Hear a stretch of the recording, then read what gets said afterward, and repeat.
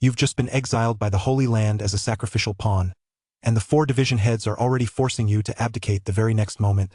10 domain stage powerhouses kneel before you, swearing allegiance. The spiritual pressure in the Grand Hall is oppressive. Your former outer disciples look down on you from above, waiting only for you to hand over the auction house. You're merely at the Nexus stage, stripped of your status and utterly outclassed by the 4 domain stage division heads. It seems your only option is to be stripped of all power. Just as they sneer and corner you, a mechanical voice booms out of nowhere. Divine auction system bound successfully. You select the Wild Sky auction house and the void immediately rips open, causing 10 black robe guards at the domain stage 9th rank to drop to one knee with a crash. Even more terrifying was that the system also bestowed upon you a Millennium Lifeforce Core and a Wild Sky Authority token, the former capable of driving Ancient Saint stage cultivators mad, the latter granting you absolute invincibility within the auction house. You raised your eyes to look at the 4 of them. Now, who should step down? Chapter 1. Divine Auction System. Origin Realm. Eastern Frontier, Wild Sky City. Wild Sky Auction House, a branch of the Origin Auction House. At this moment, deep within the Wild Sky Auction House, a grand hall was abuzz with discussion. The reason was this: the Origin Sanctum had sent an inner disciple to take control of the Wild Sky Auction House. The Origin Sanctum is a sacred site in the Origin realm and the most prestigious one at that. As a branch of the Origin Auction House under the Origin Sanctum, the Wild Sky Auction House naturally had no choice but to obey the Origin Sanctum's orders. However, prior to this, they had received word that this newly assigned disciple from the sanctuary was, in fact, someone who had been expelled and demoted. If he were a genuine disciple of the Origin Sanctum and an inner disciple at that, and had truly been sent by the Sanctum to oversee the Wild Sky Auction House, they would naturally have obeyed him without question. However, an inner disciple who had been expelled from the Sanctum was a different matter entirely. In terms of status and standing, he was no higher than they were. In terms of strength, they were naturally superior to an inner disciple of the Sanctum. After all, as members of the Wild Sky Auction House's management, they had once been disciples of the Origin Sanctum themselves, albeit merely outer disciples, and had been assigned to the Wild Sky Auction House to handle mundane affairs because they had not yet been admitted to the inner sect by the age of 18. But thanks to their greater age, they were naturally stronger than this newly arrived, expelled inner disciple. Seated at the head of the grand hall was a young man dressed in exquisite brocade robes. However, deep in the young man's eyes lay a hint of confusion or perhaps surprise. Have I been transported to another world? The young man's name was Lin. He had just finished his college entrance exams and was about to enroll in a top-tier 985 university. He was undoubtedly a prodigy, renowned throughout his county and the surrounding regions. Following an accident, he awoke to find himself in this world. Through his memories, Lin discovered that this was a vast and mystical world. There were sages who reigned over sacred lands, capable of enduring for 10,000 years without perishing. There were emperor stage cultivators, invincible across the 3,000 realms, capable of subduing the heavens and earth for an entire era. Setting aside the sages and emperor stage cultivators, even the few people in this grand hall before him were mighty rulers with a mere flick of their wrists. They could wipe out a region spanning thousands of li. This was a world where the strong truly reigned supreme. Lin had once been a disciple of a sacred land, destined to leave a brilliant mark on this land and become a great power. However, all of that was now a thing of the past. Lin had awakened to a special constitution at a young age and was discovered by the Origin Sanctum at 15, becoming one of its disciples. At 16, he entered the inner circle of the Origin Sanctum, where he was considered a prodigy. He was on track to become a legacy disciple within 5 years, take an elder of the Origin Sanctum as his mentor, and rise to great heights from there. However, during a training mission, Lin's outstanding performance earned him a few words of praise from the Origin Sanctum's Holy Maiden. This seemingly ordinary incident was, however, exaggerated and spread by Lin's rivals to the ears of the Sanctum's Holy Heir. The Holy Heir, the true core of the Sanctum, is in the running to become the Sanctum Heir. Once one becomes the Sanctum Heir, they are the heir to the Sanctum. Compared to the Holy Heir, Lin's status as an inner disciple of the Sanctum was, of course, insignificant. That Holy Heir did not take action against Lin, but merely made his displeasure known. Consequently, an elder of the Sanctum, seeking to curry favor with the Holy Heir, proposed ostensibly for Lin's own good that Lin be put in charge of the Wild Sky Auction House in this region. In reality, the goal was to expel Lin from the Sanctum and send him into exile. But what could Lin do? Lin certainly had the qualifications, but the Holy Land was never short of qualified disciples. The gap between an inner disciple and a holy heir was as vast as the difference between heaven and earth. One simply couldn't go against such overwhelming power, and no matter how unwilling Lin was, there was nothing he could do. If he remained in the Holy Land, those seeking to curry favor with the holy heir would undoubtedly find ways to frame him. By then, he wouldn't even know how he died. Even if he were to die, should an investigation be launched from above, the fact that a holy heir targeted an inner disciple would simply be dismissed as, well, he is dead. No one would dare to offend a holy heir over an inner disciple. After all, every holy heir is a potential contender for the title of sanctum heir, the successor to the sanctum. As for an inner disciple, they're truly expendable and can be replaced at any time. Sigh. Lin snapped back to reality and looked at the people in the grand hall before him with a touch of resignation. These were all the high-ranking officials of the Wild Sky Auction House. The hierarchy of the Wild Sky Auction House, from top to bottom, consisted of the auction master, the division heads, and the elders, who generally didn't handle day-to-day affairs. Below them were the stewards, but they weren't worth worrying about. It was solely these 4 division heads before him who were unhappy. The old auction master had just been transferred, and they originally had a chance to become auction master themselves. Now that Lin, a young man, stood above them, they naturally resented it. If Lin still held his former position, they would have had to accept it, even if they were unhappy on the inside. But Lin's transfer, which appeared to be a demotion but was actually an expulsion, likely came with a nudge from that elder behind the scenes. Under these circumstances, they would naturally try to sabotage him. Lin pondered how to handle the situation before him. Status? That wouldn't work. Strength? That was out of the question. These men were all several or even more than 10 generations older than Lin, so their strength naturally surpassed his. The only option, it seemed, was to let them sideline him. Of course, he didn't need to worry about life or death in this situation. After all, Lin had once been praised by the Holy Maiden. Even if that elder wanted to use him as a pawn to kill someone else, these men wouldn't be foolish enough to actually kill him. In the Origin Sanctum, there are 9 holy heirs but only 3 holy maidens. The authority of a holy maiden is in no way inferior to that of a holy heir. If they were to actually kill him, they and even the families behind them would likely face the risk of total annihilation. Perhaps the holy maiden wouldn't go that far, but given his connection to her, they would absolutely not act rashly. They wouldn't dare take that gamble. After all, if an elder had already expelled Lin simply because of his relationship with the holy maiden, who knows how strong that connection really is? That elder had the holy heir backing him. They did not. Under these circumstances, their only option was to sideline Lin. To be honest, Lin had no interest in managing the Wild Sky Auction House, but for now, it was his only leverage to turn his situation around. If he were sidelined, he would truly become just another face in the crowd from then on. Without resources, it was impossible to become a powerhouse. The Wild Sky Auction House's resources aren't as abundant as those of the Holy Land, but it does have some after all. Just as Lin was pondering how to avoid being sidelined, suddenly, a notification sound rang out in his ear. Ding! Divine Auction System bound. Please select the auction house you wish to bind within a quarter of an hour. The system will then issue a newbie auction reward. As soon as the notification sounded, Lin, who had been deep in thought, felt a sudden, inexplicable surge of joy. Although he hadn't read many online novels in his previous life, he had read a few. This must be what they call a system. Without much hesitation, Lin silently replied in his mind, I choose to bind to the Wild Sky Auction House. Ding! Host has bound the Wild Sky Auction House. Newbie rewards are being distributed. Please check them, host. Chapter 2. The 10 Wild Sky Guards. Check. Lin paid no heed to the pressure from the 4 division heads before him. He simply muttered the command in his mind, then eagerly began checking the rewards. As Lin checked, the details of his beginner's rewards appeared before his eyes. Wild Sky Guard 10. Millennium Life Force Core 1. Wild Sky Authority Token 1. Wild Sky Guard. A guard of the Wild Sky Auction House, at the domain stage 9th rank. Millennium Life Force Core. The source of life can be consumed by cultivators at the Starfall stage or higher to extend their lifespan by 1,000 years. Wild Sky Authority Token.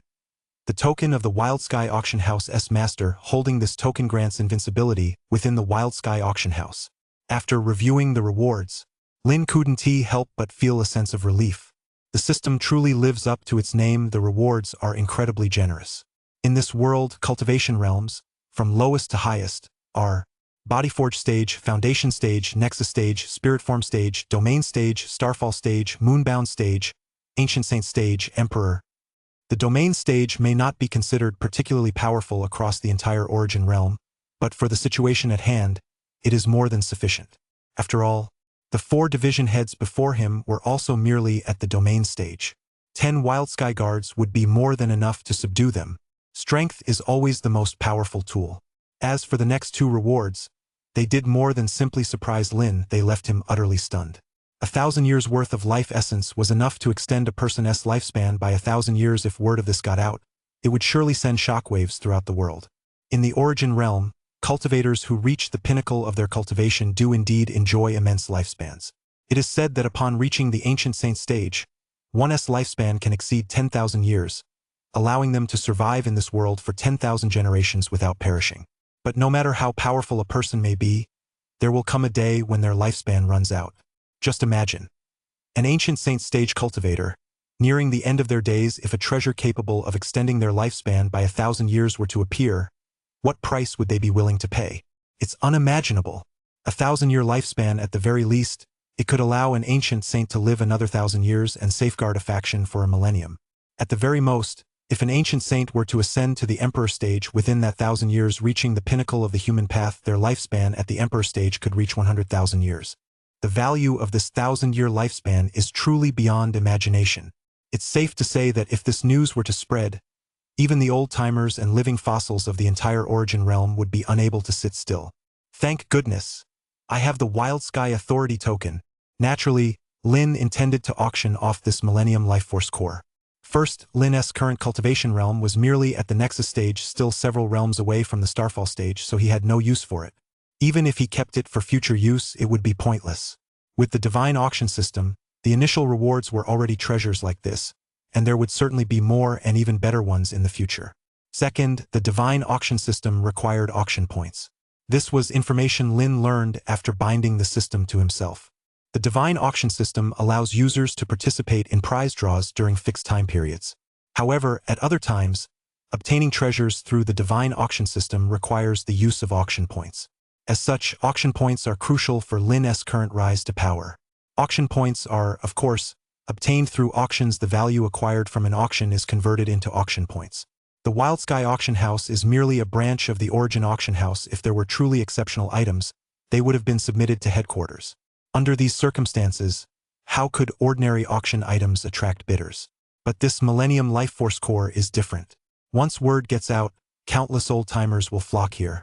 There's no need to elaborate on just how wealthy they are or how desperately they crave longevity. As for fear, that's not an issue. The Wildsky Authority token perfectly resolves this problem. As long as Lin holds the Wildsky Authority token and remains within the Wildsky Auction House, then, even if those Ancient Saint stage veterans' living fossils show up, they'll have to stay put. Otherwise, they'll be suppressed on the spot, and who knows, it might even be a good opportunity to take down a few Ancient Saint stage gatekeepers. After all, the Wildsky Guard's resources are still too limited to handle true powerhouses. Having sorted all this out in his mind, Lin brought his focus back to reality and turned his gaze toward the 4 division heads. The Wildsky Auction House is divided into the Relic Arms Division, the Alchemy Division, the Relic Archive Division, and the Skill Treasury Division, based on the items being auctioned. The Relic Arms Division handles divine weapons and blades, that is, weapons and armaments, as well as the materials used to forge them. The Alchemy Division handles everything related to elixirs, including finished elixirs and raw materials for their production. The Skill Treasury Division is responsible for cultivation techniques, divine abilities, and martial arts. The Relic Archive Division handles rare and precious treasures that do not fall into the above 3 categories. For example, occasionally fox women, cat women, or slaves from other non-human races are delivered to the Wildsky Auction House. After all, the Origin realm is home to a multitude of races. Where they exist, trade follows. Lin looked at the 4 division heads. With complete confidence, he spoke calmly. For division heads, what if this young master refuses to step down? Originally, according to Lin's plan, all 4 division heads were to be replaced. But now, with no suitable candidates at his disposal, he had no choice but to subdue them by force for the time being. Once he had enough talent, he would replace them. Up until then, Lin had remained silent, leading the 4 division heads to believe he had accepted his fate. After all, they were all at the domain stage while Lin was merely at the nexus stage. Even if Lin had some talent, it was impossible for him to go up against them. Unexpectedly, when Lin finally spoke up, his tone was so firm that it genuinely took them by surprise. The division head of the Relic Arms Division, a hot-tempered middle-aged man named Warren, immediately retorted upon hearing Lin speak. "Lin, there's no need to act all high and mighty just because you're an inner disciple of the Holy Land. We've long since received word that you've been expelled. Considering you were once a disciple of the Holy Land, the fact that we Haven T kicked you out outright is already more than generous of us." Upon hearing this, Lin couldn't be bothered to engage in a verbal spat. There was no point wasting time arguing with them over such trivialities. He simply silently chanted in his mind, "System, summon the Wild Sky Guard." "Yes, host." As soon as the words fell, 10 figures appeared in an instant within the previously rather empty hall. All 10 were clad in black robes, emblazoned with the characters Tian Huang. Each of them radiated an aura of the domain stage, filling the entire hall. These were, without a doubt, the Wild Sky Guard. The moment the Wild Sky Guard appeared, they immediately dropped to one knee and cried out, "We pay our respects to the Lord." This sudden turn of events left the 4 division heads completely dumbfounded. All 4 division heads were at the domain stage, so they could naturally sense that the auras emanating from these 10 figures who had suddenly appeared were also at the domain stage and even more powerful, likely at the 7th tier or higher. Most outrageous of all was that they had actually knelt down and addressed Lin as Lord. Lin was merely at the Nexus stage. What qualifications did he have for that? Crucially, Lin held no special status. If he were at the level of a holy heir or holy maiden with 10 such subordinates, they naturally wouldn't be surprised. But Lin was nothing more than an inner disciple of the Holy Land who had just been expelled. Lin paid no heed to the horror in their eyes. He merely waved his hand casually and asked nonchalantly, "Now, what do you have to say?" Chapter 3, The Aura of the Supreme. The 4 division heads exchanged glances. Finally, all 4 bowed their heads and said in unison, "We pay our respects to the young lord." With those words, they had officially recognized Lin as the young lord of the Wild Sky Auction House. As for whether they meant it sincerely, it didn't matter to Lin at all. As long as they weren't fools with the 10 great Wild Sky Guards present, they wouldn't dare oppose Lin. For now, Lin had no one else to rely on, so he had no choice but to keep them around. Even if Lin could promote others, it would take time to train them. After all, they wouldn't be familiar with the operations of these 4 divisions right off the bat. "All right, no need for formalities." Lin waved his hand. "You may go now. Go fetch the 3 elders." "Yes." The 4 division heads bowed and took their leave. Outside the Grand Hall, after walking quite a distance, the 4 division heads finally began to discuss the matter. "What do you think is going on here?" "How should I know? 10 domain stage cultivators and all at domain stage 7 or higher. Where on earth did he find them?" "That's unclear." That elder said Lin offended the holy heir. "From what I've heard, the whole thing seems to have started because of the holy maiden. Could she have placed them by his side?" "That's unlikely. Even if the holy maiden praised him, she wouldn't possibly give him 10 domain stage cultivators, let alone address him as young lord." "That's strange then. Lin doesn't have any other factions backing him either." "Never mind. Let us go find the 3 elders." The 4 division heads nodded. Soon after, the 4 arrived in a mountain range behind the Wild Sky Auction House. This was the Wild Sky Range, originally unclaimed, but since the Wild Sky Auction House was situated here, it now belonged to the Wild Sky Auction House. Within the Wild Sky Range lay an artificially carved cave sanctum, equipped with a mana convergence array, effectively serving as a small blessed sanctuary. 3 Nexus stages, arranged in a triangular formation, flanked the Wild Sky Auction House, safeguarding it from the covetous eyes of other cultivators. Of course, under normal circumstances, no one would be foolish enough to covet a branch of the Origin Auction House, which operates under the Origin Sanctum. However, there are always those who are fearless enough to attempt a hit-and-run heist, which is why 3 elders are stationed here. All 3 elders are powerhouses at the Starfall stage. At the Starfall stage, one is considered a dominant figure within the Origin realm. They are already regarded as formidable experts. At this level, every move can channel the power of stars beyond the domain for cultivation if necessary. Pulling down 1 or 2 ancient stars is certainly within their capabilities. Among the many powerful factions in the Origin realm, there are those who have pulled down ancient stars to serve as their strongholds. Origin Sanctum is no exception. Furthermore, it is said that at Origin Sanctum, once one reaches the Legacy Disciple tier, they may choose an ancient star as their cultivation site. Of course, these ancient stars are not large, their diameter is generally no more than 10,000 li. This pales in comparison to the Origin Sanctum S territory, which spans hundreds of millions of li.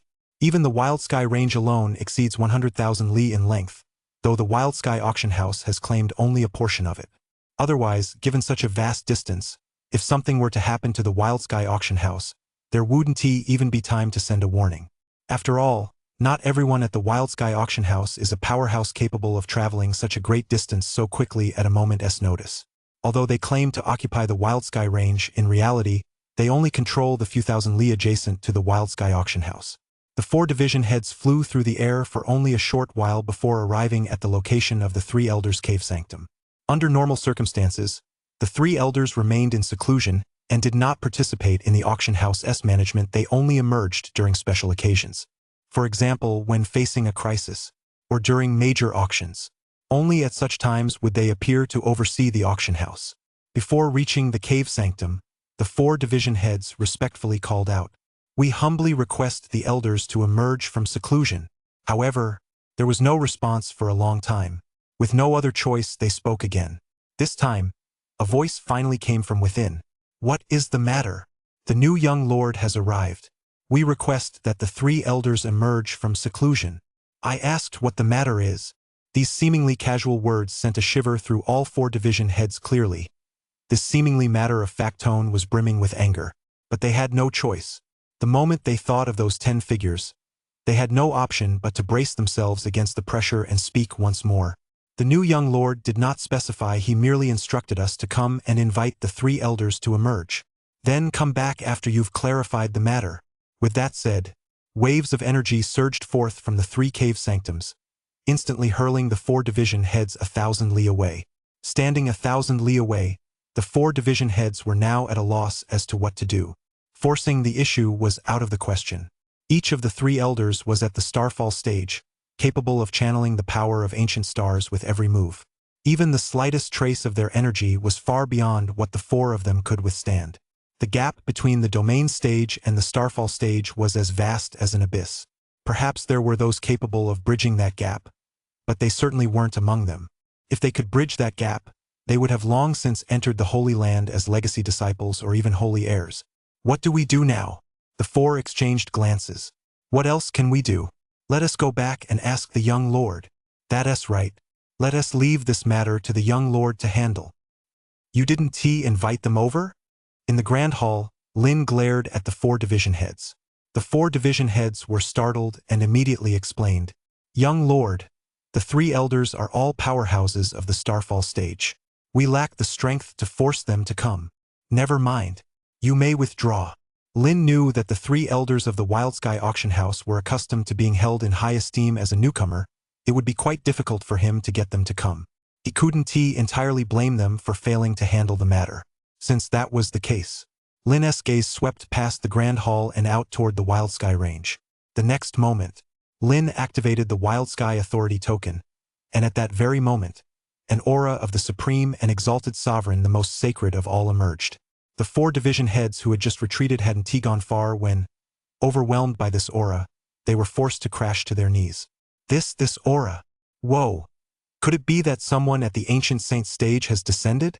The Ancient Saint stage, even within the Holy Land, such beings are supreme.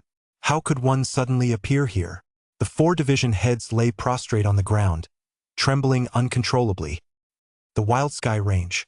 Inside the 3 cave sanctums, 3 elders, who had been meditating with their eyes closed, were channeling the power of the stars to temper their bodies. The next moment, a terrifying aura descended, instantly immobilizing them in place, and the stellar energy they had been channeling was cut off in an instant. Even the ancient stars suspended in the boundless void now seemed on the verge of collapsing. They knew that this terrifying aura had forcibly severed the flow of stellar energy, causing a backlash. In the entire Origin realm, there were likely only a handful who possessed such power. Just then, a voice echoed into their cave sanctum. "You 3 elders are truly busy people. Could it be that this young master must come and fetch you? I'll give you 10 breaths.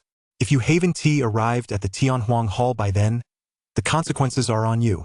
With that said, the terrifying aura dissipated. Chapter 4. A merely invitation. As that terrifying aura dissipated, the three elders instantly materialized from their cave sanctum, standing in the void above the wild sky range. Gazing into the distance, they were now deeply perplexed. The power of that aura was the most formidable they had ever witnessed in their lives. Even when facing some ancient saint stage elders from the Holy Lands, they had never felt anything like this. If an ancient saint stage figure had descended, they might have been somewhat surprised, but not this perplexed. However, this did not appear to be an ancient saint stage figure descending. They had heard that voice quite clearly. It seemed to be the newly appointed young lord of the auction house. Naturally, they did not believe that this newly appointed young lord possessed such terrifying strength. What puzzled them was why a being with such a terrifying aura would choose to assist this newly appointed young lord. If such a terrifying being were backing him, why would he come to the Wild Sky auction house to serve as young lord? He would surely go to the headquarters, the Origin auction house, to serve as young lord instead. The three were puzzled, but they dared not delay. They crossed thousands of li of void and headed toward the grand hall of the Wild Sky auction house. Regardless of the reason, that terrifying aura was absolutely real, leaving them no time to ponder. Under such an aura, they felt as insignificant as ants. If they were even a moment late, the other party would crush them just as easily as crushing an ant. The privileges granted by this Wild Sky Authority token are truly impressive. Putting away the Wild Sky Authority token, Lin murmured to himself. Just moments ago, upon activating the token's authority, he had instantly felt as though he had become the ruler of the entire universe.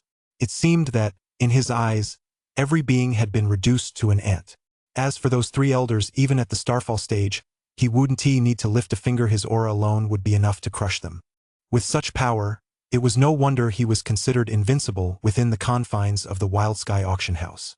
Having realized the immense power of the Wild Sky Authority token, Lin felt much more at ease. Originally, Lin had some reservations about his upcoming plan.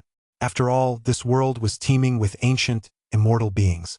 It was said that some quasi-emperor stage cultivators who were just one step away from ascending to the emperor stage might be sealed away in certain mystical realms. No one knew exactly how powerful they truly were.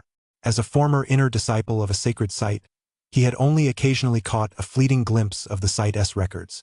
From those records, he learned that even a sacred site would struggle to hold its own against such truly invincible beings and would find it difficult to stand up to them. The Origin Sanctum is the most powerful holy land in the Origin realm and ranks among the very top holy lands in the 3,000 realms. If it were an ordinary holy land with only a handful of ancient saint stage cultivators, these quasi-emperor stage beings could likely wipe it out with a single swipe of their hand. It was only natural that Lin had some reservations. However, after testing the Wild Sky Authority token, Lin's reservations temporarily dissipated. This invincibility was true invincibility. Even if those long-dormant invincible beings were to arrive, Lin could handle them. Since that was the case, he could proceed without reservation. Just as Lin was deep in thought, three elderly figures rushed into the grand hall at breakneck speed. These were the three elders. As soon as the three elders appeared, they immediately scanned the hall, seemingly searching for the source of that terrifying aura from moments ago.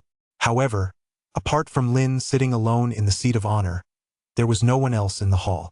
The three elders couldn't wait to ask. "May we ask where that senior from just now is?" Lin furrowed his brow. These three elders clearly did not take him seriously. Theoretically, since his strength was no match for theirs, they indeed had every right to disregard him. But Lin was now the young lord of the Wild Sky auction house, the true decision-maker and the foremost figure there. They were bound to obey him. Lin did not want to see any other voices within the Wild Sky auction house besides his own. Without the underlying strength, one would naturally have to endure it, but with sufficient capital, one must act accordingly. Lin spoke slowly. "Three elders, as the young lord of the Wild Sky auction house, you rushed here without paying your respects to me. Yet you dare to question me about a senior figure you've never even met. Have the three elders forgotten who holds the highest authority within the Wild Sky auction house?" Upon hearing this, the three elders seemed to realize that their hasty remarks had been inappropriate. Indeed, how dare they have spoken that way just now? If that elder truly had a connection to this new young lord standing before them, wouldn't that make their behavior a grave act of disrespect? The three elders hurriedly apologized. "Please forgive us, young lord. We three are truly awed by that esteemed senior and have been somewhat remiss in our manners." These men, having lived for ages, at least several hundred years, were certainly capable of adapting to the situation. Even if Lin wanted to punish them, he couldn't find a good reason to do so now, so he decided not to make a big deal out of it. As he said before, he needed people right now, otherwise why bother with all this nonsense? He could have simply crushed them and sent his own men to handle the task he assigned. Wouldn't that have been better? But what could he do? After all, he was new here. Lin didn't press the matter further, but said directly, I need to hold an auction in 7 days. The 3 of you will go in my place. Remember, while some minor factions can be ignored, the truly major powers, especially those at the Holy Land level, must be properly notified. Upon hearing this, the 3 elders were left somewhat dumbfounded. They looked at Lin, seemingly wondering if this newly appointed young lord had lost his mind from cultivation. Never mind that this was merely a branch of the Origin Auction House. Even if the Origin Auction House headquarters were to hold an auction, they wouldn't dare claim they could invite every major power. Even though the Origin Auction House was backed by the Origin Sanctum, with numerous ancient saint stage cultivators standing guard, the young lord currently had only one suspected ancient saint stage cultivator behind him. How could he possibly manage to invite them? If that ancient saint stage cultivator were to go in person, those holy lands might attend out of respect for him. But sending the 3 of them? They knew their place. It's likely that the moment others hear it's the Wild Sky Auction House, merely a branch of the Origin Auction House, they'd be considered generous if they didn't kick them out on the spot. Within the Tianhuang ancient city, they possess enough strength to subdue anything. But when viewed across the entire Origin realm, they're merely average-level powerhouses. Such a major undertaking is simply beyond their capabilities. Lin, of course, understood this situation and had already made preparations. He then produced 15 invitation letters. All you need to do is deliver these invitation letters to the various Earth-level factions at the Grand Saint stage. As for the rest, don't ask any questions. Is that it? The 3 elders exchanged bewildered glances. If not for their concern that an ancient saint stage cultivator might be standing behind Lin and seeing how unflappable he appeared, the 3 of them would have stormed off long ago. They expected some kind of plan, but never imagined it would be just a few invitation letters. What good could that possibly do? Could it be written by someone at the Emperor stage? Chapter 5, The Treasure of the Hall. One elder steeled his resolve and asked, Young Lord, please forgive my frankness. In the Origin realm, aside from a handwritten invitation from the Patriarch of the Origin Sanctum, or an invitation issued by some ancient quasi-emperor stage cultivator, other invitations are unlikely to attract those sacred lands. And that was putting it rather diplomatically. Not very likely. If not for the need to show deference to that ancient saint stage figure, it wouldn't have been out of place to say there was absolutely no chance. Lin smiled faintly and asked in return, Do you perhaps think that this young master is unaware of such a simple truth? Well, the 3 elders were instantly taken aback. That was true. Such a principle there was likely no one in the entire world who didn't understand it. If that were the case, why was the young lord so certain? Could it be that this invitation held some deeper, hidden meaning? However, they didn't dare open the invitation to check. Go on. Just do as I've instructed. Lin waved his hand, dismissing them outright. The 3 elders stammered for a long while before finally turning to leave. Outside Tianhuang Ancient City, the 3 elders had exited Tianhuang Ancient City. At that moment, one of the elders asked impatiently, What exactly is the young lord trying to do? Knowing full well it's an impossible task, why is he insisting we carry it out? Could it be that he is holding it against the 3 of us for not paying our respects to him immediately earlier, and for treating him with disrespect? I don't know, but I have a feeling this matter isn't as simple as it seems. If he wanted to punish us, he could have simply had that ancient saint stage figure step in. Exactly. Why go to all this trouble to have us deliver the invitation? But if it's not punishment, then what is it? I'm afraid the secret lies within the invitation itself. Just then, one of the elders suddenly spoke up. As it stands, we'd better seek out the sect master first. Since the young lord is accompanied by an ancient saint stage cultivator, perhaps his visit is part of the sect master's own plans. But didn't we hear earlier that he'd been expelled? This isn't a simple matter. A holy heir shouldn't go so far as to expel someone just because the holy maiden praised them once. You're right. Any holy heir has risen to prominence from among the Origin Sanctum's 1 million outer disciples, tens of thousands of inner disciples, and hundreds of legacy disciples. There are only 9 holy heirs in the entire Origin Sanctum. They're truly peerless prodigies who dominate the younger generation. They shouldn't be so petty. In that case, let us go ask the Grand Master first. In the blink of an eye, the 3 stepped into the void, then tore through it, heading toward the Origin Sanctum. Inside the Grand Hall, after the 3 elders had left, Lin summoned the 4 division heads once more. Warren, head of the Relic Arms Division, Mu Qing, head of the Alchemy Division, Lu Yi, head of the Relic Archive Division, and Gu Yun, head of the Skill Treasury Division. Young Lord, did you summon us? As soon as the 4 division heads arrived, they greeted him respectfully. Earlier, they had seen the 3 elders depart with great deference.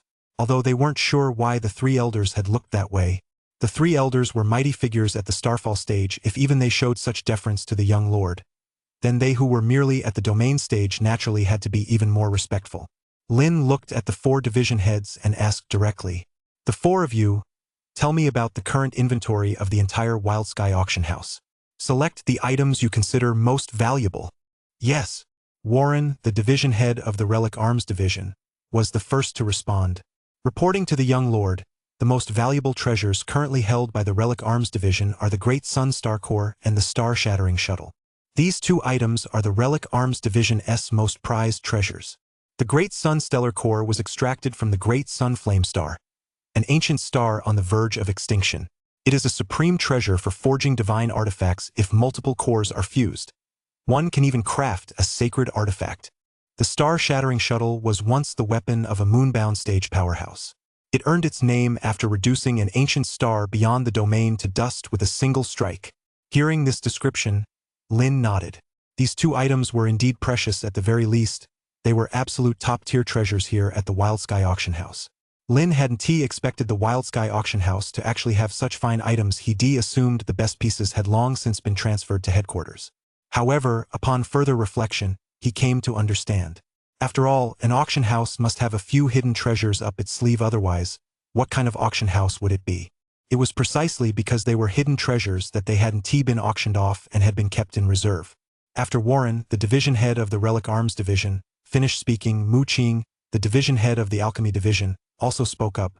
Reporting to the division head, the Alchemy Division's crown jewel is a 6th grade, top-quality treasure pill, the Moon-Shattering Treasure Pill. The Moon-Shattering Treasure Pill. Upon hearing this, Lin was startled. In this world, just as cultivation realms are categorized, so too are treasures ranked by tier. For instance, weapons are classified into 9 grades, and elixirs are likewise divided into 9 grades. Among elixirs, the 1st and 2nd grades are considered ordinary, while the 3rd, 4th, and 5th grades are classified as spirit elixirs. The 6th and 7th grades are treasure elixirs, the 8th grade is a holy elixir, and as for the 9th grade, it exists only in legend. Some say that one who succeeds in refining a 9th grade elixir is a pill emperor. Others say that a 9th grade elixir is an imperial elixir, which only those at the emperor stage can refine. Regardless of which account is true, both are considered legends. As for the 6th grade treasure elixir, the Moon-Shattering Elixir, it is the finest of its kind within the 6th grade. A single 6th grade treasure elixir is said to enable a cultivator at the Starfall stage to advance to the Moonbound stage. At the Starfall stage, one can harness the power of the stars to temper one's body and even pull down an ancient star from beyond the domain, a true master of great supernatural powers. The Moonbound stage goes even further. At the Moonbound stage, one can not only utilize the power of the stars for tempering but can also travel directly to the starry skies beyond the domain. One involves harnessing the power of the stars for cultivation, while the other involves traveling directly to the outer cosmos to sit upon an ancient star and cultivate. The difference is self-evident. Moreover, this is merely a difference in strength. There is also a distinction in the level of life. At the Starfall stage, one can live for 1,000 years. At the Moonbound stage, one can live for 3,000 years. A single elixir represents not only a breakthrough in strength but also a metamorphosis in the level of life. It was truly surprising that the Wild Sky Auction House possessed such a precious elixir. Next, the division heads of the Relic Archive Division and the Skill Treasury Division each revealed the treasured artifacts of their respective divisions. Without exception, they were all extremely valuable items. It was just a pity that none of them were useful to Lin at the moment, otherwise, he would have used them immediately. Since he couldn't use them, the only option was to put them up for auction. While keeping them would certainly be nice, he urgently needed to level up right now. Only by auctioning off these precious items to earn auction points could Lin grow faster. Holding on to them would significantly slow down his progress, especially since Lin was currently at the Nexus stage. This stage is crucial. It's a realm that determines future achievements. Rumor has it that the number of Nexus stages opened during the Nexus stage largely determines one's future potential. This is no time for complacency. Chapter 6. Finally meeting the Grand Master. Origin Sanctum. Located in the central region of the Origin Realm, the entire central region spans hundreds of millions of li, all of which falls within the territory of the Origin Sanctum. Within the Origin Sanctum, there are even numerous sects, clans, and dynasties established by its disciples. Even these secular powers are already comparable to many forces outside the Origin Sanctum. But this is merely the outer periphery of the Origin Sanctum. The very heart of the sacred land lies within a suspended mountain in the central realm, a mountain nearly 1,000,000 li in circumference and nearly 100,000 zhang in height. Surrounding this mountain are countless rare treasures and exotic beasts serving as its guardians. Most awe-inspiring of all are the 9 dragon-like creatures of true dragon lineage that circle the area. If anyone were to attempt to sneak into the sacred land, even if they managed to evade the scrutiny of the various secular powers and reach the core area, Tianyuan's suspended peak, it would be absolutely impossible to bypass these 9 Jiao dragons of true dragon lineage. True dragons represent the pinnacle of power in the world. Any single true dragon that emerges is an invincible being. Legend has it that a true dragon that has reached true perfection is even more powerful than the Emperor stage, rivaling the sovereigns of the Immortal path. However, this is merely a legend. No true dragon of such perfection has ever appeared in the Origin realm, nor indeed in the entire 3,000 realms. In this world, prodigies are divided into ordinary prodigies, those possessing common special constitutions. Above ordinary prodigies are the peerless prodigies. They also possess special constitutions, but all are at the holy body level or higher, such as the innate holy body. Above peerless prodigies are the young sovereigns, who possess the potential to reach the Emperor stage. These are already the very pinnacle of prodigies in the Origin realm. Even the most powerful holy heir of the Origin Sanctum might only reach this tier, if at all. Young sovereign. Possessing the potential for the Emperor stage, this is a term powerful enough to crush the ages. It is said that in the past, when the domain gates of the 3,000 realms had not yet closed and the realms were interconnected during the true Golden Age, even a true dragon emperor would appear in the world. This is a talent even more terrifying than the potential for the Emperor stage, but such accounts exist only in the records of various sacred lands. Perhaps some long-forgotten, ageless beings might know a thing or two, but in this present age it is likely that no one does. These 9 dragon serpents, even if they possess only a trace of true dragon bloodline, possess power beyond imagination. Rumor has it they are comparable to the ancient saint stage. However, since no one has ever witnessed them in action, whether they truly match the ancient saint stage remains open to debate. 3 elders from the Wild Sky Auction House stood at the foot of Tianyuan's suspended peak, gazing respectfully at the 9 dragon-like creatures imbued with true dragon bloodline, and spoke in hushed tones. "We are elders of the Wild Sky Auction House, affiliated with the Origin Auction House. We have an urgent matter to discuss with the Grand Master. We humbly request your permission to enter." These 3 elders had all lived for hundreds of years, yet in the presence of these 9 dragon-like creatures, they still referred to themselves as juniors. This was not merely due to their combat prowess. In terms of age as well, they were far outmatched. Back when they were outer disciples of the Holy Land, these 9 dragons had already existed for untold ages. It is said that some of the ancient ancestors within the sacred land are their juniors. They watched them grow up. Therefore, though the 9 dragons appear to be sacred beasts guarding the sacred land, no disciple of the sacred land dares to treat them with disrespect. The 9 dragons continued to circle overhead, constantly exhaling dragon breath, seemingly unconcerned by the trio's arrival. After a long while, one of the dragons exhaled a stream of dragon breath, instantly manifesting a gateway before the 3 elders. The 3 elders were instantly overjoyed. Tianyuan's suspended peak was surrounded by countless restrictions. Without opening them, they would have been unable to enter. Now that the restrictions had opened a gateway, it clearly meant they could proceed inside. The 3 elders bowed respectfully once more, then entered Tianyuan's suspended peak. As soon as they entered Tianyuan's suspended peak, a colossal surge of spiritual energy immediately washed over them 10 times, or even more, greater than that of the outside world. However, the 3 elders were originally from the Holy Land themselves. They had once been outer disciples there. Because they had not entered the inner sect before the age of 18, they had been assigned by the Holy Land to manage its secular enterprises. Therefore, they were quite accustomed to such conditions. It's been 700 years. This is the third time I've set foot in the Holy Land since leaving the outer sect. Every time I enter, I'm left in awe. It truly lives up to its reputation as the foremost holy land of the Origin realm. Indeed, I've been away for over 500 years as well. There was a time when my dream was to become a legacy disciple, but the path to becoming one is harder than ascending to the heavens. Well, the past is like smoke. It's more important that we go pay our respects to the patriarch first. After passing through multiple checkpoints and going through layer upon layer of reports, the three finally met with the patriarch. A rainbow bridge appeared beneath their feet, guiding them forward. This was an ancient star, teeming with the life forces of many beings, humans as well as other races. The three elders knew these were the Grand Master's kin. Some were descendants of his former relatives, while others were his own descendants. Having held the position of Grand Master of the Origin Sanctum for over 2,000 years, it was only natural that he would have descendants. They did not make a big deal of it. After all, they themselves had descendants, and not just a few, but enough to number in the hundreds, not to mention that the Grand Master's strength was at the peak of the Tianyuan realm, and he had lived for an even longer span of time.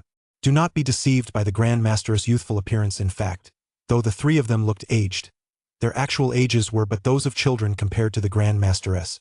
The moment the three saw the Grand Master, they immediately bowed their heads. Disciple Chu Feng. This disciple is Yang Qian. This disciple is Huang Ming. We pay our respects to Sovereign.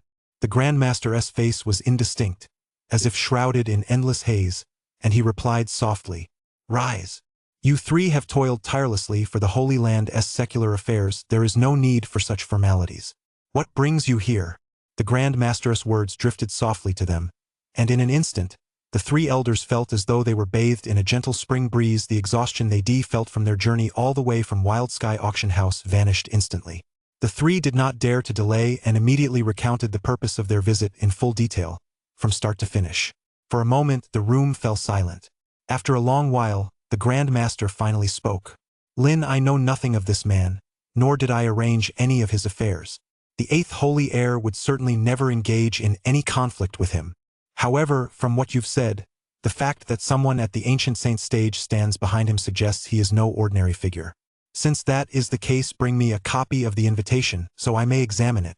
So it wasn't arranged by the Grand Master after all. The three of them looked puzzled. However, that wasn't something they needed to dwell on right now. They immediately retrieved an invitation and presented it to the Grand Master. The invitation looked quite ordinary, just like a mundane invitation to a banquet for family and friends. The Grand Master glanced at it, feeling puzzled.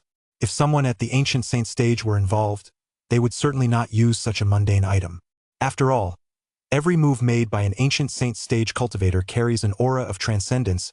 Even a wisp of their essence imbued into a mundane object would be enough to transform it into a spiritual artifact. Even if it were truly a mundane invitation, once it had passed through the hands of an Ancient Saint stage cultivator, it would carry immense weight. In the Grand Master's eyes, this invitation, even if not sent by a commoner, could at most have come from an ordinary cultivator.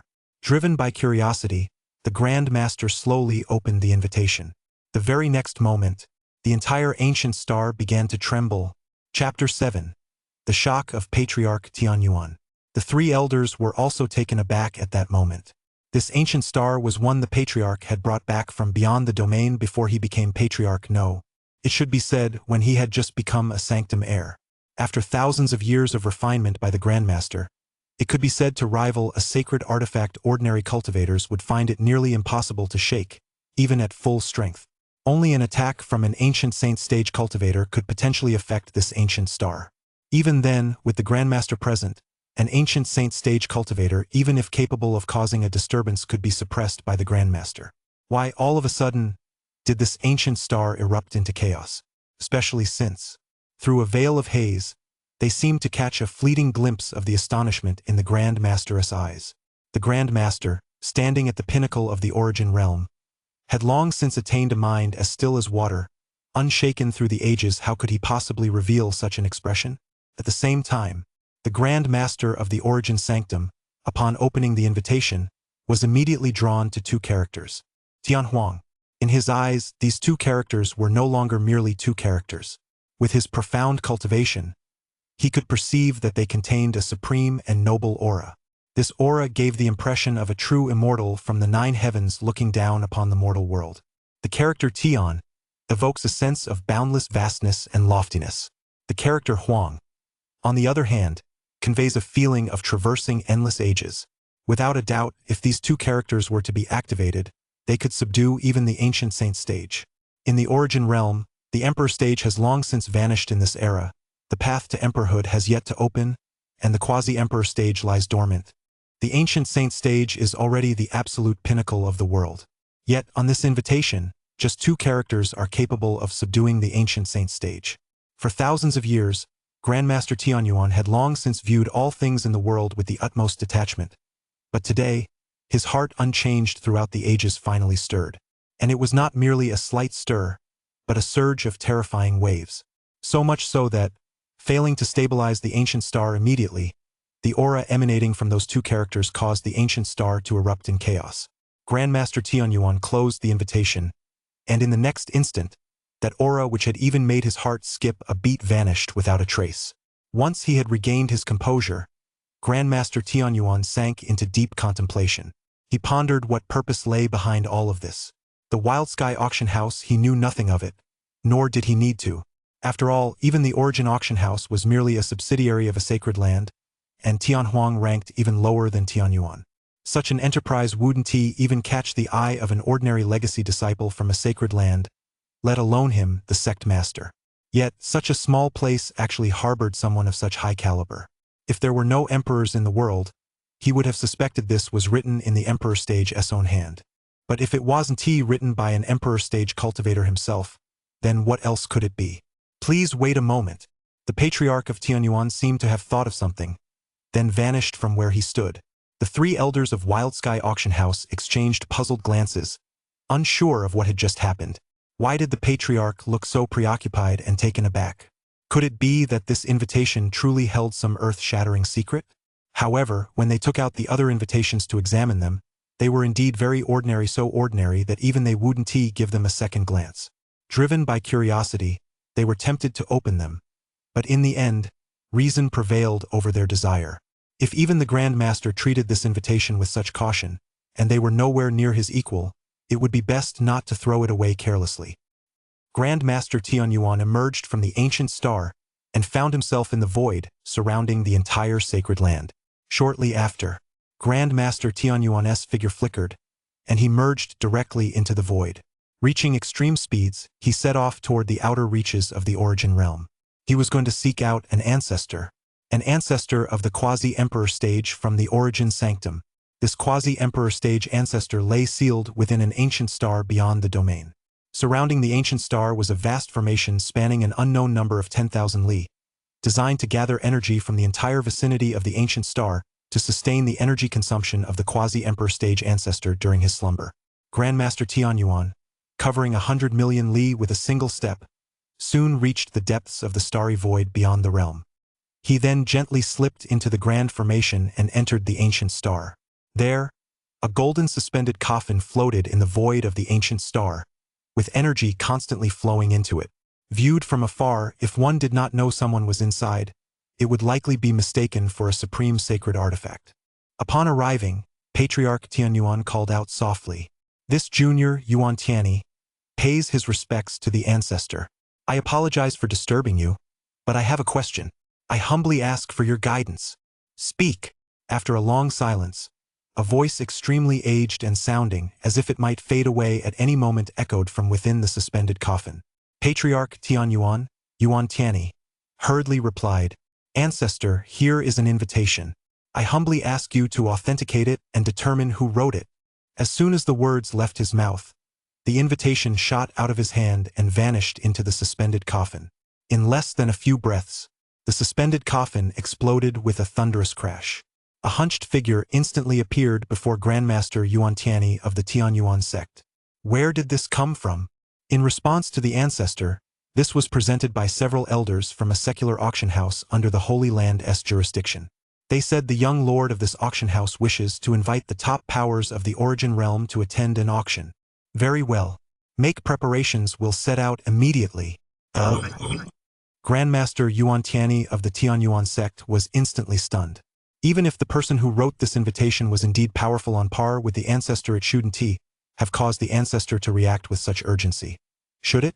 The ancestor, seemingly sensing the look in Grandmaster Yuan Tiany's eyes, said gravely, "This was written by an invincible one. Not at the Emperor stage, yet surpassing the Emperor stage." Those two brief sentences left Grandmaster Yuan Tiany of the Tianyuan sect utterly astounded. Not at the Emperor stage, yet surpassing the Emperor stage. An invincible one. Each of these terms carried such immense weight enough to crush the ages. Yet, while he could sense the immense power, he found it difficult to comprehend. What kind of being could achieve a state that is not the Emperor stage, yet surpasses it? The world is full of strange and wondrous phenomena. There are many bizarre occurrences that even I, the ancestor, do not fully understand. You need only know that this was undoubtedly written by an invincible being. Furthermore, you've been too eager and overlooked an extremely subtle detail. On this invitation, there is a faint, almost imperceptible trace of the source of life. You're at the peak of your powers, so you might not have noticed it, but this ancestor is in my twilight years. My perception of life's essence is far keener than yours, which is why I detected it. That is precisely why I emerged from seclusion the moment I sensed it. Perhaps this is a golden opportunity, one that comes but once in 1,000 ages. Tianyuan sect leader Yuan Tiany nodded and finally spoke. Since the ancestor says so, this junior will accompany you to the auction in 7 days. The ancestor nodded. Prepare a little extra, we might have to bid. Chapter 8, The Plan in Motion. Tianhuang Ancient City. Wild Sky Auction House. Lin, holding the Wild Sky Authority token, sensed a faint ripple in the aura he had imprinted on the invitation using the token. The corners of his mouth turned up slightly. Has someone opened the invitation? Prior to this, Lin had sent the 3 elders to deliver the invitations, so he was naturally well prepared. He knew full well just how difficult it was to invite those sacred land-level powers to the origin realm. Therefore, even before sending the 3 elders to deliver the invitations, he had already been thinking of a solution. Ultimately, Lin came up with a brilliant solution. That was to use the authority granted by the Wild Sky Authority token and his own invincible power to inscribe a mark on the invitation, imbuing it with a trace of his invincible aura. Furthermore, since Lin wasn't sure if the 3 elders might open the invitation early to satisfy their curiosity, he also set up a specific trigger restriction.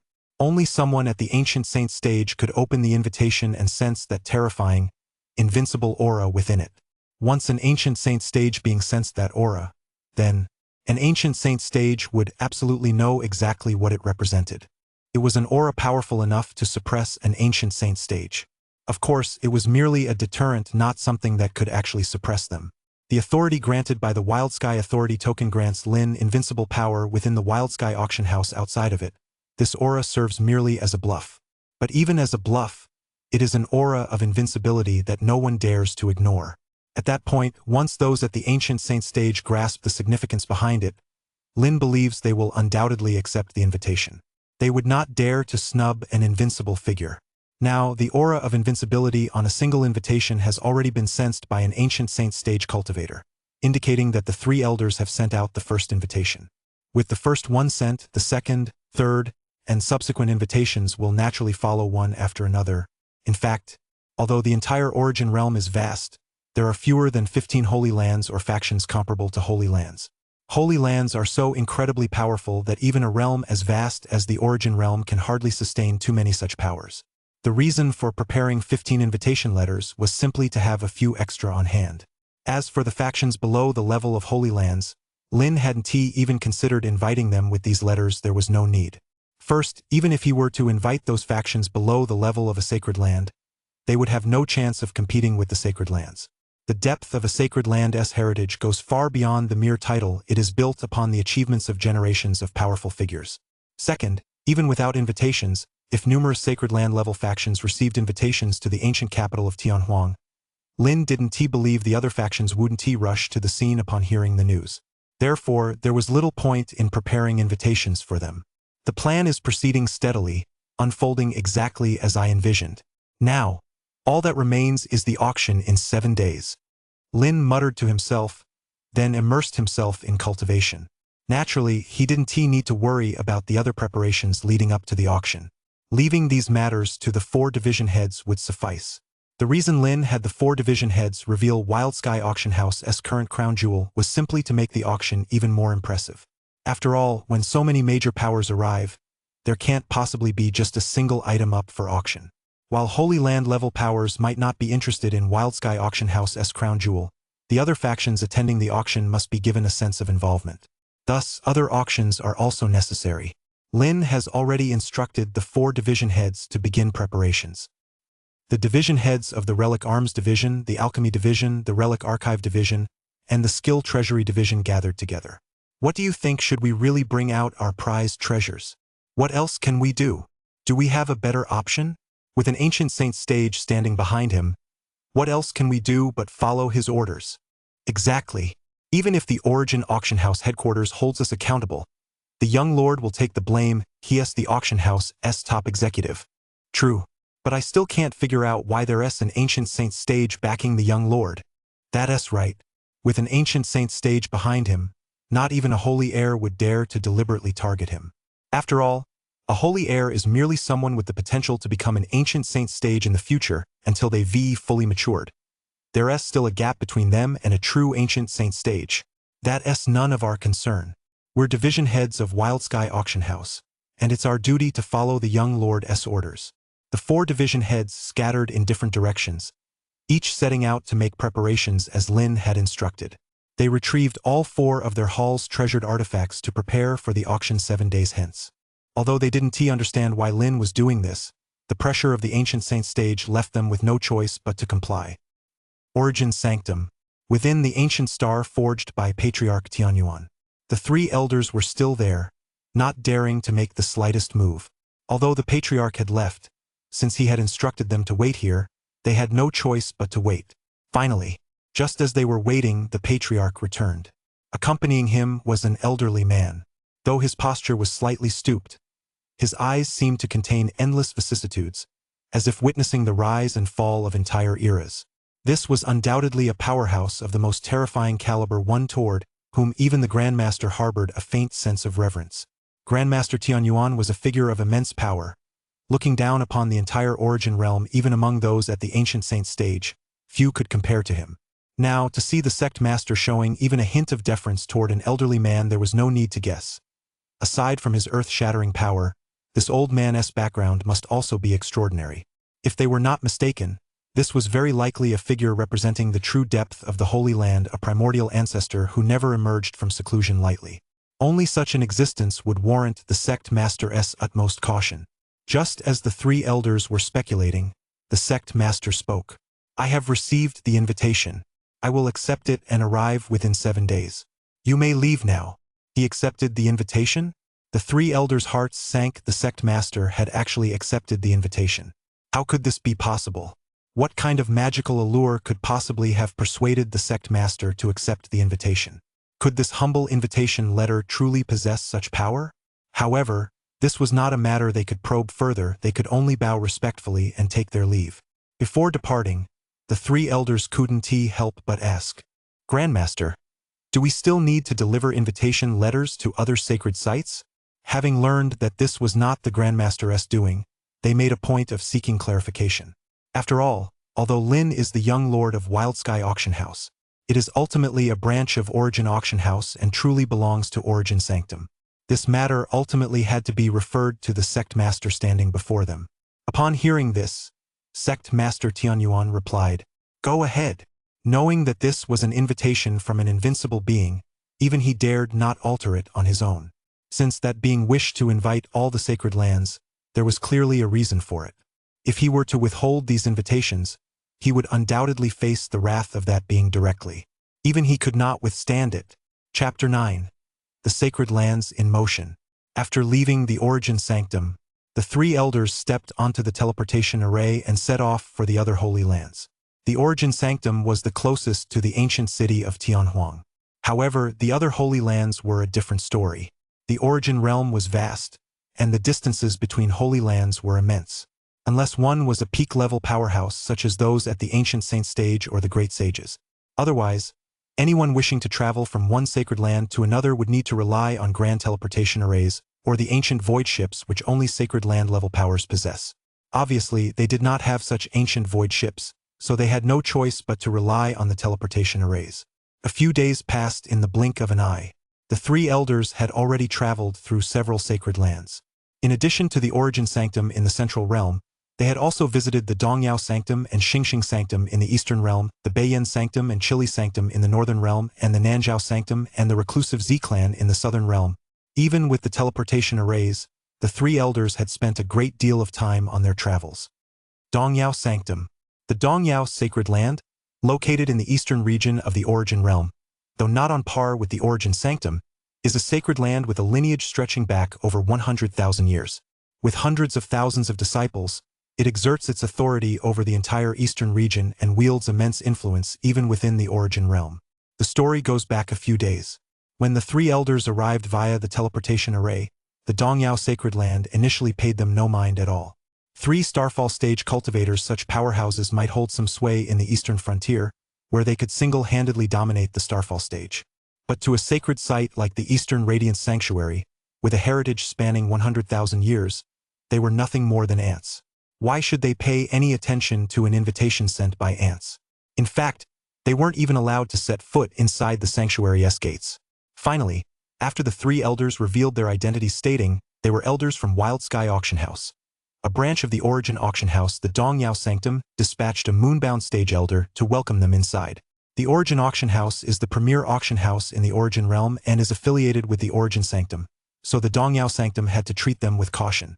However, since the three elders were not actually from the Origin Auction House, the fact that the Dongyao Sanctum had dispatched a powerful elder of its own to welcome them was already a clear sign that it held the Origin Sanctum in high regard.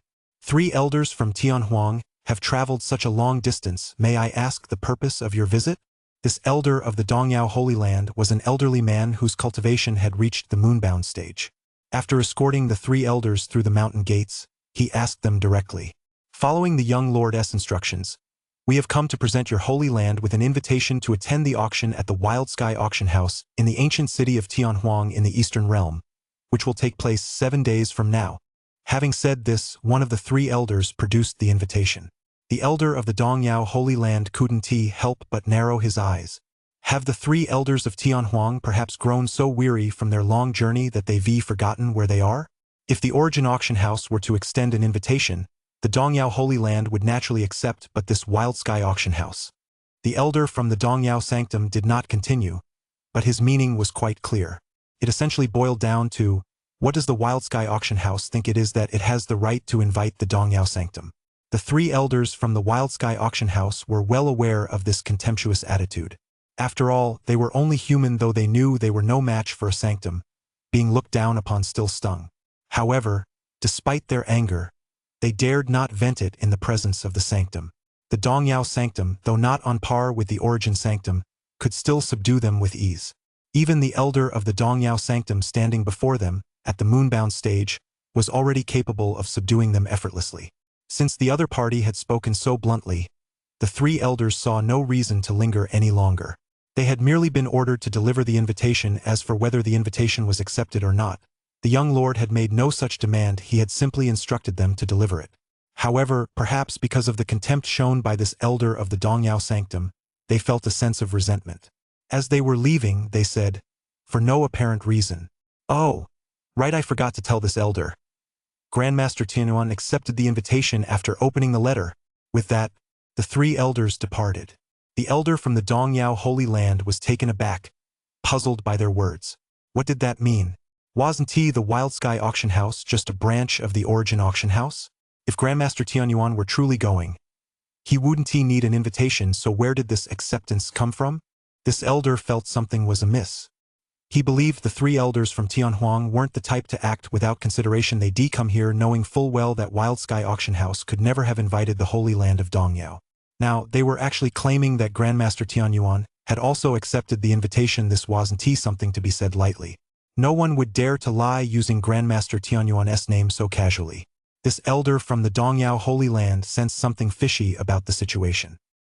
He had originally intended to toss the invitation aside, but curiosity got the better of him, and he opened it to take a look. It's quite ordinary, nothing special at all.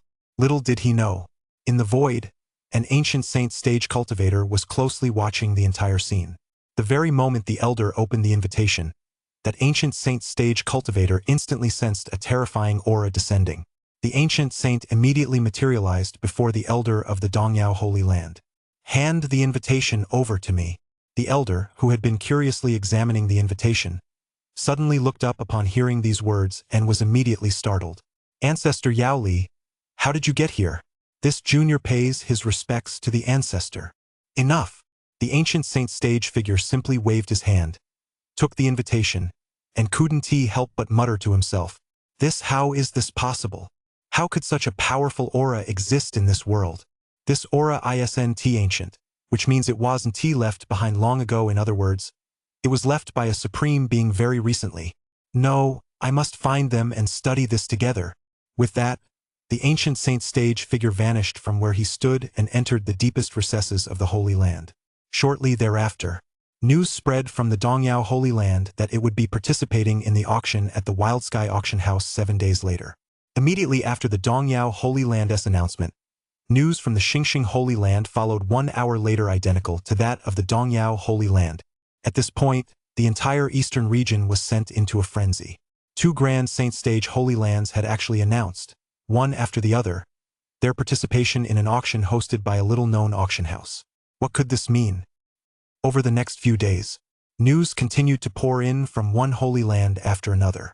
The eastern, southern, and northern regions, the Dongyao Holy Land, the Xingxing Holy Land, the Beiyan Holy Land, the Z-Clan, numerous Holy Lands, as well as reclusive ancient sects and ancient clans possessing the strength of Holy Lands, all announced their participation one after another.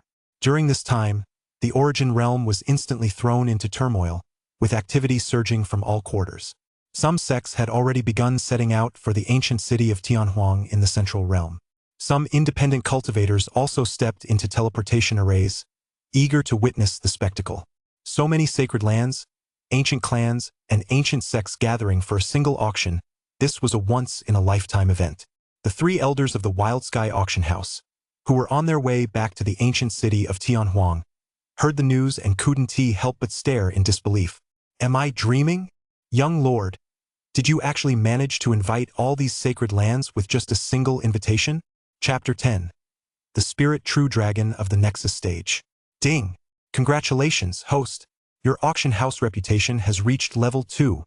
Freshly emerged. Ding! Congratulations, host. Your auction house reputation has reached level 3.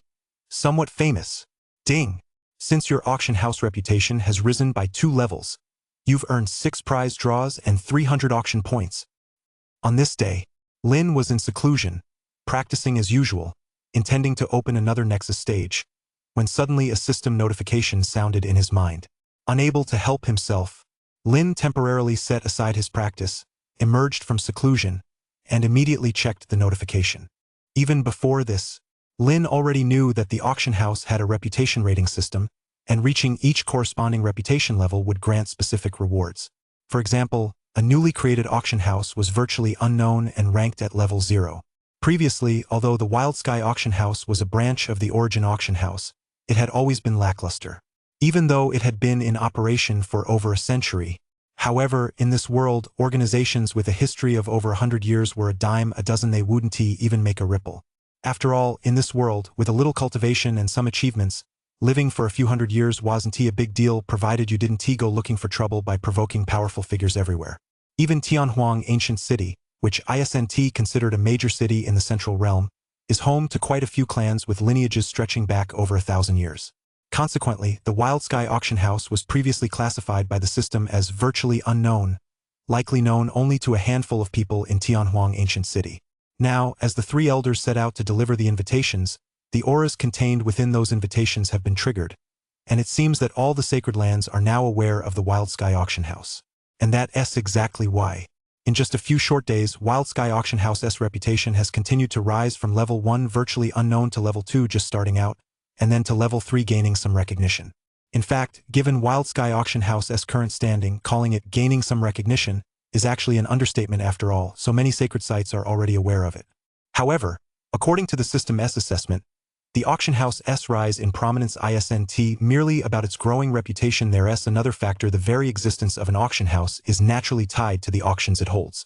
Otherwise, given its current level of recognition, it could easily have reached level 4 resounding throughout the region. Now, within the Origin realm, numerous sacred sites are aware of Wildsky Auction House's existence. If that isn't resounding throughout the region, then what is? But to reach the resounded throughout the region level, the system stipulates one more requirement: holding a major regional auction.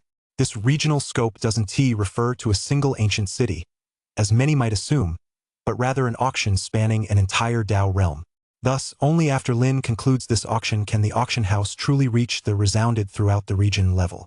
After pondering for a moment, Lin silently made a mental note, and the next instant, the system interface appeared before Lin's eyes, visible only to him. Host, Lin.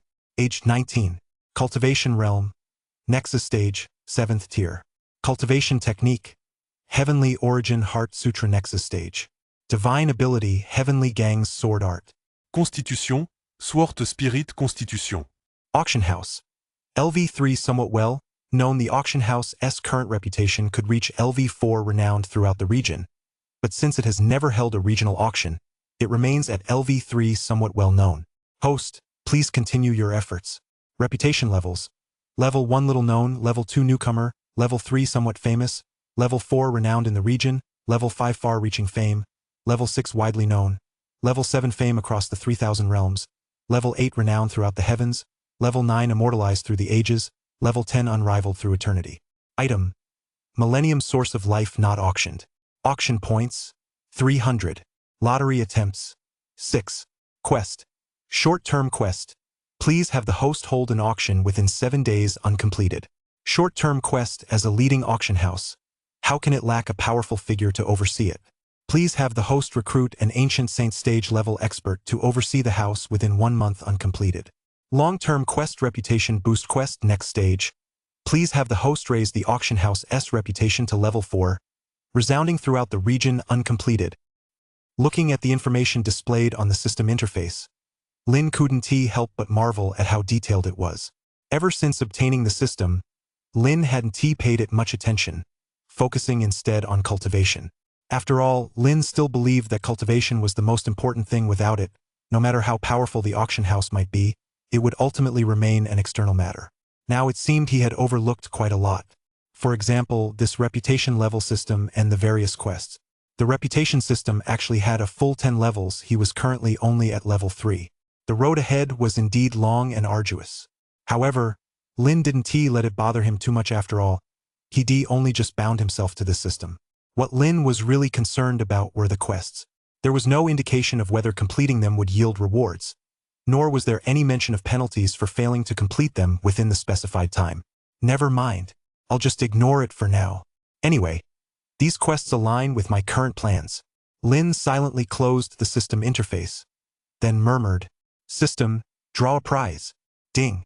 Host, please silently say draw in your mind, then select a draw mode. After the system prompt sounded, a massive roulette wheel appeared before Lin's eyes. On the wheel were draw modes: single draw or multiple draws. I'll go with a single draw then. Lin silently muttered the command in his mind, and as soon as the words left his lips, the wheel began spinning rapidly. After a long moment, the wheel stopped spinning. Ding! Congratulations, host! You've won the true dragon spirit of the Nexus stage. Whoa! Hearing the system notification, Lin couldn't help but be stunned. His luck was just a bit too good. Wasn't it?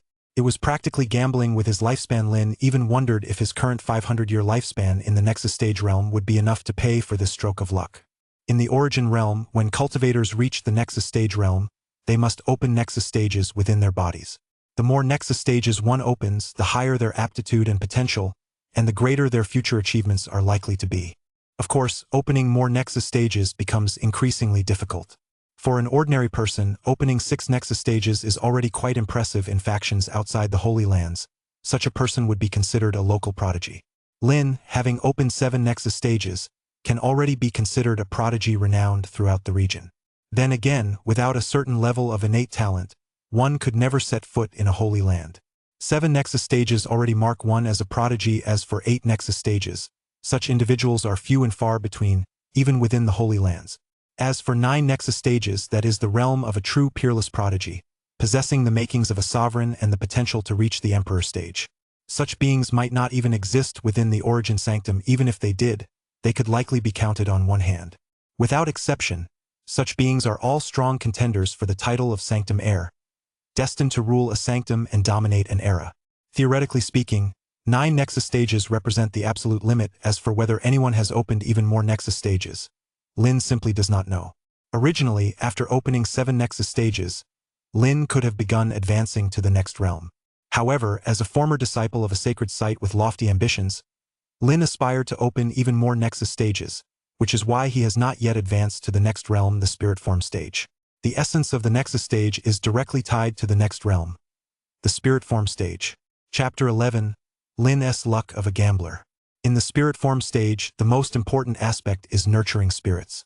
After breaking through from the Nexus stage to the spirit form stage, one must begin nurturing spirits within the Nexus stages. The strength of the spiritual entities largely determines one's strength in the spirit form stage.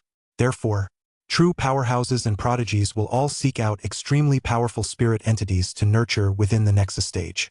In the origin realm, spirit entities are classified by strength into 1,080,000 low-level spirit entities. These can be found virtually everywhere, and only the lowest tier cultivators would choose them. Above the low-level spirit entities are 129,600 mid-level spirit entities and 7,200 high-level spirit entities. Intermediate and high-level spiritual treasures are chosen by more than 90% of all cultivators in the origin realm. Of course, some true prodigies and peerless powerhouses, while in the Nexus stage, will seek out spiritual treasures in the heavens and earth that are even more powerful than high-level spiritual treasures in order to achieve greater feats in the future. Such spiritual treasures are known as holy spirits.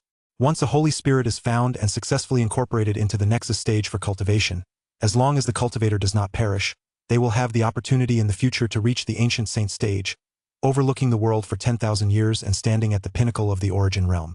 Above the sacred spirits lies another category, the imperial spirits. These spiritual entities do not exist within the origin realm. Indeed, they do not exist in this world at all. In the origin realm, or even across the 3,000 realms, the Emperor stage represents the pinnacle of the human path. It is a unique realm. Generally, only one such being appears in an entire era.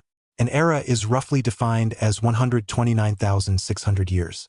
The uniqueness of the Emperor stage also gives rise to the uniqueness of the imperial spirit.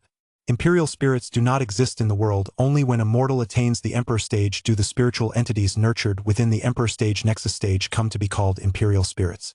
Even if an Emperor stage cultivator rises from humble beginnings starting with a mortal body and low-level spiritual entities to stand tall within the 3,000 realms, upon achieving the Emperor stage, the imperial chi floods their body, causing the spiritual entities within the Nexus stage to transform into imperial spirits. Imperial spirits do not belong to any category, be it low-level, intermediate, high-level, or even holy spirits, yet they originate from these very spiritual entities. Of course, in ancient legends, above the 3,000 realms and beyond the pinnacle of the human path, there exist those who attain eternal life and immortality. Such beings are called immortals. Immortals look down upon eras that bow to their will. They are immortal and indestructible. Thus, the concept of immortal spirits was born. Immortal spirits exist only in legend. True dragons are precisely such legendary beings, reputed to become the king of immortals upon reaching the pinnacle of their cultivation. Therefore, the spirit of a true dragon is, in essence, an immortal spirit. That is precisely why Lin said his luck was nothing short of defying the heavens. It was truly like trading his mortal lifespan for a lottery ticket. Lin had no intention of auctioning off this Nexus stage spirit of the true dragon. He wasn't too far from reaching the spirit form stage, and in any case, he would need to seek out the spirit of the Nexus stage once he broke through to the spirit form stage. Naturally, Lin intended to keep this true dragon spirit for his own use, and besides, even if he were to auction it off, there was absolutely no faction in the world that could offer anything of equal value. Immortal spirits exist only in ancient legends. Not even a sacred land could possess anything of comparable value. Immortal spirits involve eternal life and immortality, a taboo subject. In the 3,000 realms, even an Emperor stage cultivator has a lifespan of only 100,000 years. At least, that is the case within the 3,000 realms. That is why an era is defined as 129,000 years. One Emperor stage cultivator equals one era. With this true dragon spirit, even if I don't win anything else in this draw, I've already come out way ahead. Lin pondered silently for a moment, then decided to continue drawing. This time, Lin had no particular expectations, so he chose to use up all 5 of his remaining draw opportunities at once. Once again, the familiar wheel spun, though this time Lin felt little emotional fluctuation. The wheel slowly came to a stop once more. The familiar system notification sounded again. Ding! Congratulations, host, on winning the true interpretation of the Nexus stage, the 9-leaf sword art, the spirit-shattering pill, and nothing. I actually got a blank draw this time. Upon hearing the notification, Lin muttered to himself, but didn't he think much of it and immediately began examining the other prizes. True essence of the Nexus stage. Among the myriad realms of the cosmos, a great being spent an entire era cultivating 300 billion prodigies and, through insights gained from the Nexus stage realms of those 300 billion prodigies, distilled the true essence of the Nexus stage. 9-leaf sword art. Across the myriad realms and among the countless beings, there exists in one realm a plant called the 9-leaf sword grass, renowned as one of the 10 fiends and capable of rivaling even immortal kings. This peerless sword art was created by taking the plant as a model. A single stroke can cleave the sun, moon, and stars, and a single stroke can sweep across the entire cosmos. Spirit-shattering pill. A 4th grade elixir. When consumed by Nexus stage cultivators, it increases the probability of breaking through to the spirit form stage by 50%, though it carries certain side effects. Lin couldn't help but fall silent. Aside from that one time in the Wheel of Emptiness, his luck in this lottery seemed almost too good to be true. The true commentary on the Nexus stage. A great power had cultivated 300 billion prodigies and distilled this insight from the Nexus stage realm of those 300 billion prodigies. This great power was clearly not merely an Origin realm cultivator. Origin realm powerhouses are limited to the moonbound stage realm. Such a feat cultivating 300 billion prodigies is impossible not only for the moonbound stage realm but even for the Ancient Saint stage. How many Ancient Saint stage beings are there in a single sacred land? At the very least, a few, at most a dozen or so. But for a single sacred land, let alone prodigies, even if you count all the disciples combined, having 1,000,000 would be enough to dominate an entire Dao domain, just like the Origin realm. And yet this great power has actually cultivated 300 billion prodigies. What an utterly earth-shattering feat. Lin suspected that it was questionable whether the entire 3,000 realms even contained 300 billion prodigies to begin with. This great power is likely not a human Dao great power, but an immortal Dao great power. The true interpretation of the Nexus stage by an immortal Dao great power, its value, is unimaginable. This is undoubtedly a treasure no less valuable than the spirit of a true dragon, perhaps even surpassing it. As for the 9-leaf sword art, it was actually created by a figure comparable to a immortal path sovereign. Such a sword art has already transcended the human path realm. Not even the core inheritances of holy lands can compare to it. As for the divine heavenly gang's sword art he himself had learned, it pales in comparison. It's as insignificant as a blade of grass. On the other hand, this spirit form stage pill, a 4th grade elixir, was actually the least remarkable of the lot. Moreover, it came with certain side effects. Although elixirs generally have side effects, after all, true powerhouses never rely on them. Lin set it aside immediately. While such a pill could certainly allow him to enter the spirit form stage, he didn't need it. Lin was confident he could reach the spirit form stage on his own. Now, Lin should take a look at the Nexus stage true commentary to see just what mysteries it held. Could it allow him to open up 1 or 2 more Nexus stages? He was very excited. In the blink of an eye, Lin had the true treatise of the Nexus stage in his hand. It was a small sphere, no more than a few centimeters in diameter, not much larger than an ordinary marble. How do I read this? Lin was curious. Chapter 12. The Inner World of the True Interpretation of the Nexus Stage. The next moment, Lin's consciousness grew hazy, and when he awoke again, he found himself standing beneath a starry sky. In the distance, a training ground floated beneath the stars, as vast as a continent. Upon that continent, Lin saw many young practitioners absorbing and expelling the power of the stars. Every single one of these young cultivators radiated an unimaginably terrifying aura. In terms of age, they didn't seem very old, certainly no more than 30. They appeared to be about the same age as the Holy Maiden of the Origin Sanctum, whom he had met only once. Yet their aura was immeasurably more overwhelming. Lin did not know the exact cultivation level of the Holy Maiden of the Origin Sanctum, but rumors suggested she had already entered the Starfall stage. To possess, at under 30 years of age, a level of cultivation comparable to that of these 3 elders of the Wild Sky Auction House who had spent hundreds of years achieving it, and to be practicing the ancient saint stage scriptures of the Origin Sanctum, meant her strength was undoubtedly even greater. She was likely among the very best in the Starfall stage realm. And yet, these people were even stronger than the Holy Maiden, perhaps by more than just a little. Whoa! What kind of people are these? If there were only a few, Lin might not have been too surprised. But there were at least several hundred of them here.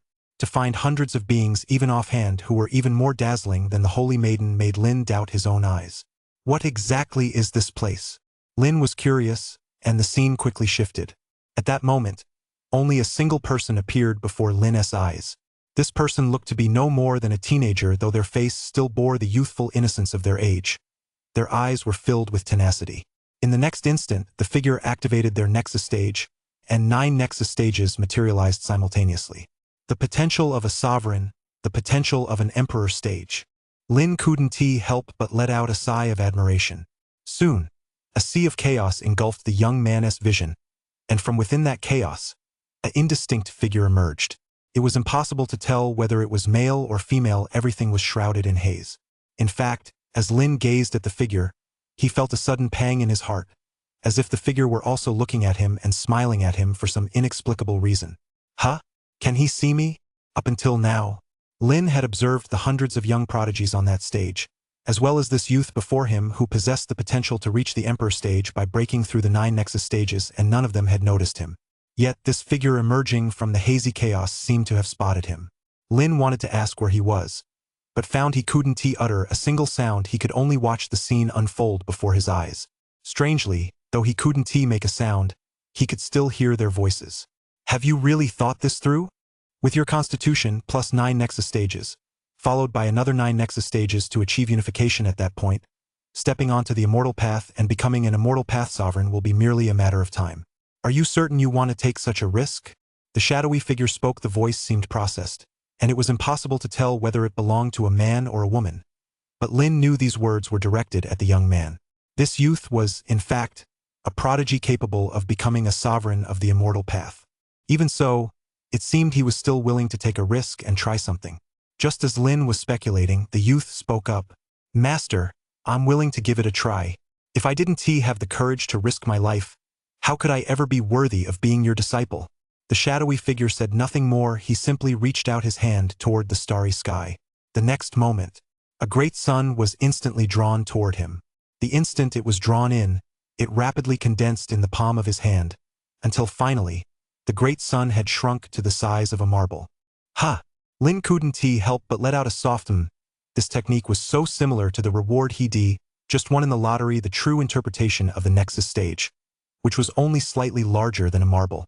Could it be that this terrifying being before him, shrouded in chaos and veiled in haze, was the great being the system had spoken of? So what was he about to do next? Lin couldn't help but feel a surge of anticipation. Just then, the great being sliced open the teenager's chest and placed the marble-sized great sun inside. In the next instant, the teenager's expression contorted, as if he were enduring unimaginable agony. To use such a technique, inserting a great sun directly into the body, how utterly mind-boggling. No wonder they call it a risky venture. It's simply unimaginable. In the Origin realm, the Starfall stage realm is home to only a handful of Starfall stage beings, but those are all ordinary ancient stars.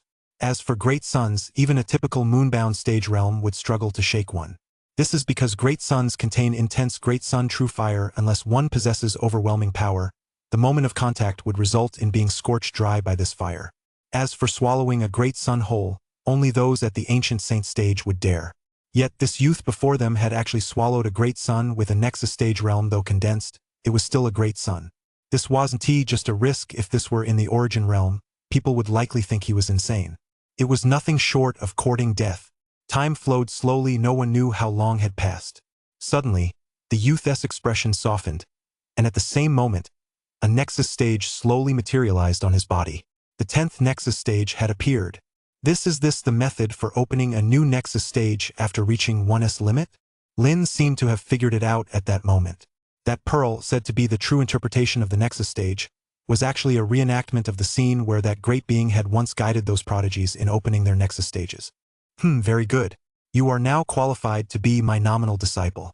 Once you reach the pinnacle of the human path, you may formally join the sect. Thank you, Master. The scene shifted once more. This time, it was a young girl dressed in red. Let us call her the girl in red for now. The girl in red was murmuring to herself. Only by opening 10 Nexus stages am I qualified to become Master S nominal disciple. Since that is the case, I must open the 10th Nexus stage. Only by opening the 10th Nexus stage and becoming Master S disciple will I be able to take control of my own destiny. As her words faded, that hazy figure emerged once more from the chaos. Achieving the 10th Nexus stage is extremely difficult. Before now, only one person has succeeded by swallowing a great sun with immense willpower, and even that was due to his exceptional constitution, which ranks among the very pinnacle of all heavens. As for you, you possess nothing more than an ordinary mortal physique. Though you had the good fortune to open the 9th Nexus stage, that method is not suitable for you. If the great sun were to enter your body, it would surely reduce you to nothingness. The girl in red hurriedly prostrated herself on the ground. Master, no matter what it takes, I will open the 10th Nexus stage. In that case, try this method, the external Nexus stage. Lin listened quietly and finally heard this. Since one can open a Nexus stage within the body, what about outside the body?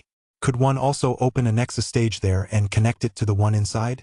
Isn't that equivalent to creating a small world in the outside realm and then linking it to the Nexus stage within the body? Lin couldn't help but fall deep in thought.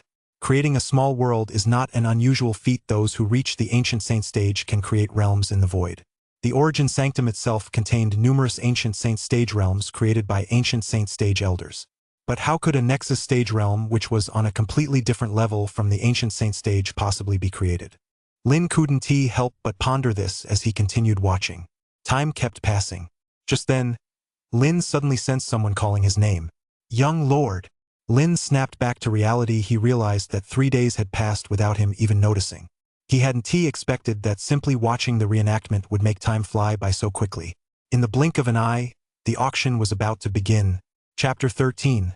The Ruthless Tianyuan Auction Master. What is it? Lin opened his eyes and glanced at the elder standing before him. This elder was one of the 3 elders Lin had sent to deliver the invitations. Ever since returning from delivering the invitations, he had been completely obedient to Lin, showing not the slightest hint of defiance or resistance. A mere invitation was enough to draw Grand Saint stage cultivators from all over to attend the auction. In his eyes, such prowess was nothing short of earth-shattering. In the Origin realm, even an invitation from Tianyuan, the sect master, would likely not be enough to summon other sacred lands so easily. Only the awakening of those dormant, supremely powerful ancestors could achieve such a feat. Lin, so young, yet capable of such feats. Although this might not be entirely Lin's doing, it was likely the work of the Ancient Saint stage figure behind him. The fact that this Ancient Saint stage was willing to stand behind Lin meant that, for now, this Ancient Saint stage could be considered one of Lin's sources of power. Though he was an elder, he was merely at the Starfall stage. Aside from obeying, what else could he do? Upon seeing Lin awaken, the elder hurriedly replied respectfully. Young Lord, someone from the Origin auction house has arrived. Oh? Who is it? A young man, the offspring of a division head at the Origin auction house. Lin furrowed his brow. The visitor was merely the offspring of a division head, but the implications ran deep. Given that all Grand Saint stage territories had accepted the invitation, even though the Origin auction house was affiliated with the Origin Sanctum, it was inconceivable that they would send only the offspring of a division head. Did they say anything? Reporting to the young lord, the other party was rather haughty, and didn't say anything. They simply demanded that you go see him. I want to see him. Lin shook his head and refused without a moment's hesitation. As the current young lord of Wild Sky Auction House, how could he possibly go see the scion of a division head? If he went like that, wouldn't he be directly admitting that he was inferior?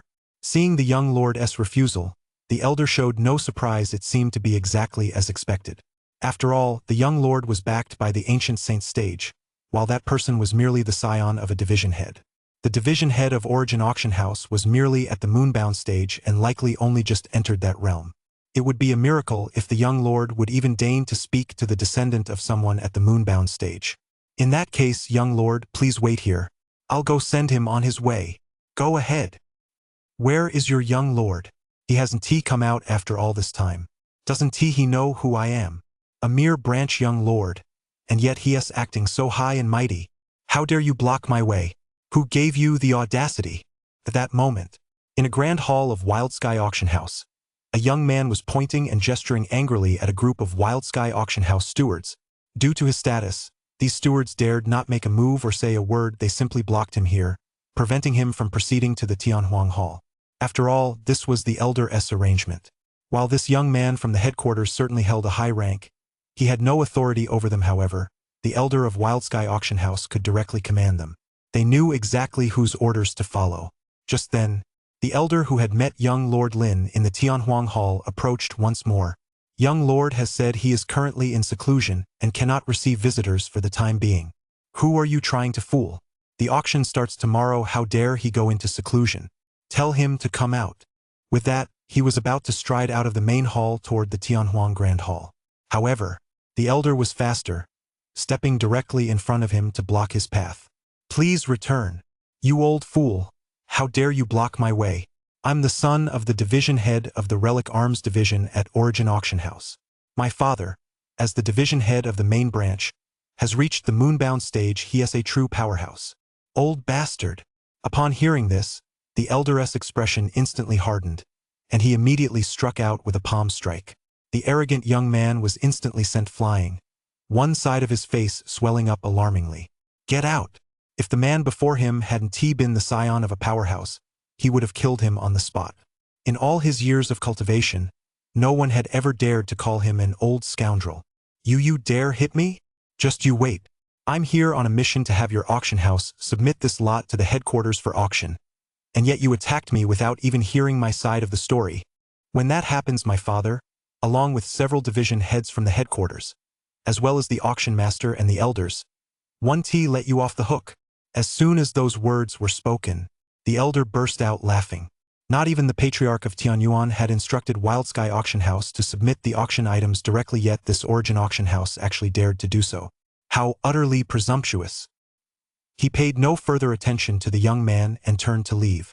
Although the young lord might not care about this matter, he still had to report it. Soon he returned to the Tianhuang Hall. Young lord, that man claimed to have come on a mission. He wants you to hand over the auction items to the headquarters, saying the headquarters should be responsible for the auction. I expected as much. Lin nodded. In fact, if I'm not mistaken, that man is most likely the unwelcome descendant of that division head. With so many sacred lands agreeing to the invitation, even the Origin Auction House, no matter how foolish, must know this young master has a trump card up his sleeve. The fact that they're acting this way now is nothing more than a test. Even if they do manage to provoke my wrath, they'll simply claim it was that young man's own idea. Humph! To use a descendant as a pawn, what a disgrace to a father. Upon hearing this, the elder found it quite reasonable. That young man's cultivation was mediocre, and he had hardly any bodyguards with him. Someone like that could never be the descendant of a great power who was receiving special attention. A great power, though not on par with the ancient saint stage, still dominated a region and was considered a true powerhouse. For such a person, how could his descendant be so mediocre, the same age as the young lord, yet still unable to break through the nexus stage? After all, even within a holy land, a great power could hold the position of an elder. Originally, he had wondered why the Origin Auction House would send such a spoiled brat. It turned out he'd been abandoned and tossed out as a pawn to test the waters. Well then, young lord, what should we do now? Never mind. Killing a pawn is pointless. Lin waved his hand. For now, our only goal is to prepare for this auction. If any holy lands arrive, we can invite them in. As for the rest, let them wait outside. Yes, young lord. I'll go make the arrangements right away. Tianyuan Holy City.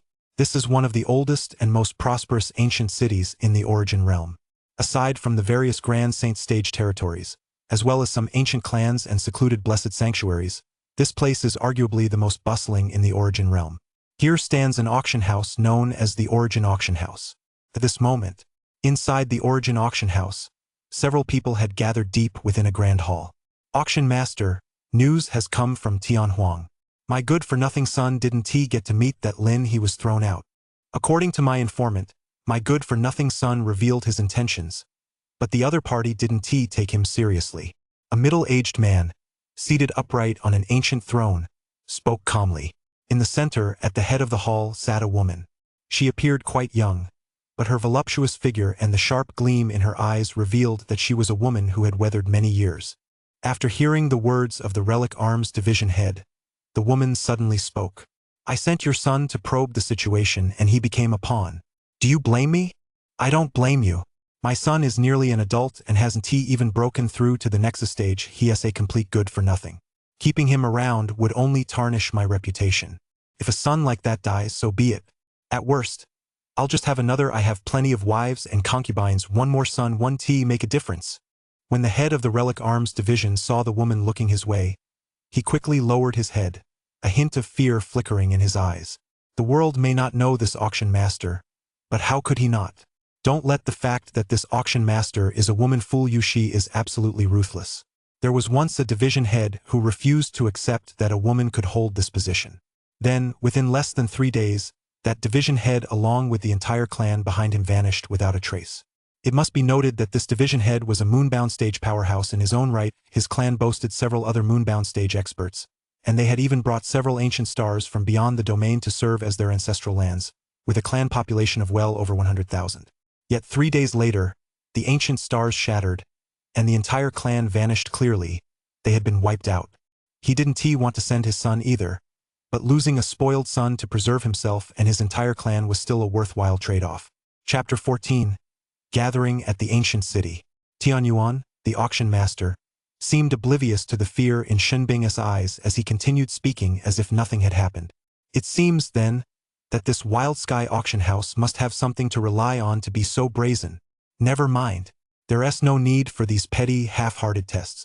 Bring your son back. He'll accompany me to the Wild Sky auction house tomorrow. By then, your son may even have to atone for his sins. The head of the Relic Arms Division nodded immediately upon hearing this, afraid that even the slightest delay might be seen as disrespect. The next moment, Auction Master Tianyuan vanished from the Grand Hall. At the same time, Auction Master Tianyuan had already arrived at a mysterious location. He couldn't help but murmur, I never imagined I'd end up in a world like this. It's truly in utter ruin. It takes an entire era just to produce a single emperor. But since I'm here, that imperial throne is bound to be mine. Once upon a time, he had been the most hopeless disciple under his master's tutelage. His master reigned supreme over the heavens, possessing power so immense that even the Ascendant Realm could scarcely fathom it. Not even an immortal king was worthy of a single audience with his master. Only the emperors whose existence was merely suspected within the chaos of the Ascendant Realm were deemed worthy of paying their respects. I, possessing the heaven-devouring chaos body, stood out from the endless ranks of prodigies in the Ascendant Realm and became my master's disciple. I had always believed that, with my talent, I would surely be the best among my master's disciples until I saw those senior brothers and sisters and realized I was wrong. To ensure I wouldn't hold my master back, I constantly sought out opportunities, even venturing deep into forbidden zones. Unexpectedly, while venturing deep into one such forbidden zone, she was caught in a space-time storm. When she awoke again, she found herself in the Origin Realm. Here, even the Ancient Saint stage was enough to command respect, while the Emperor stage could dominate an entire era. Relying on her own strength, she quickly took control of the Origin auction house, became its auction master, and dealt with her opponents with lightning-fast decisiveness. She had thought everything was unfolding exactly as she imagined. Using the Origin auction house to amass vast resources, then reaching the Emperor stage to dominate an era, and ultimately returning to the Ascendant Realm. Unexpectedly, an anomaly emerged. The Wild Sky auction house appeared, and through unknown means, managed to get all the Grand Saint stage territories to accept its invitation. This piqued her curiosity, so she decided to test the waters, though she didn't care whether she succeeded or not. To actually disrupt my plans. If I hadn't just stepped into the Ancient Saint stage and realized there was still a quasi-emperor stage in this world, I would long since uprooted these sacred lands and devoured all their resources to prepare for my ascent to the Emperor path. I wonder if my master will look for me now that I've suddenly disappeared. That's probably impossible. I've heard my master has already set one foot on the path to becoming an ancestor. How could she possibly care about me? Also, my master's master, that grandmaster, what kind of being is he? That even a woman of my master's peerless talent is so captivated by him, to the point that a portrait of him hangs in her mansion? She tried to commit the portrait to memory, but the deeper she delved into her mind, the fainter the image became. When she stopped trying to focus on it, however, the image became somewhat clearer. Never mind. I'll focus on becoming an emperor first. If I don't become an emperor, I won't even be able to return, let alone think about anything else. As soon as the words left her mouth, A boundless, vast aura surged into her body, frantically devouring the immense energy all around her. With every breath she took, it seemed as though an ancient star could collapse. The seventh day finally arrived. The ancient city of Tianhuang was now bustling with activity. Even before this, the ancient city of Tianhuang had already been quite lively. After all, numerous sects and great clans had traveled hundreds of millions of li just to attend the auction, one that even many sacred lands found impossible to refuse. It was only today, as the auction was about to begin, that the excitement truly reached its peak. Boom! A thunderous roar echoed across the sky. In the void, an ancient warship tore through space and appeared above the ancient city of Tianhuang. Upon the warship, a single purple character was clearly visible. The Z-Clan. It's actually the Z-Clan that arrived. The Z-Clan rumor has it that one of their ancestors reached the Grand Saint stage, and was a Grand Saint who once rivaled the Emperor stage in his youth. That's right. Though the Z-Clan isn't Holy Land, aside from the Origin Sanctum, no other Holy Land dares claim to have deeper foundations than the Z-Clan. They're known as the #1 ancient clan of Tianyuan. I wonder who's leading the Z-Clan this time. Since all the Grand Saint stage clans have accepted the invitation and the Z-Clan has arrived as well, it must be led by at least an ancient saint stage cultivator. Upon their arrival, aside from making a slightly more high-profile entrance, the Purple Clan quickly vanished into the ancient city of Tianhuang, concealing their presence. With an ancient saint stage member shielding their movements, no one could detect them. In a quiet corner of the ancient city of Tianhuang, the Purple Clan set up camp. Surprisingly, there was a coffin at the Z-Clan's encampment. An ancient saint stage cultivator from the Gu clan bowed respectfully toward the coffin. Ancestor, we have arrived at the ancient city of Tianhuang. An extremely aged voice echoed out. I haven't detected any signs of danger yet. It seems they're hiding very well. Ancestor, is that invitation genuine? And that aura? It cannot be fake. This old man once clashed with a young Emperor stage cultivator. Though I've never faced a true Emperor stage cultivator, I'll never forget the aura that young Emperor stage emitted after attaining the Emperor stage. Though this aura lacks the essence of an emperor, it is equally supreme and noble enough to make all beings bow their heads. At that moment, if anyone had overheard these words, they would undoubtedly have been utterly astounded. This being lying within the coffin had actually once clashed with an Emperor stage cultivator. An Emperor stage cultivator one appears only once in an era. Now, with no Emperor stage cultivators in sight, it was clear that 100,000 years had passed. 100,000 years have passed, and even the Emperor stage has vanished, yet this person is still here. What an earth-shattering event this is. All right, this old man is going to take a nap. Wake me up when the auction begins. Soon, the area fell into silence. We arrived at the Dongyao Holy Land. We arrived at the Xingsheng Holy Land. We arrived at the Beiyan Holy Land. In the time that followed, ancient warships continuously materialized from the void, entered the Tianhuang ancient city, and then vanished without a trace. The sun was high in the sky when Lin finally stepped out of the Tianhuang Grand Hall. Having traveled to this world, his first auction was finally about to begin. At that moment, an elderly man named Lu Yuan stood before Lin. He was the chief auctioneer of Wild Sky Auction House, a cultivator at the domain stage. Young lord, everything is ready. May I announce that the auction is about to begin? Have all the Holy Lands arrived? Lin asked. They have. A steward was dispatched to investigate. All those who accepted the invitation have arrived, though they concealed their presence, so they cannot be tracked. That's fine. As long as the Holy Lands are here, that's all that matters. Ring the Tianhuang bell. Before long, the Tianhuang bell rang out, its sound instantly echoing throughout the entire Tianhuang ancient city. Within the ancient city of Tianhuang, the Holy Lands and ancient clans who had previously been in hiding emerged one by one and made their way toward the Wild Sky Auction House. The auction was about to begin. Chapter 15. The Wild Sky Guard appears. Wild Sky Auction House. Tianhuang Hall. The entire hall was now packed with people. Of course, it wasn't just the main hall. The private rooms were also filled to capacity. A buzz of conversation filled the hall. What do you think? What on earth are they going to auction off this time? Yeah. What kind of auction item could possibly attract all these sacred lands? No idea. Even an ancient saint stage item probably wouldn't be enough to draw all these sacred lands here. Right? Who knows? But one thing's for sure, this auction house must be no ordinary place. Otherwise, those sacred lands would just snatch the items outright.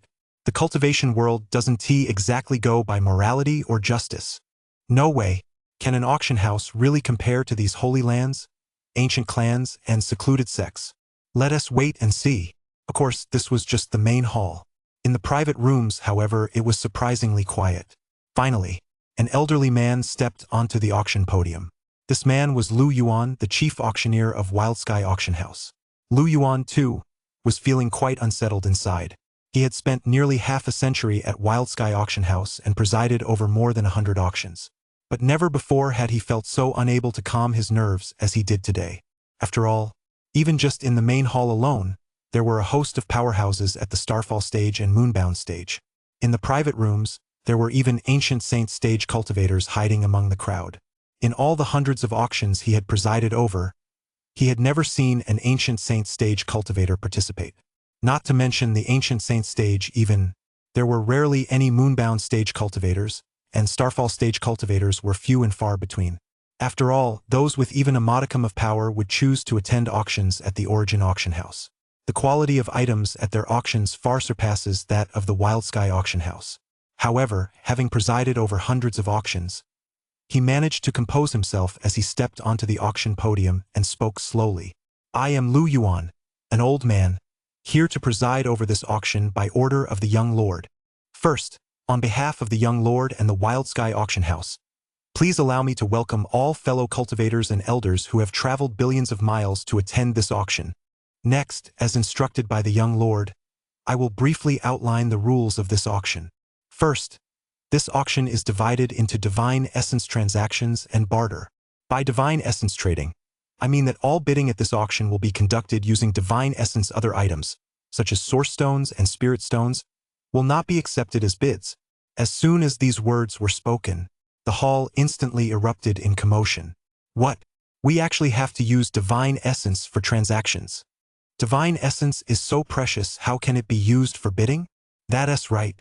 Spirit stones and origin stones are universally accepted in the cultivation world, why can't they be used for bidding? Lu Yuan had already anticipated this scenario when he heard Lin S instructions earlier. In the origin realm, spirit stones and source stones are the primary forms of currency. While divine essence is also a type of source stone, it is the highest grade variety, formed only after undergoing numerous refining processes. Generally speaking, one gene of divine essence likely requires over 10,000 source stones. This value is, without a doubt, extremely high.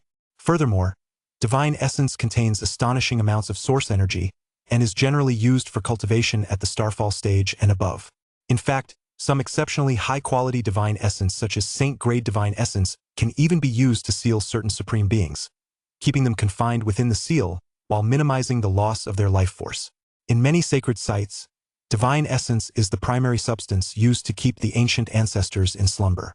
Of course, there are also special sealing techniques, but that's another matter entirely.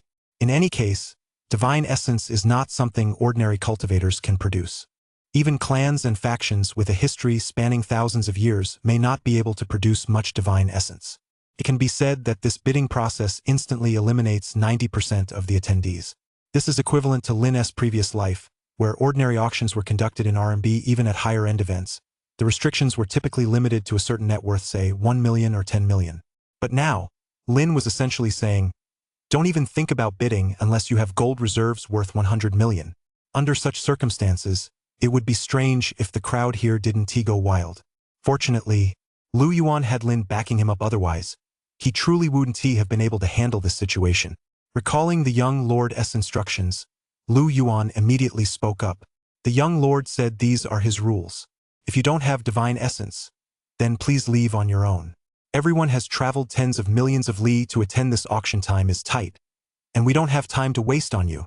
It would have been better if he hadn't said that. The moment he did, the hall instantly began to stir with the faint signs of a riot. However, just then, a voice rang out. The Wild Sky Guard is here. Who dares to make a move? 10 black figures could be seen standing in the hall.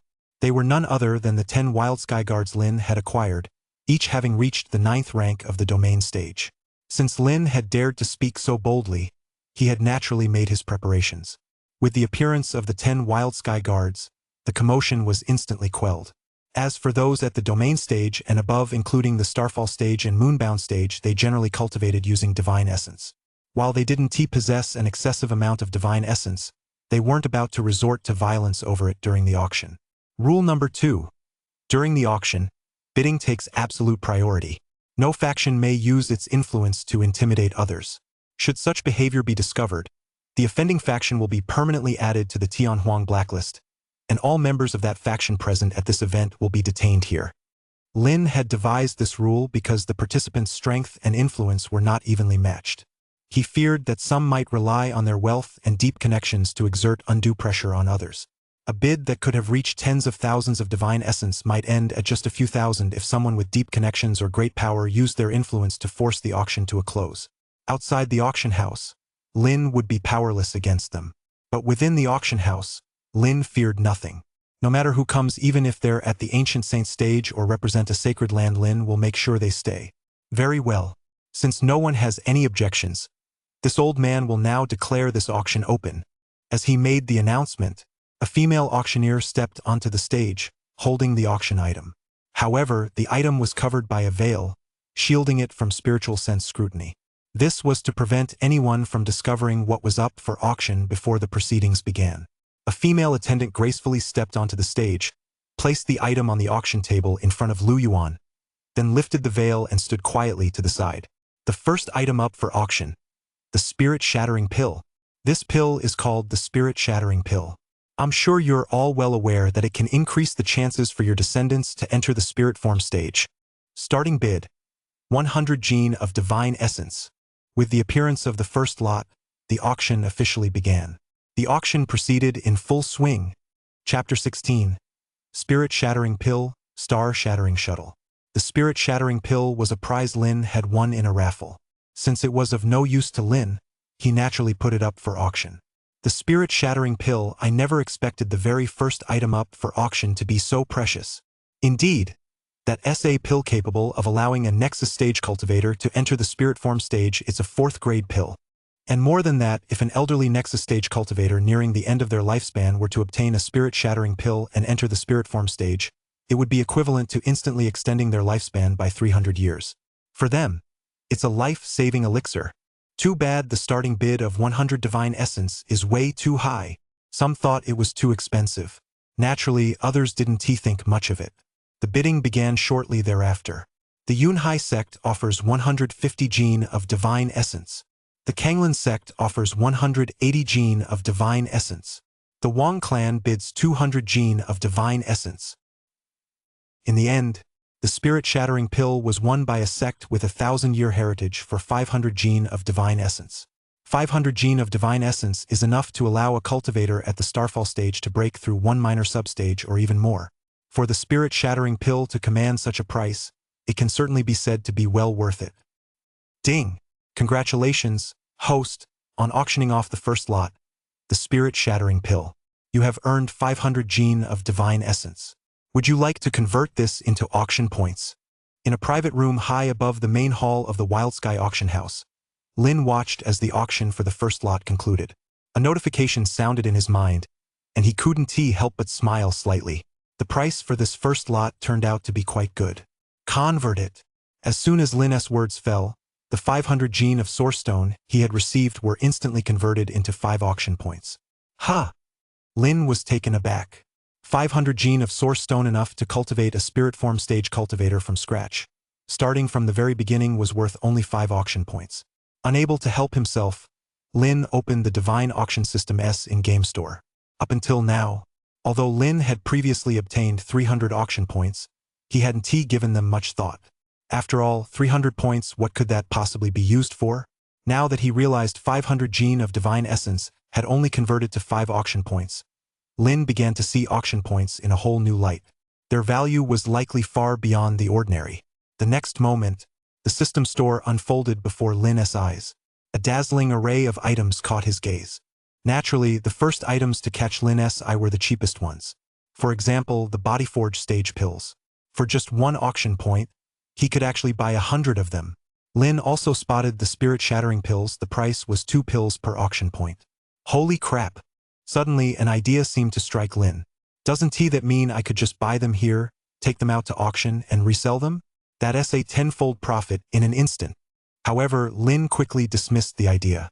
The only reason he'd been able to sell the spirit-shattering pills for 500 gene of divine essence this time was because so many major factions had shown up, and there were plenty of wealthy buyers. If there hadn't been so many factions present, the price would definitely have been lower, probably no more than 200 gene of source stone at most. In that case, he'd only make an extra auction point or two, not worth the trouble. He might as well look at something else. Lin flipped through the listings and landed on items priced between 100 and 1,000 auction points. Meteor Star Pill. 100 auction points. Consuming this pill can silently cause the death of a cultivator who has just entered the Starfall stage. Heavenly Star Sword. 500 auction points forged from the star nuclei of the 5 ancient stars. This is a top-grade 6th rank spirit sword. Used by peak Starfall stage sword cultivators, it can hold its own against cultivators who have just entered the Moonbound stage. Stellar Gunmetal. 800 auction points condensed over tens of millions of years following the extinction of the ancient stars. This is the supreme spirit metal for forging spirit artifacts. Lin browsed through many listings and began to grasp the purchasing power of auction points. 100 auction points held purchasing power comparable to that of an average cultivator in the Starfall stage.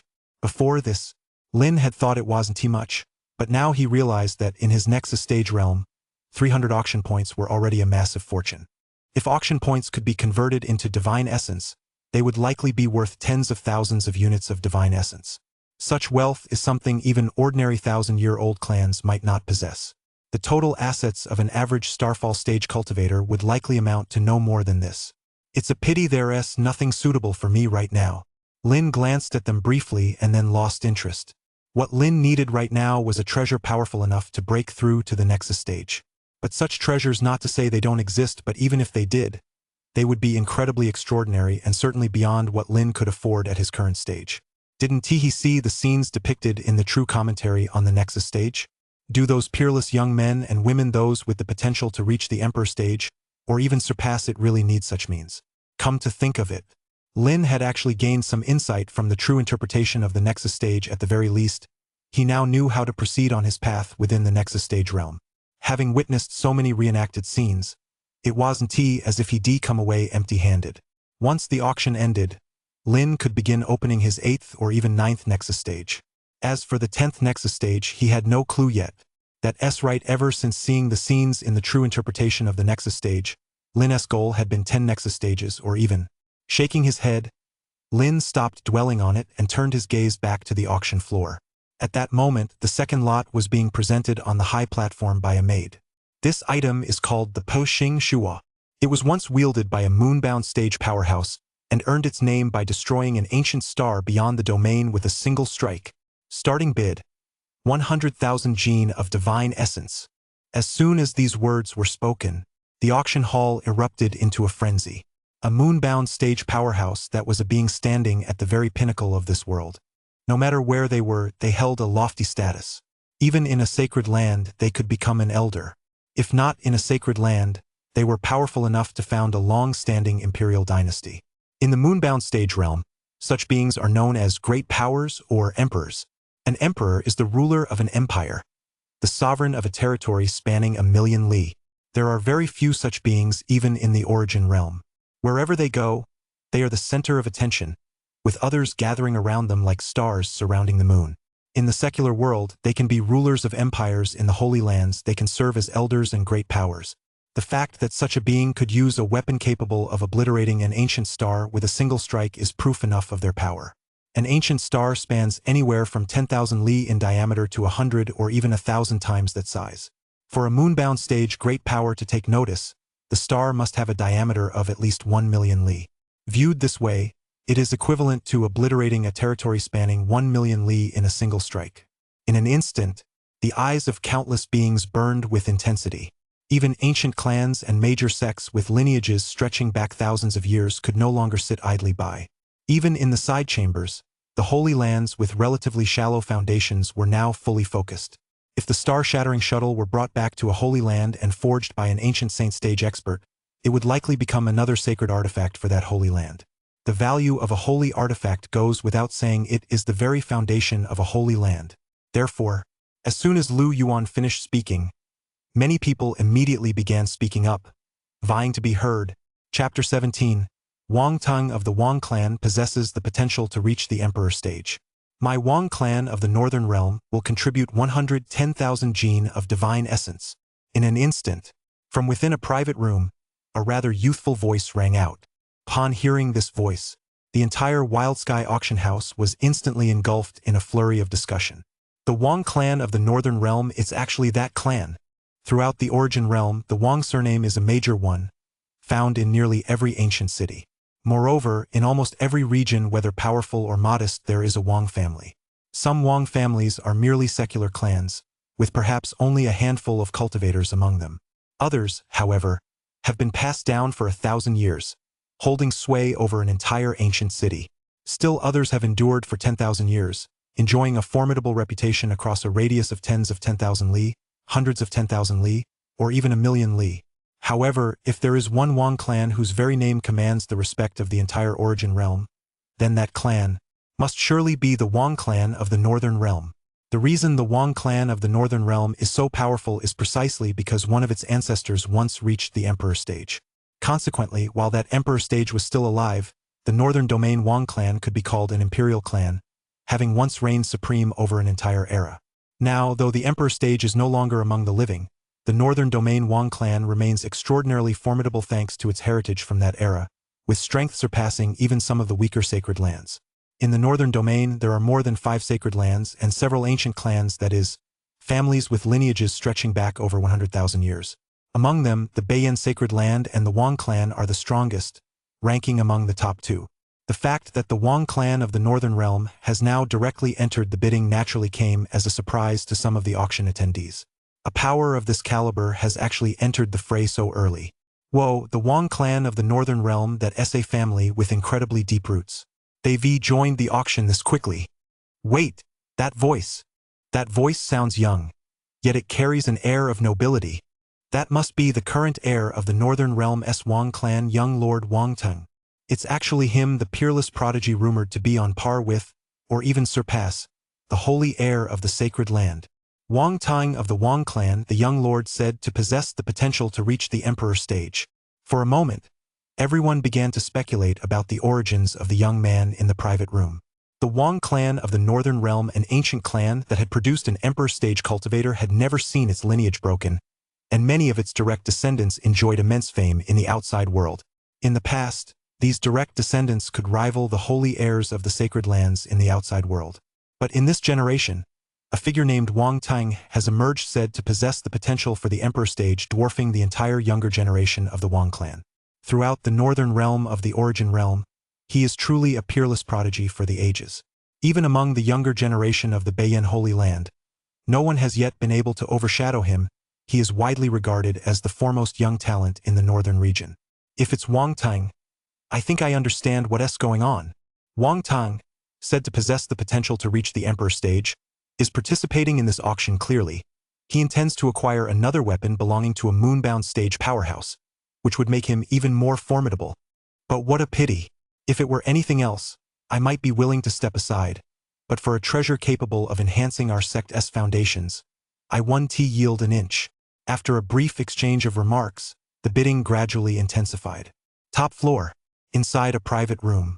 Lin heard the discussions below and cast a glance toward the private room occupied by Wang Teng of the Wang clan from the Northern Realm.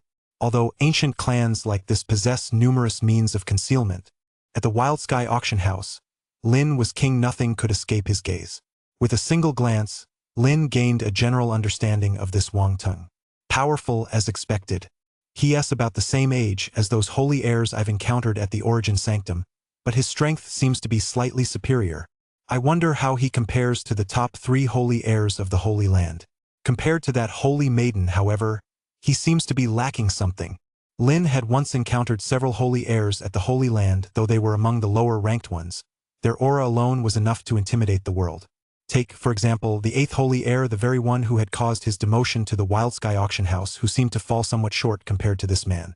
As for the holy heirs ahead, Lin had never seen them before. He heard they were battling on an ancient battlefield, tempering themselves through the baptism of blood and fire. After a brief glance, Lin paid them no further attention. Once, these figures had seemed far beyond his reach. But now that he possessed such a great opportunity, he might very well compete with them, or even, once this matter was settled, Lin would open more Nexus stages and have the chance to surpass them. In the true realm of the Nexus stage, that marble-like world seemingly as vast as a universe, Lin had witnessed that great being guiding one terrifying prodigy after another to open 10 Nexus stages. Now that his horizons had expanded so vastly, ordinary prodigies no longer really caught Lin's eye. Within this wild sky auction house, the only person who piqued Lin's interest was a woman in a red robe. Of course, it wasn't he because she was a woman. Rather, that woman left an overwhelmingly stunning impression on Lin. She was the most breathtaking person Lin had ever seen in the origin realm, comparable to the prodigies he witnessed in that marble-like universe during the true realm of the Nexus stage. Such a being should have long since captivated the entire world. Yet she remained unknown. Auction master of the origin auction house. What exactly are you hiding? Through the partition, Lin looked into one of the private rooms belonging to the origin auction house. A woman in a red dress, her face veiled, possessed a beauty that could topple cities. She was looking down upon the auction hall below. At that moment, the auction master of the origin auction house, though her gaze was fixed on the hall, was already scrutinizing the entire wild sky auction house. To her, the entire origin realm was of no consequence. Her only curiosity lay in why the wild sky auction house had managed to attract so many holy lands. This posed a significant obstacle to her future plan of consolidating the resources of the entire origin realm. Every unknown factor had to be thoroughly investigated. Yet, despite the auction having been underway for so long, she had found nothing so far. At the origin auction house, everything seemed perfectly ordinary. Apart from the 10 wild sky guards who were not listed in the origin auction house's records, everything else matched the records. Although the presence of the 10 wild sky guards was unexpected, they were merely at the domain stage and posed no threat to the bigger picture. Under these circumstances, she should have felt at ease. Yet to her surprise, the moment she arrived at the wild sky auction house, she experienced an unusual sense of unease. Deep down, she sensed an inexplicable sense of oppression. This feeling grew increasingly intense. What on earth is going on? Even in the ascendant realm, she had never experienced such a pounding heart. Unless she were facing an immortal king or an emperor. Yet, what kind of figures are immortal kings and emperors? These beings are already immortal kings and emperors who overlook the river of time, traverse space and time, and sit atop the chaos. In their eyes, even the ascendant realm had long since lost its luster. A mere Tao realm in the eyes of these beings, they could annihilate hundreds of millions with a single gesture. It seems that once the auction is over, I'll have to find an excuse to meet this auction house's young lord. With that thought, she turned to the division head of the relic arms division behind her and said, "Did you bring your son?" "I did." "Good. Once the auction is over, come with me to meet this auction house's young lord." "Yes, sir." Although he knew the auction master before him intended to use an apology as a pretext to abandon his son and hand him over to the wild sky auction house for judgment, he dared not disobey. After all, losing one heir meant he could always have another. But if he disobeyed, his entire clan would be wiped out. Chapter 18. Wang Tang, are you playing me? The auction continued. At this moment, the bidding for the star-shattering shuttle had already reached 300,000 gene of divine essence. Ordinary clans and sects had long since exhausted their bidding capital. Those still able to bid were either ancient clans or sacred lands, or perhaps those long-surviving moonbound stage powerhouses or solitary ancient saint stage cultivators. These long-lived moonbound stage powerhouses and solitary ancient saint stage cultivators might not be on par with the ancient clans or sacred lands, but because they lived so long and are so powerful, they amassed considerable wealth. Now, they're able to briefly compete with the ancient clans and sacred lands in terms of financial resources. Of course, ultimately, as individuals, they still can't compare to the ancient clans and sacred lands. Gradually, the moonbound stage powerhouses and the solitary ancient saint stage cultivators fell silent. The Wang clan of the Northern Realm, 320,000 gene of source stones. Xing Shang Sacred Land, 350,000 gene of source stones. Bei Yen Sacred Land, 380,000 gene of source stones. In the end, it boiled down to a showdown between two factions. The Wang clan of the Northern Realm, 400,000 gene of source stones. The Bei Yen Sacred Land, 450,000 gene of source stones. the Beiyan Sacred Land and the Wang clan of the Northern Realm. Both of these factions hailed from the Northern Realm and were locked in a rivalry that had persisted for tens of thousands of years or even longer. Young Lord Wang Tung of the Northern Realm's Wang clan wanted to acquire this star-shattering domain to boost his combat rating. The younger generation of the Northern Flame Holy Land was already at a disadvantage compared to Wang Tung. If he were to obtain such a weapon, wouldn't that further suppress the younger generation of their Holy Land? Therefore, they did not want Wang Tung to acquire it. Faced with this situation, Lin simply watched with a carefree expression. Right, keep bickering. Drive the price up a bit more. Has the Wang clan of the Northern Realm fallen so far that it can't even provide its younger generation with a decent weapon? The Wang clan of the Northern Realm acts as it pleases. If the North Flame Holy Land wants it, let them bid. Faced with the verbal barbs from a powerful figure of the North Flame Holy Land, Wang Tung of the Wang clan remained utterly calm. It was as if the person speaking to him wasn't a moonbound stage powerhouse, but an ordinary person. His tone and demeanor earned him quiet admiration from many in the auction hall. Truly worthy of his reputation as a candidate for the Emperor stage, such composure is indeed rare among the younger generation. 500,000 gene of divine essence. Seeing that he wasn't getting the upper hand in the verbal exchange, the elder from the North Flame Holy Land refrained from further verbal sparring and placed another bid. 520,000. North Flame Holy Land. 550,000. 600,000. North Flame Holy Land. 700,000. Just then, Wang Tung suddenly spoke up. Congratulations to the North Flame Holy Land. These unexpected words left everyone at Wild Sky Auction House momentarily stunned. What did that mean? Congratulations to the North Flame Holy Land on acquiring a great power weapon. This young nephew extends his congratulations to that elder. Wang Tung's words rang out once more. In the private room on the top floor, Lin watched the scene unfold and couldn't help but let a faint smile touch his lips. Interesting. At that moment, Lin began to grasp Wang Tung's true intentions. It turned out that, from the very beginning, Wang Tung's objective had never been this broken star shuttle. His target had always been the Beiyan Holy Land. His first bid gave the impression that he was eager and determined to win at all costs. This would inevitably draw the Beiyan Holy Land into the fray. There was no other way. Wang Tung's dominance was too overwhelming. If he acquired this dilapidated star shuttle, his power would surely rise to new heights, and the younger generation of the Beiyan Holy Land would be completely suppressed. How could the Beiyan Holy Land possibly let Wang Tung have his way, allowing itself to be dragged into the bidding war just like that? Once the Beiyan Holy Land joined the bidding, Wang Tung remained relentless, giving the impression that he was determined to secure the item at any cost. Then, they would force the Beiyan Holy Land to keep bidding, leading them by the nose. In this scenario, Wang Tung could be said to have the upper hand. If the Beiyan Holy Land didn't bid against him, Wang Tung could naturally acquire the broken star shuttle with ease. After all, the only others with the financial clout to rival the Wang clan were the ancient clans of each Grand Saint stage. However, while these sacred land ancient clans possess wealth, they do not squander it recklessly. Once the bid exceeds the star-shattering shuttle's actual value, they would naturally withdraw gradually. Provided the North Flame Sacred Land did not participate in the bidding, Wang Tung could secure the star-shattering shuttle. Conversely, if the North Flame Sacred Land joined the bidding, it would fall right into Wang Tung's trap. Wang Tung would keep driving up the price, only to slam on the brakes at the last moment and suddenly walk away from the bid. This would force the Beiyan Holy Land to purchase the star-shattering shuttle at several times the original price.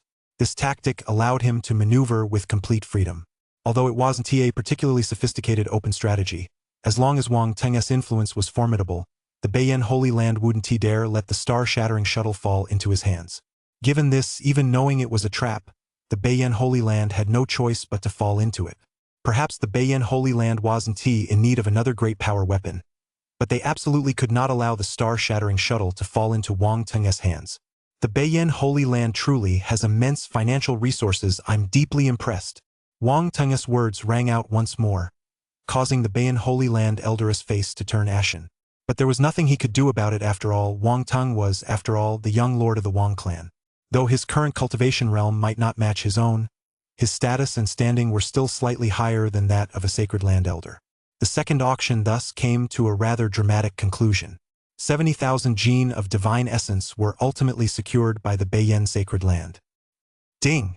Congratulations, host. The auction of the star-shattering shuttle has earned you 700,000 gene of divine essence. Would you like to convert this into auction points? Yes. Lin nodded. Divine essence was of little use to Lin at his current stage. There was no need to use it as a transaction currency. If Lin wanted to buy something, wouldn't it be much more convenient to simply use auction points in the in-game store? As for cultivation, cultivating with divine essence requires at least the Starfall stage or perhaps even the domain stage for some prodigies. But Lin was currently only at the Nexus stage who knew how long it would take to reach that level. It was better to convert it into auction points. And so it was done. 700,000 gene of divine essence instantly turned into 7,000 auction points. I've struck it rich. Lin couldn't help but chuckle. 7,000 auction points were more than enough for Lin to purchase a sacred weapon. That's really great. Lin thought to himself, now wishing that Wang Tang and the Beiyan Holy Land would clash a few more times. That way he could reap the benefits without lifting a finger. However, the Beiyan Holy Land wasn't made up of fools. They wouldn't fall for the same trick twice. The first time was unavoidable. That was an open plot. There was no way to avoid it. Unless they truly intended to hand over the star-shattering shuttle to Wang Tang, as long as they didn't want to give it to him, they were bound to fall into the trap. So, sometimes an open plot is more terrifying than a covert one. With a covert plot, you don't even realize you've fallen for it. With an open plot, you know it's a trap, but you have no choice but to fall into it. Next up, the third lot. Lu Yuan, chief auctioneer of Wildsky Auction House, resumed the auction. The third lot was brought out shortly thereafter. As it was presented, the bidding began anew. Time continued to slip away as the auction progressed. Finally, the grand finale of this auction made its entrance. Chapter 19, Holy Maiden Violet. Next up is the grand finale of this auction. I am certain that the many holy lands and ancient clans have traveled from afar specifically for this final item. As chief auctioneer Lu Yuan's voice faded, suddenly, the many figures who had remained silent began to stir. These beings were either ancient clan patriarchs or those who had long been sealed away at the ancient saint stage, or even stronger and had now awakened. Any one of them, were they to step out, would be an absolute powerhouse, a truly terrifying presence capable of sweeping all before them, invincible in every direction.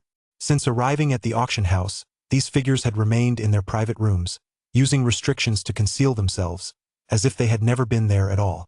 No matter how fierce the competition for the previous lots had been, they had merely glanced at them casually, showing no desire to bid. At their level, there were very, very few things in this world capable of capturing their interest. As soon as Lu Yuan finished speaking, in the numerous private rooms, the ancient beings who had been meditating with their eyes closed finally opened their eyes one after another. In their eyes, one could see the passage of time and the vicissitudes of the ages. Every one of them exuded immense power and the vastness of their existence. Some even gave off a faint aura of decay, nearing the end of their lives. It could be said that such ancient beings had undoubtedly awakened from their long slumber. If they were not promptly sealed away again, it was likely they would be completely extinguished before long. The fact that such beings had all awakened from their slumber was proof enough of just how profoundly Lin's single invitation had shaken them. Has it finally begun? In some of the private rooms, the ancient beings gazed through the windows down at the auction hall below, their hoarse voices seeming to traverse the river of time from a distant past. However, the voices did not escape the private rooms otherwise. Even just that single sentence would have been enough to make the ordinary powerhouses in the auction hall below feel a suffocating sense of oppression. Wildsky Auction House, Private Room Number 1. This was the private room occupied by the Origin Sanctum.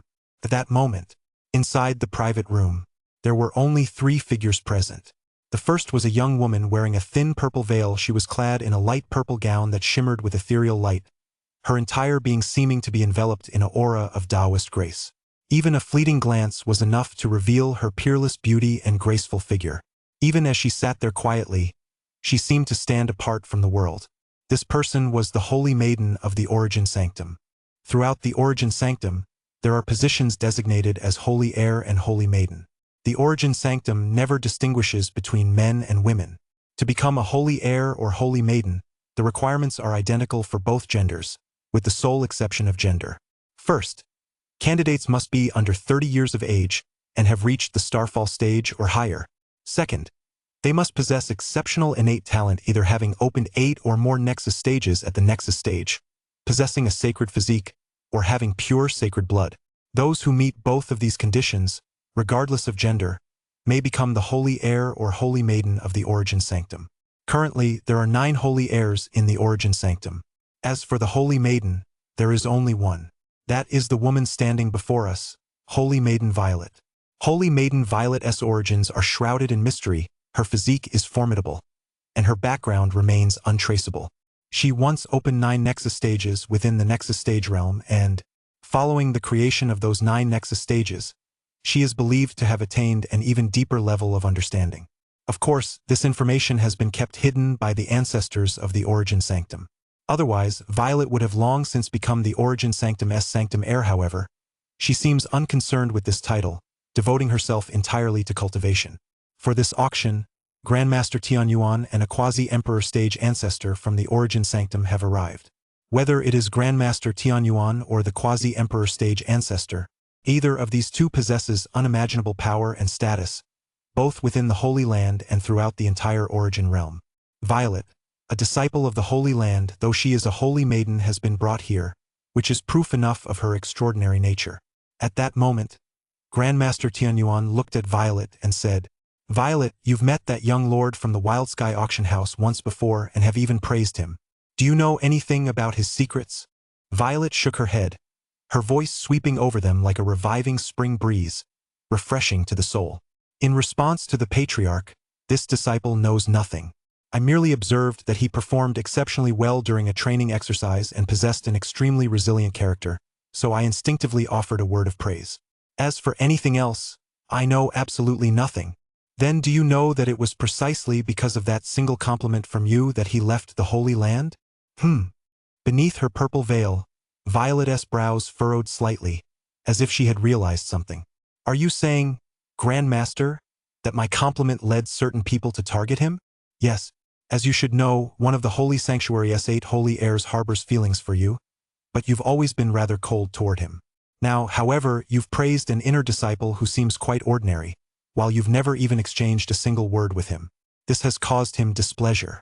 Still, since he is, after all, a holy heir, he hasn't taken direct action against Lin. Grandmaster Tianyuan explained calmly.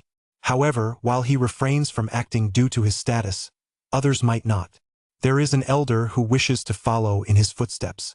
Knowing of his affection for you, this elder fabricated a baseless accusation to expel him from the Holy Land. But expelling a disciple is a cumbersome process requiring a decision by at least 3 elders. Therefore, that elder did not expel him directly but instead demoted him to the Wild Sky Auction House, which is, in a sense, far from the center of the Holy Land.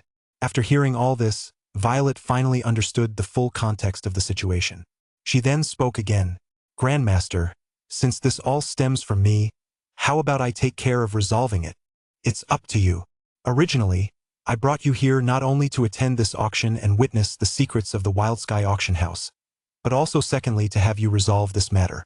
Even if you cannot turn swords into plowshares, you must ensure that Lin does not harbor lasting resentment toward the Holy Land.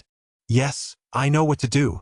Just then, from the side, the old man, who had been as still as a piece of dead wood, finally spoke.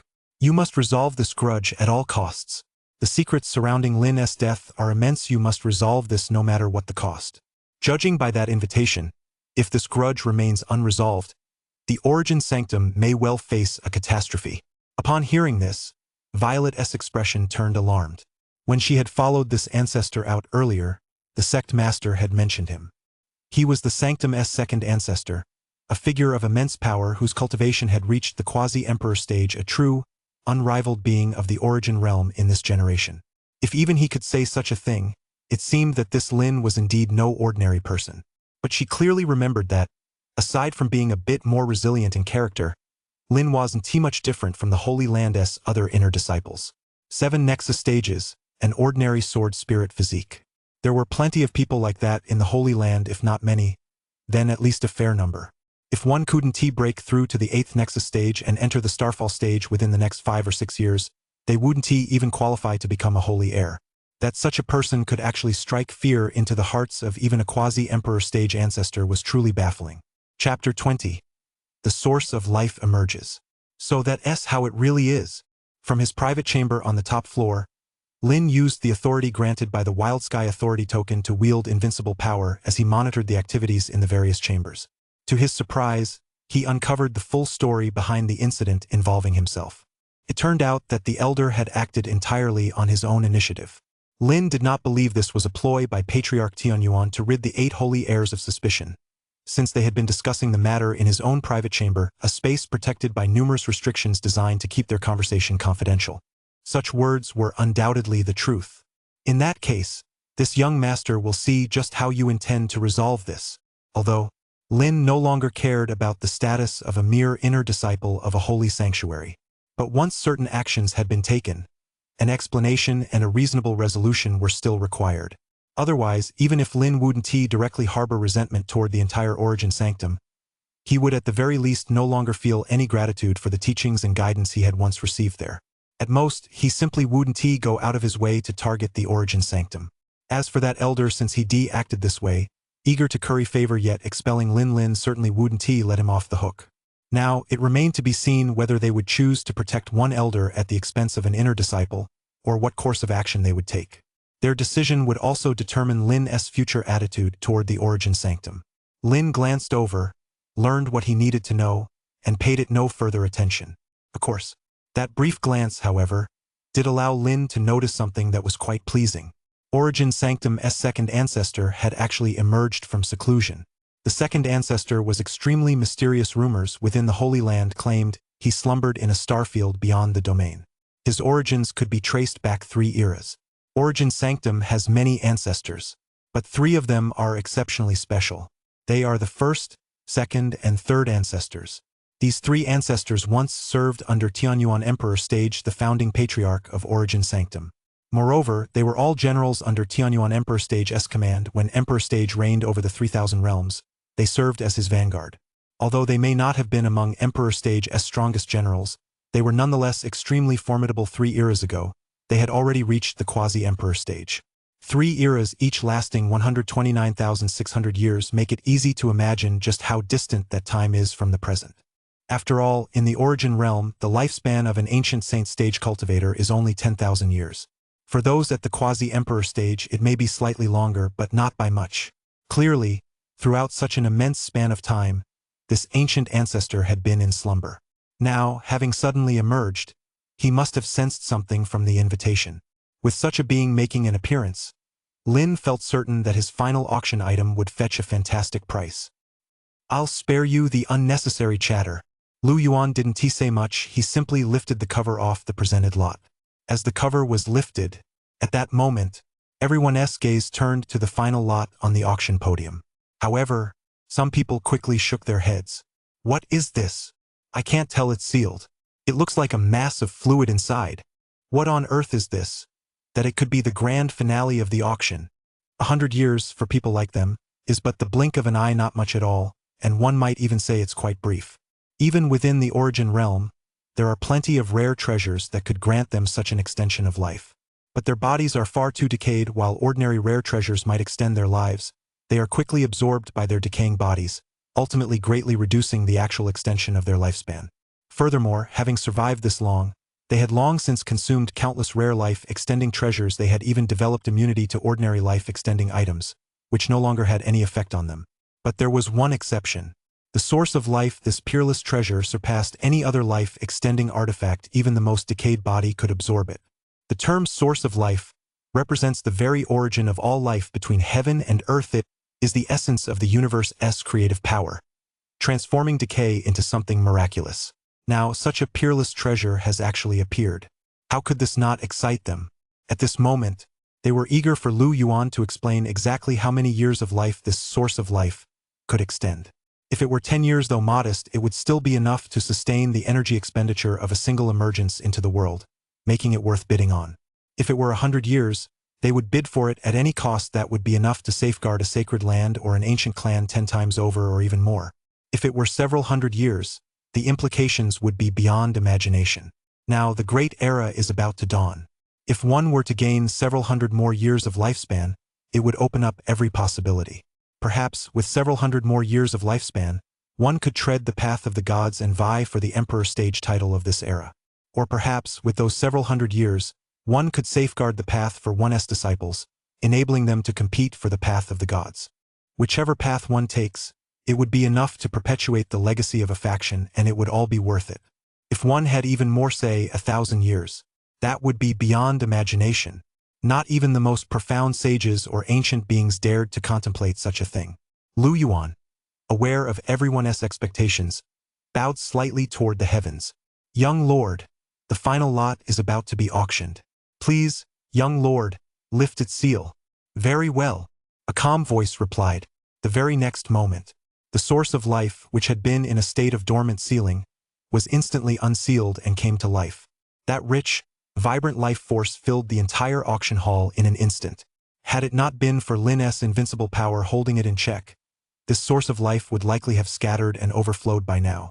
It was at this very moment, as the seal was broken, ancient beings in many of the private viewing rooms could not help but cry out in astonishment. This is impossible.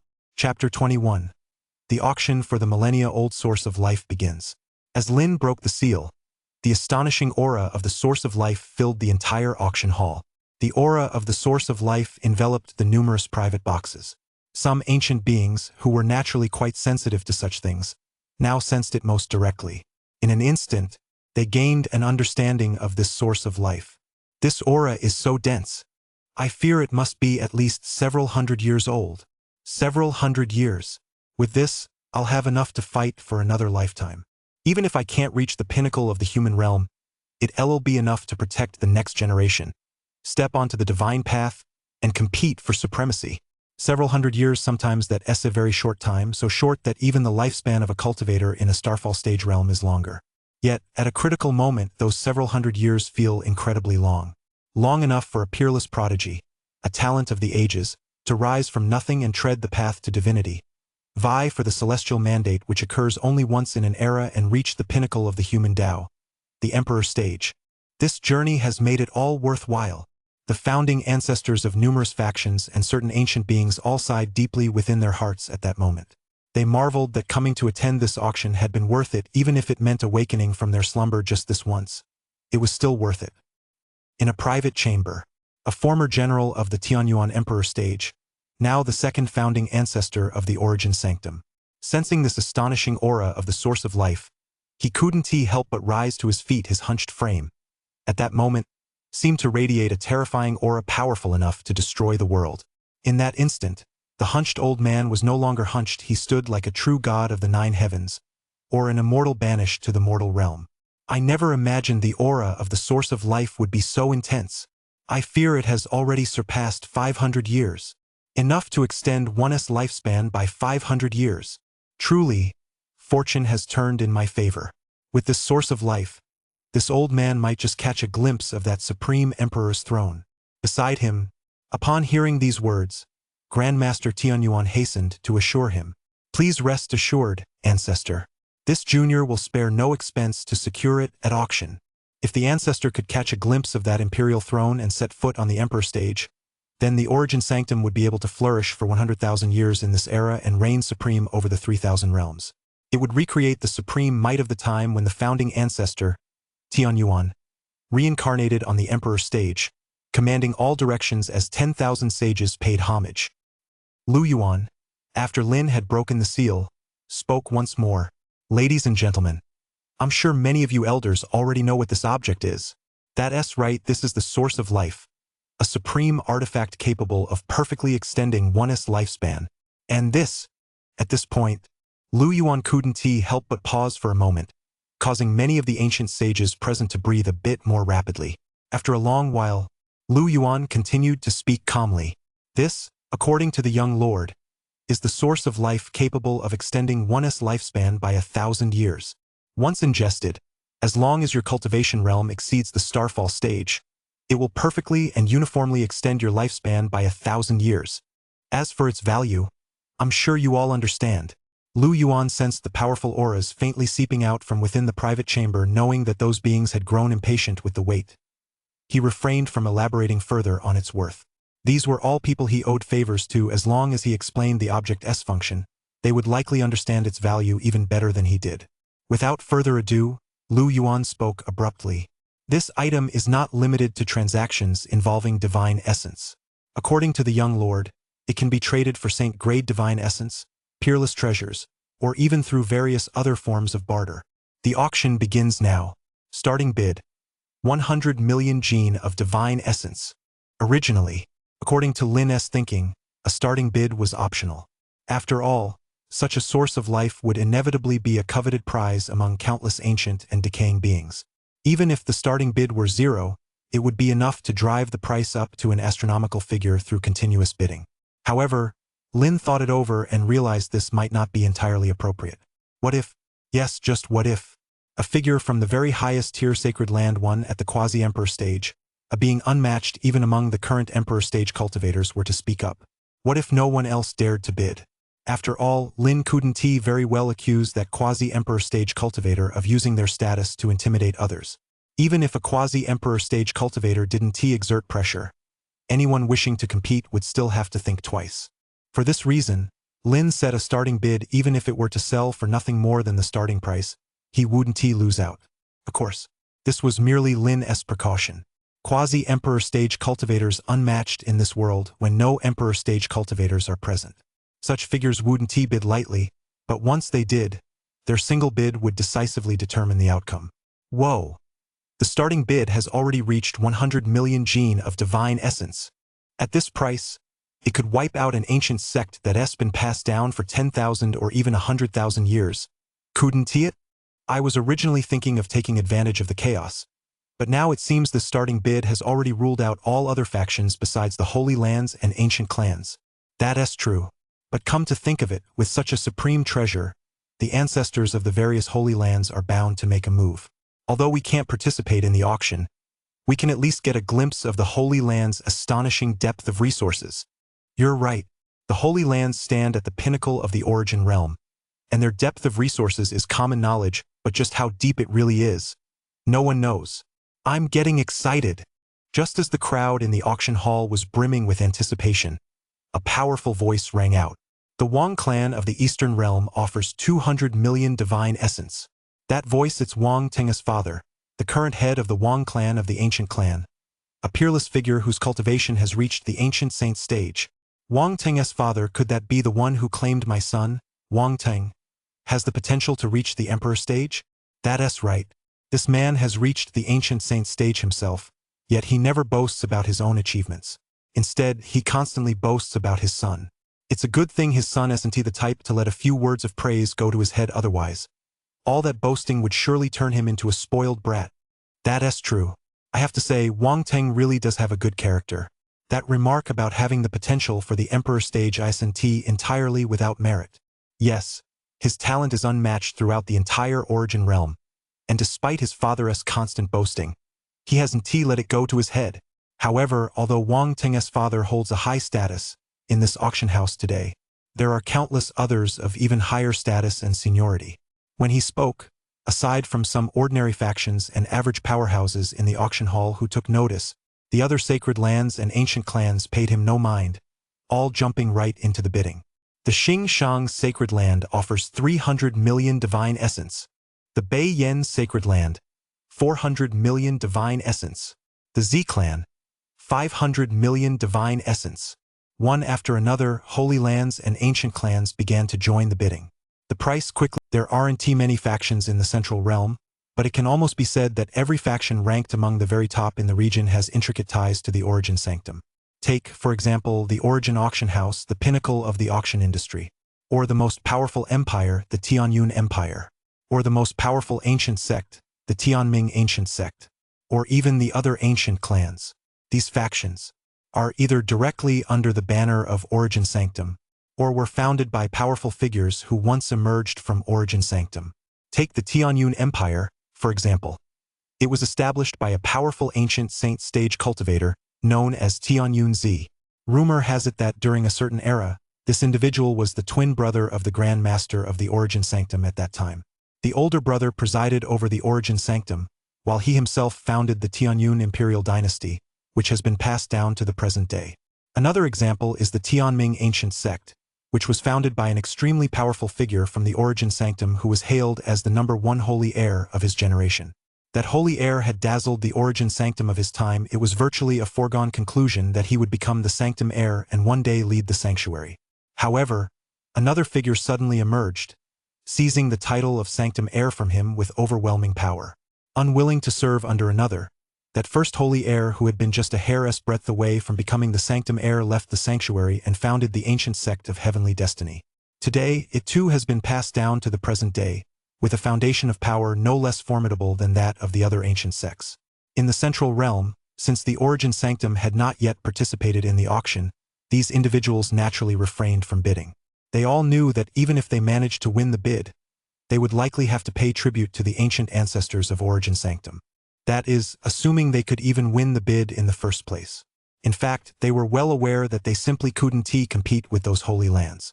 Across the entire central realm, 80% of the resources lie within origin sanctum.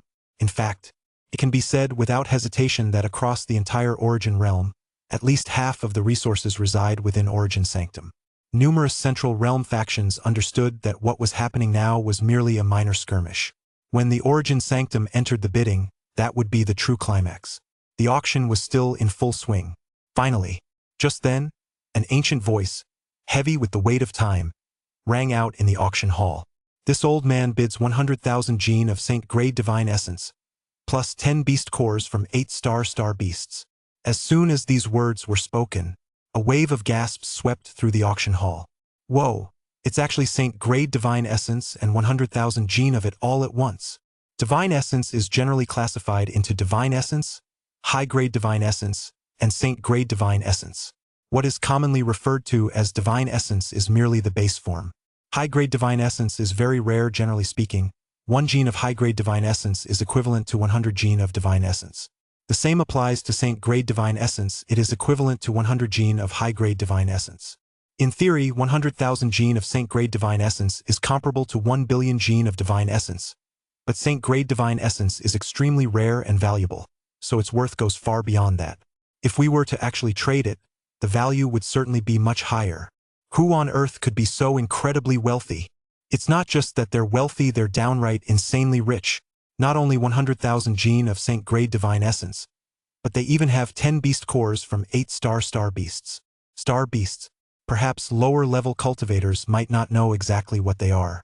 But among those present, there were powerhouses who were well aware. Upon reaching the starfall stage, one can channel the power of the stars for cultivation and even pluck an ancient star from the heavens.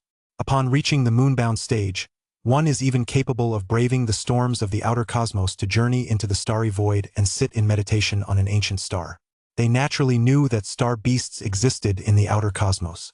The weaker ones fed on fragments of ancient stars in the outer cosmos to strengthen themselves. The more powerful ones could even devour entire ancient stars, consuming them whole. Star beasts were the last thing beings at the moonbound stage or higher wanted to encounter in the outer cosmos. Generally speaking, an encounter with one was practically a 1 in 9 chance of survival. After all, even the weakest star beasts, those that have only recently been born, possess strength comparable to the starfall stage. Having devoured numerous fragments of ancient stars, they possess massive bodies and physical forms beyond imagination, making them far more difficult to deal with than cultivators of the same realm. Moreover, the starry skies are their home. They move with greater ease there, and the strength they can unleash is even greater. And now, someone has actually offered 10 beast cores from 8 star beasts. 8 star beasts that S equivalent to the ancient saint stage level. For such creatures, devouring an ancient star is as effortless as an ordinary cultivator taking flight. Just how powerful must this person be to have hunted down 10 star beasts and obtained their beast cores? Wait, I know who it is. Who?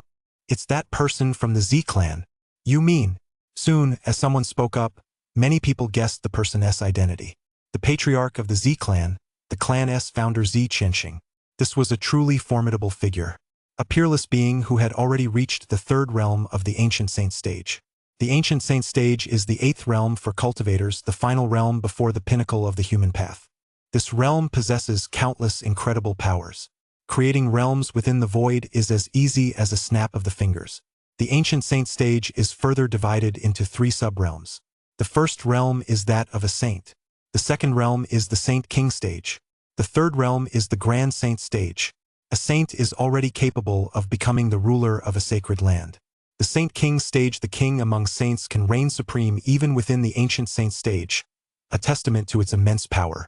And this founder of the Z-clan has reached the third realm of the ancient saint stage, the grand saint stage, with the emperor stage absent and the quasi-emperor stage long dormant. The grand saint stage stands as the true pinnacle and invincible, supreme existence that has remained unmatched for thousands upon thousands of years.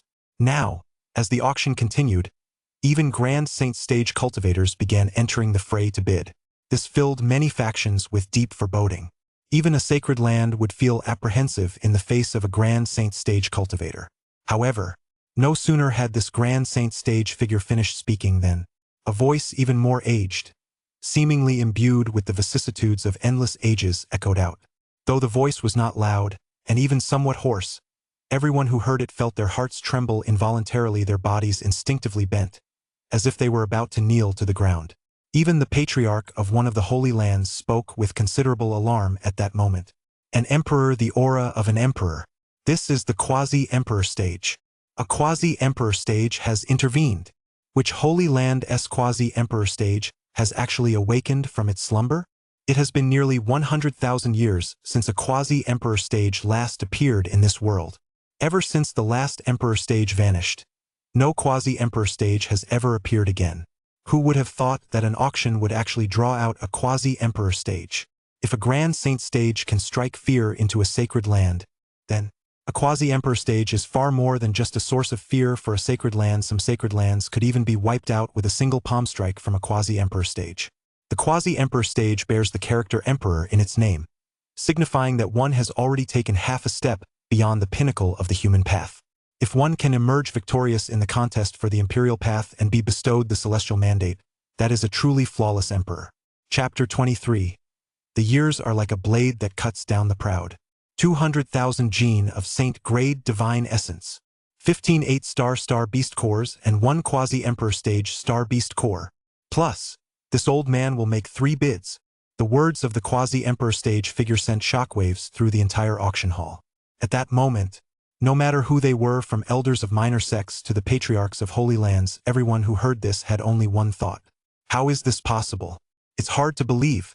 The price offered by this quasi-emperor stage figure was simply staggering. 200,000 gene of saint-grade divine essence that was already unimaginable. Even a holy land would need a long time to gather that much. It might be the amount a single holy land could amass over 100 years. With that much divine essence, one could easily cultivate a Saint King stage cultivator at the second realm of the ancient saint stage. In fact, cultivating a grand saint stage cultivator at the third realm of the ancient saint stage might not even be out of the question. And this was merely one of the lowest prices mentioned by a quasi-emperor stage cultivator. 15 8-star beast cores and 1 quasi-emperor stage level star beast core. Their value was by no means inferior to that of 200,000 gene of saint-grade divine essence, especially since it included a quasi-emperor stage level star beast core. This signifies that the fall of a star beast equivalent to the quasi-emperor stage is undoubtedly an earth-shattering event. Although the quasi-emperor stage is not as flawless as the emperor stage, nor does it reign supreme over the 3,000 realms with unmatched might like the emperor stage, but they are undoubtedly invincible beings. Unless an emperor stage being intervenes, even a clash between 2 quasi-emperor stage beings would never result in the demise of a quasi-emperor stage being. After all, every being who reaches the quasi-emperor stage possesses extraordinary natural talent and is a prodigy of the ages. But that's not the main point. The key point is that a star beast's entire essence is contained within its beast core. A star beast core of the quasi-emperor stage level has, one might say, devoured at least 1,000 ancient stars. The energy of over 1,000 ancient stars is entirely concentrated within the beast core. The stellar power and other energies it contains are beyond imagination, sufficient to rival the foundational strength of a powerful grand saint stage cultivator. If one were to obtain such a beast core, it could even enable a Saint King stage or grand saint stage cultivator to advance to the quasi-emperor stage. And that isn't even the most astonishing part. A quasi-emperor stage cultivator striking 3 times. That is what is truly astonishing. In this era where no emperor stage cultivators have yet emerged, a quasi-emperor stage cultivator is synonymous with invincibility. For a quasi-emperor stage cultivator to intervene 3 times is an absolute deterrent. It would be more than enough to annihilate even a slightly weaker holy land or even a fallen one. With a quasi-emperor stage cultivator present, it could be said that in the origin realm, aside from the origin sanctum, All other holy lands would have to carefully assess their own strength to determine if they could withstand a single palm strike from a quasi-emperor stage cultivator. In a private room on the top floor of the Wild Sky auction house, Lin was somewhat surprised to hear this quasi-emperor stage figure speak and state their terms. Such terms were already comparable to or even surpassed 1,000 years of life essence. However, Lin wanted to wait a little longer. He wanted to see if anyone else would join the bidding. 3 bids from a quasi-emperor stage figure were certainly tempting, but for now they weren't quite enough to fully sway Lin. After all, Lin possessed the Wild Sky Authority token, and with the privileges it granted, he was absolutely invincible within the Wild Sky auction house. Even without those 3 bids from a quasi-emperor stage figure, no one could threaten the auction house. This condition, which others might view as the most valuable, holds the least value for Lin. On the contrary, the other 2 conditions are far more valuable in Lin's eyes. After all, only those can be converted into auction points. Auction points are what matter most to Lin. Nothing else compares. Inside a private room. This was the Z-Clan's private room. The Z-Clan's founding ancestor, the current clan head, several elders, and the current young lord were all gathered here. Upon hearing the quasi-emperor stage figure speak, the members of the Z-Clan all grew somber. The fact that a quasi-emperor stage figure had spoken essentially meant that the Z-Clan had no chance of obtaining this millennia-old source of life. Although the Z-Clan's founding ancestor was at the Grand Saint stage, there was still a significant gap between him and the quasi-emperor stage. The Grand Saint stage could be found in almost any powerful holy land. But the quasi-emperor stage was different. Currently, as far as the public knew, only the Origin Sanctum possessed it. It could be said that a single quasi-emperor stage cultivator could virtually eliminate the Origin Sanctum and disregard any other holy land. Naturally, the Z-Clan could not compare to such a power. Ancestor! The members of the Z-Clan turned their gaze toward the ancestor, their expressions now tinged with worry. The ancestor had emerged from seclusion specifically for this millennia-old source of life. Who would have thought that their luck would be so poor that they would run into a quasi-emperor stage cultivator who had just emerged from seclusion? Truly, fate can be cruel. Ancestor, what should we do now? Inside the coffin, the Z-Clan's ancestor, Z Chenxing, did not rise. He was far too frail. So frail, in fact, that he did not even wish to climb out of the coffin. It seemed that merely doing so would require an enormous expenditure of energy. Only by remaining within the coffin could he minimize the energy drain caused by his emergence. Upon hearing the quasi-emperor stage speak and sensing the concern of his younger disciples, Z Chenxing felt a heavy weight on his heart. After a long silence, he replied in a hoarse voice, "Very well. Since I've emerged, I might as well take a chance. Otherwise, even if I were to be sealed away again, it wouldn't be for very long." Z Chenxing whispered something to the younger generation of the Z-Clan, then seemed to make a decision. The next moment he spoke in a deep voice. "This old man, Z Chenxing. I bid 250,000 gene of Saint Grade Divine Essence, plus 10-star beast cores, and provided it does not target the Z-Clan, I pledge to serve the Wild Sky auction house for 200 years. During those 200 years, I shall obey the Wild Sky auction house as every command." As soon as these words were spoken, gasps of astonishment rang out clearly. Everyone was stunned by his offer. To obey the Wild Sky auction house's orders for 200 years. A Grand Saint stage cultivator might not be as powerful as a quasi-emperor stage cultivator. But for a Grand Saint stage cultivator to agree to follow orders provided they do not target his own clan, his value could be said to exceed that of a quasi-emperor stage cultivator making 3 separate bids. It seems this Grand Saint stage from the Z-Clan really is nearing the end of his days. Indeed, otherwise he wouldn't have resorted to such a desperate measure. To voluntarily admit to having served the Wild Sky auction house for 200 years unless he were truly backed into a corner, he would never have said such a thing. Throughout the auction hall and its many private rooms, numerous powerful figures murmured in astonishment. Time is the sharpest blade against the mighty. Time cuts down even the most brilliant talents like a blade. Every Grand Saint stage and quasi-emperor stage cultivator, who among them wasn't once a peerless being in the prime of youth, brimming with ambition to ascend to the 9 heavens and tread the path of an emperor? Yet, under the scouring of time, though their hearts remain invincible, their bodies have long since lost the invincibility of their youth. Time has dealt countless blows to their bodies. Time, like a blade, cuts down the prodigies. That is exactly how it is. Upon hearing these words, Lin's heart stirred. This was the first time Lin had felt even the slightest temptation. If a Grand Saint Stage cultivator were to join the Wild Sky auction house for 200 years, it would be more than enough to complete that system quest. The system quest: recruit a powerhouse at the Ancient Saint Stage or hire to serve as a guardian. A single Grand Saint Stage cultivator would be more than enough to complete the quest. However, just as Lin was about to make his final decision, the Quasi-Emperor Stage's voice rang out once more. Chapter 24. The Quasi-Emperor Stage's Decision. In the private room where the Z family was gathered. Upon hearing the Ancestor's words, the expressions of the many younger generations of the Z family all changed. Ancestor, there's no need for that. If anyone must go, let it be us, the younger generation. There's no need for the Ancestor to personally go to the Wild Sky auction house. That's right, Ancestor. Let me go instead. I'm willing to follow the Wild Sky auction house's orders for 1,000 years, so that you may obtain this source of life. Hearing these words, Zi Qianqing felt a sense of satisfaction welling up inside him, a smile playing at the corners of his mouth. Very well.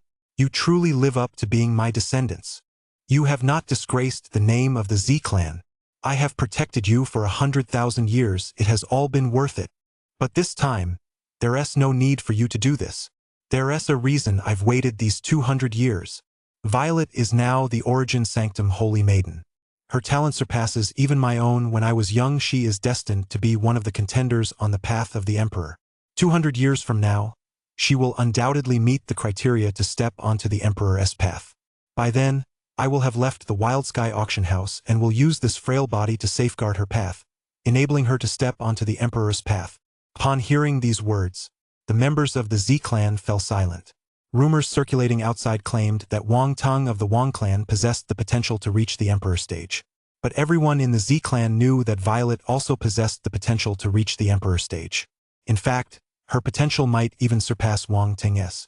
However, the members of the Z clan knew that it would be difficult to cultivate Violet with the Z clan's resources, so they sent her to the Origin Sanctum at a very young age. As soon as she was admitted to the Origin Sanctum, the third ancestor of the Origin Sanctum emerged and took her as his disciple. Violet lived up to expectations and has now become the Origin Sanctum's Holy Maiden. In fact, it is not impossible for her to become the Sanctum Heir. If she were to become the Sanctum Heir, once the Celestial Mandate appears, the Origin Sanctum would undoubtedly spare no effort to help her seize it and attain the Emperor stage. At that point, the Z clan would have a pillar of strength to carry on its legacy, renewing its glory for another 100,000 years, perhaps even surpassing its current splendor. However, if an ancestor were to protect her path and help Violet ascend the path of the Emperor, the outcome would likely be fraught with danger. The struggle for the imperial path is a contest among the prodigies of the ages and equally so among their protectors. Prodigies of the ages clash with one another, prodigies clash with their protectors, and protectors clash with one another. Once that stage is truly reached, given the brutality of the imperial path, the Ancient Saint stage will be teeming with practitioners, and the Grand Saint stage will be commonplace. Even those at the Quasi-Emperor stage would be in danger. The Ancestor's act could be described as burning his remaining body to achieve a moment of brilliance. Ancestor, it is we, your descendants, who have failed you. You founded the Z clan, bestowed upon it fame and heritage, yet in the end, you still have to worry about us, your descendants. We are unfilial descendants. The atmosphere in the private chamber grew heavy. There's no need for that. Death is everyone's ultimate fate. For me to shine one last time in the Imperial Path contest is a glorious way to die, far better than lying quietly in a coffin, waiting for death. Just then, as soon as Zi Qianqing finished speaking, a voice from the Quasi-Emperor stage rang out. I am Lance, one of the generals serving under His Majesty, the Tianyuan Emperor. I am willing to contribute 500,000 gene of Saint-grade divine essence, 15 8-star beast cores, plus 1 Quasi-Emperor stage star beast core. On top of that, I'll follow the Wild Sky auction house's orders for 100 years, provided I don't target the Origin Sanctum. As soon as those words were spoken, Zi Qianqing instantly seemed to deflate. He knew that since even this Quasi-Emperor stage figure had spoken so decisively, he no longer stood a chance. No one would be foolish enough to choose the Grand Saint stage over the Quasi-Emperor stage. Any sane person would know to choose the Quasi-Emperor stage. Ah, it seems this is the will of heaven. Once the auction is over, take me back and bury me again. Bury me deep. And when Violet is ready to tread the path of the Emperor, wake me up. Having said that, Zi Qianqing lay back in his coffin and closed his eyes clearly. He no longer wished to participate in the bidding. Lance's words from the quasi-emperor stage had completely dashed Zi Qianqing's hopes. At the same time, they sent a wave of shock through everyone present at the auction house. This quasi-emperor stage cultivator was, to everyone's surprise, one of the generals who had once served under the Tianyuan emperor stage. It has been several eras, hundreds of thousands of years since the time of the Tianyuan emperor stage. And yet, one of his generals is still alive. Lance, even some of the most ancient sacred sites, felt a pang of unease upon hearing this name. It was as if, from the ancient records of the sacred lands, they could see the invincible figure who once stood before the Tianyuan emperor stage, shattering the 3,000 realms with a single divine spear. Any one of the Tianyuan emperor stage S9 great generals was a quasi-emperor stage level being. Lance was one of them. What was even more terrifying was that Lance had actually been willing to follow the Wild Sky Auction House's orders for 100 years. This not only surprised many holy lands but also prompted them to engage in deep reflection. From start to finish, the person from the Wild Sky Auction House who had written the invitation seemed never to have appeared. Could it be that this quasi-emperor stage figure, Lance, had sensed something, which is why he was willing to set aside his pride and serve the Wild Sky Auction House for 100 years? Otherwise, they could not understand why a quasi-emperor stage would do such a thing. A quasi-emperor stage cultivator certainly values his life, but one who has served an emperor stage cultivator and who was once a general under an emperor stage would absolutely never sell himself out simply out of fear for his life. That is utterly impossible. Unless the other party is stronger than him, or there is some other secret unknown to others. Ancestor, you. Upon hearing Ancestor Lance's words, Patriarch Tianyuan's face was also filled with astonishment. Lance smiled. It's no big deal, it's only 100 years. 100 years is but the blink of an eye. By then Violet, or perhaps the Sanctum heir, should be stepping onto the Emperor's path. I may even be able to battle on the path of the Emperor once more and witness the birth of another Emperor stage cultivator. Besides, there appears to be a mysterious, invincible figure at the Wild Sky Auction House. Even if they aren't an Emperor, they're not far off. I won TB at a disadvantage. Upon hearing this, Patriarch Tianyuan said no more. Since the Ancestor had already made up his mind, what else could he say? In the auction hall, atop the auction podium. At that moment, Lu Yuan, the chief auctioneer, was completely dumbfounded. He never imagined that the auction would draw out a Grand Saint stage cultivator and a quasi-emperor stage cultivator. Even more terrifying was this. Both a Grand Saint stage and a quasi-emperor stage cultivator had actually offered terms allowing the Wild Sky Auction House to command them. Such terms were unimaginable for a cultivator like him, who hadn't yet reached the Starfall stage. For a moment, he was so overwhelmed by the shock that he forgot to bring the auction to a close. It wasn't until a voice reached his ears that he realized he zoned out. He quickly snapped back to his senses and announced, "This auction item, the Millennium Life Essence, is won by Senior Lance of the Quasi-Emperor stage. I hereby declare this auction closed." With a light tap of the gavel, the auction finally came to a close. Chapter 25. Lin sends a mental message to invite a Grand Saint stage expert. Ding! Congratulations, host, on auctioning off 500,000 gene of Saint-grade Divine Essence. Would you like to convert this into auction points? Yes. Saint-grade Divine Essence is extremely precious. Only cultivators at the Ancient Saint stage can use it. This type of Divine Essence can be considered one of the foundational assets of a sacred land. The path of cultivation requires wealth, techniques, a place to practice, and a companion. Wealth comes first, and by wealth we mean resources. However, Lin is currently only at the Nexus stage, so he cannot use the so-called Saint-grade Divine Essence. Naturally, he converted it all directly into auction points. Ding!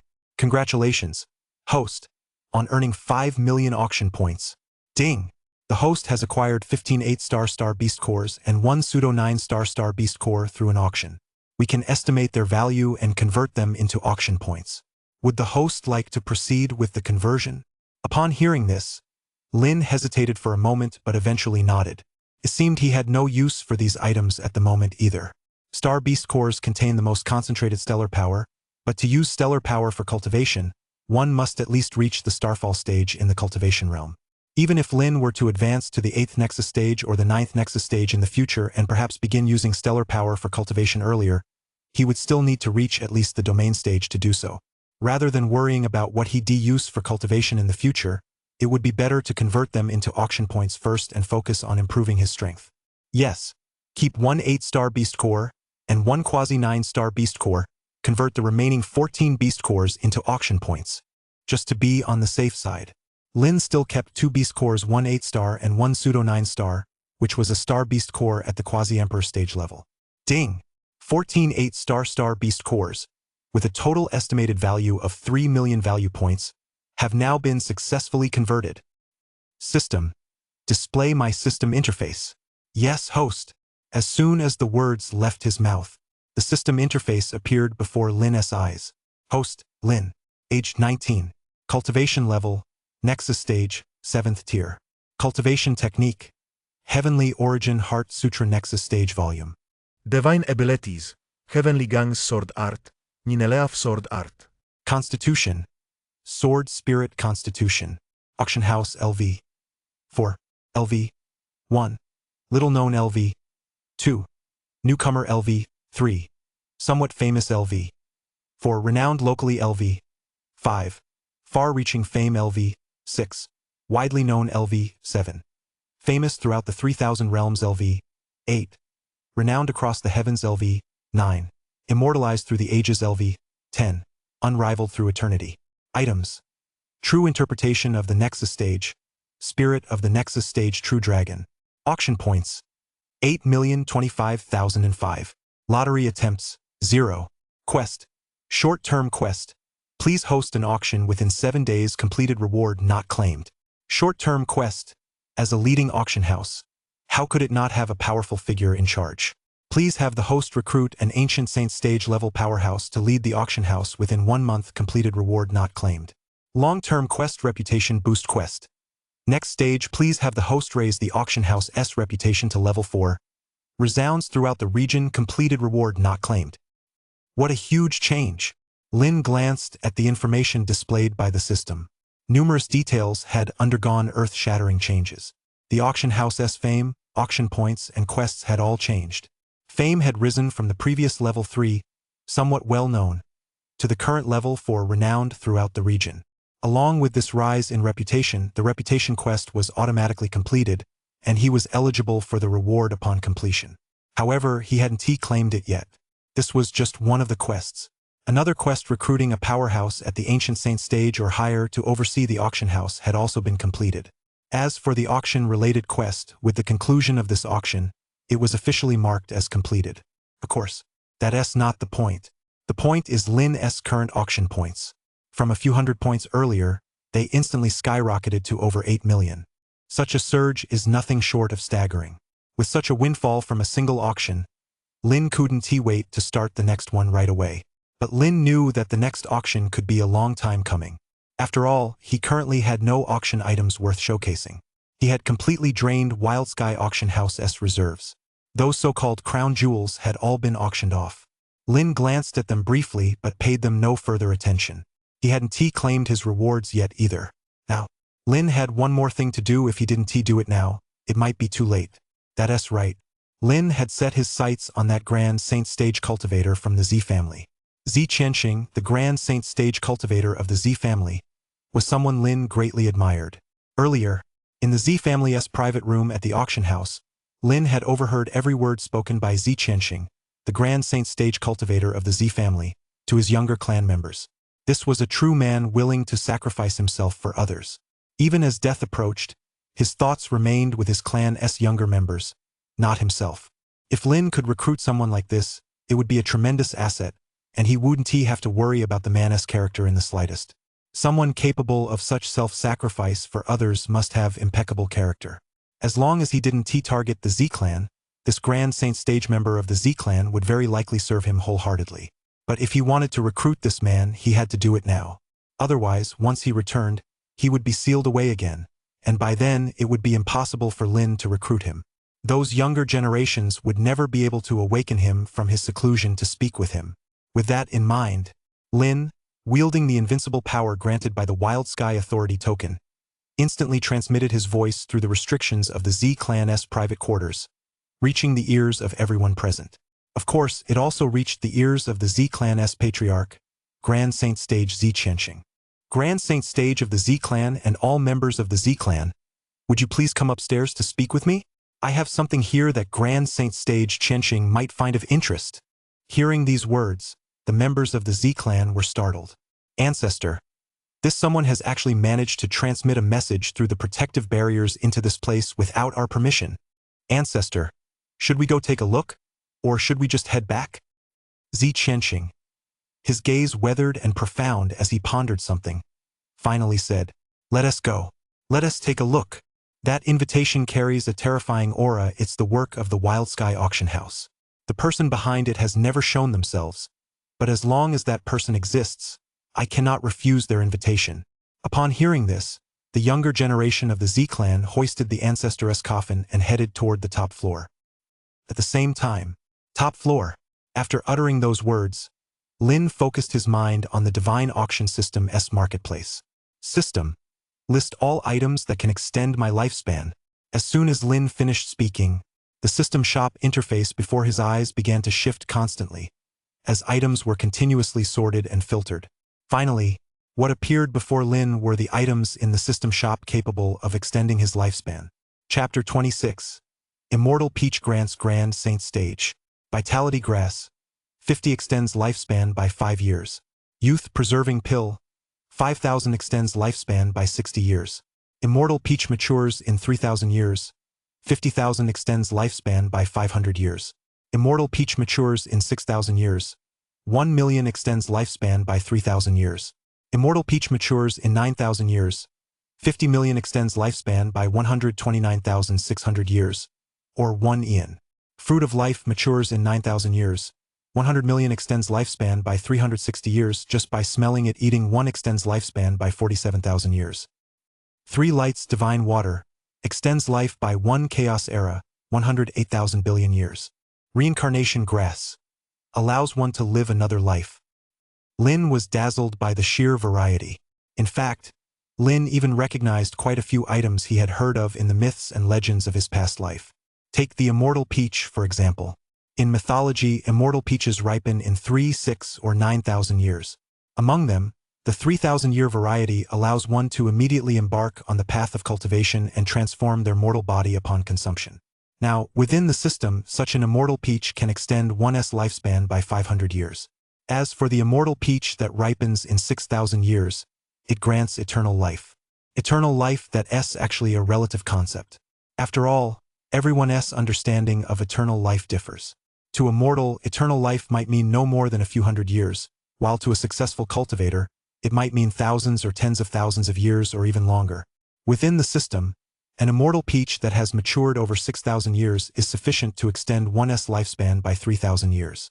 Lin could only say that, true to its reputation as the immortal peach of myth, a single one could actually extend one's lifespan by 3,000 years longer even than the cluster of life essence Lin had possessed before. Of course, Lin knew that the source of life was the origin of all life in the world. The fact that that cluster of the source of life extended his lifespan by 1,000 years simply meant that the amount of the source of life it contained was only enough to extend his lifespan by 1,000 years. If there were enough of the source of life, it would naturally be able to extend one's lifespan even further. As for the immortal peach that would mature in the next 9,000 years, it could actually extend one's lifespan by an entire epoch. One era spans 129,600 years, equivalent to a single epoch in this world. One can only imagine the earth-shattering impact if such an immortal peach were to be discovered and its effects made known. By then, it wouldn't be as simple as just a grand saint or a quasi-emperor emerging from seclusion. It could even spark a conflict on par with the struggle for the imperial path. Of course, Lin didn't need to even think about it right now. He simply didn't have that many auction points. To raise 50 million auction points, the amount required for an auction of today's scale, Lin would have to host 7 or 8 such events just to scrape it together. Even if he could actually raise that much, Lin wouldn't spend it to recruit a Grand Saint Stage cultivator. It just wouldn't be worth it. On the other hand, that ginseng fruit was quite surprising. Its life-extending effects aren't as potent as those of the 9,000-year-old immortal peach, yet it's even more expensive. As Lin surmised, this might have something to do with its origin and effects. As for its origin, the ginseng fruit tree is a spiritual root of heaven and earth, an innate spiritual root whose origins are beyond imagination. As for its effects, Merely inhaling its scent can extend one's life by 360 years and affect the immortal peach lax. However, regardless of their prices, Lin simply couldn't afford any of them. As for the other longevity items further down the list in the store, they were almost beyond imagination. The 3 lights divine water, that string of zeros would take Lin half a day just to count. The reincarnation grass, though relatively cheaper, was an item that allowed one to enter the cycle of reincarnation and return to a new life, something equally beyond Lin's current comprehension. And yet, this wasn't even the most terrifying part. At the very bottom of the longevity items, there was one item, the source of life of the 10,000 realms, and that was the most terrifying of all. Priceless and offering infinite lifespan. Infinite lifespan isn't that just immortality? As for the priceless label, Lin didn't understand what the point was of listing it in the store. In any case, this was beyond Lin's current comprehension. Lin's gaze finally settled on the 3,000-year-old immortal peach. For now, this was the most suitable option. Extending his lifespan by 500 years was acceptable, and the price was within Lin's budget for recruiting a Grand Saint stage cultivator. Buy! Lin spent 50,000 auction points to purchase the lowest grade immortal peach. Once he had the immortal peach in hand, Lin took a whiff and immediately felt as light as a swallow. Truly worthy of an immortal artifact. After Lin completed his purchase, a voice rang out. It turned out that Lu Yuan, accompanied by the members of the Z family, had been waiting outside his private room. "Come in," Lin said calmly. Then, the members of the Z family carried a coffin into Lin's private room. Wow. Lin couldn't help but chuckle inwardly. Is everyone in this fantasy world this carefree? Just walking around carrying a coffin like that? Lin merely made a sarcastic remark about it and didn't give it another thought. He knew that inside the coffin lay that Grand Saint stage cultivator from the Z family. As the coffin touched the ground, the Z family's Grand Saint stage sat up from within and offered a greeting. "This old man is Z Qianxing. It is an honor to meet you, young Lord Wildsky. May I ask what business brings you to this old man's withered form?" Lin smiled and held up one finger. "I want to make a deal with you." "A deal?" Z Qianxing was taken aback for a moment, then shook his head. "If young Lord Wildsky wishes to make a deal, you should speak with the current head of the Z clan. As for this old man's wretched, broken body, it makes no difference whether I make a deal or not. I'm destined to fall into slumber as soon as I return. What if I told you that I could spare you from that slumber and extend your life by several hundred years?" The moment those words were spoken, the eyes of everyone from the Z clan lit up, and they all turned to look at Lin. They had almost forgotten that the Wildsky auction house was capable of auctioning off the essence of life. Was it possible that Lin possessed other items capable of extending one's lifespan? Even Z Qianxing, who had initially shown little interest, couldn't help but rise from his coffin, his expression tinged with excitement. "Young Lord Wildsky, could it be that you have more of the source of life?" Lin shook his head. However, an object soon appeared in Lin's hand. The immortal peach came into view. "But this young master still has this." As the immortal peach appeared, some of the more powerful members of the Z family were instantly startled. What astonishing vitality! It seems to possess a special aura as well. Lin smiled faintly.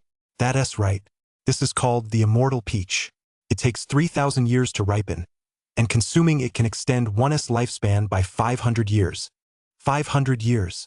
Upon hearing this, the members of the Z clan were stunned. Though it didn't match the 1,000-year lifespan extension granted by a 1,000-year-old source of life, 500 years was still more than enough to leave anyone in awe. Z Qianxing, a grand saint of the Z clan, had actually calmed down by this point. "Young Lord Wildsky, I wonder what kind of deal you're proposing?" "It's very simple," Lin said. "You'll serve as the guardian of the Wildsky auction house for 100 years. During that time, you'll follow my orders. After 100 years, you're free to leave. Of course, as long as I'm safe during those 100 years, you may continue to look after the younger generation of the Z family. If you agree to these terms, I'll personally present this immortal peach to you." Originally, Z Qianxing had assumed Lin would propose an unacceptable condition. Unexpectedly, the final offer turned out to be just that. This condition was far too simple, exchanging 100 years of obedience for 500 years of life. It was all worth it. Little did he know, Lin was offering this because he saw that Z Qianxing, standing before him, had good character. If Z Qianxing's character had been mediocre, Lin would have simply forced him into submission using the authority of the Wild Sky Authority token and made him a servant on the spot. Lin took a favorable view of Ziqianxing, so he relaxed the terms considerably. After all, it was thanks to his intervention that Lin's final auction item fetched such a price. Otherwise, it would have been absolutely impossible to recruit a quasi-emperor stage cultivator. This is what they call involution. Sure enough, involution is a universal law that exists across all heavens and realms. Chapter 27. The Cruel Battlefield Beyond the Realm. I agree. The Z-Clan Patriarch, Grand Saint Stage Ziqianxing, didn't he hesitate for long before giving his consent. Good. Let us sign the contract. With that, Lin took out a contract, an extra perk from that recruitment mission. It wasn't strictly necessary to have such a contract for the mission to count as a success. It could have been completed without signing it. It was similar to hiring a worker in his previous life and signing a contract. But in reality, it's often fine not to sign a contract. It mainly comes down to personal integrity. The contract is merely a form of constraint. Deep down, Lin trusted that Ziqianxing would honor his word. But since such a contract was available, Lin felt it would be wise to use it. At the very least, this way he could truly put his mind at ease and not worry about them going back on their word. Ziqianxing looked at the contract. The contract was simple, just a single line of text. Recruitment contract. Today, agrees to serve the Wild Sky Auction House for 100 years, after which he shall regain his freedom. Recruited party. Recruiting master. After Lin and Ziqianxing signed their names, the contract was officially sealed. The contract was concluded. Lin then handed the Immortal Peach to Ziqianxing. Ziqianxing carefully accepted the Immortal Peach and then offered his thanks. This old man, Ziqianxing, thanks you, young lord. For the next 100 years, I shall abide by the contract and never break it. Lin nodded slightly. He then turned to the members of the Z family. We have some guests here. I wonder if the Z family would like to stay and watch with us. Or perhaps. Upon hearing Lin's words, the members of the Z family immediately shook their heads. This is a matter for the Wild Sky Auction House. It would be inappropriate for us to interfere. Ancestor, young lord of Wild Sky, will take our leave now. We'll come pay our respects again when we have the time. Lin replied, please feel free to go. The members of the Z family departed. Ziqianxing, however, remained behind, as he had been recruited by the Wild Sky Auction House and had served under their direction for 100 years. Lin looked at Ziqianxing and said, Senior, you may leave as well. Please take the Immortal Peach first. Ziqianxing shook his head. The auction has just ended. I'll stay here. If anyone harbors any mischievous intentions, I can help the young lord deal with them. As you wish. Since Ziqianxing had said so, Lin didn't press the matter. Although Lin knew who was coming next, if that person truly had ulterior motives, Ziqianxing might not be able to stop them. However, since he had so quickly come to terms with his new status, Lin felt quite gratified. He knew when to step up and when to step back. One should fulfill the duties befitting one's position. Clearly, Ziqianxing understood this very well. For any other powerful figure, such a drastic shift in status might take some time to adjust to. After all, to go from being the founder of an ancient clan, the clan's patriarch, a peerless powerhouse at the Grand Saint stage, to becoming someone who is now at others' beck and call. That's a massive disparity. Yet Ziqianxing didn't seem to feel this sense of disparity at all. He quickly slipped into his new role, which actually surprised Lin. Just then, a voice came from outside the door. Young Lord, Patriarch Tianyuan has arrived to pay his respects. Please have them come in. Inside the Wild Sky Auction House, nothing escaped Lin's notice. Their arrival was clearly within his field of vision. The door to the private room opened, and the three stepped inside. The visitors were the Patriarch of the Origin Sanctum, whom Lin had long taken note of, the Holy Maiden Violet of the Origin Sanctum, with whom Lin had once crossed paths, and that quasi-emperor stage ancestor. Not so long ago, Lin had been nothing more than an ordinary inner disciple at the Origin Sanctum. Even a common elder could have easily overpowered him. Now, although in terms of strength, there was still a chasm-like gap between Lin and the people before him, at least in terms of status, he could sit alongside them and converse as equals. After exchanging pleasantries, they quickly got down to business. Holy Maiden Violet spoke first. Young Lord Lin, I am truly sorry for what happened to you. I had no idea that because of me, you would be expelled from the Holy Sanctuary. This was all my doing. Please do not hold the Holy Sanctuary responsible, young Lord Lin. I am willing to do one thing for you to make amends. Violet looked at Lin as she spoke slowly. In the past, she had indeed praised Lin. But back then, the gap between their statuses was as vast as heaven and earth. She was the holy maiden of the Holy Land, while Lin was merely an ordinary inner disciple. A single word of praise from her was enough to cause a minor stir within the Holy Land. Even though she did not like to act high and mighty, the difference in their statuses at that time inevitably placed her in a position of superiority, looking down upon all the other disciples of the Holy Land. And now, she found herself apologizing to Lin. Although she felt quite indifferent about this apology and didn't find it awkward, Violet couldn't help but feel a sense of wonder at this shift in their statuses. Lin listened to Violet's apology with mixed feelings. For such a pampered princess to set aside her pride, even when she hadn't done anything wrong, and willingly take the blame upon herself, was truly rare. A woman like this is bound to achieve extraordinary feats in the future. Not to mention, her innate talent is exceptionally high. So far, aside from that rather mysterious woman in red from the Origin auction house, the auction master, Violet standing before him possessed the highest innate talent, almost on par with the group of prodigies at the Starry Sky Dojo in the Nexus Stage True Unlock Marble World.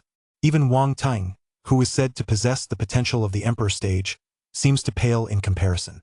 Lin sighed inwardly. Had he not been granted such a stroke of luck, the Origin realm of the future would undoubtedly be the stage for Violet, Wang Ting, and that Tianyuan auction master. Looking at Violet, Lin shook his head.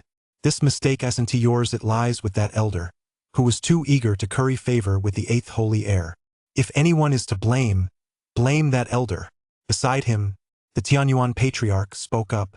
Young Lord Wildsky, that elder was indeed at fault, but he is, after all, an Origin Sanctum elder. His transgression should be judged and punished by the Holy Land itself. I have already sent him to the Outer Realm battlefield. He is forbidden from returning to the Holy Land for 100 years. Upon hearing this, Lin had no further questions. The Outer Realm battlefield. Rumor has it that this is an extremely brutal place of trial. It is the most brutal and fiercely competitive place in the entire 3,000 realms. The Outer Realm battlefield is divided into 3 parts. The first part is the 100 Battles continent. In the Origin realm, only those whose cultivation realm has reached the Starfall stage may enter the 100 Battles continent.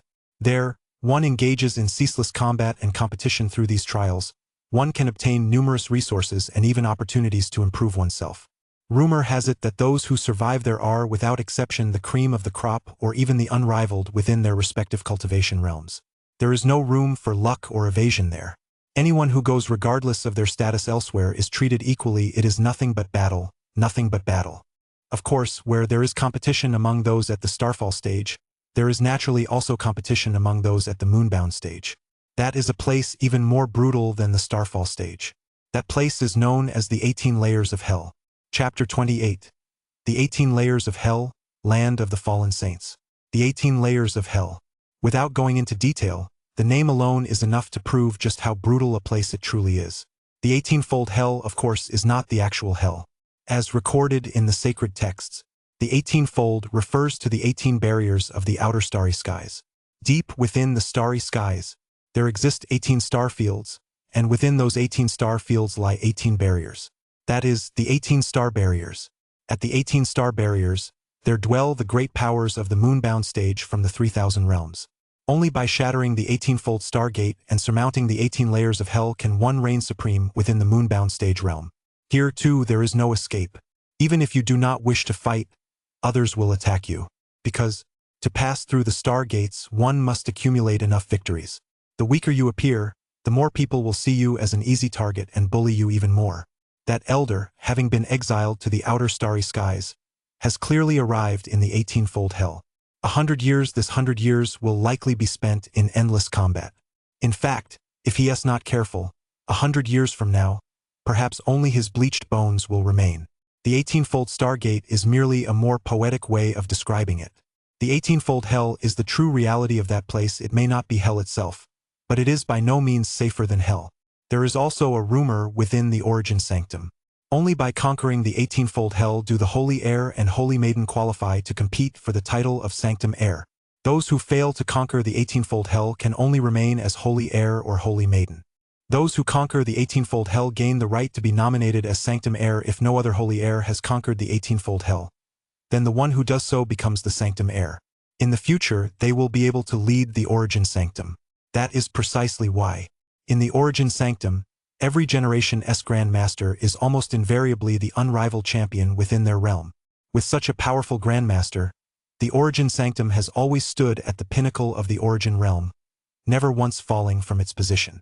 Currently, as far as Lin knows, it seems only 3 holy heirs have gone to the outer realm battlefield. As for the others, they are either still undergoing rigorous cultivation or gaining experience throughout the origin realm. If one cannot even defeat the younger generation of the origin realm, what qualification do they have to set foot on the battlefields beyond the realm? In the world of Xuanhuan, achieving a lofty position has always been forged through ceaseless combat. If one dares not fight, one can only crawl on one's belly. Of course, the 100 Battles continent and the 18 layers of Hell Xingguan, these two are not even the cruelest of the battlefields beyond the realm. The most brutal of all is this third place. The third place is the land of fallen saints. This is the battleground for those at the ancient saint stage. Just from the name alone, one can sense just how terrifying this place truly is. Fallen saints, the character fallen alone speaks volumes. Legend has it, at the very end of the land of fallen saints lies the Emperor's path. It is the most brutal and terrifying place in the world. Throughout history, countless peak-level cultivators have shed their blood there, and countless peerless prodigies have met their end there. At the ancient saint stage, wave after wave have fallen. Even those at the quasi-emperor stage have met their end there. Except for the invincible few who have traversed the Emperor's path, reached the pinnacle of the human path, received the celestial mandate, and ascended to the Emperor stage. No one dares claim they can be absolutely safe in that place. Of course, that place is still a long way off for Lin. Perhaps, someday in the future, Lin would also fight his way from the 100 Battles continent all the way to the path of the Emperor. But today, that place was still a long way off for Lin. However, the matter of his own expulsion had been resolved at least. Lin was quite satisfied with that. Throwing that elder into that place was definitely a harsher punishment than anything else in the world. Unless that elder chose to take his own life without an invincible spirit, life there would be absolutely worse than death. Lin was very satisfied with this punishment. Very well, Grandmaster Tianyuan, this action of yours is very much to my liking. From now on, this matter is considered settled. That's good. Upon hearing Lin put the matter to rest, Patriarch Tianyuan breathed a sigh of relief. He had genuinely feared Lin would not let it go. That elder had indeed erred by arbitrarily expelling a disciple, but such a mistake was not, in fact, a major offense. Within the sacred land, while not exactly commonplace, it was hardly a particularly serious matter. The reason for such a severe punishment was none other than the figure standing behind Lin. Now, by imposing a harsher punishment, he hoped Lin would let the matter rest. Otherwise, if it weren't put behind them, the origin realm would likely be drenched in blood. As the Grand Master of Tianyuan, having already made concessions, if Lin still refused to let it go, he would have no choice but to fight. After all, the origin sanctum's dignity must not be compromised. It's best to let it go that way, everything will remain peaceful. He does not fear battle, but that does not mean he actually wants to fight. He will not go to war unless absolutely necessary. The Patriarch of Tianyuan said nothing more and silently stepped back behind the ancestor. As far as he was concerned, his business on this trip had been settled. What remained was the ancestor's business. The ancestor's affairs did not require his intervention. After Grandmaster Tianyuan stepped aside, Lance, a quasi-emperor stage being, finally spoke up. The moment he opened his mouth, he posed a weighty question. "Young Lord Wildsky, may I ask what was that aura on the invitation?" Just as expected. As he spoke, Zi Qianxing, a Grand Saint stage cultivator who had been standing beside Lin, also became noticeably more focused. Clearly, he was also eager to know the answer to this question. But how could Lin possibly reveal it so easily? He merely smiled faintly. "Senior Lance, in 100 years' time, you'll be part of the Wild Sky auction house, so you'll naturally have the chance to see it. Of course, if you change your mind, you can see it right now." Lance shook his head. "Never mind. I'm not the type to go back on my word. 100 years it is, I'll follow your orders for the next 100 years. But if you ever try to take action against the Origin Sanctum, I absolutely refuse to comply. That was a condition you set during the auction earlier. Naturally, I won't let you do such a thing. If the Origin Sanctum ever crosses me, I'll handle it myself." With that, Lin produced the contract and the two quickly signed it once more. And so, Lin's auction house gained 2 new members, 2 figures powerful enough to shake the heavens and earth. One at the Grand Saint stage, one at the Quasi-Emperor stage. Even if some sacred lands wanted to target Wildsky auction house, they'd have to consider whether their own foundations were strong enough. Meanwhile, the auction master of Origin Auction House was stopped by a representative from Wildsky Auction House. "I'm sorry, but the young lord is currently meeting with guests. You cannot proceed for the time being." The auction master of Origin Auction House, accompanied by the head of the Relic Arms Division and another individual, had intended to meet with Lin but was ultimately blocked. Although the auction master of Origin Auction House was eager to find out exactly what kind of person Lin was, she did not press the person blocking her path and waited patiently. Soon, she was informed that the meeting had ended and she could proceed. Without hesitation, the auction master of Origin Auction House, dressed in a red gown, made her way toward the private room on the top floor where Lin was located. Behind her, the division head of the Relic Arms Division, a formidable moonbound stage powerhouse, could only follow cautiously, treading as if on thin ice. As for that spoiled son, a hint of panic was now visible in his eyes. He suddenly realized he seemed to have provoked the wrong person. Chapter 29, Lin's Mysterious Origins. "You're looking for this young master? What's this about?" The Grand Master of Origin Sanctum and Origin Sanctum's Holy Maiden, Violet, had left, leaving Lance behind. Now that Lance had signed a contract to serve Wildsky Auction House for 100 years, he naturally had no intention of leaving. Of course, they could have left immediately after Lance signed the contract. However, Violet discovered that her own ancestor was actually here, so they stayed for a while to speak with him. Zi Qianxing didn't say much to Violet. In summary, he basically told Violet to cultivate diligently in 100 years. Once he regained his freedom, he would protect her path. Violet naturally refused, but since the ancestor had spoken thus, she had no choice. She simply resolved silently within her heart that, 100 years from now, she would cultivate to an extremely profound level 1 where she could subdue all enemies on her own, rendering the ancestor's protection unnecessary. After a few brief exchanges, Violet followed Grandmaster Tianyuan as he departed. Once Grandmaster Tianyuan had left, the woman in red before her finally had the opportunity to approach. This person was none other than the auction master of the Origin Auction House. Behind the Origin Auction House auction master followed a middle-aged man and a young man. The middle-aged man trailed behind the auction master, his eyes cast downward, his expression betraying an inexplicable emotion. It wasn't directed at Lin, but at the woman in red, an expression that bordered on fear. Lin was somewhat curious, but he didn't pay it much mind. As for the young man following behind the middle-aged man, Lin paid him absolutely no attention. He hadn't even set foot in the Nexus stage realm, yet there was really nothing worth paying attention to. The only thing Lin cared about was why the auction master of Origin Auction House, the woman in red, had come to find him. In Lin's eyes, he had never seen anyone who could compare to the woman standing before him. If Lin were asked to name the person with the best innate talent, he might not mention a certain long-forgotten quasi-emperor stage cultivator. Nor would he mention a certain prodigy of ancient times with the potential to reach the emperor stage. Perhaps Lin would name the woman standing before him. In Lin's view, this woman's innate talent was no less than that of the prodigies under the command of the great power who had appeared in the Nexus stage True Interpretation Marble World. Lin did not know who that great power was, nor did he know the extent of their strength. But it was certainly beyond imagination. The prodigies under their command were likely all of extraordinary origin. In that Starry Sky dojo within the Nexus stage True Interpretation Marble World, every one of these prodigies radiated an indescribable aura. Some were sacred, some were powerful, some were ethereal. The likes of Wang Tang, reputed to possess the potential for the emperor stage, could truly be called prodigies of all ages. Lin made a quick, superficial comparison and found that, surprisingly, he was slightly outclassed by the people in the training hall. The woman in red was the only one Lin currently sensed who could compare to those people. That someone like her would be serving as an auction master at the Origin Auction House came as a surprise to Lin. Although her eyes seemed filled with the weariness of time, as if she had lived through many long years, she did not appear to be very old.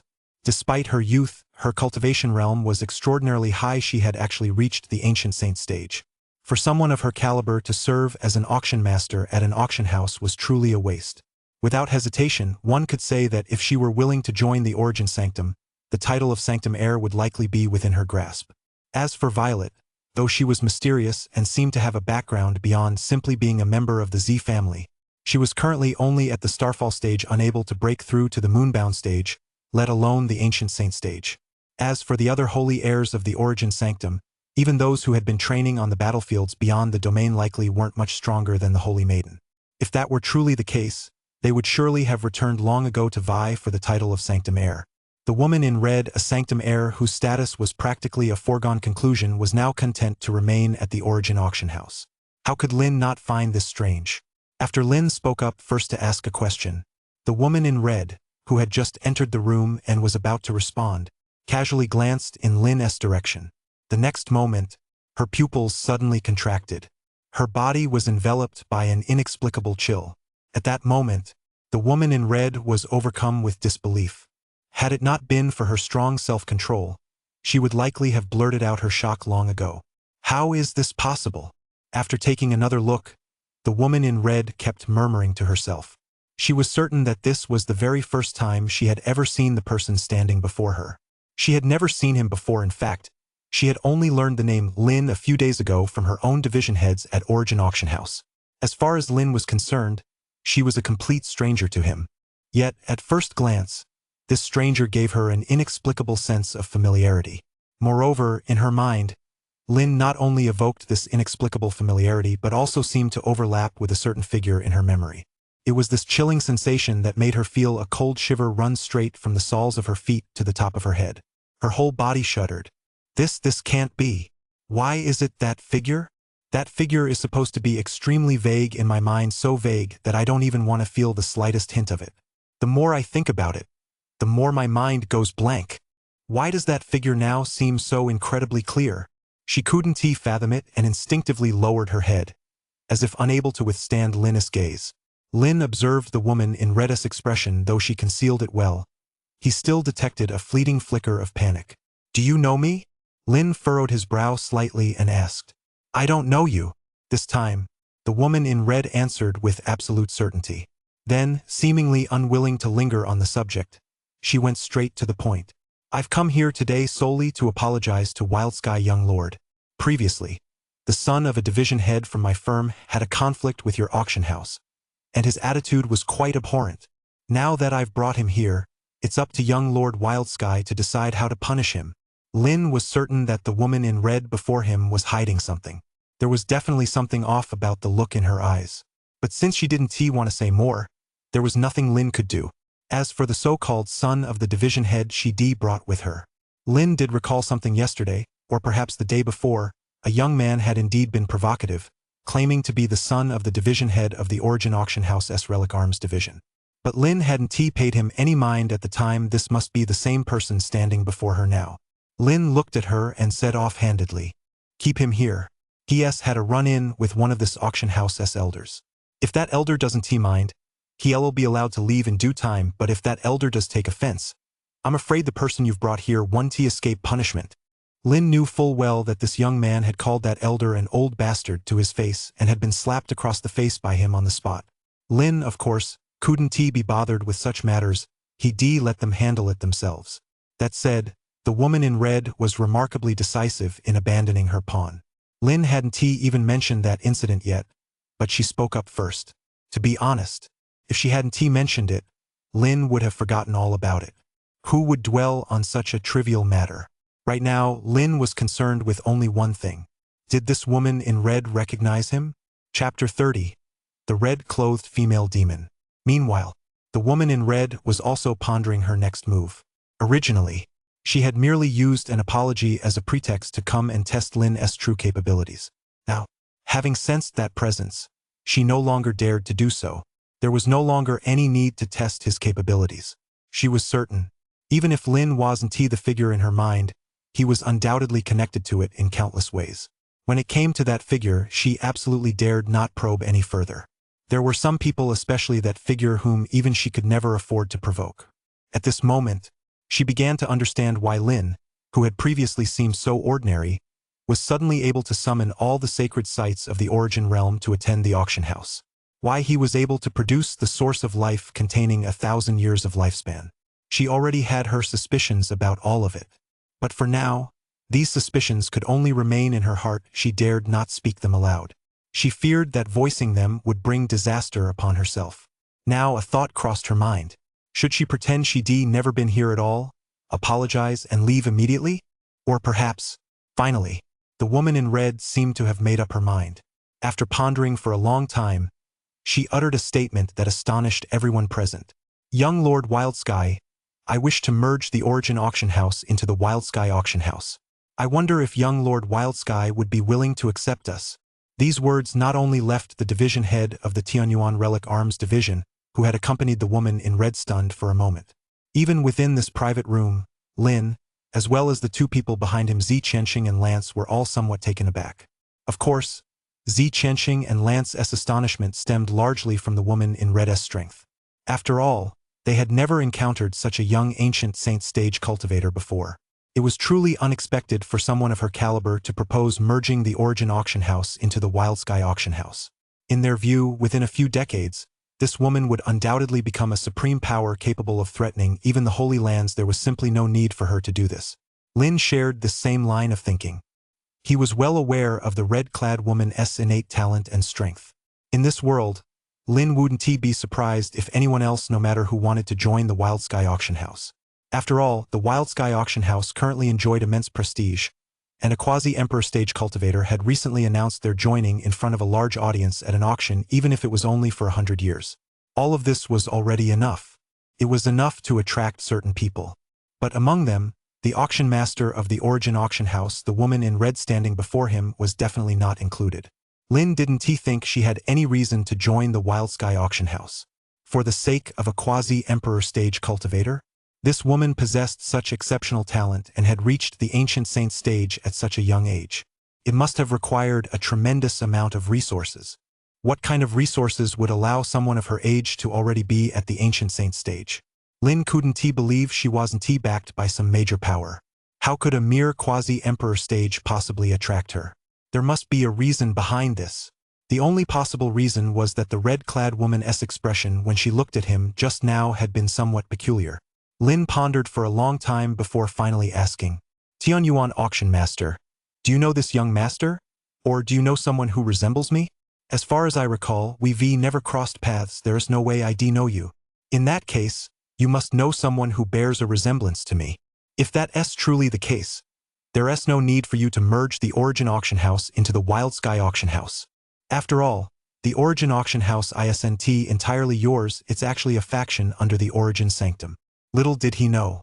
As soon as Lin finished speaking, the woman in red retorted. You, the Tianhuang maiden, really have nothing to worry about. If I'm not mistaken, that quasi-emperor stage figure from the Origin Sanctum is already standing right behind you. With even a quasi-emperor stage figure from the Holy Land standing behind you, the Origin Sanctum wouldn't give a single thought to a mere auction house. Who knows? The Holy Land might even be eager for it. There was some truth to that. The Origin Auction House was, indeed, a faction under the Origin Sanctum. But generally speaking, the Origin Sanctum did not get involved in the management of the Origin Auction House. At most, it required the payment of an annual tribute. Or perhaps the Origin Sanctum would take temporary control when it needed to hold an auction. The rest of the time, the Origin Auction House had full autonomy. If the Origin Auction House were to be merged with the Wildsky Auction House, the Origin Sanctum probably wouldn't interfere. Not to mention that the Wildsky Auction House is currently so influential, and a quasi-emperor stage cultivator from the Origin Sanctum is stationed here. The Origin Sanctum would certainly stay out of it. That being the case, Lin had no reason to refuse, so he nodded decisively. All right, since that's the case, the Origin Auction House will be merged into the Wildsky Auction House effective immediately. As for management, find a successor to take your place.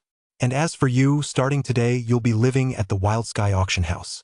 I'll grant you the position of Deputy Auction Master at the Wildsky Auction House. You'll serve as my right-hand man. What do you think? The girl in red, her identity and background remain a mystery. Regardless of the reason, she's coming to me of her own accord. But one thing is certain. Keeping her right under my watch is better than leaving her at Origin Auction House. With the Wildsky Authority token and his unmatched strength, Lin could keep a constant eye on her right under his own nose. He wouldn't feel at ease leaving her elsewhere, especially someone who seemed to know him and harbored secrets. who knew whether she viewed him as an enemy or a friend in her heart.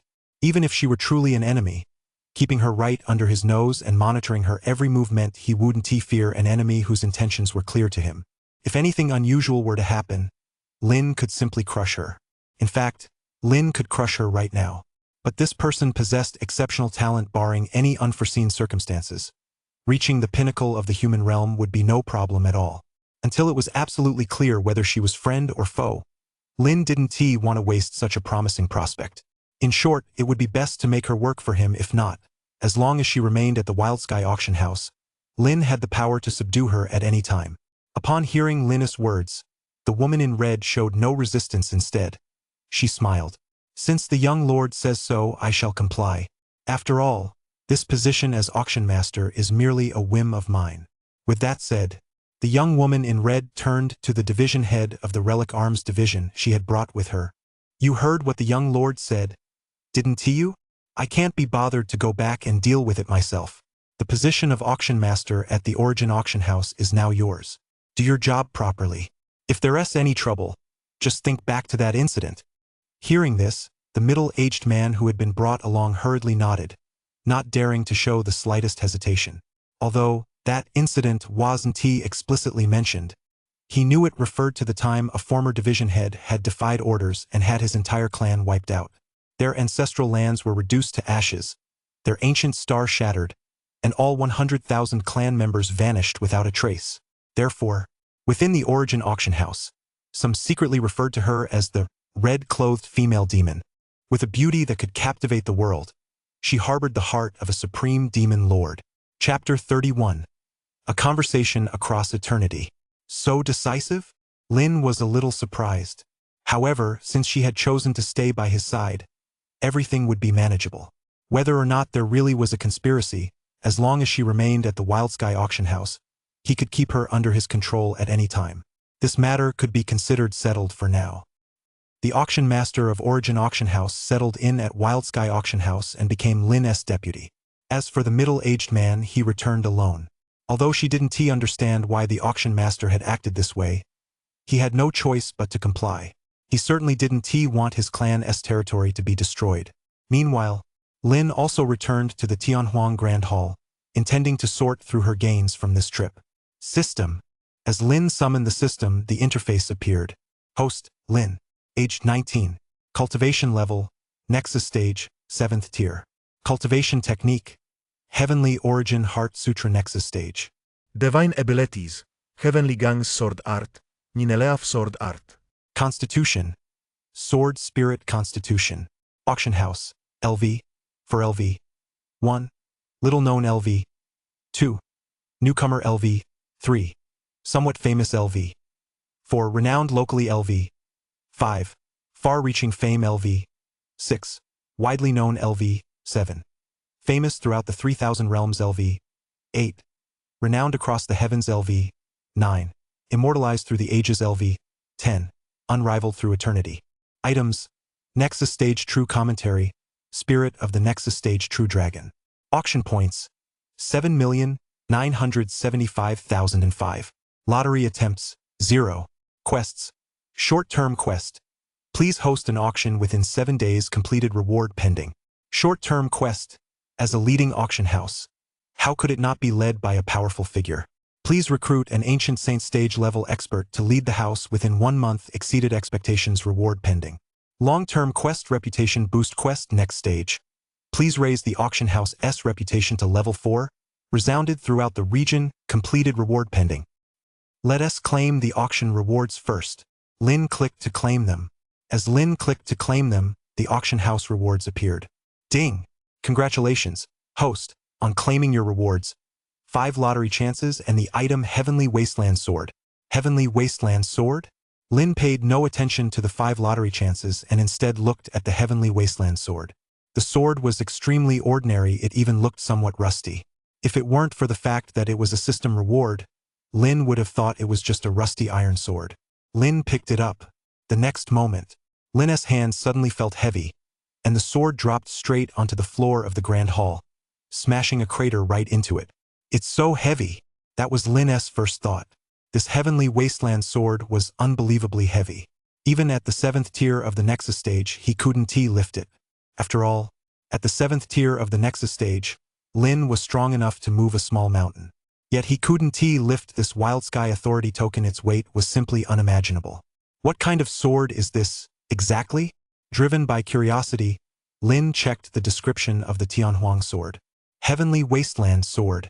One of the 7 supreme treasures of the Heavenly Wasteland, the sword once wielded by a supreme being. At the height of its power, cleaving the cosmos and obliterating the ages was but a trivial matter. After glancing at it, Lin could only think, this is practically no explanation at all. The system didn't need to explain whether this sword was powerful or not. Any sane person would know that a sword that heavy couldn't possibly be an ordinary one. This system, aside from stating that it's powerful, didn't explain anything else at all. Just then, as Lin was complaining about the system, the Wild Sky Authority token suddenly appeared. With the appearance of the Wild Sky Authority token, the one that had originally crashed to the ground actually rose slowly from the crater, standing vertically alongside the Wild Sky Authority token and emitting a series of sword-like chirps, as if communicating with it. The next moment, the Wild Sky Authority token fell into Lin's hand, and as it did, Lin suddenly felt something peculiar. With a gentle wave of his hand, the Tianhuang sword abruptly appeared in his grasp. At that moment, the Wild Sky Authority token seemed to lose all weight as it rested in Lin's hand, and he no longer felt the sensation he had experienced before. What's going on? Lin was somewhat curious. Could it be that the Wild Sky Authority token must be used in conjunction with the Tianhuang sword in order to wield it? Just then, a mysterious message entered Lin's mind. After reading it, Lin immediately understood. The Tianhuang sword, one of the 7 supreme treasures of Tianhuang, was a sword of unimaginable power. However, as the 7 wonders of Tianhuang were scattered across various timelines and throughout the cosmos, the Tianhuang sword had been sealed away, having sealed itself with 3 layers of seals. With these 3 layers of seals in place, no one in this world could wield it. Even if obtained, it would be impossible to lift, not even by using sword control techniques that do not require a physical grip. However, if it encounters any of the other items among the 7 wonders of Tianhuang, the Tianhuang sword will automatically lift 1 layer of its seal, allowing the person who possesses that particular item to wield it. Lin possesses the Wild Sky Authority token, which is one of the 7 wonders of Tianhuang. Precisely because of this, when the Tianhuang sword came into contact with the Wild Sky Authority token, it automatically lifted 1 layer of its seal, and Lin can now wield it. I see. Lin nodded, a light bulb going off in his mind. Still, Lin was a bit curious. The Tianhuang sword, the Wild Sky Authority token, and the Wild Sky Auction House, wasn't this all a bit too much of a coincidence? If he weren't the young lord of the Wild Sky Auction House, would this Wild Sky Authority token still be called the Wild Sky Authority token? Would the Tianhuang sword still be called the Tianhuang sword? Or was this purely a coincidence? Why did that woman in red, Scarlet, look so surprised to see him? At that moment, Lin couldn't help but doubt himself. Could it be that he really had another identity? But Lin remembered he was simply a transmigrator. There was no way he could be wrong. Never mind, I'll just let it go. Lin shook his head and didn't dwell on it. Meanwhile, in a mansion within the Wild Sky Auction House, Scarlet, formerly the auction master of the Origin Auction House, was there at that moment. An object appeared in her hand, enveloped in a mist. The moment it appeared, it was instantly filled with a chaotic aura. However, it was quickly obscured. Holding the object, Scarlet performed a series of hand gestures and whispered a few words to it.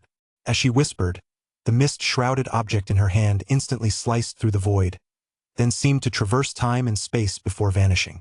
Before, because I hadn't yet attained immortality, I wasn't qualified to contact my master and was trapped in this Tao realm.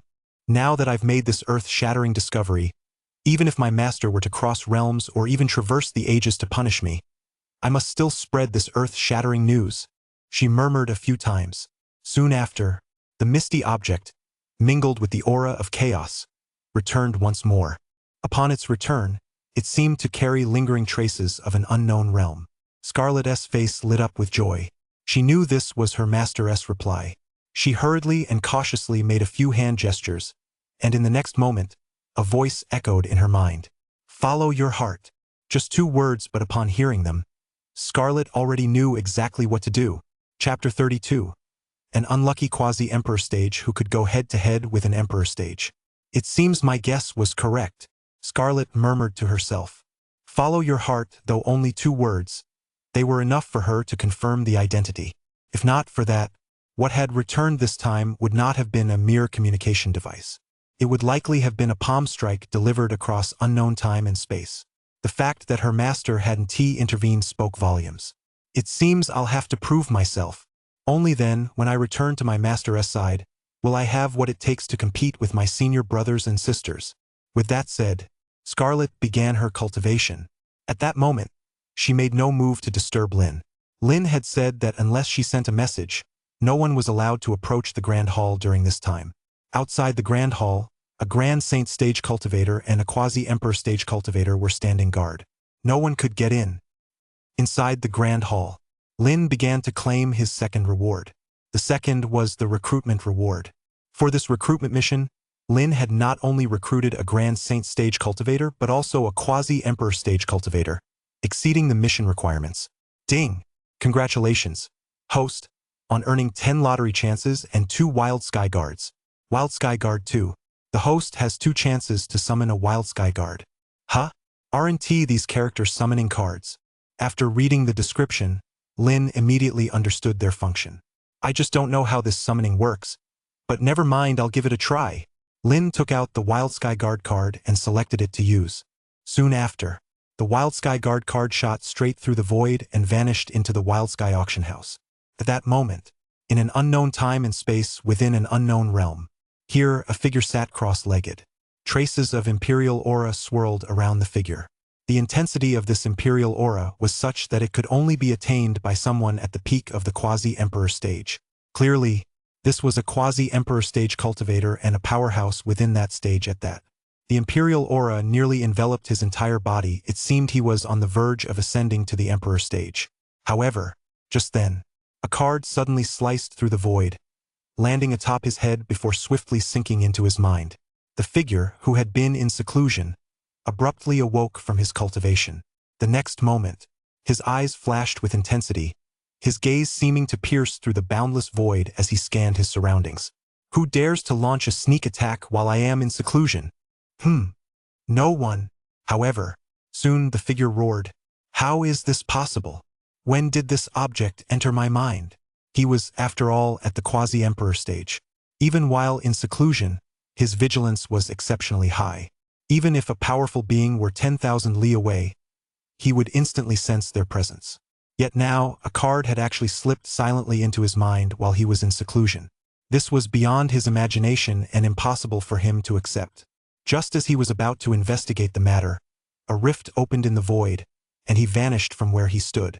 He didn't know how much time had passed before he sensed a burst of light. He looked around.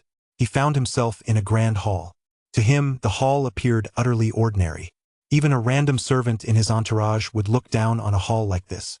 Yet, seated within this ordinary hall was a young figure. The moment he looked at the young figure, he couldn't suppress an overwhelming urge to submit, as if he were about to fall to his knees right then and there. How is this possible? I am a quasi-emperor stage cultivator of the 9th heaven, the greatest prodigy of the Qiming Immortal clan in this generation, one who will reach the pinnacle of the human path and attain the emperor stage within 3 years at most. How could I possibly feel such an impulse? He couldn't comprehend it. Just as he was struggling to make sense of it, a notification sounded in Lin's mind. Ding! Congratulations, host, on successfully summoning Chung Kong using the Wild Sky Guard card. Wild Sky Guard information is being recorded. Soon after, the information on this individual appeared in Lin's mind. Name Yenshao. Origin Qiming Ascendant Realm. Cultivation level 9th tier of the quasi-emperor stage. Loyalty 100. Description: possesses the potential of an immortal king capable of fighting an emperor stage cultivator head-on while at the quasi-emperor stage.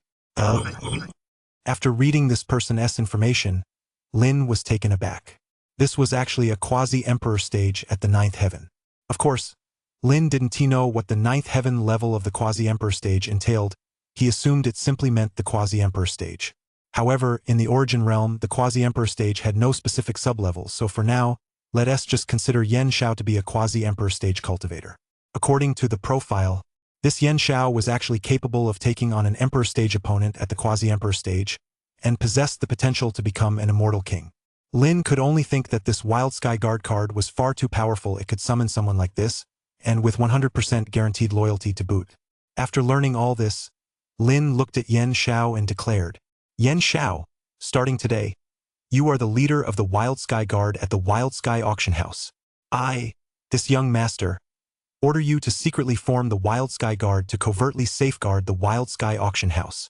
Upon hearing this, Yen Xiao desperately wanted to refuse, he even wanted to curse him out. As a quasi-emperor stage cultivator, how dare this young man before him give him orders? It was utterly preposterous. However, for some reason, the words of refusal on the tip of his tongue suddenly changed. "Yes, young lord." At that moment, Yen Xiao suddenly seemed to calm down. It appeared he hadn't arrived here by accident, but rather had been brought here by a special card. Just moments ago, he hadn't understood how a special card could possess such immense power. Now it was clear. This special card must be connected to the person standing before him. It seemed there was a special rule forcing him to obey this person's orders. Such an existence must belong to a being of unimaginable power. At the very least, someone at the Emperor stage would absolutely be incapable of this. "You may go." Upon hearing this, Yen Xiao instinctively bowed and departed. After he had left, Lin did not use another Wild Sky Guard card but instead turned his attention to the third mission reward. The third was a reputation mission reward. Lin had reached level 4 reputation in the divine auction system. His fame resounded throughout the realm. Claim! Ding! Congratulations, host, on earning 5 lottery draws, 3 cross-realm megaphones, and 1 ancient heavenly classic. It had to be said. Every time the system awarded a reward, it was beyond Lin's expectations. It was either a Wild Sky Guard card or some kind of megaphone. "I wonder what this megaphone is all about," Lin muttered to himself, then took a closer look. As he examined it, Lin was taken aback. Cross-realm megaphone can be used to transmit messages from one Dao realm to another. It is a single-use consumable that becomes useless after transmission. What a great item! This cross-domain mini-megaphone might not be as impressive as other treasures, but the fact that it can transmit sound across domains is already remarkable. Crossing domains from one Dao domain to another, how vast a distance is that? Even an Emperor stage cultivator, who can easily travel to other Dao domains, cannot transmit their words from one Dao domain to another. It's not that the Emperor stage isn't powerful enough, rather, there is a barrier between Dao realms that is sufficient to block communication. It must be said that the appearance of this item has given Lin a plan for his next move. Chapter 33. Yen Xiao single-handedly captures an ancient saint stage. The divine auction system has now reached level 4, resounding throughout a realm, and its reputation has spread far and wide. Next up is level 5, fame that reaches far and wide. According to the system's description, level 4, resounding throughout a realm, requires the auction house's reputation to resonate within a single Dao realm, enjoying immense renown. As for level 5, fame that reaches far and wide, it requires the auction house's reputation to transcend the boundaries of Dao realms, reaching from one Dao realm to another. However, in the 3,000 realms today, the gateways between all Dao realms have been sealed, making travel between them impossible. To travel between them, one must determine the coordinates of a Dao realm from the out-of-realm battlefield and step from that battlefield into another Dao realm. Currently, only the out-of-realm battlefield connects the 3,000 realms. For this reason, almost no one travels across Dao realms at present. It is far too troublesome and fraught with danger. Unless, of course, you can disregard the risks of the outer realm battlefield. But how incredibly difficult is it to disregard those risks? In the Starfall stage realm, if you wish to cross a Dao realm, you must traverse the 100 Battles continent to reach the coordinate point of another Dao realm. Only then is it possible to cross. In the Moonbound stage realm, you must brave the 18-fold Star Gate. Within the 18-fold Star Gate lie the coordinate points of other Dao realms. The same applies to the Ancient Saint stage. One must search within the land of fallen immortals. No matter which location, they are all extremely brutal and dangerous. No one would willingly put themselves in such danger just to cross a Dao realm. But if there is a specific goal, that might change. All Lin needs to do is use the cross-realm megaphone to broadcast to a specific Dao realm, announcing that an auction is about to take place here and that a supreme treasure will be up for bid. For example, the Emperor Codex. Lin believes that there will definitely be people who cannot resist the temptation and will come. No matter how dangerous it is, faced with the allure of the Emperor Codex, everything else pales in comparison. The reason no one is crossing realms right now is simply that they don't think it's worth it. That's a great idea. We'll do just that when the time comes. This way, we can attract more participants to the auction, not just those from the origin realm, and at the same time, boost the auction house's reputation and make it famous far and wide. Meanwhile, elsewhere, Yan Xiao was still in a state of bewilderment. He had actually ended up in an extremely weak world. He'd just given the place a casual glance. The cultivation levels of these people were pitifully low. Most hadn't even reached the Saint realm. In fact, there weren't even any at the Moonbound stage. They were all at the Starfall stage or below. What kind of place was this to be so weak? Yan Xiao was beginning to have his doubts. Then, Yan Xiao seemed to realize something.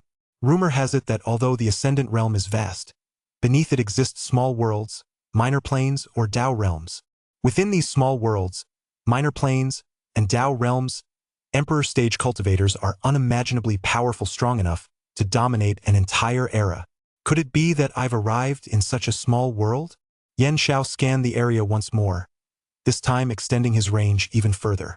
Eventually, he discovered that this world was home to quite a few ancient saint stage cultivators, and even some quasi-emperor stage cultivators lying dormant.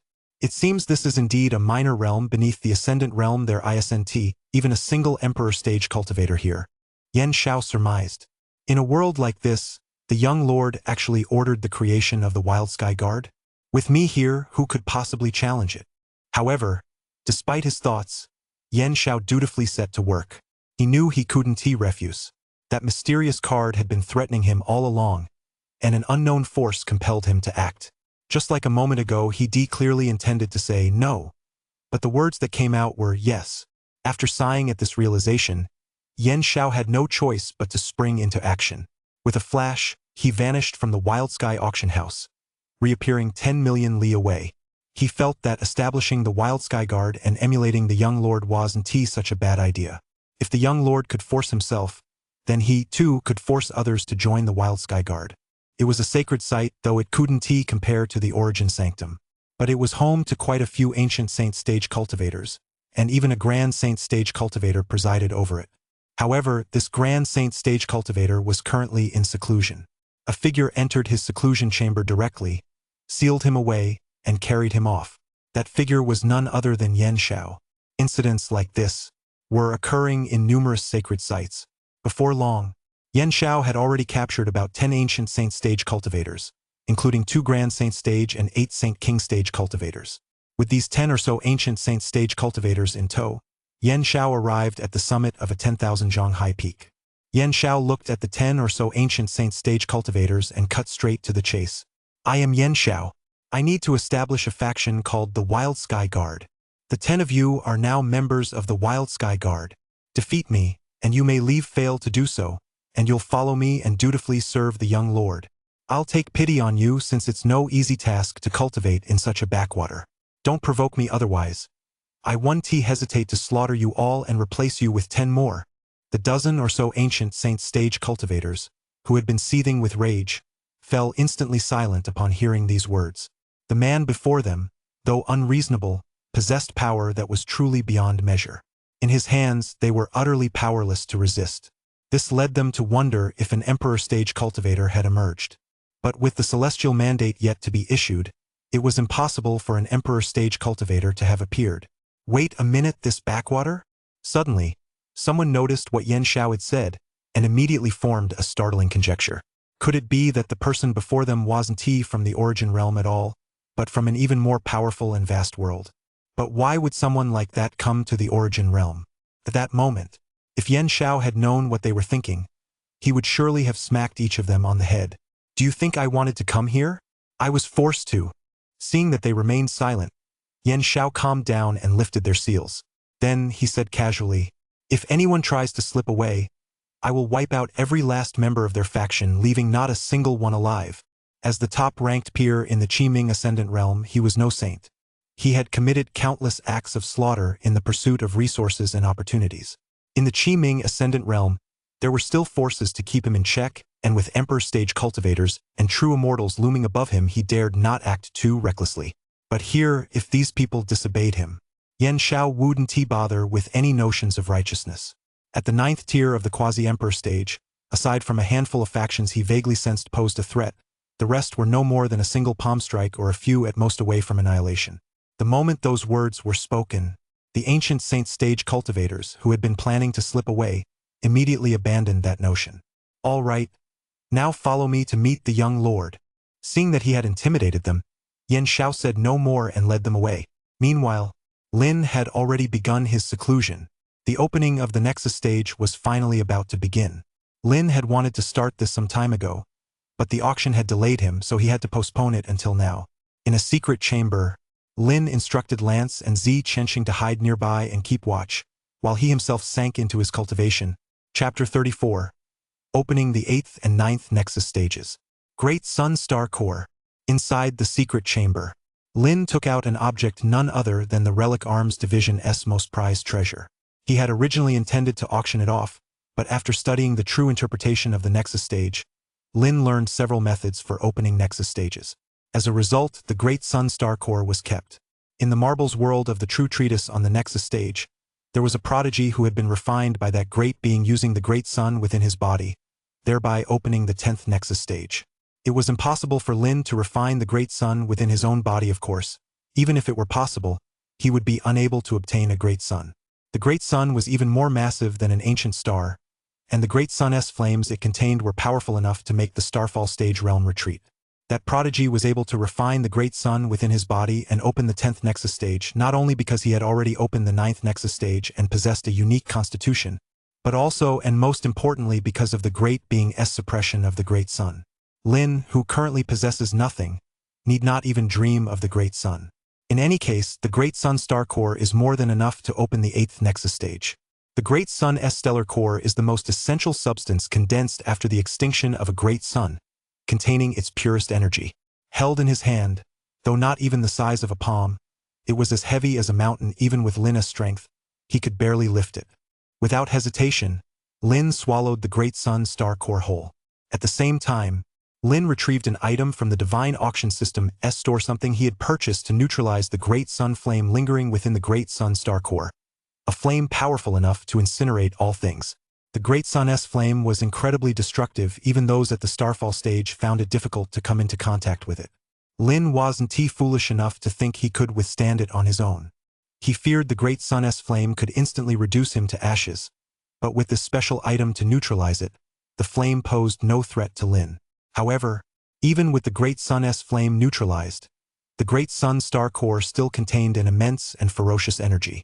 Lin had to endure all of this and rely on this ferocious energy to break through to the 8th Nexus stage. Otherwise, if he couldn't hold on, his only fate would be to explode and die. Suppress. Suppress. Suppress. The energy of the Great Sun's core filled every part of Lin's body, striving to burst out. But at this moment, Lin could do nothing but grit his teeth and suppress it. If this energy isn't contained within his body and cannot be assimilated, it will give rise to a Nexus stage to store it. Of course, only the Nexus stage generated by the Great Sun Stellar Core can temporarily store this energy. Compared to it, the other Nexus stages are ultimately far too fragile. Time slowly passed. Lin's clothes had long since been completely incinerated by the heat contained within the Great Sun Stellar Core. Even though the Great Sun flames within the Great Sun Stellar Core had been neutralized, heat continued to radiate from it. This heat was intense enough to melt raw iron. Only a cultivator with an exceptionally robust physique could withstand it. His body was glowing bright red to anyone looking from afar. Lin now resembled a red-hot branding iron, with heat billowing and wisps of smoke swirling around him. It was unclear how much time had passed before the color of Lin's skin gradually returned to normal. At that moment, the embryonic form of Lin's 8th Nexus stage finally began to take shape. The energy within the numerous Great Sun Star Cores, sensing the nascent form of the Nexus stage, rapidly surged into it. Lin suppressed this energy to prevent it from leaking out, but since he was unable to fully absorb it at that moment, he could only channel it into the 8th Nexus stage. As this energy continued to pour in, the nascent Nexus stage grew ever stronger. Finally, when all the energy had poured in, the 8th Nexus stage ceased to grow. The 8th Nexus stage was complete. Once completed, the 8th Nexus stage was already immense, comparable to the combined total of the 1st through 7th Nexus stages. Generally speaking, when a Nexus stage is first opened in the Nexus stage realm, it weighs no more than 10 kilograms. Only through constant cultivation and the elevation of one's realm does a nexus stage continue to grow. It is only after passing through the spirit form stage and breaking through to the domain stage that a nexus stage coalesces into a domain, taking on the form of a miniature world. In other words, a nexus stage is like the initial seed or embryo of an inner world. As for Lin, the 8th nexus stage he had now cultivated using the Great Sun Star Core exceeded the combined total of the 1st through 7th nexus stages right from its inception. Lin sensed this nexus stage had actually reached 3 qi in length. The only difference was that this nexus stage was elongated, whereas the 1st through 7th nexus stages were spherical. With the completion of the 8th nexus stage, Lin could sense that his physical constitution had undergone a change as if he had undergone a metamorphosis. Although Lin still possessed an ordinary sword spirit physique, he could feel that his current physique was several levels stronger than before. A single round would likely be enough to subdue his former self, before the 8th nexus stage had been opened. Next, it's time to unlock the 9th nexus stage. The 8th nexus stage grants the qualifications of a holy heir and brings the ancient saint stage within reach. But for Lin, this was far from enough. Though the ancient saint stage is powerful, it is not Lin's goal. His goal is nothing less than the pinnacle of the human path. In fact, a vague figure flashed through Lin's mind, that great being who had appeared within the true interpretation of the nexus stage, Marble World. Having validated the way of the nexus stage using 300 billion prodigies, each of whom possessed might surpassing Wang Ting's and clearly possessed the potential to reach the emperor stage. One can only imagine how powerful this great being was. Lin's goal now was to reach the very level that great being occupied. Shaking his head, Lin chose not to dwell on that distant realm any further. That great being had proposed numerous methods for establishing a nexus stage. Among them, aside from forcibly creating a nexus stage by swallowing the Great Sun whole, there was another method, the external nexus stage technique, which involved seeking out an object and forging it into an external nexus stage. Lin actually possessed such an object, the true interpretation of the nexus stage. Though called the true treatise on the nexus stage, it contained an unimaginably vast universe within it. Lin had once explored it. Aside from the few starry sky training grounds inhabited by prodigies, the rest was shrouded in haze, filled with the aura of chaos and boundless. This was a true universe in its own right. When it came to an external nexus stage, nothing could be more suitable. The method of the external nexus stage is indeed somewhat simpler compared to the approach of forcing the nexus stage into existence by swallowing the Great Sun whole. But it is only somewhat simpler. The external nexus stage does not simply mean a nexus stage that exists outside the body. The external nexus stage must also be placed within the body. It's just not a nexus stage formed from within the body itself. The most difficult step in the external nexus stage is how to place it within the body. Yet the hardest part for Lin was actually the simplest.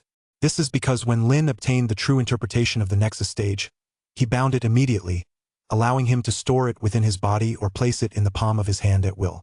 Otherwise, how could Lin possibly lift the true interpretation of the nexus stage, which contains an entire universe? Only by binding it could he pick it up and set it down. This step required no effort on Lin's part. What followed was straightforward. That was establishing a connection between the nexus stages. In the case of the inner nexus stage, it is directly cultivated from within the body and is connected to other nexus stages from the very beginning, so this step does not exist. However, this was an external nexus stage not opened within his body, so he needed to establish a connection to integrate them. Lin communicated with the other nexus stages to establish a link with the nexus stage within the universe described in the true interpretation. After countless attempts, Lin finally succeeded. And with that, Lin's 9th nexus stage was finally complete. Chapter 35. Earth-shattering phenomenon, 10,000 suns fill the sky. It was at this very moment, as Lin opened his 9th nexus stage, an earth-shattering phenomenon erupted in the origin realm. Everyone looked up in unison. They saw that the vast and boundless sky was suddenly filled with countless great suns. 1, 2, 3. Giant suns kept appearing, one after another. A rough count revealed there were no fewer than 10,000 of them, filling the entire sky. 10,000 suns spanned the sky. At that very moment, the origin realm, which had been somewhat quiet following the events at the Wild Sky auction house, suddenly became bustling with activity. Countless powerful figures stood in the void, gazing at the scene. Numerous great powers and ancient saint stage cultivators, standing high above the void, gazed at the great suns far off in the endless expanse, yet seemingly just a hair's breadth away, and all fell silent. A celestial phenomenon had manifested. This signified that another prodigy had emerged into the world. Throughout history, the Origin realm has recorded that, from ancient times to the present, there have occasionally been those with special constitutions, and when they awaken, astonishing phenomena accompany their emergence. Such individuals may be called peerless prodigies. Upon entering a holy land, they become holy heirs. If they do not perish, they are destined to become the trailblazers of the Origin realm, standing at the pinnacle of their era and ruling the fates of countless living beings. However, even so, in ancient records, while extraordinary phenomena have often appeared, such a breathtaking spectacle has rarely been witnessed. In ancient times, a phenomenon spanning 3,000 li was sufficient to designate someone as a peerless prodigy, possessing the potential of a sacred body and the aptitude to reach the ancient saint stage. However, now, stretching across the sky, this phenomenon spans far more than 3,000 li. It occupies nearly the entire sky of the Origin realm. Whether in the east, south, west, north, or center, the 5 domains of the Origin realm, no matter where one is, this astonishing phenomenon can be seen. Forget 3,000 li, it spans 30 million li. There are very few records in ancient history of such a phenomenon. In ancient records, when an eternal genius was born, the phenomenon spanned 30,000 li. Yet this current phenomenon far surpasses that of an ordinary celestial prodigy by an immeasurable margin. Even the so-called celestial prodigy of the ages mentioned in ancient records pales in comparison. One who transcends even such a celestial prodigy can be deemed a supreme celestial prodigy. An ancient saint, gazing up at the vast sky, sighed deeply. Such an extraordinary phenomenon has already surpassed even the signs accompanying the birth of an eternal celestial genius. What kind of astonishing genius has emerged? This is a blessing for our era. I fear the celestial mandate is truly about to appear. I wonder who it is, and from which faction they hail. With such a genius emerging and the celestial mandate about to manifest, does this not mean the path of the Emperor is about to open? It seems it's time to send my disciples to the battlefields beyond the realm. With the path to the Emperor about to open, we must reach the land of fallen immortals as quickly as possible to secure a strategic advantage. That direction seems to be the central realm. What a pity that the region where the Origin Sanctum is located, so it has nothing to do with us.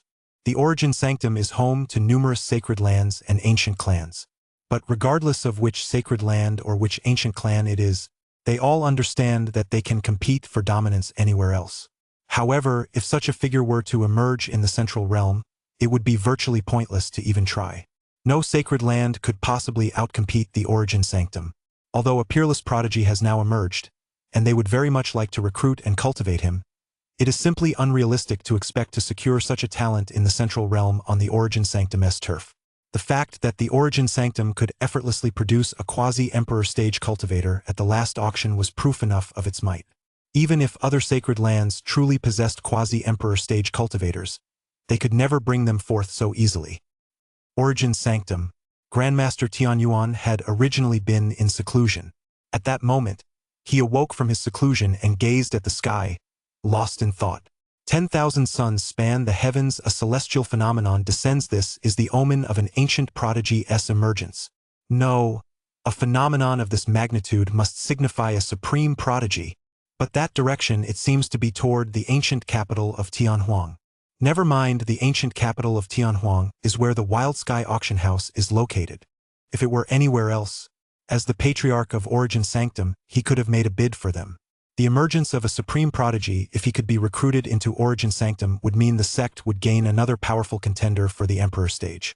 Unfortunately, the ancient capital of Tianhuang is Wild Sky Auction House's territory. As the Patriarch of the Origin Sanctum, he was well aware that Wild Sky Auction House likely harbored an invincible figure.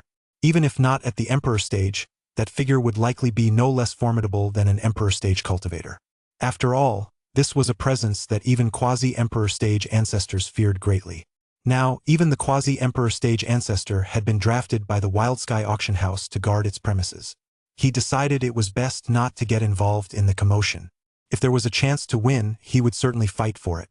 But to fight when he knew there was no hope at all, that would be foolish, nothing short of courting death. Soon, the Grand Master of Origin Sanctum closed his eyes once more, entering seclusion. Before closing his eyes, he sent out a message ordering all Origin Sanctum members present not to act on their own initiative. He certainly didn't want another elder to go and provoke the Wild Sky Auction House. Yan Xiao had just captured 10 ancient Saint Stage cultivators, organized them into the Wild Sky Guard, and completely subdued them, forcing them to submit. After settling all this, he was preparing to return to the Wild Sky auction house with these 10 ancient Saint Stage cultivators when, suddenly, he sensed this strange phenomenon and was startled. This phenomenon. This is the potential of a true immortal. I never expected such a prodigy to emerge from this small backwater below the Ascendant Realm. It seems I've underestimated the people in these remote places. Yan Xiao knew full well that a true immortal was a being that stood above even the Emperor stage. A true immortal, an undying being, capable of looking down upon the changing eras of the world. Even within his own clan, there was only one true immortal. That single true immortal alone had already made the Yen clan the dominant power of the chiming Ascendant Realm. Under their command, they even controlled the ascension gates of numerous small worlds. Possessing the potential of a true immortal, this person is worth winning over. Even once they reach the Ascendant Realm, they'll be a tremendous asset. Yan Xiao pondered silently. Soon, he suddenly realized that the source of this strange phenomenon seemed to extend from the location of the Wild Sky auction house. Upon learning this, Yan Xiao fell silent. In the Origin Realm, there was no place he feared. Even if there were a few places where quasi-Emperor stage cultivators existed, he was confident that those quasi-Emperor stage cultivators would be no match for him. There was only one place, however, where he was completely powerless: the Wild Sky auction house. The young lord of the Wild Sky auction house kept him firmly in check, leaving him no room for any other thoughts. Sometimes, he suspected that such a person shouldn't even exist in the lower realm. It was simply too eerie. He would even believe it if someone told him the young lord was a descendant of some immortal king. Such abilities were far beyond the grasp of anyone from the lower realm. But that's fine. With someone possessing the potential of a true immortal appearing at the Wild Sky auction house, they're bound to reach the Ascendant Realm in the future, and when that happens, I'll be able to return as well. At that moment, Yan Xiao was in fairly good spirits. At least he had something to look forward to. Chapter 36. Yan Xiao's Astonishing Power. I never expected that merely opening the 9th Nexus stage would trigger such a massive anomaly. The 9th Nexus stage. This wasn't unheard of in the history of the Origin Realm. Lin had read about it in some records of the Origin Sanctum. But it seemed those instances didn't trigger such a massive anomaly. Clearly, this was because Lin's 9th Nexus stage was particularly unique, far more powerful than others' 9th Nexus stages, which is why it had caused such an astonishing phenomenon that nearly engulfed the entire Origin Realm. So, reaching the 9th Nexus stage means one is a prodigy of the ages, possessing the potential to reach the Emperor stage. And it seems, surpass even that.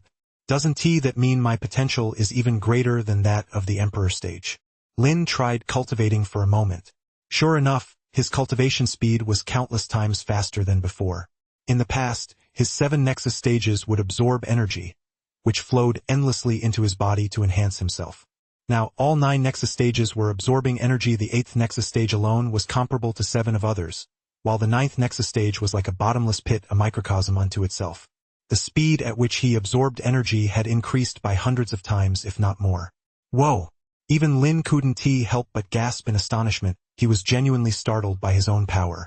Lin compared himself to the prodigies at the Starry Sky Dojo within the true interpretation of the Nexus stage, Marble World. Lin realized that, at this moment, he was likely no weaker than them. You must understand. Those prodigies were all handpicked by that mysterious powerhouse. No one knows from where to validate the way of the Nexus stages. Without 9 Nexus stages, one wasn't even eligible to join. 9 Nexus stages were merely their starting point after undergoing that powerhouse's tutelage. Their level had already surpassed that of prodigies throughout the ages by an immeasurable margin. Lin, having just opened the 9th Nexus stage, was already vaguely on par with them. If he were to open the 10th Nexus stage, he could easily surpass them. But opening the 10th Nexus stage was extremely difficult. Lin had seen that the great power had only succeeded a few times, though he hadn't witnessed the entire process. The difficulty was certainly on a completely different level. Everything takes time, there is no need to rush. Lin set everything aside and stepped out of the cultivation chamber. As soon as he emerged, he saw Lance and Zi Chenxing staring intently at him. Their eyes seemed filled with astonishment. Lin smiled casually. I just made a small breakthrough and caused a bit of a commotion. I hope you two elders won't hold it against me. A minor breakthrough. A little commotion. To call this phenomenon, which had nearly engulfed the entire Origin realm, a little commotion? At that moment, even after living for countless years. They couldn't help but mentally roll their eyes. If this was merely a little commotion, then everyone else might as well just lie down and die. However, the two merely vented their thoughts inwardly and didn't dwell on it. Although they were surprised by Lin's extraordinary talent, they also found it entirely reasonable. Otherwise, how could that mysterious figure behind the scenes suspected to be at the Emperor stage possibly be secretly cultivating Lin? Clearly, Lin was more than qualified. Without giving the matter further thought, Lance said, "Young Lord, a moment ago, a man calling himself Yen Xiao brought 10 ancient saint stage cultivators to fulfill an assignment, claiming that you, young lord, had instructed him to do so. Seeing that you were in seclusion, I did not allow him to disturb you." Lin nodded upon hearing this. I did indeed instruct him to do that. I didn't expect him to act so quickly. Let us go take a look." As soon as Lin finished speaking, he walked straight ahead. Off to the side, Zi Qianxing couldn't help but ask, "Young lord, that Yen Xiao." Just moments ago he had seen Yen Xiao. His strength was simply mind-boggling. Just being near him gave him a chilling sensation. His intuition told him he was absolutely no match for him. It would likely be child's play for this man to defeat him. He had never felt this way, not even when facing Lance. Zi Qianxing couldn't imagine what kind of being that Yen Xiao truly was. After all, he himself was at the Grand Saint stage and at the peak of it, just half a step away from entering the Quasi-Emperor stage. Against a typical Quasi-Emperor stage cultivator, even if he couldn't match them head-on, he could still hold his own for a few exchanges. Yet with this man, just a single glance instilled an inexplicable sense of danger, as if, were he to strike against him, there was a high probability he would die.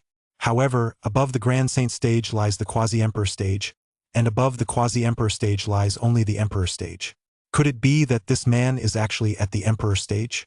Lin, seeing the look on Zi Qianxing's face, understood what he was thinking and replied softly, "Yen Xiao, he is at the 9th level of the Quasi-Emperor stage, equivalent to the Emperor stage."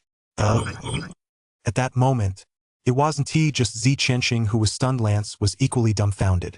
The 9th level of the Quasi-Emperor stage?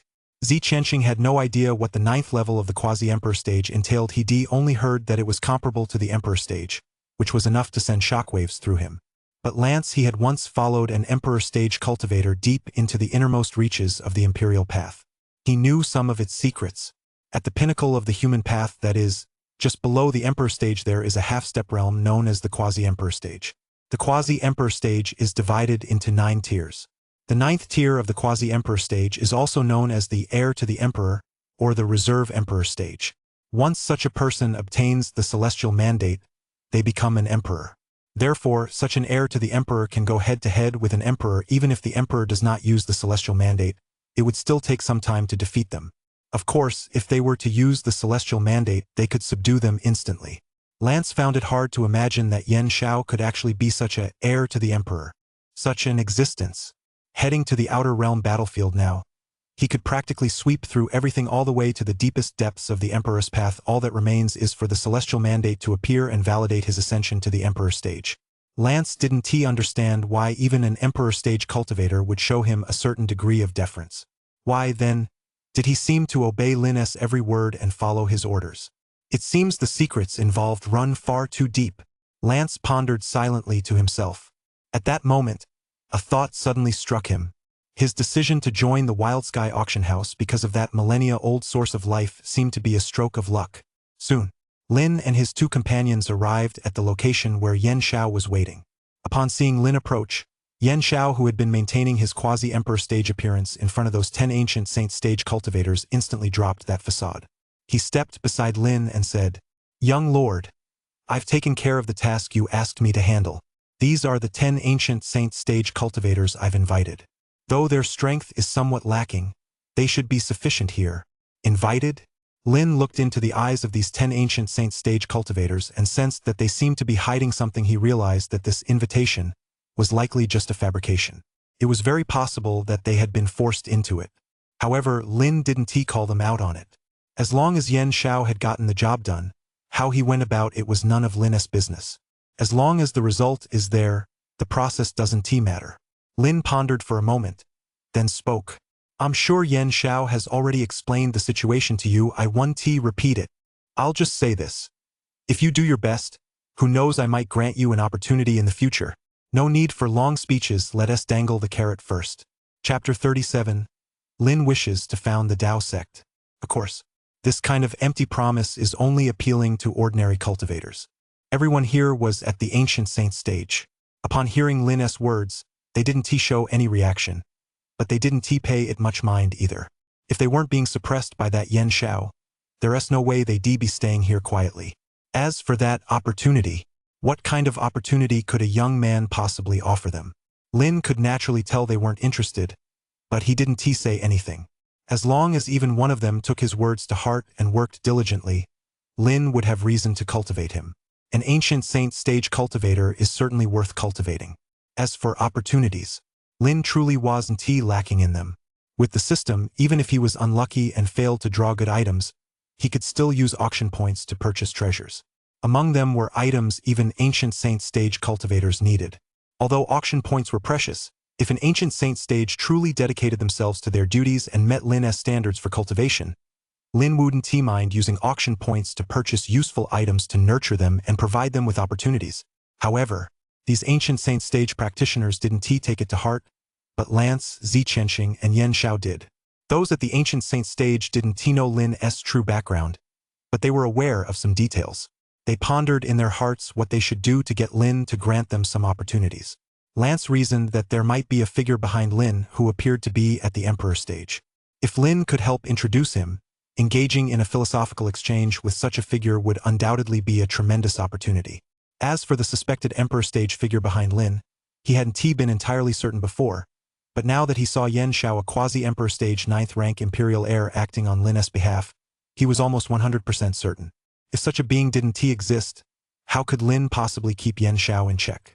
As for Ziqianxing, he thought to himself that since Lin could casually produce an immortal peach capable of extending one's lifespan by 500 years, he must certainly have even better treasures at his disposal.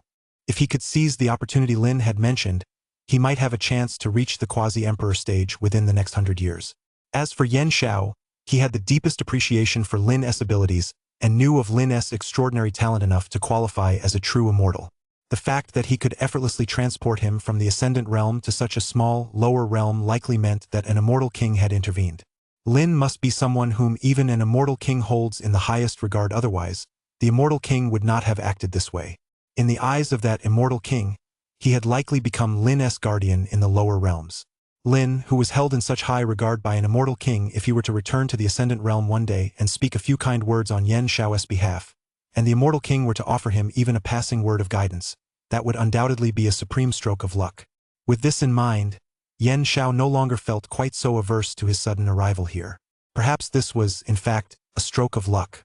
The three had different thoughts, but the ancient saint stage cultivators, in particular, didn't take any of this seriously. If they had known what had happened at the Wild Sky auction house not long ago, they likely wouldn't have thought this way. The fault lay in the fact that they were usually in deep seclusion and didn't participate in external affairs. Lin had said what needed to be said next.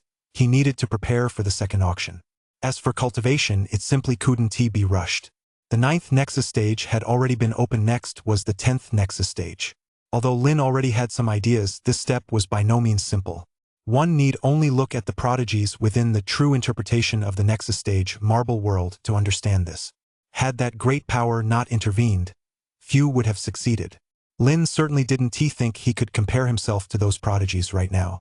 The prodigies capable of prompting that great power to intervene personally were certainly not the same as those in the Starry Sky Dojo.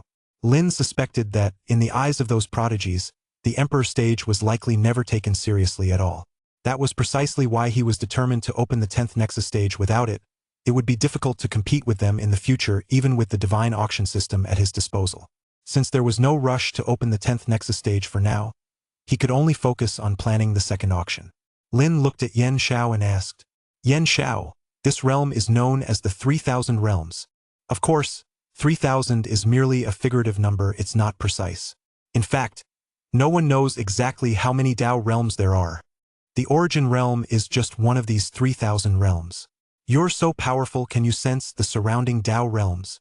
Upon hearing Lin's words, Yen Xiao replied, "Young lord, I can indeed sense the surrounding Tao realms, but the gateways connecting them are closed, so travel between them is currently impossible. I wonder why the young lord is asking this? Lin continued. It's nothing much, I just wanted to ask. If I were to ask you to cross realms, could you do it? I can. Yan Xiao gave a direct and precise answer. To cross realms, based on my investigations, there are 3 methods. The first is to locate the coordinates leading to the battlefields beyond the realms from the depths of the starry skies beyond the realms and travel there via a teleportation array. The second is for me to temporarily open a cross-realm passage that allows travel back and forth, though it can only be maintained for half a month. The third method is to use Supreme Fortune to force open the inter-domain gateway. It's clear that this world is approaching the moment when the celestial mandate will emerge. When that happens, the inter-domain gateway will open on its own. What is the celestial mandate? It is the convergence of an entire era's fortune. Whoever obtains the celestial mandate gains the fortune of that era, thereby enabling them to break through to the Emperor stage. If the young lord can gather supreme destiny, the interdimensional portal will surely perceive that the celestial mandate is about to emerge, and it will naturally open on its own at that time. 3 options. Lin fell deep in thought. Of these 3 options, the third could be disregarded outright.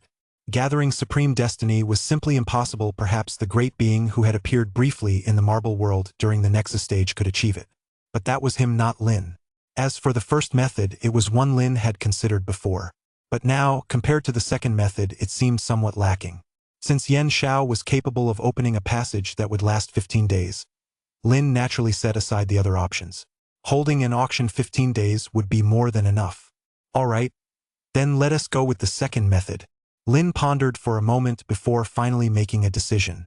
Get ready over the next few days. When I tell you to act, you'll do so immediately. Yes. Yan Xiao nodded. To him, this was nothing more than a trivial task. Although he hadn't reached the Emperor stage, his 9th level of the Quasi-Emperor stage was comparable to an ordinary Emperor stage cultivator not using the Celestial Mandate. Opening a passage between 2 Dao realms was far too simple for him. If he were at the Emperor stage with the Celestial Mandate's blessing, he could pierce through the 3,000 realms with a single hand. For him, a 9th level Quasi-Emperor stage cultivator, opening a passage that would last 15 days was by no means an unreasonable task. Chapter 38. The prize draw begins. System: start the prize draw. Tianhuang Grand Hall. Lin had sent Yan Xiao, Lance, and Zi Qianxing away. Seated at the head of the hall, he initiated the prize draw. Last time, Lin had completed 3 quests. Each completed quest granted 5 draws. And since one quest was completed beyond expectations, he received an additional 5 draws.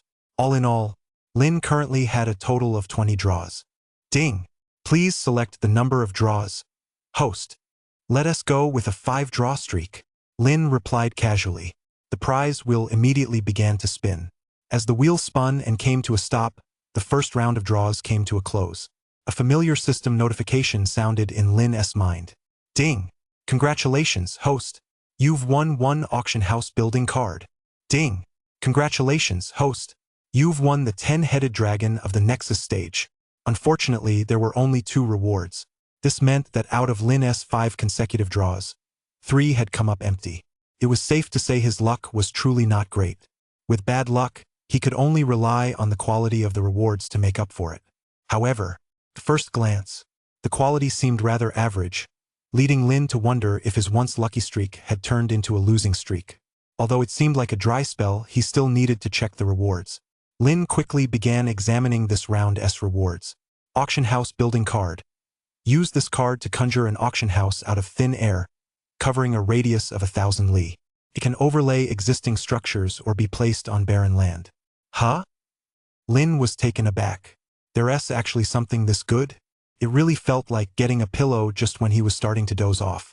After all, Lin thought he was preparing for his second auction, one on a much larger scale, with participants even coming from other Dao realms. Given that, this current Wild Sky auction house seemed a bit shabby. After all, it was merely a branch of the Origin auction house, and even the Origin auction house wasn't capable of supporting cross-domain auctions, let alone the Wild Sky auction house. But Lin had no choice. Rebuilding the auction house wasn't something that could be done on a whim. First, he needed design blueprints. Second, he needed construction materials. Third, he'd have to start building according to the blueprints. These 3 steps may seem simple, but they still take quite a bit of time. If time were spent rebuilding the auction house, the second auction would have to be postponed, and that was not what Lin wanted to see. Well, now there's no need to waste time building the auction house. After all, the system directly awarded a building card through a lottery. All he had to do was mark out the area, use the card within that area, and the building would materialize out of thin air, spanning a full 1,000 li in all directions. A structure spanning 1,000 li in every direction is, in essence, equivalent to a small city in this world. In his previous life, this would have been comparable to an entire province, so you can imagine just how massive the auction house generated by this building card truly is. It's more than sufficient to support a cross-domain auction. What a gem! Its name may be unremarkable, but its utility is astonishing. Lin let out a sigh of admiration before turning his attention to the second auction item he'd just drawn. 10 Jiao dragons. In this world, true dragons are the pinnacle of all living beings. Even at the minor achievement stage, they are equivalent to humans at the emperor stage. If they reached the great achievement stage, they would likely have entered the immortal path. Jiao dragons, however, are a lower tier. But that doesn't mean Jiao dragons aren't powerful. Some possess the bloodline of true dragons and are equally formidable. For example, the 9 ancient Jiao dragons guarding the Origin Sanctum, each one is at the Ancient Saint stage.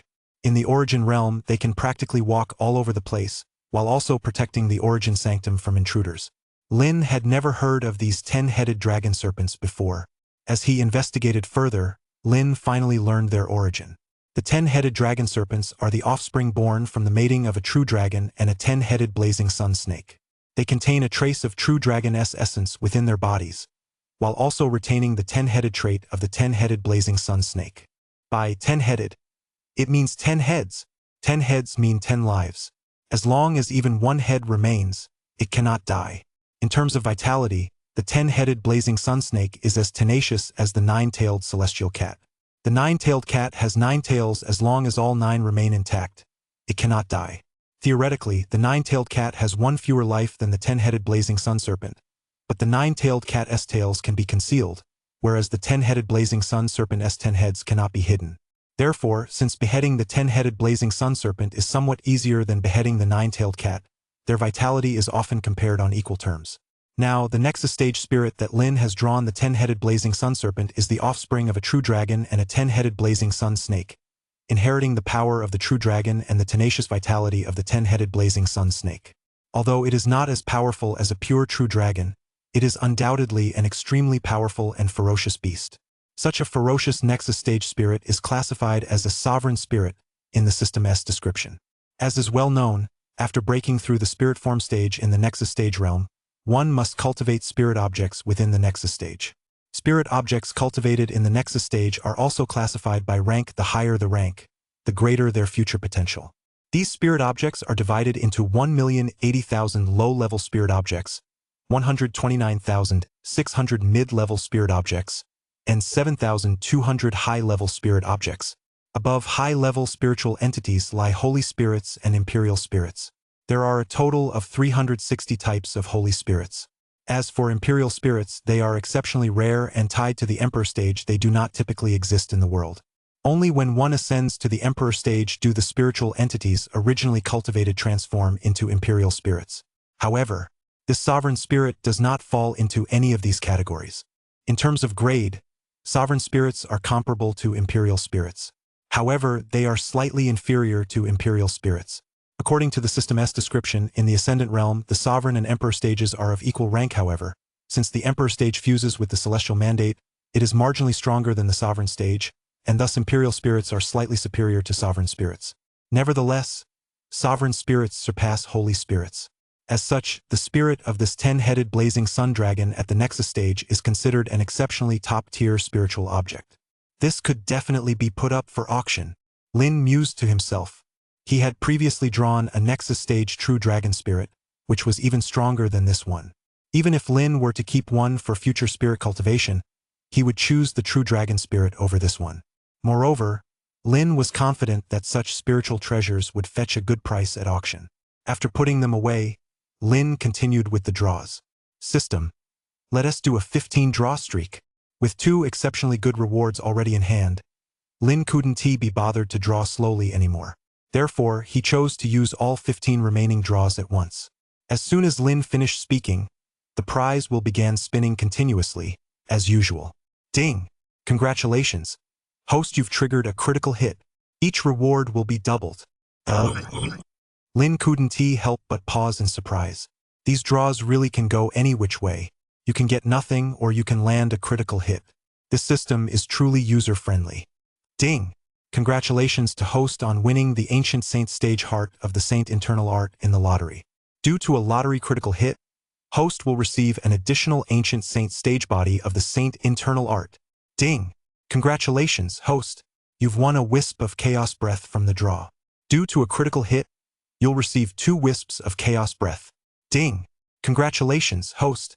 You've won 1 Immortal Peach Tree from the draw. Due to a critical hit, you'll receive 2 Immortal Peach Trees. Finally, the system's notification sounds came to an abrupt halt. 15 draws, 9 blank draws, 6 wins, 2 of which were identical rewards. This latest reward came as something of a surprise to Lin. Not only did he win an Immortal Peach capable of extending his lifespan by 500 years, but he also won an Immortal Peach Tree. As the saying goes, give a man a fish and you feed him for a day, teach a man to fish, and you feed him for a lifetime. This system had simply gone ahead and given him the whole package. The only slight disappointment, however, was that both the Immortal Peach Tree and the Immortal Peach took 3,000 years to mature, making them the lowest grade varieties among Immortal Peaches. Even so, for Lin, they were still of great value. Of course, what surprised Lin the most was that he actually drew a miniature world. As is well known, once one reaches the Ancient Saint stage, they can create a miniature world within the void. Although miniature worlds created at the Ancient Saint stage cannot compare to the outside world, they are sufficient for ordinary beings to survive. Some ancient saints, in order to protect their families, even relocate their entire clans to live within their own miniature worlds. Of course, the laws within a small world are incomplete. Generally speaking, it's best not to cultivate or break through cultivation realms within a small world created at the Ancient Saint stage, as it can easily affect one's foundational cultivation. And now, Lin had obtained just such a small world. Due to a critical hit in the lottery, the small world's size expanded from a radius of 10,000 li to 20,000 li. Furthermore, according to what Lin understood, unlike most small worlds at the Ancient Saint stage where the laws are incomplete, the microcosm Lin obtained through the lottery is perfectly connected to the outside world. In other words, there are no issues with incomplete laws, so he can seclude himself within it to cultivate and break through cultivation realms. Furthermore, as the Master's strength increases, the rate of time flow within this microcosm changes significantly. Starting at the same rate as the outside world, the rate of time flow increases tenfold with each cultivation realm breakthrough. For example, if Lin were at the Bodyforge stage, the rate of time passage in this microcosm would be 10 times that of the outside world. If he advanced to the Foundation Establishment realm, the rate of time passage would be 100 times that of the outside world. Lin is now at the Nexus stage, so the rate of time passage is 1,000 times that of the outside world. In other words, for every day that passes in the outside world, 1,000 days, nearly 3 years, pass within this microcosm. Originally, Lin had been pondering where to plant the Immortal Peach Tree, but now there is no need to consider it. He'll simply plant it within this microcosm. With time flowing 1,000 times faster, an Immortal Peach that normally takes 3,000 years to ripen will mature in the equivalent of just 3 years in the outside world. And this is only based on the time flow rate of Lin's current Nexus stage realm. If Lin advances another realm, the time flow rate will accelerate tenfold once again. At that point, 3 or 4 months in the outside world would be equivalent to 3,000 years inside, meaning the peaches would ripen once every 3 or 4 months. Each time they ripen, 12 Immortal Peaches can be harvested. This way, Lin could use the Immortal Peaches to recruit quite a few Ancient Saint stage cultivators whose lifespans are nearing their end. Even if he didn't use them to recruit Ancient Saint stage cultivators, Lin could auction them off. That would still be a huge haul of auction points. In comparison, Ancient Saint stage cultivation techniques which allow one to reach the Ancient Saint stage and serve as the foundation of a sacred site have, paradoxically, become the items of seemingly the lowest value in this lottery. However, they are, after all, 2 Ancient Saint stage cultivation techniques that can serve as the foundation of a sacred site. Once the auction begins, they can be put up for sale and will undoubtedly fetch a good price. As for cultivating them himself, Lin has no intention of doing so. Lin is currently cultivating the Tianyuan Heart Sutra. Although it's only the Nexus stage volume, it's derived from the Emperor Codex, which was once at the Tianyuan Emperor stage. The Nexus stage volume may not be as powerful as Ancient Saint stage cultivation techniques, but overall it certainly surpasses them. Lin has no need to neglect the essentials and chase after trivialities by cultivating an ancient saint stage technique. Moreover, Lin is currently at a critical juncture. On the verge of opening his 10th Nexus stage, it would be unwise to rashly switch cultivation methods.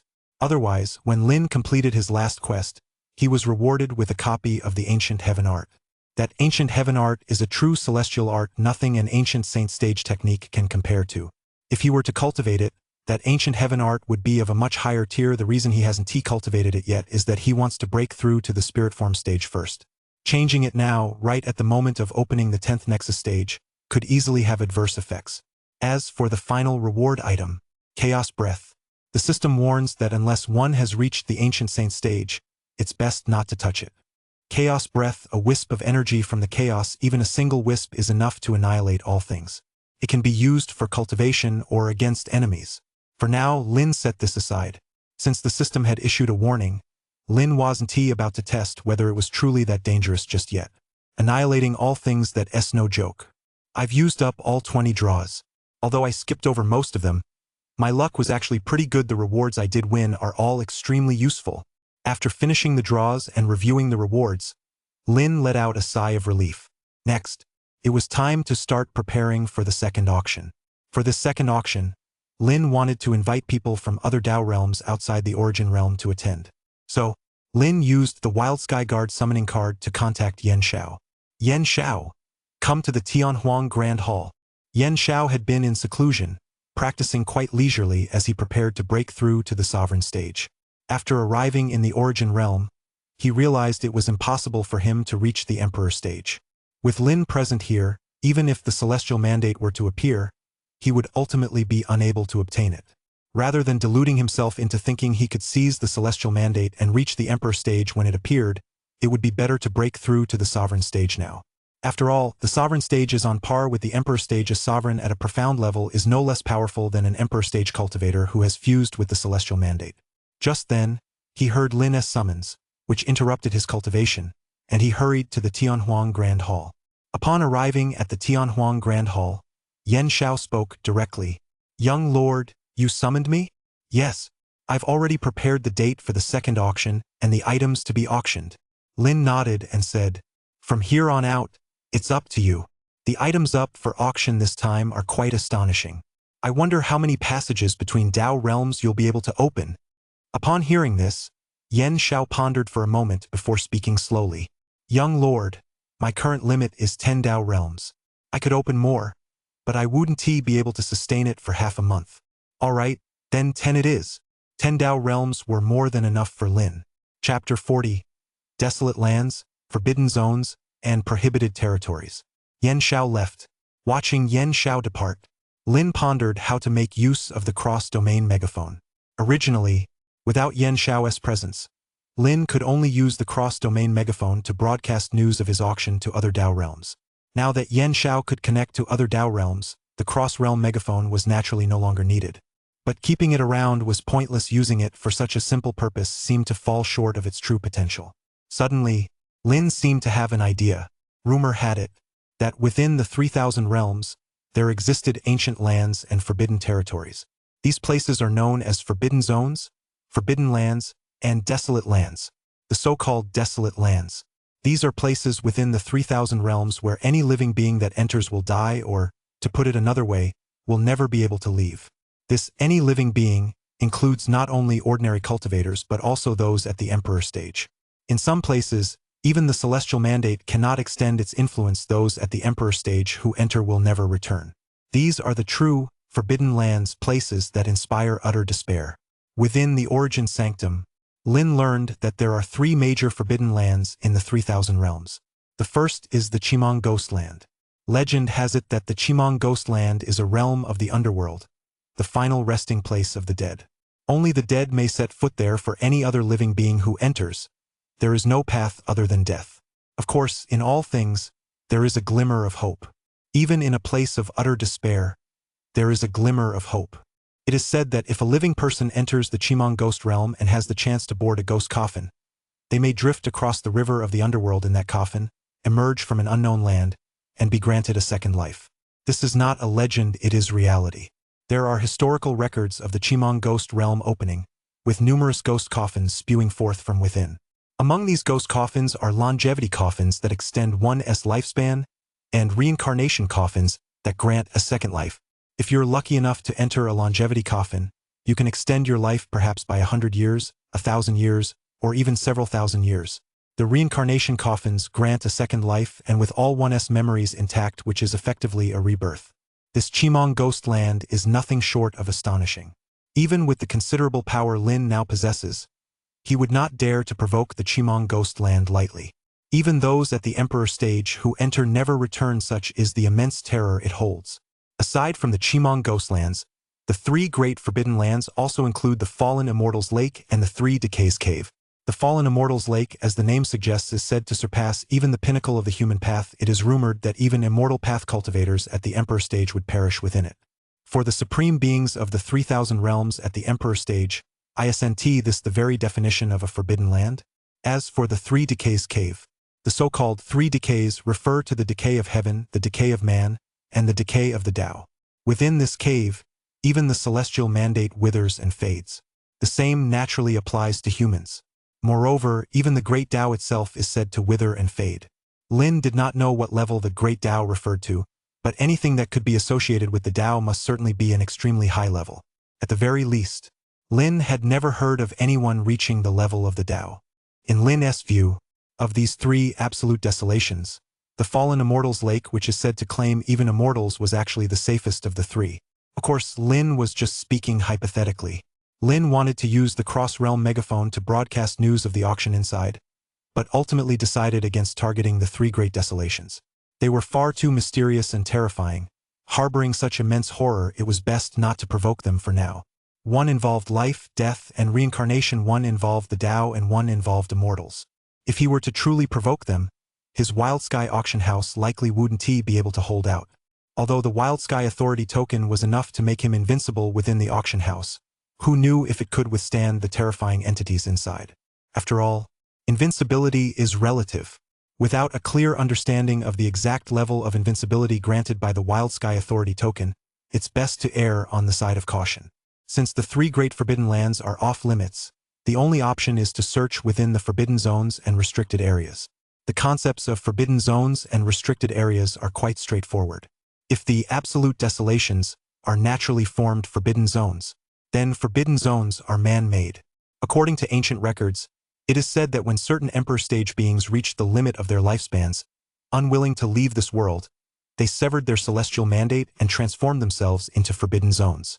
After transforming into forbidden zones, these self-sacrificed Emperor stage beings emerge at regular intervals to forage. By foraging, they mean devouring countless living beings, sustaining their vitality with the vital energy of billions of souls. These self-sacrificed Emperor stage beings, also known as Dark Sovereigns, have lost the invincible spirit of the Emperor stage. Fear has taken root in their hearts, and they have fallen into darkness. Exactly how many forbidden zones there are remains unclear, but there is no doubt about it. Once a Dark Sovereign emerges, it will undoubtedly mark the darkest era in the history of the 3,000 realms. Even the emergence of an Emperor stage might not be enough to stop them. This is because the emergence of an Emperor stage signifies flourishing destiny. When numerous Dark Sovereigns sense this, it will not be just one Dark Sovereign who emerges, but many. Although these Dark Sovereigns have severed their celestial mandate, they were once Emperor stage beings. Having severed their celestial mandate, they no longer possess the might of an Emperor stage. A single individual is insufficient to stand against an Emperor stage, but when many emerge together, they are more than a match for one. With the Emperor stage tied up, the dark beings within the forbidden zones faced near total annihilation at the hands of the other beings. There was no way around it. Each forbidden zone's lineage was far too ancient, even older than the sacred lands, and it was impossible to know how many formidable beings had been born there. True sages are as numerous as clouds, Saint King stage cultivators as plentiful as rain, and those at the Grand Saint stage are also numerous. Among them are some who were once the Dark Sovereign's invincible generals during his time as an Emperor stage cultivator, having reached the quasi-Emperor stage. Without such strength, how could this era be called the Dark Ages? In fact, if the Dark Sovereigns were to reach the pinnacle of their ascension, it might even be possible for several of them to join forces and challenge an Emperor stage cultivator. Of course, just as there are dark forbidden zones, there are also light forbidden zones. To distinguish between darkness and light, the terms forbidden zones and forbidden lands were established. Both forbidden zones and forbidden lands are, in fact, man-made constructs. The only difference is that one has fallen into darkness, while the other still holds fast to the light. Any being who enters a forbidden zone faces certain death. If one enters a forbidden land, however, they might stumble upon a stroke of fortune and have a chance to escape. Forbidden lands are created by Emperor Stage cultivators with grand ambitions and lofty goals.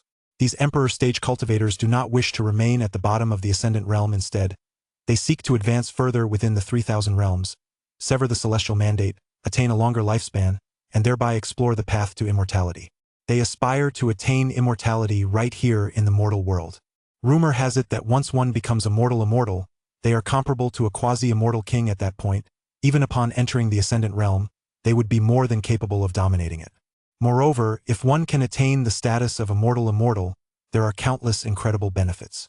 This has filled some Emperor Stage cultivators with great anticipation, leading them to sever the celestial mandate, seal themselves off in isolated realms, and spend era after era refining the path to immortality.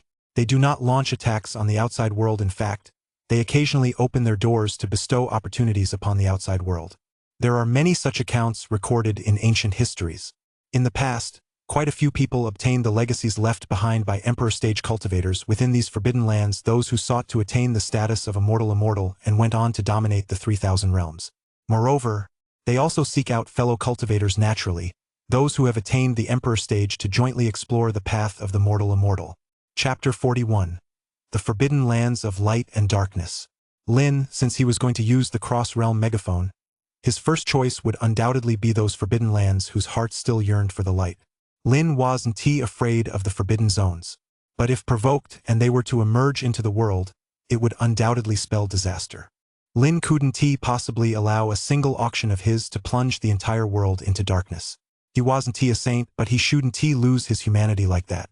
The desolate lands must not be provoked. The forbidden zones, provoking them is likely to bring disaster. For this reason, he had no choice but to try the forbidden lands. With that in mind, Lin summoned Lance. Regarding the forbidden lands, the desolate lands, and the restricted zones, Lin only had a general idea. He wasn't entirely clear on the specifics. Apart from the restricted zones, a secret that wasn't really a secret, the rest were almost entirely shrouded in secrecy. After all, if young people were to learn of the existence of such terrifying places, it could easily damage their spiritual resolve. Generally speaking, records of this nature are sealed away and hidden in every sacred site, unknown to the public. Lin had only glimpsed a tiny fraction of them by sheer coincidence. At the time, upon seeing them, Lin was utterly horrified and nearly gave up on cultivation, thinking he might as well just find some random place to spend the rest of his life. The shock brought on by the Darkfall calamity and the Dark Sovereign was simply too terrifying. It took a long time before Lin finally snapped out of that period when he had nearly lost his way and reaffirmed his resolve to cultivate. It was precisely because of this resolve and perseverance that, as an inner disciple, Lin earned the praise of the Violet Holy Maiden of the Origin Sanctum. Lance, hearing Lin's call, quickly appeared in the Grand Hall. Lin didn't beat around the bush but asked directly, "Senior Lance, I wonder how much you know about the desolate lands, the forbidden zones, and the forbidden realms?" Upon hearing Lin's words, Lance was momentarily taken aback. Desolate lands, forbidden lands, and forbidden zones.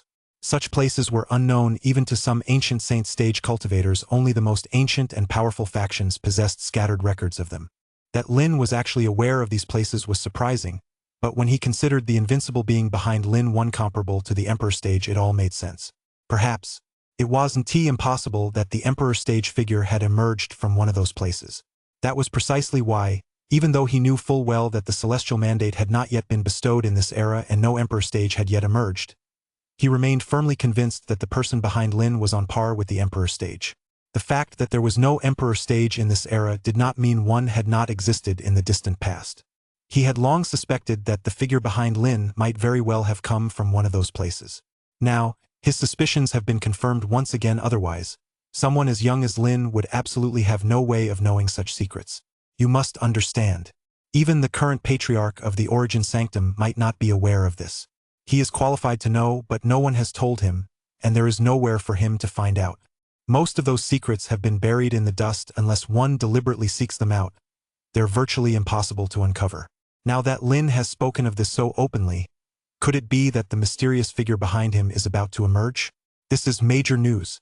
Lance couldn't help but ask tentatively. Young lord, by asking this, do you mean that a supreme being is preparing to emerge? Lin shook his head.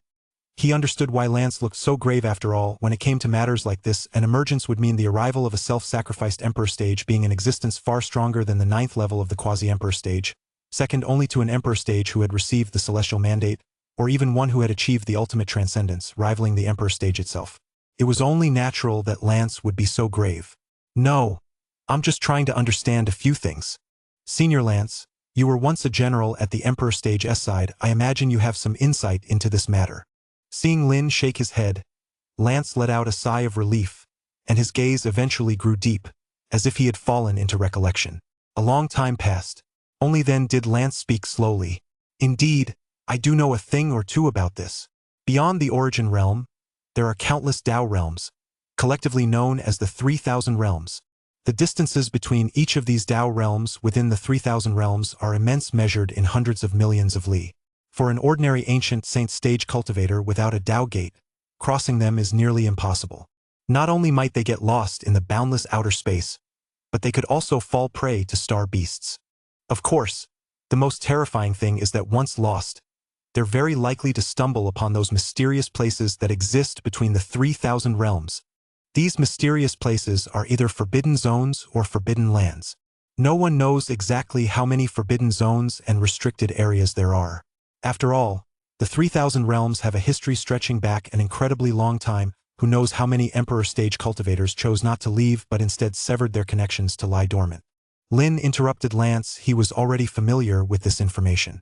Then he asked, Senior Lance, I was just wondering, do you know of any specific forbidden zones? To use the cross-realm megaphone, Lin needed to know the specifics. That was precisely why Lin had sought out Lance. Lance pondered for a moment, then finally nodded. The 3 great forbidden lands are untraceable. It seems they aren't fixed in any particular region. As for forbidden zones and restricted areas, they do have fixed locations. I once accompanied His Majesty to some of them. Though it was a long time ago, those places were unique, so I still have some memories of them. As he spoke, Lance described several forbidden lands to Lin. When he finished, Lance offered a solemn warning. Young lord, I assume you're aware of the secrets of the restricted zones, and know that you haven't inquired about the source of their darkfall calamity. But I must still offer a word of caution. Although the forbidden lands stand in opposition to the restricted zones and are considered the side of light, they are not entirely free from darkness. Otherwise, why have the forbidden lands always turned a blind eye whenever the darkfall calamity strikes? I know you have backing, young lord, and perhaps you're not afraid. Now that you wish to strike a deal with the forbidden lands, I must remind you, please proceed with caution. The people of the forbidden lands, aside from not initiating the darkfall calamity, are actually no different from those in the forbidden zone. Having lived for so long, even if they once possessed humanity, they've lost it by now. In their hearts, the only thing they think about is that goal. I can say without hesitation that if triggering the darkfall calamity would help them achieve that goal, they would absolutely do so without a second thought. That goal. Lin realized it must be ascending to immortality from the mortal realm. It seems the terms Dark Forbidden Zone and Light Forbidden Land aren't entirely accurate. That makes sense after all. What he'd seen were merely records, colored by the recorder's subjective views, and not necessarily entirely true. In comparison, Lance had once followed the Tianyuan Emperor stage. He'd witnessed it firsthand, so what he's saying now feels more authentic. Truly a world of Xuanhuan. You never know who the good guys are. Or rather, perhaps good guys have never truly existed. Everything is merely relative. Thank you for the information, Senior. Lin nodded. After Lance left, Lin's gaze grew deep as he sank into thought. He was preparing to select a forbidden zone and use the cross-domain megaphone to send a message inside. Chapter 42. Sending a message to the Starfall Forbidden Zone. Accepting the invitation. Lance told Lin about 4 forbidden zones. There were countless forbidden zones. He didn't know the exact number, but he mentioned the 4 he had visited while accompanying the Emperor stage. The 4 forbidden zones were the Barren Forbidden Zone, the Starfall Forbidden Zone, the Holy Spirit Forbidden Zone, and the Divine Ape Sanctuary. The rulers of these forbidden zones were all immortals seeking to attain the path of the mortal world. Among them, the Barren Forbidden Zone and the Starfall Forbidden Zone were forbidden zones embodied by human Emperor stage cultivators. As for the Sacred Spirit Forbidden Zone and the Divine Ape Sanctuary, they are not of the human race. The Sacred Spirit Forbidden Zone was formed when a sacred spirit attained the Tao and ascended to the rank of Emperor. The Divine Ape Sanctuary, this is easy to understand, was formed when a divine ape attained the Tao and ascended to the rank of Emperor. Since neither of these belongs to the human race, Lin decided to set them aside for now. Currently, there were only 2 human race forbidden zones to choose from. In the end, Lin chose the Starfall Forbidden Zone. There was no particular reason, it was mainly because it was close. The Starfall Forbidden Zone is a forbidden zone located on the outskirts of a Tao realm known as the Celestial Star Tao Realm. The Celestial Star Tao Realm and the Origin Realm can be considered adjacent Tao realms. The Wasteland Forbidden Zone, on the other hand, is dozens of Tao realms away from the Origin Realm, an extremely long distance.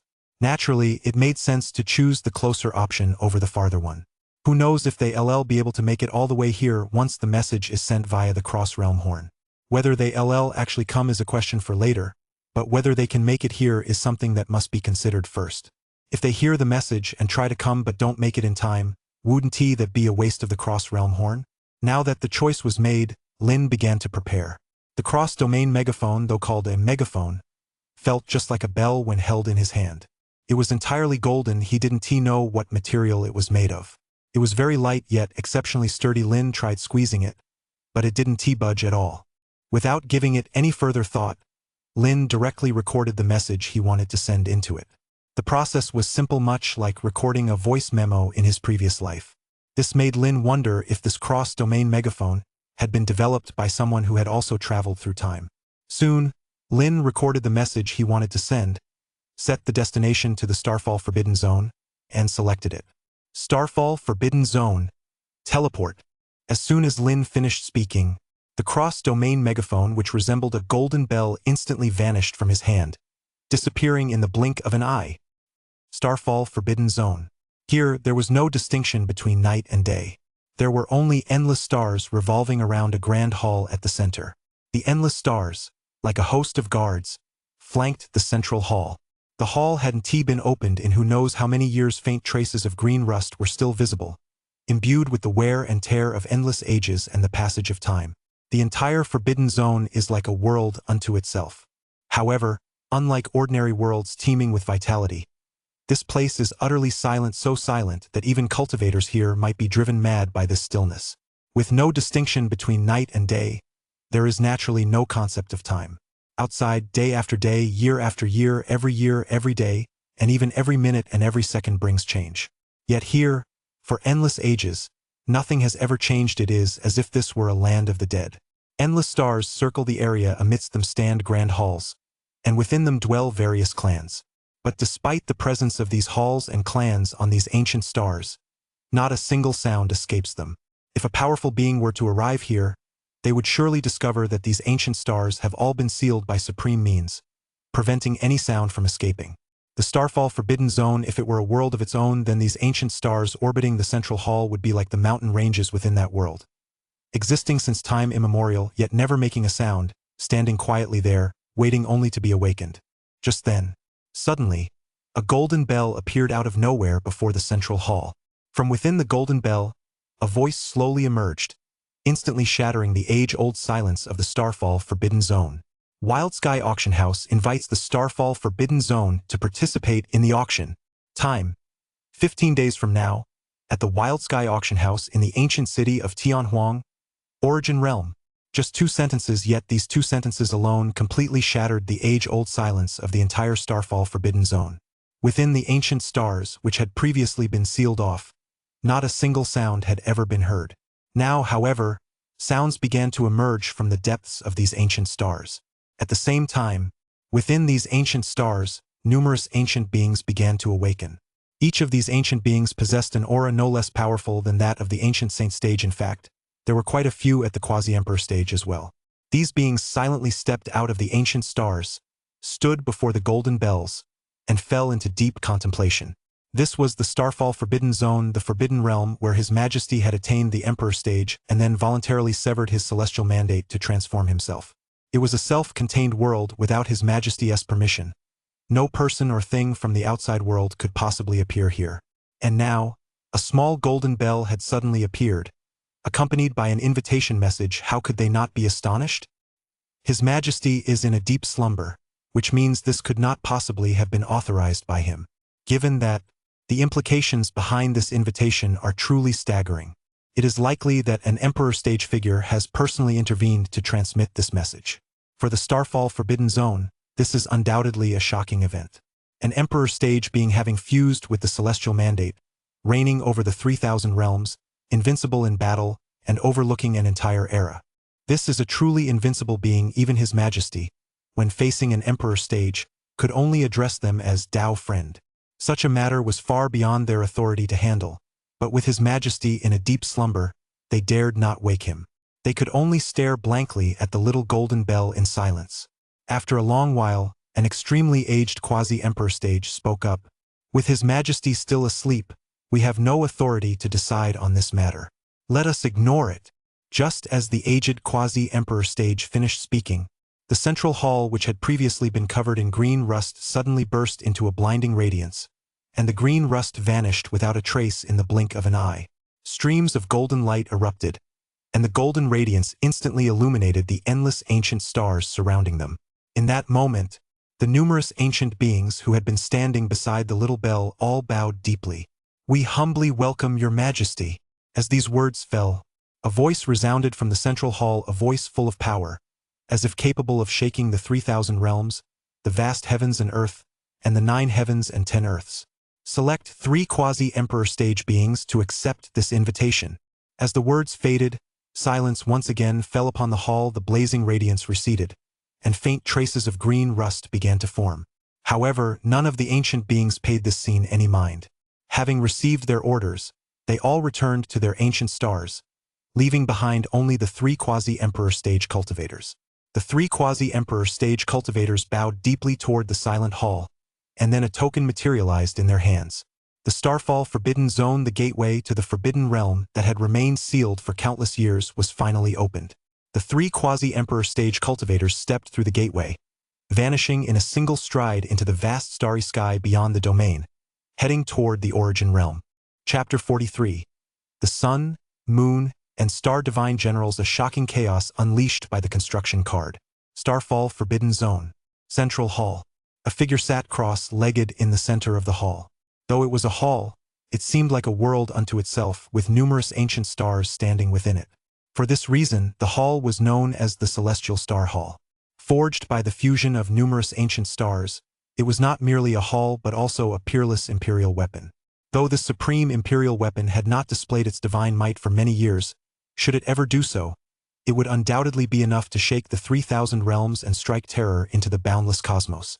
Beneath the ancient stars, a figure clad in a purple imperial robe continuously absorbed and released the power of the stars. This person was the ruler of the Starfall Forbidden Zone, also known as the Sovereign, who had once reached the Celestial Star Emperor stage. The Celestial Star Emperor stage now gazed into the distance, as if seeing through the boundless starry sky toward the Origin Realm. Then, he murmured to himself, "The Celestial Mandate has not yet emerged, nor has the Emperor stage appeared. Yet a mysterious voice has penetrated this Emperor's forbidden domain.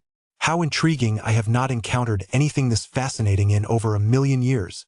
I hope the 3 divine generals will return and bring this Emperor a pleasant surprise." The Starfall Forbidden Zone. Beneath the ruler of this forbidden domain stand the 3rd-rank divine generals. The Sun Divine General, the Lunar Divine General, the Stellar Divine General. These 3rd-rank divine generals were all warriors who once followed the Celestial Star Emperor stage in his campaigns along the imperial path. After countless years, even those who had not yet attained the quasi-emperor stage back then have now crossed into that realm. The Lunar Divine General ranks 2nd among the 3rd-rank divine generals even within the quasi-emperor stage. He is an exceptionally profound being. With the imperial path yet to be opened and the emperor stage yet to emerge, they are more than capable of sweeping away all opposition, invincible in every direction. Sending these 3 lunar divine generals is more than enough to uncover everything. After gazing intently in the direction of the Origin Realm for a long time, the Lord of Tianxing slowly closed his eyes once more. The Starfall Forbidden Zone. As his eyes closed, once again sank into an age-old, deathly silence. Origin Realm. Tianhuang Ancient Capital Wild Sky Auction House, within the Tianhuang Grand Hall. After using up one cross-domain megaphone, Lin did not use any more. Although he had obtained 3 last time, Lin felt it was best to save 1 or 2 of these space-defying communication devices. No one could say for sure whether they might come in handy later. In any case, with 1 Forbidden Zone and 10 Dao Realms, these participants were more than enough to sustain a second auction. Moving on. It was time to prepare for the series of tasks leading up to the auction. First things first. That construction card, he definitely had to use it. In Lin's hand, the construction card materialized out of thin air from the system, appearing in the palm of his hand. It was a card about the size of a palm, engraved with numerous intricate patterns. Lin glanced at it. It was clearly a construction blueprint, presumably for the structure he was about to materialize. After a quick look, Lin paid it no further attention. After all, whether or not it matched his aesthetic sensibilities, it would look the same either way. Paying attention to it or not made no difference. Rather than dwelling on that, he'd be better off thinking about where exactly to use it. Earlier, Lin had learned that it could be used in barren lands to generate structures out of thin air, or it could be applied over an area that already had buildings. Lin thought it over and ultimately chose a barren area. There was no need to overwrite an existing structure. Conveniently, behind the Wild Sky Auction House lay a vast mountain range, more than sufficient to support the emergence of a structure spanning 1,000 li. As for the original Wild Sky Auction House, Lin figured it could serve as the front desk. The materialized structure would serve as the core area, making the most of everything. Not bad at all. Use the building card. After marking the location, Lin began to activate it. Ding. Please select a specific area. Host. Area. The Wild Sky range behind the Wild Sky Auction House. As soon as Lin finished speaking, in the blink of an eye, the building card in Lin's hand shot out of his grasp and vanished from the Grand Hall. At the same time, the building card soared at an incredible speed toward the skies above the Wild Sky range. As it reached the skies above the Wild Sky range, the building card instantly expanded in the wind, rapidly growing in size. As the owner of the building card, Lin could observe its transformation even without being present, so he witnessed this dramatic change with his own eyes. He had originally thought the building would appear out of thin air, but now it seemed different from what he had imagined. Instead, the building card continuously expanded, eventually stretching across 1,000 li in all directions, and finally settling upon the Wild Sky range. In other words, this architecture card was originally a building itself, merely condensed and miniaturized through a special technique. Now that Lin was using it, it had simply returned to its original form. This technique resembled the summit of Mount Sumeru in a mustard seed technique Lin had read about in novels during his previous life. Although mystical, Lin could still understand it. Creating something out of thin air, on the other hand, was relatively harder to comprehend. Just as the building card continued to expand, Lance and Zi Qianxing, who were originally stationed at the Wild Sky Auction House, along with the Wild Sky Guard composed of 10 ancient Saint Stage cultivators captured by Yan Xiao, all sensed the unusual commotion. Their gazes turned, almost in unison, toward the Wild Sky range. As they looked in that direction, astonishment spread across their faces. In the cultivation world, there are indeed some weapons that, after being bound to a master, can be summoned and retracted at will. At their greatest, they span the heavens and earth. At their smallest, they can be contained within the Nexus stage. But those are all weapons of an extremely high grade. A scenario like this, where a thin card transforms into a structure capable of covering 1,000 li in all directions, is something they've never seen before. Such a transformation is already comparable to a flawless holy weapon. This made them inwardly grumble. Just who is this wasteful scion, using such superb forging materials not to craft a peerless weapon, but to construct a single building? It's nothing short of a waste of heaven's bounty. They were at the ancient saint stage or even the quasi-emperor stage, veterans who had lived through countless years and seen much of the world, and yet they still couldn't help but grumble. As for everyone else, needless to say, the massive upheaval in the Wild Sky range was, of course, also detected by those in the ancient wasteland city. Some cultivators at the Starfall stage soared into the sky, gazing at the upheaval in the distant Wild Sky range, and couldn't help but discuss it animatedly. What is that? What's going on? It looks like a card that's turned into a structure? No way. Who's pulling this prank? Wouldn't it be better to use that kind of power to forge a peerless weapon? Give it a rest. It's obviously the work of the Wild Sky Auction House. That makes sense. Since it's the work of Wild Sky Auction House, it's only to be expected. In the past, Wild Sky Auction House was considered one of the top powers in the ancient city of Tianhuang, but with the recent auction, it attracted numerous sacred sites from the origin realm. For the first time, Wild Sky Auction House demonstrated a depth of resources unlike anything seen before, which gave them a new understanding of the organization. From that moment on, Wild Sky Auction House had become the dominant power in the ancient capital of Tianhuang, with no other faction capable of rivaling it. Some of the ancient capital's millennia-old clans and powerful cultivators all held Wild Sky Auction House in extreme awe, even going so far as to keep their distance. Not to mention that it is now backed by a quasi-emperor stage cultivator, specifically, a quasi-emperor stage cultivator from the Origin Sanctum. In an instant, this has elevated Wild Sky Auction House to the ranks of the top powers in the Origin realm. Given the stature of such a power, whatever moves it makes would come as no great surprise to anyone. Chapter 44. Yan Xiao, a quasi-emperor stage cultivator, displays his might. The inter-realm passage opens.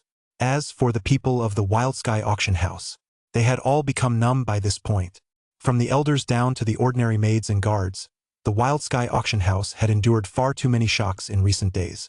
The elders and division heads, who had previously harbored some reservations about Lin, had all become completely docile after he displayed his extraordinary abilities, dutifully carrying out their assigned duties. They didn't know how Lin had managed to accomplish such feats, but it was enough for them to know that a quasi-emperor stage cultivator was willing to station himself at the auction house. Since this quasi-emperor stage cultivator heeded the words of Lin, the young lord, what else could they do but behave properly and obediently? In any case, with these changes, whenever they went out now, powerful figures from various factions treated them with the utmost respect, greatly satisfying their vanity and filling them with pride. Now that the Wild Sky range had undergone such changes, they were overjoyed. Outsiders marvel at the Wild Sky Auction House in their eyes. Isn't that just a compliment to them? They couldn't help but look toward the Tianhuang Grand Hall, their faces filled with admiration. Without Lin, without the young lord, there would be no such power as the Wild Sky Auction House today, let alone the day they rose to the top of society.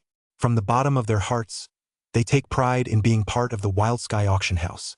Just as they were expressing their admiration, Lin's voice echoed out from within the Tianhuang Grand Hall.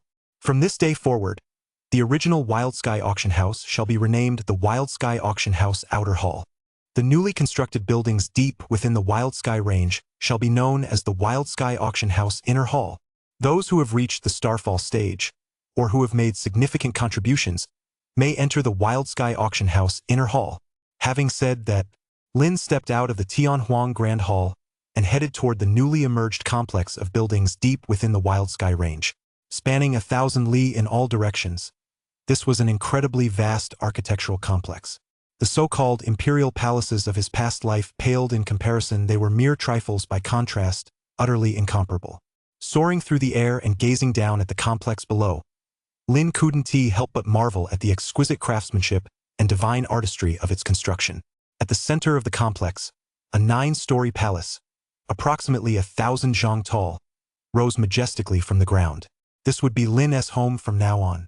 As he stepped inside, Lin could immediately sense its vastness. This 9-story palace alone was already comparable in size to the entire auction house complex he had seen before. Surrounding this 1,000 zhang, 9-story palace, ring upon ring of palaces and structures radiated outward, extending for hundreds of li. Standing on the 9th floor of the 9-story palace, it felt as though he were amidst the clouds and mist, with a sense of being able to reach out and touch the Starfall stage, overlooking all the mountains below. From this day forward, this palace shall be known as the Tianhuang Grand Hall. The complex stood tall, but the inscription was yet to be added. As soon as Lin's words fell, the inscription for the 9-story palace was complete. For gilded characters appeared on the plaque outside the palace. Lin thoroughly relished the sensation as if he could reach out and touch the Starfall stage, with clouds and mist at his fingertips, and all the mountains below at his feet. But he only indulged in it briefly before pulling himself away from the sensation. Luxury can easily lead one to become infatuated and lose one's fighting spirit. Lin still had many important matters to attend to. Just as Lin was preparing to carry out the next phase of his plan, the entire Origin realm seemed to tremble. There, a man clad in a fiery red robe stood in the void. That was Yan Xiao. Standing in the void, Yen Xiao's invincible might as a quasi-emperor stage cultivator spread across nearly the entire origin realm. A powerful being in seclusion gazed toward the void, filled with deep astonishment. Could there truly be someone so powerful in this world? Merely the aura he emitted was enough to make them feel suffocated. Lin looked at Yen Xiao and couldn't help but marvel. True to his status as a 9th-tier quasi-emperor stage cultivator, even standing in the void, he gave off an overwhelming sense of being able to suppress the entire origin realm single-handedly. This inevitably reminded Lin that he still had a Wild Sky Guard card. Perhaps it was time to put it to use. If he could summon another like Yen Xiao, wouldn't that be absolutely wonderful? Suppressing his impulse, Lin watched Yen Xiao. Yen Xiao stood in the void, his hand gestures constantly shifting, as if he were engraving formation patterns into the void itself. Just then, Yen Xiao suddenly let out a long, piercing cry. Gates of the 10 realms open. Under the horrified gazes of all the powerful figures in the origin realm, the void split open. The sky had split. In the void at the horizon, there, out of nowhere, 10 passages appeared, filled with endless spatial turbulence, stretching who knows where. Lance and Zi Qianxing, these two powerhouses stationed at the Wild Sky Auction House, gazed toward the horizon, exchanged glances, and saw astonishment in each other's eyes. A single person had actually opened 10 void portals. Such power was truly earth-shattering. No wonder the young lord said this man was comparable to the emperor stage. If not for the celestial mandate, Yen Xiao would practically be a reincarnated emperor stage. Lance muttered to himself, truly worthy of the title of crown prince. A quasi-emperor stage of the 9th heaven. With such power, even I, at my peak, wouldn't be a match for even 1/10 of it. I fear only His Majesty at his zenith could suppress him. The His Majesty he referred to was Tian Yuan, the emperor stage cultivator he had once served. His Majesty at his zenith was none other than Tian Yuan, the emperor stage cultivator who had fused with the celestial mandate to attain the emperor stage. Such words were enough to prove just how profound the astonishment Yen Xiao had caused was enough to elicit repeated exclamations of admiration even from Lance, a quasi-emperor stage cultivator. As for Zi Qianxing, he had once been a prodigy of his generation, a peerless genius throughout the ages. He had once competed with the young emperor stage cultivator. Though he lost more often than he won, he was undoubtedly one of the very best among the peerless geniuses of all time. Now, witnessing this scene, he finally realized just how feeble his own strength at the peak of the Grand Saint stage truly was. No wonder the emperor stage who had once competed with him in his youth, after re-ascending to the emperor stage, refused his challenge and didn't even bother to take it seriously. Yen Xiao was so powerful that subduing him would be as easy as turning over one's hand, and he hadn't even reached the emperor stage yet. So just how powerful must an emperor stage be? It was beyond imagination. No wonder emperor stage cultivators could reign over an entire era, towering above the 3,000 realms. He feared that when he had challenged that emperor stage cultivator back then, he must have seemed no more than an ant in the emperor stage's eyes. I have 500 years of lifespan left. Even if I cannot reach the emperor stage in this lifetime, I must become a quasi-emperor stage. Zi Qianxing silently steeled his resolve. Young lord, after Yen Xiao had opened 10 void passages enough to traverse to other Dao realms, he returned to Lin's side to report. The 10 inter-realm passages have been successfully established. Please inspect them, young lord. Lin, who had been watching the entire time, naturally knew the construction had succeeded. Therefore, as soon as Yen Xiao finished speaking, Lin offered a word of praise. Well done. Once this matter is settled, I shall grant you an opportunity to attain the sovereign stage. Thank you, young lord. Upon hearing this, Yen Xiao's face lit up with joy. He didn't believe Lin possessed the opportunity to help him become a sovereign, but he had always suspected that behind Lin stood an immortal, perhaps even a sovereign among immortals, someone of the rank of an immortal king. Lin might not have the opportunity to make him a sovereign, but an immortal king certainly did. At that moment he was overjoyed. Merely opening 10 cross-domain passages, though not exactly a piece of cake. It wasn't all that difficult either, yet to receive such an opportunity was truly wonderful. While Yen Xiao was delighted, he didn't let his excitement get the better of him. He quickly said, Young lord, if you have any further instructions, I will certainly carry them out. There is indeed one thing. Lin nodded. Now that the inter-domain passages are open, go visit the 10 Dao realms and inform them that the Wild Sky Auction House will hold an auction in 15 days. Yes, sir. I'll get right on it. Upon hearing this, Yen Xiao immediately agreed, turned, and vanished from Lin's sight, disappearing into one of the inter-domain passages. Chapter 45. Planting the Immortal Peach Tree in the Mini-World. Everything is ready, all that's missing is the right moment. Lin watched Yen Xiao leave and smiled with satisfaction. Preparations for the second auction were nearly complete. Now, all that remained was to wait for the guests to arrive. The auction would begin in 15 days. Suddenly, Lin realized he seemed to have forgotten one thing. It had been a while since he won that Immortal Peach Tree in the lottery. It was time to plant it. The next moment, Lin's figure flickered, and he instantly vanished from the 9th level of the Tianhuang Grand Hall, appearing in an unknown world. This world was the small world Lin had previously won in the lottery. Standing in the midst of this small world, Lin began to take it in. It must be said that, aside from the absence of living beings, everything else was much like the outside world. There were mountains, rivers, grass, and trees. In fact, the climate and environment varied from region to region, and there were even winds and rains. This was the advantage of being the master of this small world. Even with Lin's Nexus stage level power, he couldn't normally perceive the entire small world within a radius of 20,000 li, yet, as its master, he could instantly know everything happening anywhere within it. Whatever was happening or existed, as long as he thought about it, everything became crystal clear, as if Lin were the creator god of this small world. However, unfortunately, this was not a microcosm that Lin had created himself, so he couldn't arbitrarily alter anything within it. He only possessed a limited set of permissions. For example, he could scan every corner of the microcosm. Or, for instance, if someone entered the microcosm, Lin could suppress them using the microcosm's innate cosmic energy. Of course, he couldn't act like some charlatan. Let there be light, and light appeared. That doesn't exist here. Overall, this is currently a small world slightly smaller than Blue Star in his previous life, one under his control, though not of his own creation, devoid of living beings, and where time flows 1,000 times faster than in the outside world. Having gained a decent understanding of the situation, Lin found a spot and immediately brought out the Immortal Peach Tree. The Immortal Peach Tree, theoretically, based on what Lin knew, had rather stringent planting requirements.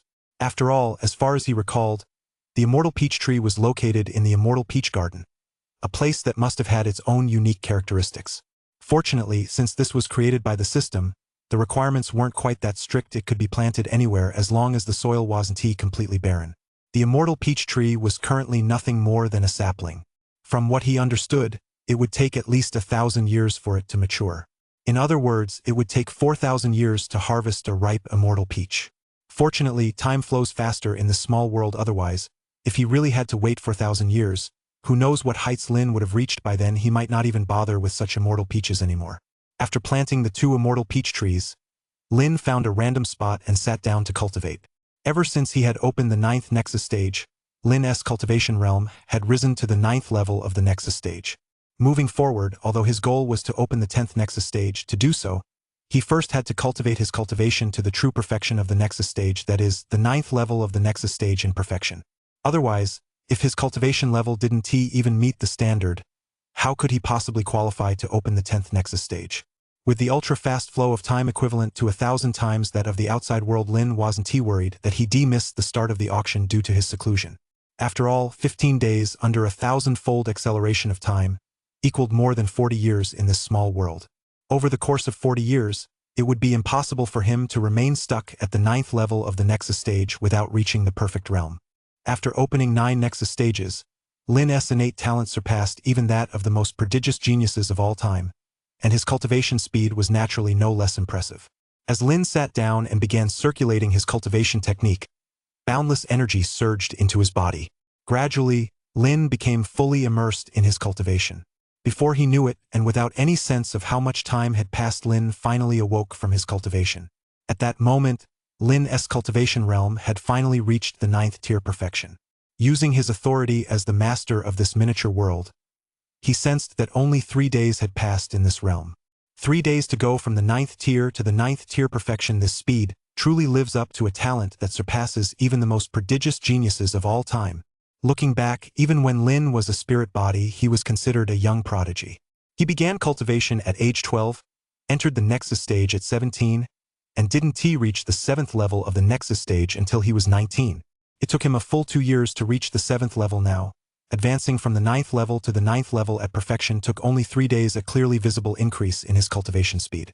If Lin hadn't been intent on opening the 10th Nexus stage, he estimates he could have broken through to the next realm, the Spirit Form stage, in a week at most. But for the sake of his future achievements, Lin ultimately held back. Breaking through a realm is easy, enhancing one's potential is difficult.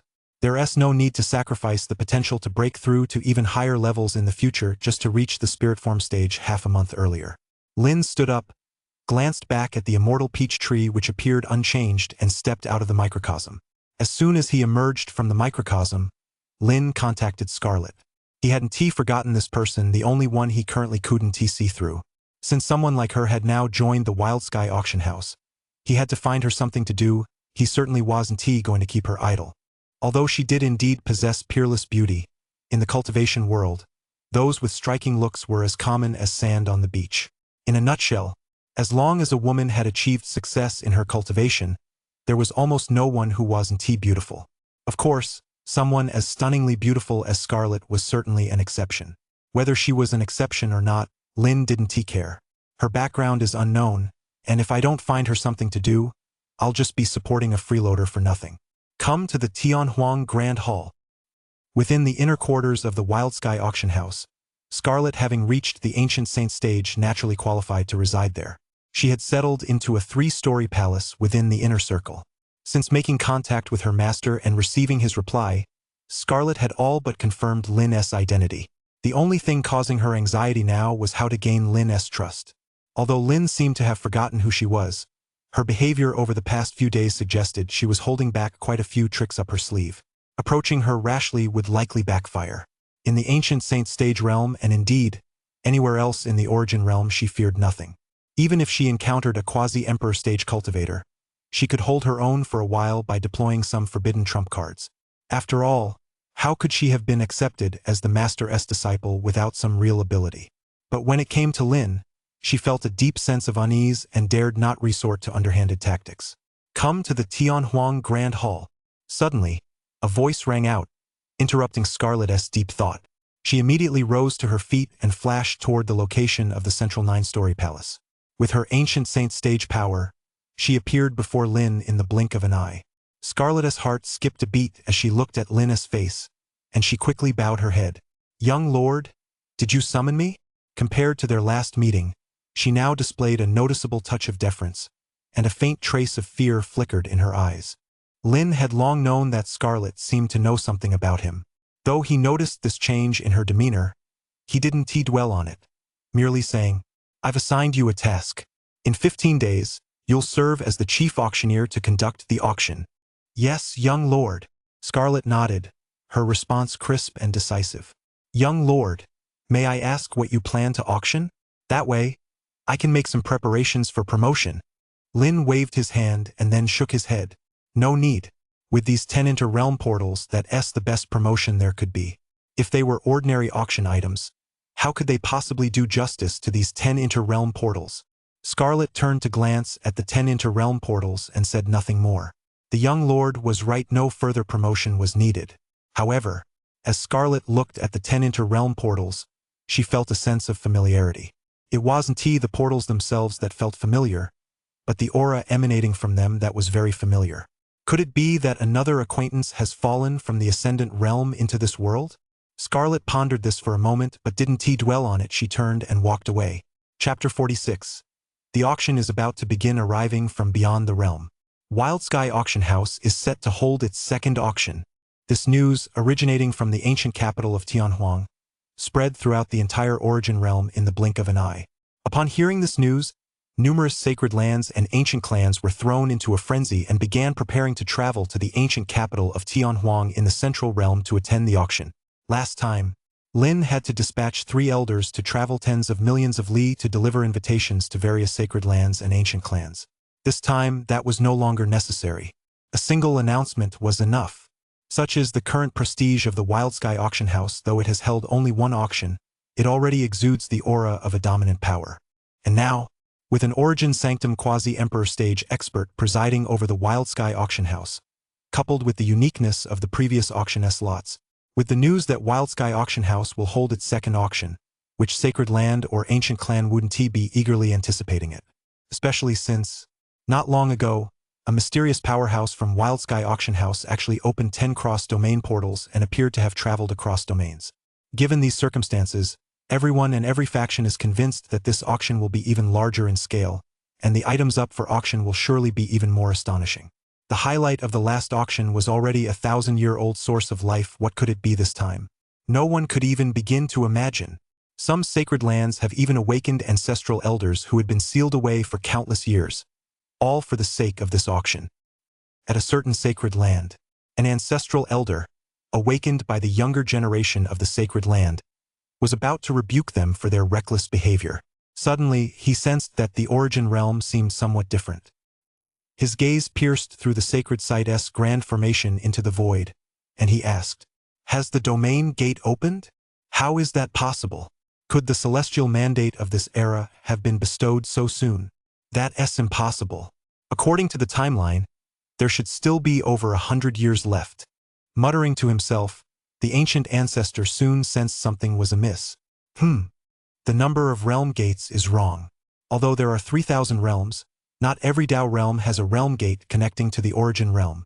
But if the celestial mandate has emerged, there couldn't possibly be only 10 realm gates. What's going on? The ancestor looked at his younger disciples and, with their explanations, soon understood the full story. "Ancestor, that is exactly how it happened." One of the younger disciples calmly recounted everything before asking, "Ancestor, do you think we should attend this auction? 1,000 years worth of life essence. A Grand Saint stage cultivator from the Z clan has emerged. An Origin Sanctum quasi-emperor stage cultivator acquired the source of life yet has remained stationed at the Wild Sky Auction House for 100 years. A mysterious powerhouse has emerged from the Wild Sky Auction House, opening 10 domain gates with overwhelming might." One event after another filled the ancestor's mind. After a long while, the ancestor sighed. It seems quite a few extraordinary events have indeed taken place.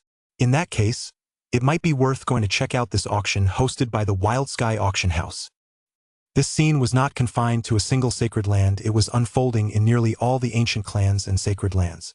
Last time, only a handful of ancient clans and sacred lands had awakened their ancestors, but this time nearly all of them had done so. Upon hearing about the events of recent times, these ancestors all gave the same response. "Go! We must go!" Meanwhile, in the 10 Dao realms connected by the 10 realm gates, with Yan Shao's arrival, they too learned why the realm gates had suddenly opened. It was, of all things, just for an auction. This left the people of the other 10 Dao realms speechless and bewildered. They had lived for so long and read countless records, yet this was the first time they'd ever witnessed something so absurd and outlandish. But Yan Shao spoke with absolute conviction. Even those who doubted him and spoke out in defiance were crushed by a single palm strike from Yan Shao. Some factions even provoked Yan Shao over this, only to be wiped out in an instant by a single palm strike. Within a radius of 10,000 li, their sect's stronghold was instantly transformed into an abyss. This time, the people from the other 10 Dao realms finally came to believe it all. Someone of such immense power surely wouldn't lie. In the blink of an eye, numerous factions sprang into action, preparing to cross the realm gate to see for themselves what kind of auction house could possibly be so incredibly wealthy. Beyond the realm, in the vast expanse of the cosmos. Here, aside from ancient stars that seem to have existed since time immemorial, standing steadfast in the cosmos, there was only eternal silence and boundless desolation. Beneath this eternally silent, boundlessly desolate cosmos, at that moment, 3 figures traversed the cosmos without a sound. With a single step, they traversed hundreds of millions of ancient stars. Even when encountering numerous star beasts said to be the most dreaded encounters for cultivators in the cosmos, they were instantly crushed in their hands. These 3 figures were none other than the 3 moon god generals who had obeyed the command of the Lord of the Starfall Forbidden Zone to journey to the Origin Realm to investigate the Wild Sky Auction House. All 3 were at the quasi-emperor stage naturally. The so-called star beasts were no more than ants in their hands. The trio moved without pause, each step carrying them hundreds of millions of ancient stars away. But the vast expanse of the cosmos was simply too immense. Even though the Origin Realm and the Starfall Forbidden Zone were relatively close to one another, that was only a relative measure. Had they not known the exact location of the Origin Realm, they would likely have become lost in this vast expanse of the cosmos. Even if they hadn't gotten lost, Accidentally entering a forbidden zone or restricted area would have been extremely dangerous. Finally, after several days of traversing the cosmos, they caught sight of a vast Tao realm. The Tao realm, situated beneath a starry sky, was a colossal continent enveloped by a realm membrane that shielded it from the erosive forces of cosmic turbulence. But to the three quasi-emperor stage cultivators, all of this was clearly nothing more than a formality. Upon realizing they had reached the origin realm, the three quasi-emperor stage cultivators, without a moment's hesitation, pierced through the realm membrane and plunged directly into the origin realm. Time flowed slowly. 1 day, 2 days, 3 days, 1 week, 10 days. Finally, 10 days had passed. On that very day, a domain gate began to stir. From within the gate, an ancient warship emerged, sailing into the origin realm. In the origin realm, countless beings gazed at the realm gate in the void. Among them were those at the ancient saint stage, the ancient moonbound stage, and the ancient starfall stage. Perhaps, some were already several thousand years old, while others were even over 10,000 years old. Yet this was the first time any of them had witnessed such a crossing through the realm gate. An era spans 129,600 years. Only when the celestial mandate is about to be bestowed, the true golden age, when boundless fortune erupts, does the domain gate open. Though they were ancient, none had ever witnessed the domain gate, which opens only once in an era. Only a few long-forgotten, ancient beings gazed into the void at that moment, as if lost in recollection. Tianqing Dao Domain. The Tianqing Holy Land pays a visit to the origin realm. A mighty voice boomed from the ancient warship in the void, echoing throughout the entire origin realm. Clearly, this was a great master, at the very least, a powerful ancient saint stage cultivator. No sooner had they entered the origin realm than they boldly proclaimed their origins. Chapter 47. Ancestor Longshang, Ancestor Wuji. The Celestial Star Holy Land was founded by an invincible general who once served alongside the Celestial Star Emperor stage. Wild Sky Auction House. As the Celestial Star Holy Land from the Celestial Star Tao realm arrived, Lance, standing nearby, explained its origins to Lin. In the origin realm, many of the younger generation may not be familiar with other Tao realms.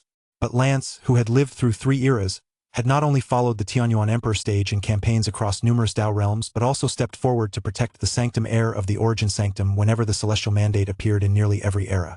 Therefore, Lance was exceptionally well-versed in other Tao realms, especially those in the surrounding areas. Although the Tianqing Emperor stage has retreated into a forbidden land, he left behind a quasi-emperor stage general in the Tianqing Tao realm to pass down his supreme divine laws for the sake of his legacy. However, so many years have passed, and with the Tianqing Emperor stage having resided in the forbidden land for countless years, he likely no longer cares about such a legacy. If he did care, the Celestial Star Holy Land would certainly not be this weak. Perhaps, to other origin realm factions, the Celestial Star Holy Land's high-profile entrance exuded considerable might. But to Lance, the representatives the Celestial Star Holy Land had sent this time were somewhat weak. If it were merely the people who had arrived who were weak, one might still say that the true Heavenly Star Sanctuary's true powerhouses hadn't come. But that warship, though it appeared luxurious on the surface, was all show. As a quasi-emperor stage cultivator, Lance saw right through it at a glance. Its interior was nearly completely damaged. For a sanctuary to travel, the mode of transportation is a matter of prestige, yet now they were actually traveling in such a half-wrecked warship. Clearly, their underlying strength had declined. From this, it's clear that the Emperor stage cultivators of the Tianqing Sanctum likely don't care much about this particular legacy. Otherwise, even a casual gift from an Emperor stage cultivator would be enough to restore their true strength.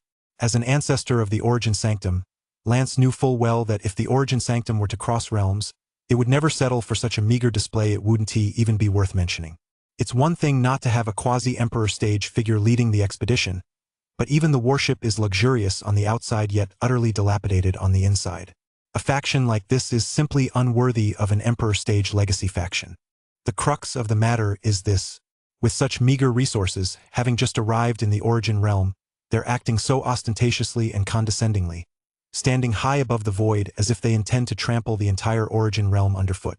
As the patriarch of the Origin Sanctum, Lance naturally took no pleasure in this.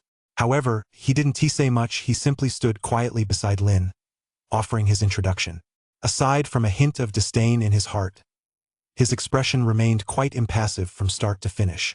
Lin listened to Lance's words while gazing at the star sanctuary warship that had traveled across realms, lost in thought. This group seemed a bit too arrogant. However, Lin ultimately restrained himself and took no action. After all, they were guests as long as they didn't disrupt the auction house. Lin couldn't be bothered with the rest. Of course, Lin believed that those who lacked true strength yet put on such a show were bound to get their comeuppance. Although the Origin Realm was suppressed by the Origin Sanctum, that didn't mean the Origin Realm was weak. Rather, the Origin Sanctum was simply too powerful. 3 generals who had once served under a Tianyuan Emperor stage figure were still alive, and many subsequent Holy Heirs and Sanctum Heirs had advanced to profound levels to become ancestors naturally. They could easily suppress other factions. But this Tianqing Holy Land was led by nothing more than a Grand Saint stage cultivator. Acting so ostentatiously, it was likely that many factions within the Origin Realm were seething with resentment. What gives you the right to act so high and mighty just because you've arrived? Sure enough, as if to confirm Lin's speculation. Boom! Origin Realm, somewhere in the eastern region. A powerful aura surged upward, then shot into the void, materializing before the celestial star Holy Land's seemingly luxurious worship. It was an elderly man with snow-white hair, looking quite frail. Yet at that moment, not a single person dared to underestimate him. As he appeared, some of the elders immediately exclaimed, "It's him, Ancestor Longshang of the Xingshang Holy Land." Ancestor Longshang? Isn't he the eternal genius from the legends who rivaled the Emperor stage in the previous era? I remember now, in the previous era, the Celestial Star Sanctuary also produced an eternal genius, but that eternal genius was subdued by Elder Longshang. Now I understand. The eternal genius from the Celestial Star Sanctuary's previous era was subdued, yet now that eternal genius's descendant actually dares to stand above the Origin Realm. It would be strange if Elder Longshang weren't furious. Ancestor Longshang stood in the void, hands clasped behind his back, gazing at the crowd from the Celestial Star Holy Land. Where is Xing Wuji? He can't be dead, yet why doesn't he dare come forward? The Grand Saint stage cultivator from the Celestial Star Holy Land hurriedly stepped forward. Ancestor Wuji is currently in seclusion. Humph, if you're afraid, just say so. Look at him now. Back in the day he was so arrogant, even trying to vie for the imperial throne. What a disgrace. Ancestor Longshang shook his head. As for you lot, if even Xing Wuji doesn't dare to come, who gave you the audacity to be so arrogant? I'll give you 3 breaths to come down. Otherwise, I won't hesitate to cross realms to the Tianqing Holy Land and see what Xing Wuji is really made of. After Longshang finished speaking, the faces of everyone from the Tianqing Holy Land turned ashen. They were, after all, the foremost holy land in the Tianqing Dao realm, a dominant power that could be called the hegemonic force of the realm. They had never been treated with such contempt before. But the old man before them was simply too powerful. Even the Grand Elder treated him with the utmost caution. What else could they do but endure it? Soon, the members of the Celestial Star Holy Land landed on the ground in their warships. Upon seeing this, Ancestor Longshang said nothing further and instantly vanished from where he stood. In the void, 3 figures stood silently, watching the scene unfold. These 3 were the Moon God generals who had arrived not long ago. One of them spoke up. Are we really just going to stand by and do nothing? After all, this is a sacred land established by a general who once served His Majesty to carry on his legacy. Come to think of it, we were once comrades in arms, and now his descendants are being bullied like this. Another shook his head. His Majesty only sent us here to investigate the true nature of the Wild Sky auction house. As for matters like this, His Majesty didn't mention them. How can we take it upon ourselves to act? You're right. Having said that, the 3 looked toward the central realm and set off toward the ancient capital of Tianhuang in the central realm. Upon entering the Origin Realm, they immediately gathered some information about the Wild Sky auction house, learning that it was located in the central realm and gaining insight into some recent developments. Now, all that remained was for them to travel there and investigate the matter in greater detail themselves. What exactly was the background of this Wild Sky auction house that it could send news into the Forbidden Land and alarm His Majesty? With the first power from outside the Origin Realm crossing the realm to arrive, a second and third would naturally follow. Some of these powers arrived with quite friendly intentions. Others were quite arrogant, but without exception, those who were arrogant ultimately received the special attention of the Origin Realm's powerful figures. If one didn't work, then 2 or 3 would. When facing outside forces, The Origin realm remained relatively united. Under no circumstances could they allow these outsiders to look down on them. Chapter 48. Meddling in the Celestial Wastes, Origin Realm, Central Domain. In a rather mysterious, unknown region. This is the encampment of the Futu Holy Land from the Zhongmingdao domain, which had crossed realms to arrive here. At this moment, at the Futu Holy Land, several elders who had arrived had gathered together, seething with anger. Grand Elder, are we just going to accept this? Exactly. These people from the Origin realm have gone way too far. So what if it's just a quasi-emperor stage cultivator? Do you think the Futu Holy Land doesn't have any quasi-emperor stage cultivators of our own? Back in the day, when the Futu Emperor stage ruled over the 3,000 realms, how many holy lineages did he crush? Though the Futu Emperor stage is no longer with us, we still have 2 Emperor stage warriors remaining. Should we awaken one of them? Upon hearing these words, the Grand Elder waved his hand. We'll discuss this later. For now, our top priority is to thoroughly investigate the origins of the Wild Sky Auction House and determine exactly what they intend to auction. If the Wild Sky Auction House turns out to be of ordinary origin but the auction items are valuable, then we'll consider awakening the second ancestor. Whatever the Futu Holy Land wants, it must obtain. An auction. Here at the Futu Holy Land, there is no such thing as a fair trade. A shadow of gloom flashed across the Grand Elder's face. He, the Grand Elder of the mighty Futu Holy Land, had actually been beaten by someone and his Futu boat had been smashed to pieces as well. Although the man had held back and not killed him, he still felt humiliated. He was, after all, at the Saint King stage in the Zhongmingdao realm. He stood high above all others, capable of deciding the life and death of all beings in the realm with a single word. Now, however, he had been beaten. How could he possibly tolerate such humiliation? Still, he was well aware of the purpose of this mission and had not yet allowed hatred to cloud his judgment. You lot, go investigate the origins of the Wild Sky Auction House and the items to be auctioned at its upcoming auction. Yes, sir. Several elders nodded, concealed their forms, and left the area, silently infiltrating the direction of the ancient capital of Tianhuang. Wild Sky Auction House. At that moment, Scarlet stood before Lin, looking at him as she respectfully reported. Young Lord, forces from half of the Dao realms have already arrived. Lin nodded, showing little change in expression. Although only half, that is, forces from 5 Dao realms had arrived, Lin was not in a hurry. There were still 5 days until the auction began, so time was still ample. Scarlet continued. However, more than half of the factions that have arrived seem to harbor some grievances. Some are complaining that the Origin realm is taking advantage of its favorable timing, location, and support to bully them. Others are complaining about why the auction hasn't started yet, forcing so many factions to wait here. Upon hearing this, Lin smiled. Bullying? They brought it upon themselves, they deserve it. They crossed realms to come here, they came of their own accord, so why are they putting on airs? If a faction from the Origin realm were to cross realms into their Dao realm, standing high above and looking down from the void with eyes brimming with arrogance, just imagine how they feel. In my opinion, the Origin realm is actually quite hospitable. It's already generous of them not to have made an example of them right away. Most of it is just verbal threats. The harshest punishment is smashing the vehicles they're riding in. Those methods are far too lenient. Scarlet nodded in agreement after hearing this. Young Lord is right. They haven't run into me yet. If they had, I'd have swallowed them all whole. Then they wouldn't have any complaints. Devour? Lin stared at Scarlet's breathtakingly beautiful face as she spoke those words, feeling a bit taken aback. At that moment, Lin finally understood why, when he sent people to investigate Scarlet's background, they discovered that some referred to her as the red-clothed female demon. With her constantly talking about devouring people, the nickname red-clothed female demon really was spot on. All right, let the Origin realm handle its own affairs. As long as they don't set their sights on the Wild Sky Auction House or provoke us, let them be.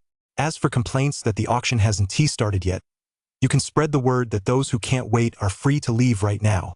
The time for this auction had been set long ago. They chose to arrive so early on their own and now they're complaining about it? Lin hadn't asked them to come that early. An auction is, after all, a matter of willing participants. If you're willing to attend, then wait patiently until the auction begins. If you're not, then leave. There is no need for all this complaining. Yes, young lord, I'll spread the word. Scarlet nodded, then seemed to think of something and added, however, I suspect there are definitely some ill-intentioned individuals among these factions. They're surely up to something against the Wild Sky Auction House. I've already found some clues certain factions are secretly investigating the Wild Sky Auction House's origins and the items up for auction at this event. These factions are likely plotting something sinister.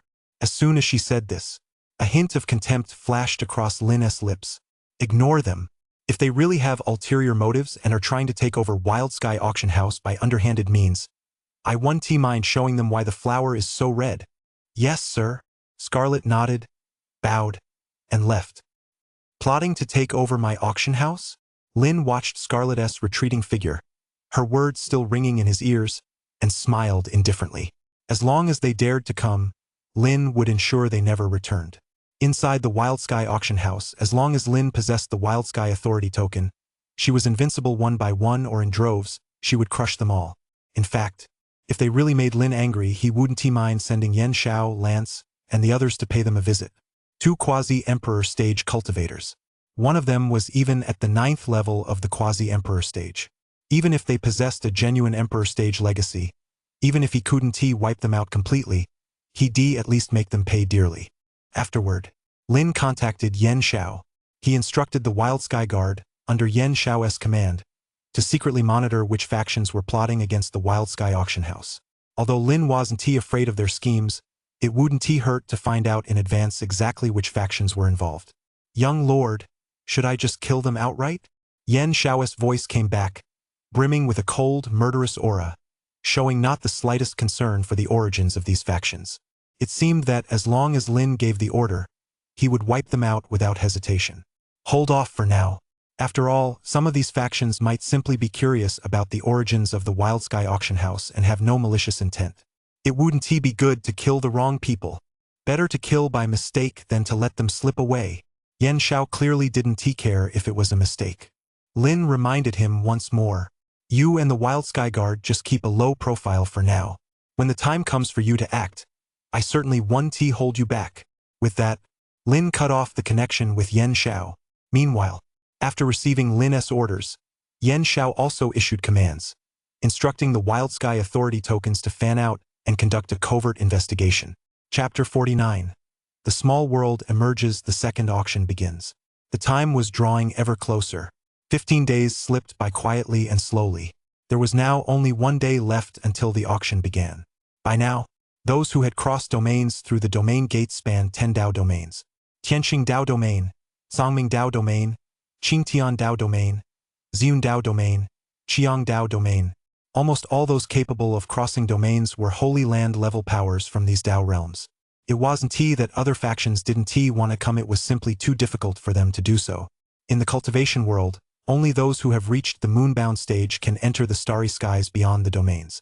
Now, although Yen Xiao had opened the domain gate, not just anyone could pass through it. One must either possess strength at or above the moonbound stage, or be capable of withstanding the interstellar storms that occasionally erupt within the domain gate's passage.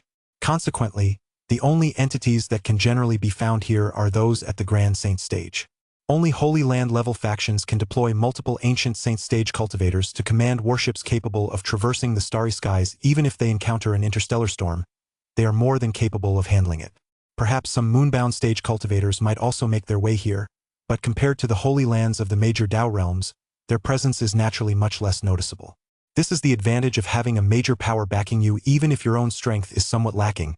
With the support of elders from your sect or clan, you can still cross realms to join the festivities. On this day, a sudden roar echoed above the ancient capital of Tianhuang. Everyone, including representatives from the Origin realm who had come for the auction, as well as forces from the other 10 Dao realms, instinctively looked up at the sky. Above them, a shadow seemed to be materializing. All the powerful figures watching it wore solemn expressions. They sensed the aura of a miniature world, one of immense size. Although only the tip of the iceberg was visible, the powerful figures could tell that this miniature world spanned no less than 10,000 li in diameter. The sudden appearance of such a vast miniature world in the sky startled many. If this microcosm were uncontrolled and were to crash down from above, the entire Tianhuang ancient capital would likely be reduced to ashes in an instant. Only those at the Ancient Saint stage could evade such a fatal blow. They did not understand what was actually happening. Generally speaking, microcosms fall into two categories. One is naturally formed. The other is artificially created. If it were naturally formed and had suddenly appeared out of nowhere and was likely ownerless, then its emergence would undoubtedly spell disaster for the ancient capital of Tianhuang below. If it were not naturally formed, they could scarcely imagine what kind of being could possibly create such a microcosm, which, at a cursory glance, spanned 10,000 li in diameter. It was simply impossible for someone at the ancient saint stage to achieve this. Only the legendary emperor stage could be capable of such a feat. But in this current era, with the celestial mandate yet to be bestowed, how could an emperor stage possibly exist? The crowd was utterly baffled, and their bewilderment was mingled with boundless awe. Some of the powerful figures from factions stationed in the ancient capital of Tianhuang had already begun preparing to flee. Otherwise, once the entire miniature world crashed down, they would likely be unable to escape even if they wanted to. Those at the ancient saint stage need not worry, but for those below that level, escape is absolutely impossible. Just as everyone was reeling from shock and even preparing to flee, a voice rang out from within the small world. All of you from the origin realm, or guests from other Dao realms, you may now enter the Tianhuang small world. The young lord has decided that this auction will take place within the Tianhuang small world. This was Scarlet's voice.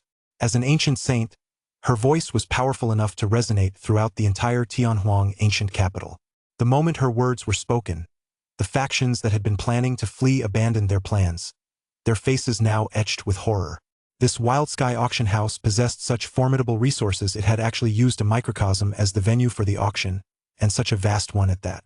This led them to wonder whether the Wild Sky auction house harbored an emperor stage cultivator. Otherwise, how could they possibly control such a small world? Unless it had been created by an emperor stage cultivator, who then granted control of the small world to others, there was no other way to exert such authority. Clearly, this was not the time for them to dwell on such questions. The auction was about to begin. Even if they wanted to investigate, they'd have to enter this small world and participate in the auction to do so effectively. Hadn't they traveled across realms specifically for this day, specifically for this auction? In an instant, numerous powerhouses from the Holy Lands swept their sleeves, gathered their disciples, and one after another soared into the void, heading toward the entrance of the small world. Origin Realm S Origin Sanctum, the Wang Clan, the Nanzhao Holy Land. Those from the other 10 realms, such as the Tianqing Holy Land of the Tianqing Dao Realm, the Futu Holy Land of the Zhongming Dao Realm, and the Qingming Holy Land of the Qingtian Dao Realm. Powerful figures from every faction soared skyward, heading toward the entrance to the miniature world. It was a massive gateway spanning several li across the sky. Even with so many factions entering at once, it did not feel overly narrow or crowded.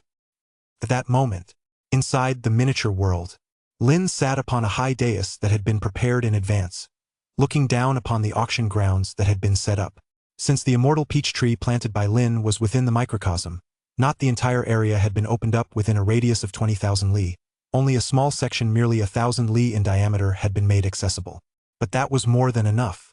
Beside him, Scarlet stood respectfully by Lin's side and reported, "Young lord, I have already spread the word." "Good. Let it begin in 1 hour." Lin nodded. After that, he said nothing more, merely fixing his gaze on a certain area within the miniature world. There, after 15 days, which, given the miniature world's accelerated time, equated to over 40 years, the immortal peach tree had already borne fruit, though the peaches were still quite unripe and would need some time to mature. Time flew by. 1 hour passed quickly. As the hour passed, the auction venue before Lin's eyes filled with representatives from various Dao realms, seated in designated sections. Before them stood an auction podium, which Lin had instructed Scarlet to prepare in advance. As the chief auctioneer, Scarlet ascended the auction platform. "I preside over this auction in the name of the young lord." Standing on the auction podium, Scarlet showed no signs of shyness. In fact, she exuded an air of authority, as if looking down upon the crowd. This was the confidence Scarlet drew from the Ascendant Realm, even though among the factions attending the auction were numerous ancient saint stage cultivators, and even a quasi-emperor stage cultivator hiding among them. Yet she remained undaunted, displaying the utmost composure. Had this been Lu Yuan at his first auction, he would likely have been at a loss for words and trembling uncontrollably under the gaze of a crowd of ancient saint stage cultivators. This was one of the reasons Lin had chosen Scarlet to preside over the auction. Chapter 50. The crowd's shock, the terrifying mini-world, and Scarlet. At that moment, everyone's attention was not actually on what Scarlet was saying. Even when Scarlet announced the start of the auction, some people didn't pay much attention. Their gazes were either drawn to the mini-world or to Scarlet herself. Originally, they had assumed this mini-world would be much like the mini-worlds they were familiar with. But once they entered, they realized they were wrong, horribly wrong.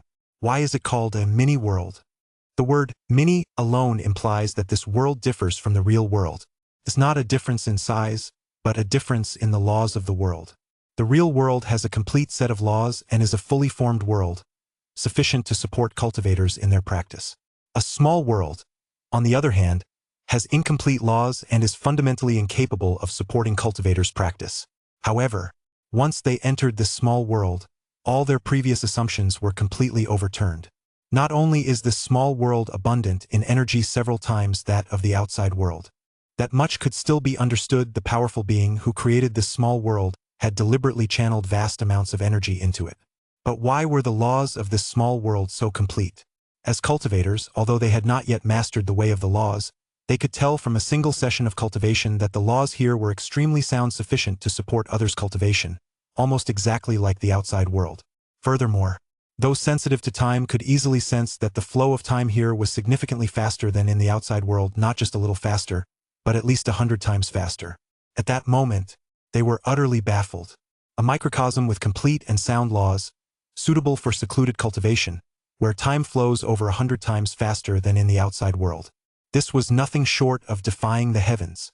One can imagine that if someone were to cultivate here, with time flowing over 100 times faster, 1 year outside would equate to 100 years inside, effectively allowing them to cultivate for a full century. This is nothing short of a divine realm for cultivation. With such a microcosm at their disposal, even a mediocre talent could catch up to so-called peerless prodigies, or even prodigies of all ages. For a moment, some of them couldn't help but exclaim in awe, "What a powerful microcosm! With such sound laws and accelerated time flow, how could such a mind-boggling microcosm exist in this world?"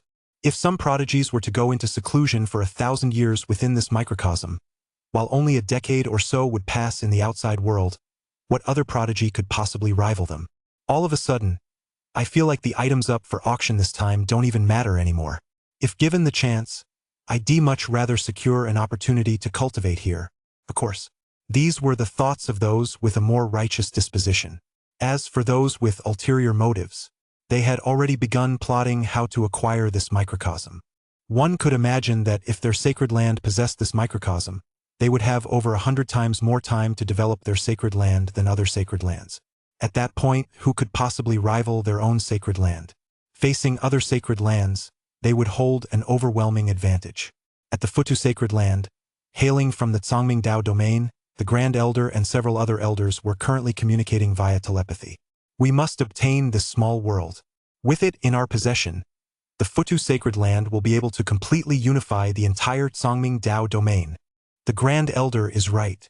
With this small world in our possession, the young prodigies of the Futu sacred land will have 100 times more time to grow. Even ordinary prodigies will be on par with the prodigies of the ages, and those of the ages are sure to reach the emperor stage. This Wild Sky auction house is far too overconfident. With a small world like this, they didn't even bother to hide it, they actually went and announced it to the world. In my opinion, we better be cautious. It might very well be a trap. After all, the Wild Sky auction house has no reason to make this public yet, they've done so now, clearly with ulterior motives. What's there to fear? The two generals from our Futu Holy Land who once served alongside an Emperor stage cultivator are both at the Quasi-Emperor stage, and rumor has it they're exceptionally powerful even among Quasi-Emperor stage cultivators. As long as we neutralize that Lin fellow, the mini-world will be ours for the taking. The Grand Elder listened to the other elders' words, pondered for a moment, and finally made a decision. We do indeed need to be cautious about this matter. All right, once we return, I'll explain the entire situation from start to finish to the two Quasi-Emperor stage ancestors. Of course, these were the thoughts of those with profound cultivation. Some of the younger generation, those of average strength who had accompanied their sect elders, were not currently in the miniature world. In their eyes, the miniature world was nothing special. What sacred land doesn't have a few miniature worlds? Besides, once one reaches the ancient saint stage, one can create miniature worlds at will. In the eyes of the younger generation, the miniature world was actually less appealing than Scarlet. Scarlet stood on the auction podium, her red gown subtly highlighting her slender figure, and though her face was veiled in sheer gauze, it could not conceal her peerless beauty. Most importantly, Scarlet did not appear to be very old. She certainly wasn't part of the older generation, and was at most just one generation older than them. Her age is very likely no more than 50. To have reached the ancient saint stage by the age of 50 is truly remarkable. Such talent can only be described with one word: unbeatable. Those who were able to accompany their sect elders here are clearly the cream of the crop among the younger generation across all sacred lands. Some are even holy heirs of their respective sacred lands. In their own Tao realms, they are undoubtedly peerless prodigies. Yet, in the face of Scarlet, they could only feel ashamed of themselves. An ancient saint stage cultivator under 50, what kind of talent is that? It's likely that even an emperor stage cultivator in their youth couldn't have reached such a realm, right? Whoa! This woman! Wild Sky Auction House actually has a woman like this presiding over the auction. It's a complete waste of her talent. That's right. A woman like this should be properly nurtured and sent to compete on the path of the emperor. Shouldn't she? What a waste. If her talent were even slightly lesser, I'd still have the courage to pursue her. But with talent like this, even if I were smitten, I wouldn't dare make a move. The gap is simply too vast. Only a sanctum heir from a holy land could even hope to make a move on her. On the auction podium, Scarlet heard these words, her expression remaining unchanged, though her heart was filled with disdain. After all, she was someone who had risen to prominence through fierce competition among the younger generation of the endless ascendant realm, a figure her master had taken a special interest in. Countless descendants of true immortals and immortal kings had failed to catch her master's eye, yet he had set his sights on her. That these people would dare compare her to the prodigies of the lower realms was simply laughable. Had she not accidentally strayed into a restricted zone of the ascendant realm and thus ended up in the origin realm, she would already be preparing to vie for the celestial mandate by now. What as a holy heir or a sanctum heir? How dare they even think of competing with her? Even their ancestral emperor stage cultivators wouldn't necessarily be worth her attention. Of course, Scarlet said nothing further. Her expression turned serious as she announced, "The auction begins." Chapter 51. 2 Grand Saint Stage Achievements to start. Before the auction begins, let me first explain the auction rules. First, no one is allowed to intimidate others. If such behavior is detected, you will permanently lose the right to participate in Wild Sky Auction House auctions, be added to the Wild Sky Auction House blacklist, and in severe cases, be executed on the spot or even... She paused. Scarlet flashed a hint of murderous intent as she looked at the crowd. If anyone still dares to provoke us, we will annihilate their clan and sect. Only Scarlet would be so unconcerned about the status of those before her daring to issue such a threat in the presence of numerous ancient saint stage cultivators, and even quasi-emperor stage cultivators. If it were Lu Yuan, he would never dare to speak so boldly. As Scarlet's words fell, the crowd began to murmur and debate among themselves. This Wild Sky Auction House sure has a lot of confidence. Exactly. If a quasi-emperor stage cultivator really were to intimidate them with their power, what could they possibly do? Humph. Among the factions present, there are those with legacies of 2 or even 3 emperors. Even if the Wild Sky Auction House has a quasi-emperor stage cultivator, I doubt they'd be able to do anything about it. That's an understatement. Those lineages possess techniques left behind by several emperor stage figures. As long as the emperor stage doesn't step forward, no one can possibly threaten them. Just wait and see. With the Wild Sky Auction House daring to issue such a threat, someone's bound to get restless. I've heard the Wild Sky Auction House has a quasi-emperor stage figure in charge, but they're ultimately confined to the origin realm. Their perspective is far too narrow. Scarlet listened to these words without so much as a flicker of emotion. Surprisingly, there were actually factions that took the young lord's instructions to her as a threat. Did they really think the young lord had them participate in the auction within the miniature world merely to show it off? Within the miniature world, the young lord was capable of dominating everything unless an entity capable of shattering the world's limits appeared. Anyone would be suppressed. Even without the small world. As long as that person was there, he alone was enough to settle everything. Yen Xiao only now did she finally understand why he felt so familiar to her. This person, it turned out, was also from the Ascendant Realm and, like her, hailed from the Crimson Light Ascendant Realm. The Qi Ming Ascendant Realm, home to 2 great immortal clans. The Qi clan and the Yen clan rule over the boundless territories of the Qi Ming Ascendant Realm, as well as the many small worlds beneath it. Their clans include true immortal titans, and it is even said that an immortal king was once born there who journeyed into the chaos, though this has not been confirmed. But that doesn't matter. That Yen Xiao is the current young lord of the Yen Immortal clan in the Crimson Light Ascendant Realm, the foremost figure among the younger generation there. His cultivation has already reached the 9th level of the quasi-emperor stage. He has even slain a sovereign and engaged in battle with an emperor stage cultivator, ultimately forcing the emperor stage cultivator to use the celestial mandate divine ability before retreating. Although Yen Xiao's innate talent falls short of her own, Scarlet still holds him in the utmost regard given his current strength. Scarlet could say without hesitation that within the 3,000 realms, barring an emperor stage cultivator, Yen Xiao is absolutely invincible. In fact, even some sovereigns from the Forbidden Zones who have severed their celestial mandate would not stand a chance against him unless they pushed their cultivation to the absolute limit. Quasi-Emperor stage? Scarlet scoffed. These people likely didn't even know that the quasi-emperor stage had its own tiers. And Yen Xiao was a figure within the quasi-emperor stage who could almost be called invincible. This was still a conservative assessment on her part after all. In the boundless ascendant realm, there were imperial heirs who had emerged from the chaos, and Yen Xiao would certainly be no match for them. But how could those imperial heirs possibly set foot in such a backwater? Take her own senior brothers and sisters, for example. If they were to emerge into the world, even the immortal clans would have to welcome them with open arms. Still, that's fine. Scarlet was eagerly anticipating that someone would dare to challenge the Wild Sky auction house, then she could devour a whole region. The clan of that division head from the origin auction house she wiped out earlier was nothing more than a snack. Devouring them hadn't even allowed her to break through to the Saint King stage. It was truly pathetic. Don't let me down. Scarlet looked at the crowd, especially those who appeared quite angry, and murmured to herself. Then, after composing herself, she spoke again. The second rule concerns auction transactions. As the young lord mentioned, the items up for auction this time are quite precious. We will only accept Saint Grade Divine Essence or barter. Those without Saint Grade Divine Essence may leave now. The crowd didn't react strongly to these words. If this rule hadn't been in place, they would been unhappy. Who wants to travel all this way just to bid on a bunch of junk? Only an auction where the starting bid is measured in Saint Grade Divine Essence is worth the long journey. Seeing that no one objected, Scarlet gave a wave of her hand. The next moment, 2 maids stepped onto the auction podium beside the stage. Each maid held an item in her hands, covered by a red cloth. As the 2 maids approached, Scarlet immediately lifted the cloth. Without further ado, let us begin with the first lot. The first lot consists of 2 items, 2 sets of cultivation techniques. The first is the Sacred Heart Celestial Art, and the second is the Sacred Body Celestial Art. They are both ranked at the Saint grade. Upon full mastery, they can enable one to reach the 3rd realm of the Ancient Saint stage, the Grand Saint stage.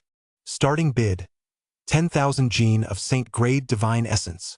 As soon as her words fell, the auction hall suddenly fell into a profound silence. Dead silence. Everyone seemed to doubt they had heard correctly.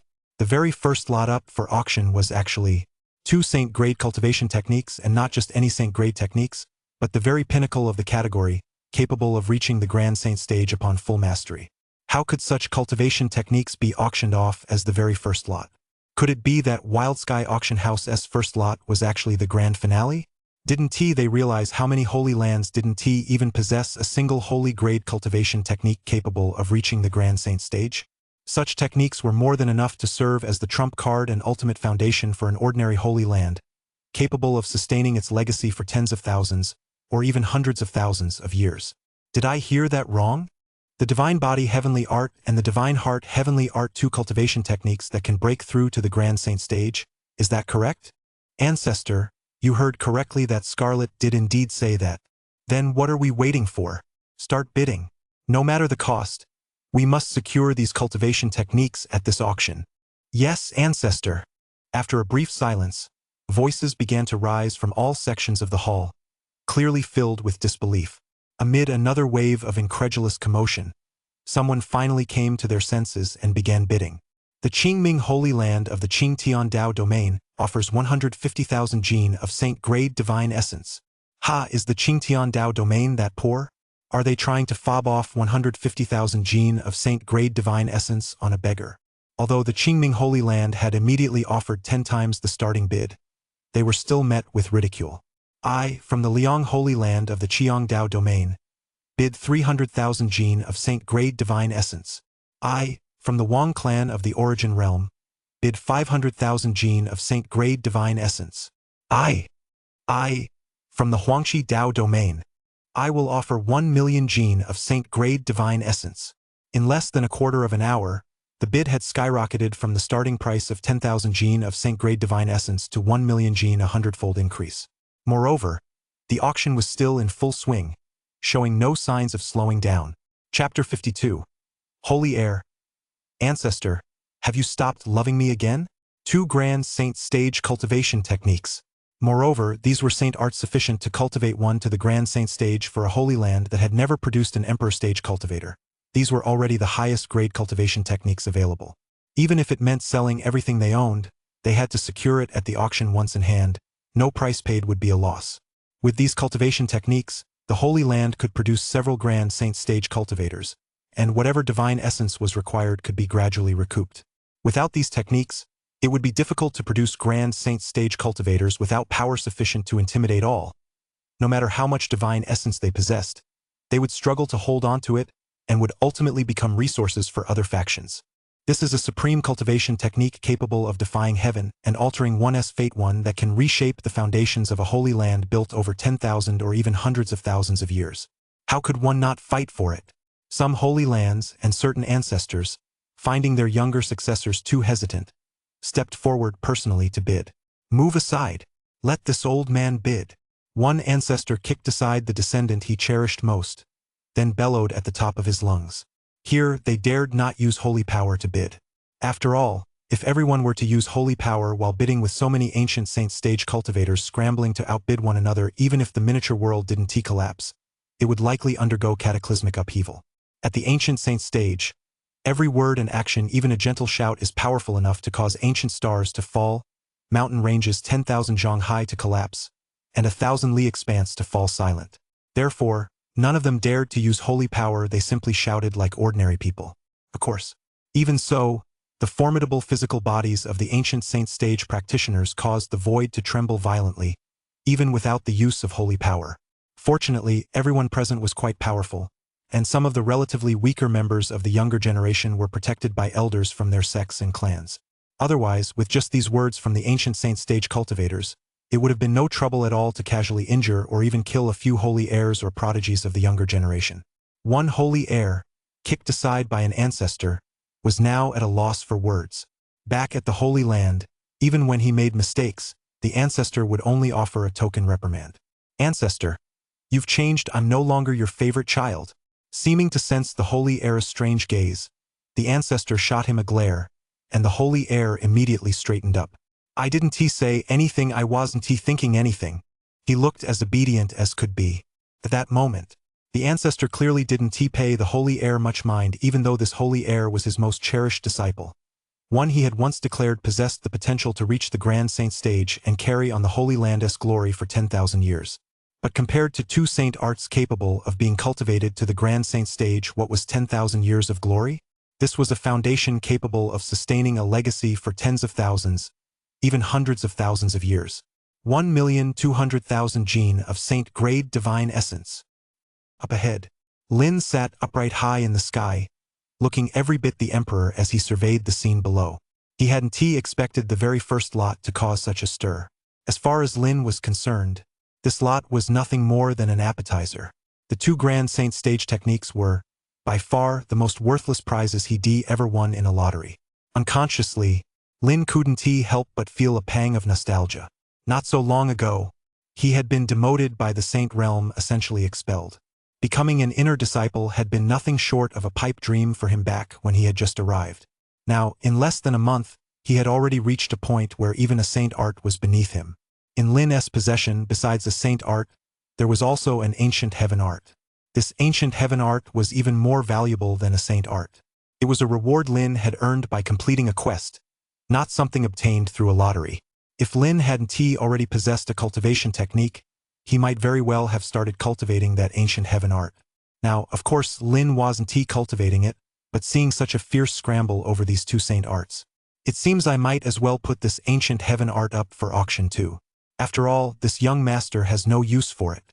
I'll auction it off to exchange for auction points, and use them to buy even higher level cultivation techniques from the system store. The system store had everything one could possibly want. It even contained immortal level cultivation techniques, as well as some supremely powerful ones that were shrouded in a haze of chaos so powerful that even Lin couldn't make them out clearly. It seemed that with his current meager auction points, Lin wasn't even worthy of seeing those names. Even a single glance would be considered blasphemy. Those were Lin's true dreams. If he was going to cultivate, he had to practice the strongest cultivation techniques, build the strongest foundation, forge supreme potential, master the most powerful techniques, and embark on the path to ultimate strength. And along the way, expanding the Wild Sky auction house to span the myriad heavens, that was Lin's true goal. A towering edifice rises from the ground. Lin shook his head, snapping himself out of his daydream, and returned his attention to the auction taking place below. Lin's gaze swept over the people from various regions, Dao realms, and sacred lands. Suddenly, Lin sensed an unusual aura. In this small world, Lin held absolute control. Although he wasn't inside the Wild Sky auction house and lacked the invincible privileges granted by the Wild Sky Authority token, he was still effectively invincible within this small world. Of course, those capable of shattering the small world were an exception, but this small world was of an extremely high level with well-established laws. It would likely be impossible to shatter it without reaching the Emperor stage. As long as no Emperor stage cultivator appeared here, Lin was invincible.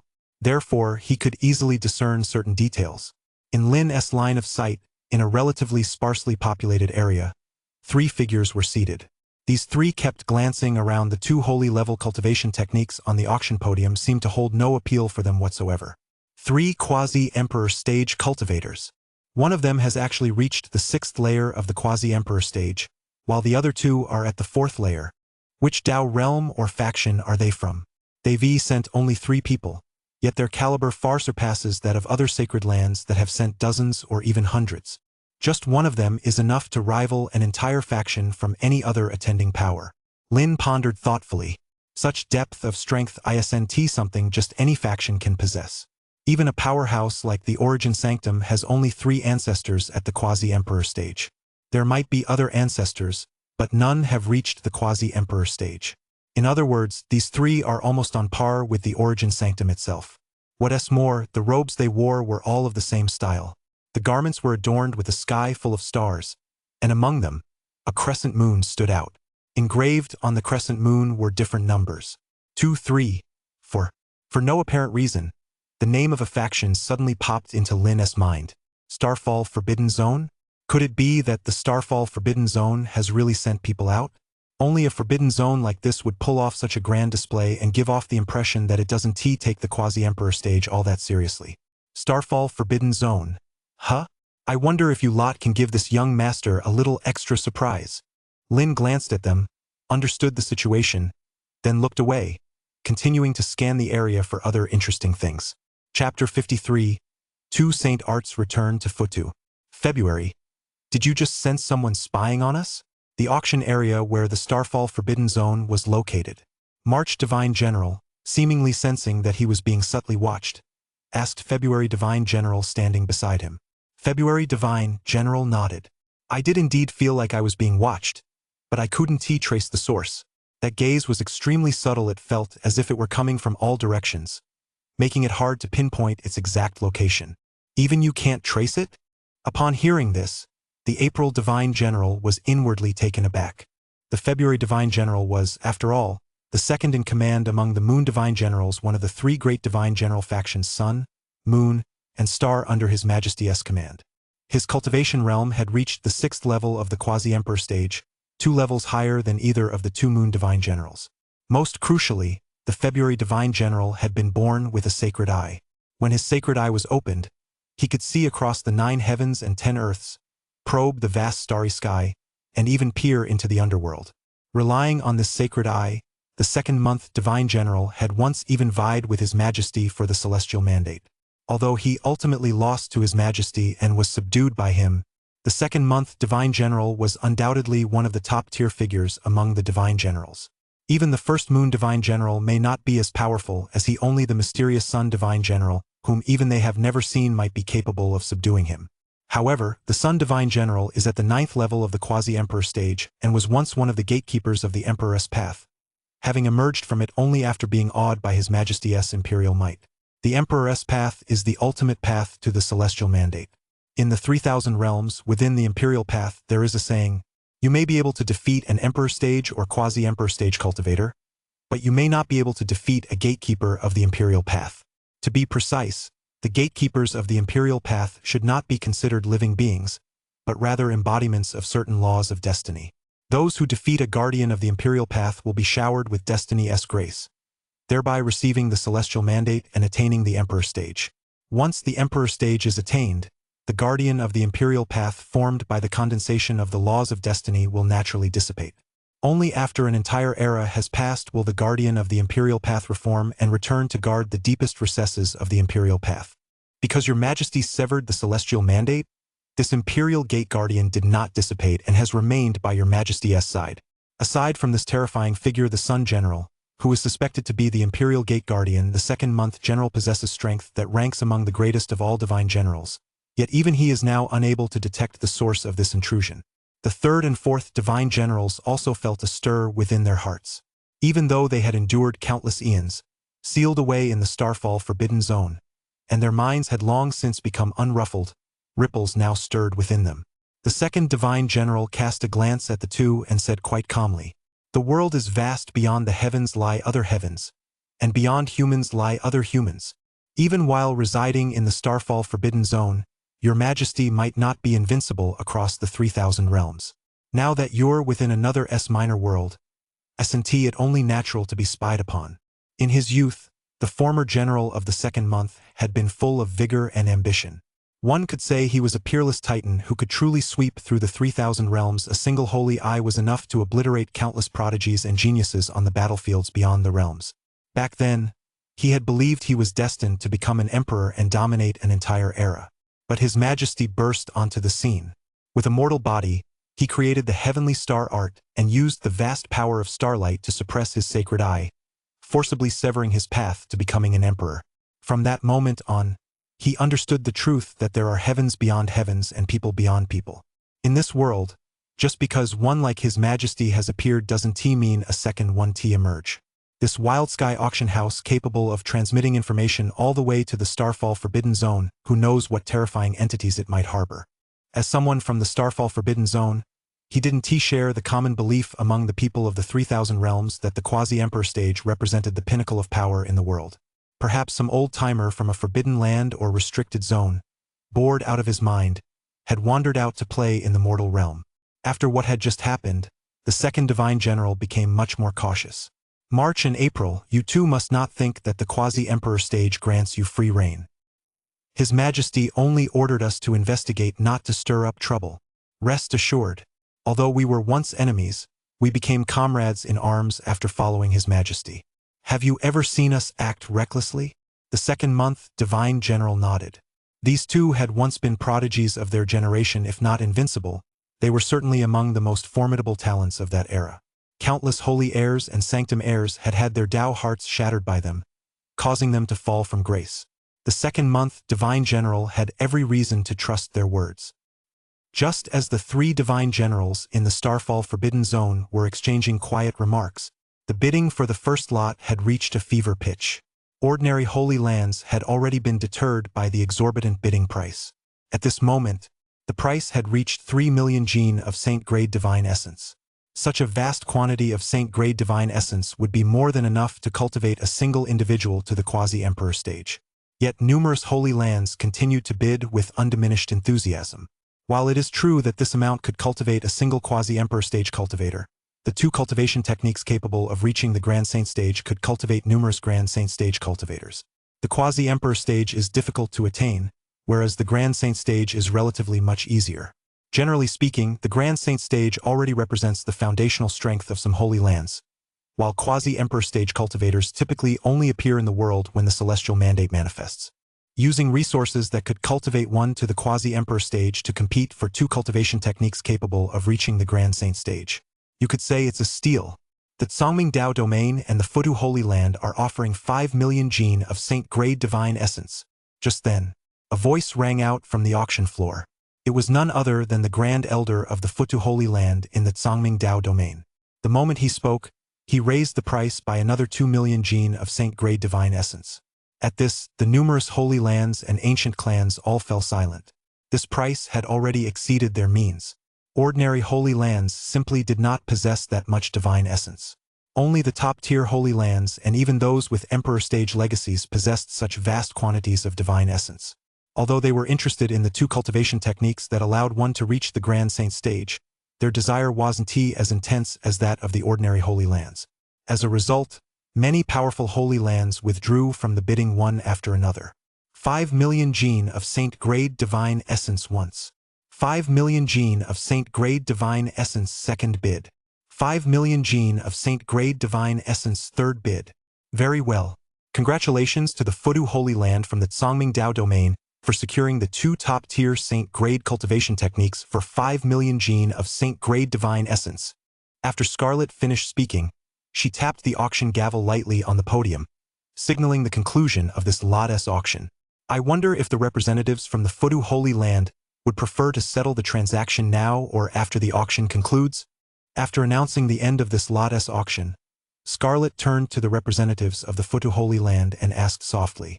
A Grand Elder from the Futu Holy Land stood up. We'll settle the transaction together after the auction concludes. All right. Scarlet cast a penetrating glance at the Grand Elder from the Futu Holy Land, said nothing further, and beckoned for a maid to bring out the second auction item. Chapter 54. The second lot, the Immortal Peach emerges. Here it comes, the second lot is here. The first lot was already a top-tier saint art powerful enough to help one cultivate to the Grand Saint Stage. It's hard to imagine what the second lot could possibly be. Speaking of which, is it possible that Wild Sky Auction House is pulling a surprise move starting the auction with the grand finale right off the bat? That's a clever thought, but in my opinion it's unlikely. If it were just 2 saint arts, would Wild Sky Auction House really have gone to the trouble of opening a domain gate just to invite us here for the auction? Who knows? Alright, the auction is about to begin. Let us just wait and see what this second lot turns out to be. As the auction for the first lot came to a close, Scarlet beckoned to a maid to bring out the second lot. Many people began whispering to one another, murmuring in hushed tones. Scarlet paid no heed to their chatter and simply unveiled the second lot. Soon, the second lot was revealed to the crowd. It consisted of 2 peaches, though, of course, they were somewhat different from ordinary peaches. At first glance, these 2 peaches seemed to be shrouded in a special, swirling aura, and they exuded a uniquely refreshing fragrance. At that moment, if Zi Qianxing had been there, he would have immediately recognized what these 2 peaches were. Weren't these immortal peaches? He had sold himself into servitude at the Wild Sky Auction House for 100 years just for a single immortal peach. Yet now the Wild Sky Auction House was putting 2 of them up for auction. Fortunately, Zi Qianxing wasn't there. Lin had left him outside to guard the auction house. After all, since Lin was conducting the auction from within a microcosm, anyone with even a shred of malice would surely try to sneak into the Wild Sky Auction House and wreak havoc while the auction was in progress. Since Lin was inside the miniature world and couldn't detect such threats immediately, he had left Zi Qianxing outside to stand guard in secret, just in case anyone with malicious intent took advantage of the auction to wreak havoc. Of course, in addition to Zi Qianxing, the Wild Sky Guard, composed of 10 ancient Saint Stage cultivators specially recruited by Yan Xiao, was also hidden in the shadows, silently standing guard. As for Yan Xiao, he went inside with the others. Zi Qianxing and the 10 ancient Saint Stage Wild Sky Guards outside were more than enough, unless a quasi-Emperor Stage cultivator showed up. But a true quasi-Emperor Stage cultivator, even if they intended to cause trouble, would be unlikely to act covertly and sneak around. Although the quasi-Emperor Stage falls short of the Emperor Stage, the inclusion of the character Emperor in its name indicates that its bearer already possesses Imperial Aura. The simplest way to condense Imperial Aura is to possess a heart that is invincible and capable of sweeping all before it. Only then is there a significant chance of condensing it. Of course, merely having an invincible heart is just the foundation. The ability to truly sweep all before one, that is the crux of the matter.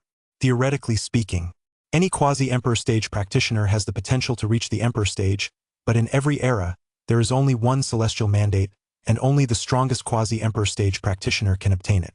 A quasi-emperor stage cultivator with an invincible spirit is unlikely to resort to underhanded tactics.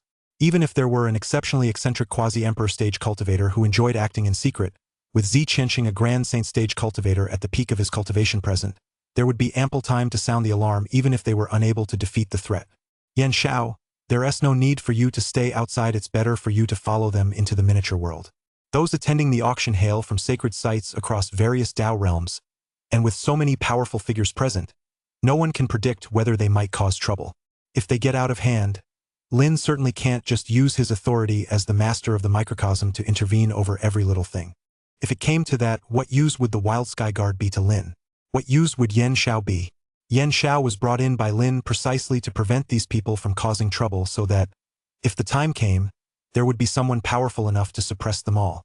As for Lin, he'd avoid intervening if at all possible. As the young lord, it was enough for him to oversee everything from above. At that moment, Yan Xiao was seated in a separate area not far from the auction podium. He had absolutely no interest in the first lot 2 saint arts. After all, he'd seen far too many of these saint arts before. Unless it was an immortal art, they simply failed to pique his interest. However, when the second lot appeared, Yan Xiao's expression suddenly froze. From these 2 peaches, he sensed a trace of immortal qi. These peaches had actually ripened while bathed in immortal qi. Although there was no longer any immortal qi remaining inside them, the moment they appeared, he had indeed felt a fleeting flash of it. Yan Xiao was certain that these peaches could not possibly be products of the 3,000 realms. They most likely originated from some ascendant realm he was unfamiliar with. In the lower realms, there are the 3,000 realms. Beyond the 3,000 realms lie the boundless starry skies of the outer realms, and no one knows how many more lower realms still exist.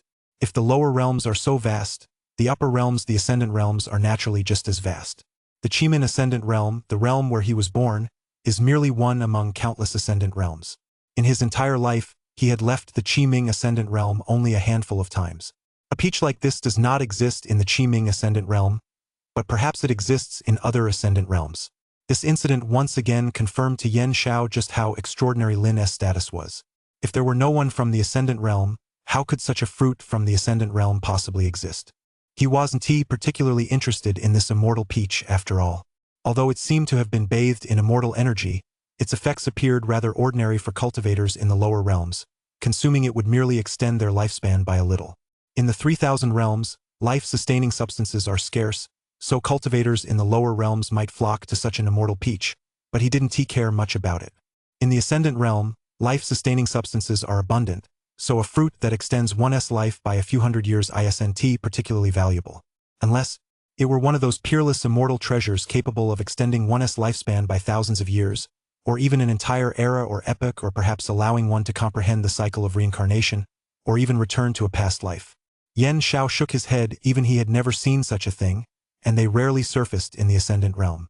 Yan Xiao had a broad perspective and could tell at a glance that the second auction item was special, though others might not. What is this? 2 peaches, what do they do? Oh no! They're not really auctioning off the grand finale item first, are they? I acted too hastily. If I'd known, I would snapped up the first lot right away instead of saving my divine essence for the later items. Wait a minute, there's something off about these peaches. Just the scent alone is so soothing. These might not be ordinary at all. Miss and Chong, hurry up and explain what exactly do they do. Hearing the crowd's urging, Scarlet smiled gently. Don't worry, everyone. I'll explain right away. This peach is called the Immortal Peach. According to the young lord, it grows on the Immortal Peach tree, takes 3,000 years to ripen, and each Immortal Peach tree bears only 12 Immortal Peaches every 3,000 years. Once consumed, it allows an ordinary mortal who has never embarked on the path of cultivation to immediately enter the foundation stage, transforming their mortal physique into one suitable for cultivation. Furthermore, eating it is enough to unconditionally extend one's lifespan by 500 years. As soon as the words fell, in the blink of an eye, the auction hall was instantly thrown into an uproar. Chapter 55. Do you even have the right to question an immortal grade treasure? What? How is that possible? Transforming a mortal body to directly reach the foundation stage and embark on the path of cultivation. That's a lie. And it can extend one's lifespan by 500 years. Just extending it by 500 years would be one thing, but why is it unconditional? What does that mean? For a moment, The auction hall was bustling with people, all engaged in heated discussion. The immortal peach had left them utterly stunned. Artifacts capable of transforming a mortal body are already rare in the cultivation world, let alone one that allows a mortal to directly complete the foundation stage. Although they weren't entirely clear on what the foundation stage entailed, they surmised it was related to the second realm of cultivation, the foundation establishment stage. Body forge stage, foundation consolidation, nexus stage, spirit form stage. The so-called foundation stage must be foundation consolidation. If that's the case, then this immortal peach is simply too powerful. For an ordinary mortal body, cultivation is technically possible, but embarking on the path of cultivation is exceedingly difficult. Just the body forge stage alone is a formidable hurdle to overcome. The body forge stage has 9 levels. Reaching the 9th level typically requires strength of 10,000 gene. How could a mortal body possibly attain 10,000 gene of strength? It's not impossible, but even if it were, it would be an incredibly arduous feat. And yet, this immortal peach can actually spare a mortal the hardships of the body forge stage and allow them to directly enter the foundation establishment realm. That's simply too mind-boggling. And that's not even the main point. Those present were either high-ranking members of sacred sex elders or even ancestors, or prodigies of the younger generation, the cream of the crop, and possessors of sacred bodies and sacred blood. For them, even if a mortal were to undergo a transformation, they would still fall far short of the heights these individuals had reached. But there was another aspect that could not be overlooked. Extending one's lifespan by 500 years. This is a lifesaver, a supreme treasure. If given to those ancestors within the sex who have been sealed away for ages, it would certainly be put to the best possible use. An ancestor who remains sealed away versus one who can emerge at any time without incurring a significant cost. Clearly, the latter poses a far greater threat. Especially, some powerhouses from the sacred lands suddenly realized something.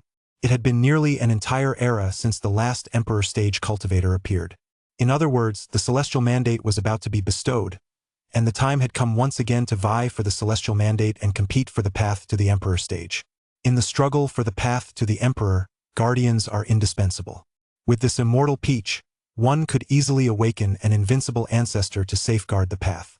If successful, a sect producing an Emperor Stage cultivator would reign over the 3,000 realms and usher in an era of prosperity. The value of this immortal peach is simply unimaginable. Of course, with such powerful effects, there were naturally those who expressed skepticism. Soon, someone raised a question. Miss Chong, you say this immortal peach has these effects, how can you prove it? After all, words alone aren't proof. If we pay a huge price and don't get the corresponding results, wouldn't we just be getting ripped off? Upon hearing this, Scarlet didn't offer an explanation. For her, the only thought in her mind was to stand firmly by Lin's side. Therefore, she replied with righteous conviction. If the young lord says it has these effects, then it does. There is absolutely no way he would deceive us. In fact, Scarlet herself was a bit unsure at that moment. Born in the Ascendant Realm and having become her master's disciple, her horizons were exceptionally high and broad, yet she had never even heard of this immortal peach. Its ability to transform a mortal's physique to complete the foundation stage was secondary. Treasures with such effects were not abundant in the Ascendant Realm, but they were by no means rare indeed. Some powerful figures such as great immortal cultivators could effortlessly enable a mortal to reach very high levels on the human path with a mere wave of their hand. What truly caught her attention was that this immortal peach could actually extend one's lifespan by 500 years unconditionally. Unconditionally. Perhaps some people simply cannot comprehend these 3 words. Extending one's lifespan is one thing, but what does unconditionally even mean? But Scarlet knew exactly what earth-shattering secret lay behind those 3 words. The Ascendant Realm is not lacking in life-sustaining substances. It can be said that those who embark on the path of cultivation enjoy remarkably long lifespans. Especially after reaching the Ancient Saint stage, one can create a microcosm, and as long as that microcosm remains intact, the Ancient Saint stage endures. Upon reaching the Emperor stage, the pinnacle of the human path, one's lifespan can be said to be infinitely long. It is not like the 3,000 realms, which can only exist for 129,600 years. Not even 10 or 100 times that duration. In particular, if one ascends from the pinnacle of the human path to the immortal path, one's lifespan can be said to be truly infinite. As long as one is not killed or struck by celestial calamity, one can be considered immortal and indestructible, existing forever. In such a world, where nearly every cultivator can attain longevity or even immortality. Certain so-called life-extending substances lose their effectiveness. For example, some immortal artifacts, if placed within the 3,000 realms, could extend a person's lifespan by 1,000 or even several thousand years. But for Ascendant Realm cultivators, they are of no use. Once their great lifespan comes to an end, the only thing awaiting them apart from achieving a breakthrough is death. For example, in the Ascendant Realm's Ancient Saint stage, after a small world returns to the void over the course of eons, they too face their final hour. At that point, unless they possess something that defies the heavens, they can only await death. Yet the Immortal Peach can actually extend one's lifespan by 500 years unconditionally. Those 3 words, unconditional, could almost be said to shatter the rules of the Ascendant Realm. That is why Scarlet said this involves a secret of earth-shattering proportions. How tragic! How lamentable! The people of the 3,000 realms have no idea what significance lies behind this. If the Immortal Peach's effects were real, it would spark a fierce scramble even within the Ascendant Realm. But is it really true? Scarlet wasn't entirely sure either after all. Since it involved the rules of the Ascendant Realm, no matter how much she trusted Lin, she still felt some doubt. Scarlet understood the significance behind those 3 words, and clearly, Yan Shao couldn't possibly be unaware of it either. At that moment, Yan Shao was equally stunned. That shouldn't be possible. Even if he were truly a descendant of an immortal king, it's impossible for him to possess such a heaven-defying object. After all, while immortal kings are indeed powerful looking down upon all beings, and even capable of traversing time and space, they cannot possibly defy the rules of the Ascendant Realm. Unless the young lord is a descendant of an even more powerful being. But Yan Shao dared not even imagine such an existence existed only in legend, even within the Ascendant Realm. Legend has it that such beings exist in any time and space past, present, and future, and perhaps the moment he thought of them, they were already silently watching him. Even if he had 10,000 times the courage, he wouldn't dare to contemplate such an existence. There lies a great terror. Meanwhile, Lin watched the commotion in the auction hall and furrowed his brow. These people were actually questioning the Immortal Peach's efficacy? To be honest, Lin had only recently learned that the Immortal Peach was even more precious than he imagined. If it weren't for the fact that it could only transform a mortal body and extend one's lifespan by 500 years, Lin wouldn't have placed it as the second item up for auction. As for the unconditional clause, Lin understood its meaning but didn't give it much thought. After all, since it takes 3,000 years to ripen, it's only natural that it's a bit special. Otherwise, according to legends from his past life, the Immortal Peach Banquet was attended by immortals from the Celestial Court who already possessed infinite lifespans, so why would they still take pride in participating? Of course, an explanation. Lin couldn't be bothered to provide one. Looking out at the auction hall, he spoke softly in a tone that left no room for doubt. If you don't believe me, this young master won't force you to bid on this item. Feel free to move on to the next lot. To question such a divine treasure, you are not worthy. Of course, that last line was Lin putting on an act on purpose. He was intentionally or perhaps unintentionally hyping it up a bit. That's the only way to fetch a good price at auction. Chapter 56. Quasi-Emperor Stage: The Chaos of the Star Beasts. As soon as those words were spoken, in the blink of an eye, someone in the auction hall could no longer contain themselves. Who were they?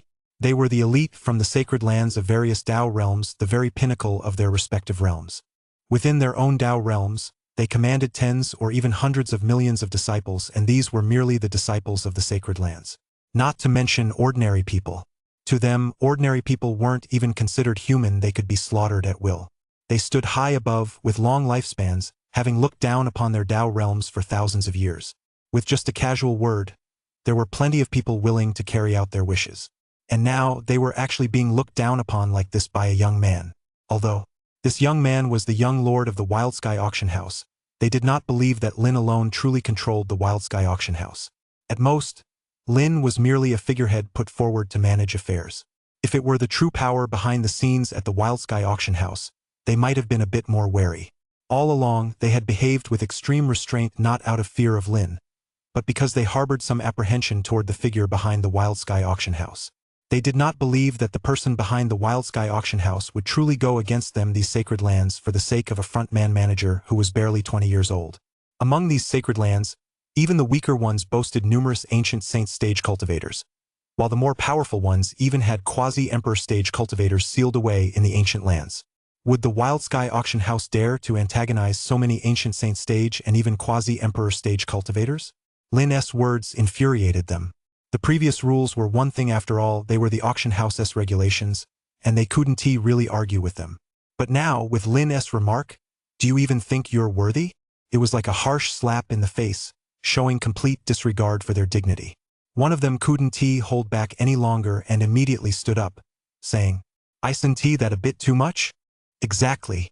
Such arrogance, do you think we holy lands don't even exist? Young Lord Lin of Wild Sky, is that right? I wonder if you think you have someone backing you up who will let you do as you please. Or if you actually believe Wild Sky Auction House can be compared to our holy lands.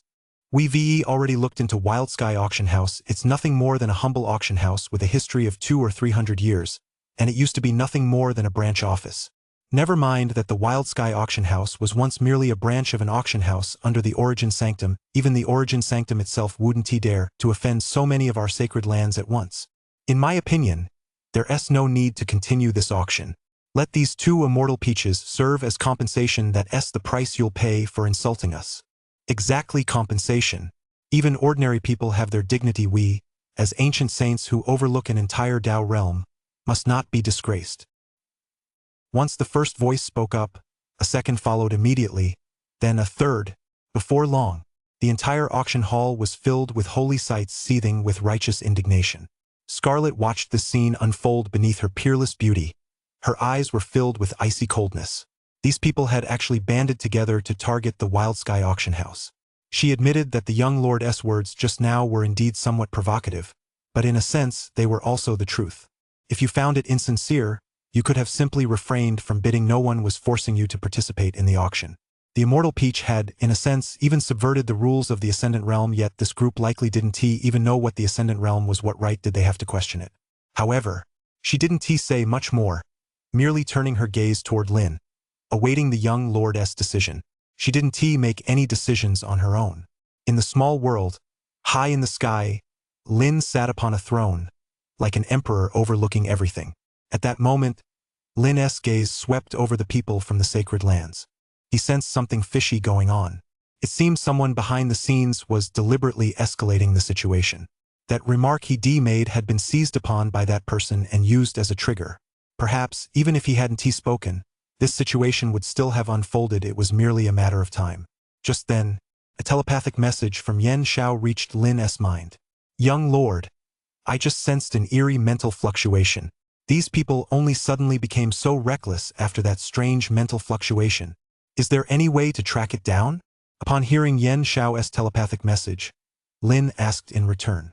In this small world, Lin was indeed the ruler. One could say he was invincible, unless an entity capable of shattering the small world were to appear. However, such underhanded, covert tactics were difficult for Lin to detect. Or rather, even if Lin could have detected them, his attention wasn't focused on that at the time. Now that the tactic had passed, he naturally couldn't trace it. That person was extremely cautious. Clearly, they feared the Wild Sky Auction House and dared not act too brazenly, going so far as to deliberately drag so many holy lands into this mess. However, one thing was certain. That person's strength was by no means weak. Otherwise, it would be difficult to influence so many ancient saint stage practitioners from these holy lands. The mental power of the ancient saint stage is incredibly powerful. How could it be influenced so easily? Clearly, this is a powerhouse who is exceptionally proficient in soul or spiritual techniques, perhaps even at least a Saint King stage or Grand Saint stage cultivator. An ordinary ancient saint stage cultivator at the first realm would likely be unable to achieve this. It's a pity there are quite a few Saint King stage and Grand Saint stage cultivators present. Even if we wanted to rule them out one by one, it would be quite difficult. Lin mused inwardly. Soon, Yen Xiao delivered some good news. "Young Lord, I've been keeping a close watch. The moment that strange spiritual fluctuation appeared, I traced its source and pinpointed it." "Oh," Lin replied with a note of delight in his telepathic message. "In that case, point him out to me. I'm eager to see who is plotting something behind the scenes." "Yes, young lord." Shortly after, Yen Xiao provided the exact location of that person. To Lin's surprise, that person was actually at the auction venue in the Origin Realm. Moreover, they were hiding among the people from the Beiyan Holy Land. The Beiyan Holy Land, a sacred site in the northern region of the Origin Realm, had clashed with the Wang family during the last auction and was ultimately outmaneuvered by Wang Tang of the Wang family. Was their participation in this auction a way to settle the score for being outmaneuvered last time? If so, they should be going after Wang Tang of the Wang clan. Why target the Wild Sky Auction House? After all, the Wild Sky Auction House had no conflict with him whatsoever. Lin hadn't even had any contact with anyone from the North Yen Holy Land, not even a single word exchanged. Soon, Lin learned the reason. Yen Shao's voice rang out again. That person is at the Quasi-Emperor stage, specifically the third sublevel, and has mastered the art of concealing one's presence. Ordinary people would only perceive him as an average cultivator, but those with special constitutions or a higher cultivation realm can sense his true nature. This person doesn't seem to be of the human race. His body is filled with an extremely dense star energy. It's a bit like... Yen Shao seemed to be pondering after a moment of silence. It appeared he had come up with something. Right? It's a bit like those ancient beasts from the starry skies beyond our realm. They feed on ancient stars. Ancient beasts that feed on ancient stars. Upon hearing this, Lin immediately understood this person's origins. To be able to feed on ancient stars, one's body must contain an extremely dense concentration of stellar energy. There's only one kind that fits that description. A star beast. Is this a star beast in human form? Great. A star beast has actually set its sights on this young master. Lin couldn't stand it. Chapter 57. In the name of the Flame Emperor, devouring the world's billions of seeds of fire. Lin cast a cold gaze toward that section of the Northern Flame Holy Land. Looking at the Northern Flame Holy Lord, the head of the Northern Flame Holy Land, he said, "Northern Flame Holy Lord, are you familiar with that disciple?" Lin did not immediately take his anger out on the entire Northern Flame Holy Land. A star beast had taken human form and won at the Quasi-Emperor stage, no less. If it were hiding within the Northern Flame Holy Land, it would be understandable that the Northern Flame Holy Lord, who was merely at the Saint King stage of the second realm of the Ancient Saint stage, might not have detected it. But if there were other reasons, then don't blame Lin for being ruthless. After all, it's not impossible for some humans to betray their own kind for personal gain. If that were the case, then the Northern Flame Holy Land would have no reason to exist.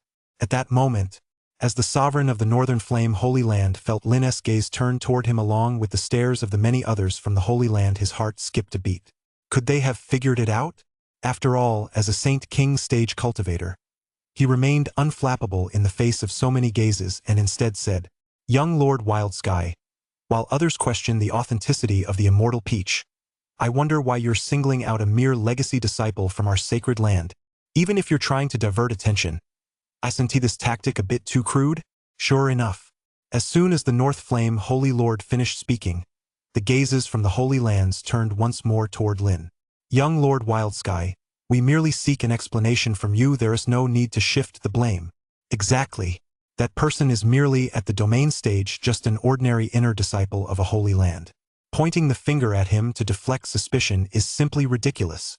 Such behavior is truly despicable. Lin turned his gaze toward Yen Shao.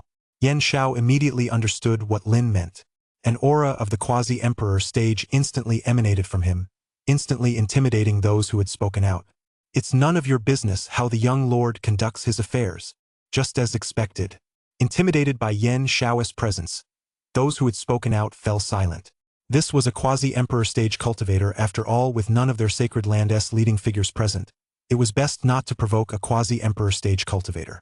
However, their gazes remained fixed on Lin, filled with curiosity as to why he had suddenly singled out an ordinary legacy disciple from a sacred land.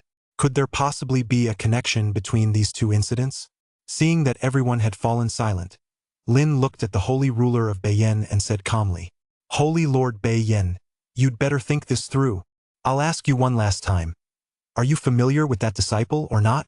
In truth, based on what Holy Lord Beiyan had just said, Lin was already fairly certain that he might know something. Otherwise, he wouldn't have phrased it that way. He could have simply revealed the disciple's identity outright, rather than shifting the conflict onto the Immortal Peach. This move of his was clearly intended to turn everyone against the Wild Sky Auction House. The probability that the Holy Lord of Beiyan is a traitor has already exceeded 80%. The remaining 20% suggests he has been bewitched by that star beast. The Holy Lord of Beiyan locked eyes with Lin and spoke once more. "Young Lord of Wild Sky, I'll say it again. Whether the immortal peach is real or not has absolutely nothing to do with the disciples of my holy land. I believe the disciples of my holy land do not yet possess the means to obtain the immortal peach.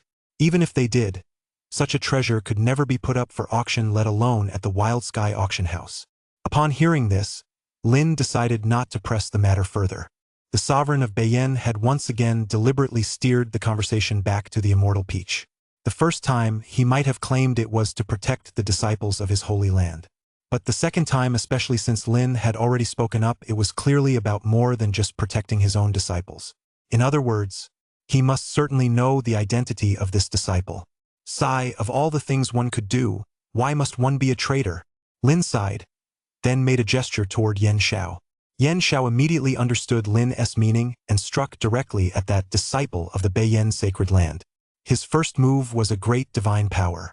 In an instant, blazing flames swept across the entire void, surging toward the disciple. This caused the representatives of numerous sacred lands to immediately retreat a considerable distance, creating a buffer zone between themselves and the Northern Flame sacred land. Although the quasi-emperor stage practitioner wasn't using full strength, even the slightest trace of his power falling upon their sacred lands would undoubtedly spell disaster. The sovereign of the Northern Flame sacred land also struck immediately. Wild Sky Auction House, you've gone too far. As he spoke, a great divine technique erupted from the sovereign of the Northern Flame Holy Land. 3,000 flames. This was the Northern Flame Holy Land's great divine technique, once created by one of its ancient ancestors. Once unleashed, an endless torrent of flames filled the sky enough to incinerate an entire expanse of the heavens, reducing everything within a radius of several million li to ashes. The Northern Flame Holy Land specialized in the way of fire, and the Northern Flame Holy Ruler was a master of this path. As this divine technique unfolded, the entire microcosm was nearly bathed in the crimson glow of the 3,000 flames. He paid no heed whatsoever to the presence of other holy lands here. Fortunately, the other holy lands all had powerful figures who employed their own techniques to protect their disciples. At that moment, these holy lands finally realized something was amiss. Even if the sovereign of the Northern Flame were to intervene, he need not act so brazenly. He should have avoided them. Lin, worried that this divine ability might affect the immortal peach tree on the other side, used his authority as the master of the miniature world to secretly confine its range to the auction area. As for the sovereign of the Northern Flame, that was left to Yen Xiao. An opponent of this caliber was no match for Yen Xiao. Sure enough, Yen Xiao merely flipped his palm, instantly enveloping the sky, filling flames entirely within his palm, and said disdainfully, "Playing with fire against this sovereign? You're overestimating yourself." In the Qiming Ascendant realm, below the Emperor stage, his fire feared no one. Even some sovereigns might not be his match. Not to mention, he possessed a unique innate constitution that allowed him to devour countless flames with his clan's assistance. He had even once consumed a seed of immortal fire. This is what earned him the title of the foremost among his peers in the Qiming Ascendant realm. The Crimson Light Ascendant realm is vast beyond measure. Its 3,000 provinces, each one is more expansive than the 3,000 realms combined.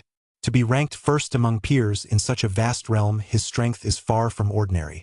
In fact, some have already bestowed upon him the title of Flame Emperor. To be called the Flame Emperor before even reaching the Emperor stage, playing with fire in his presence, was nothing short of a laughingstock. Yen Xiao flipped his palm, trapping all the flames within his hand, then opened his mouth and inhaled. The 3,000 flames were swallowed whole. This scene left the other powerhouses from the sacred lands utterly dumbfounded.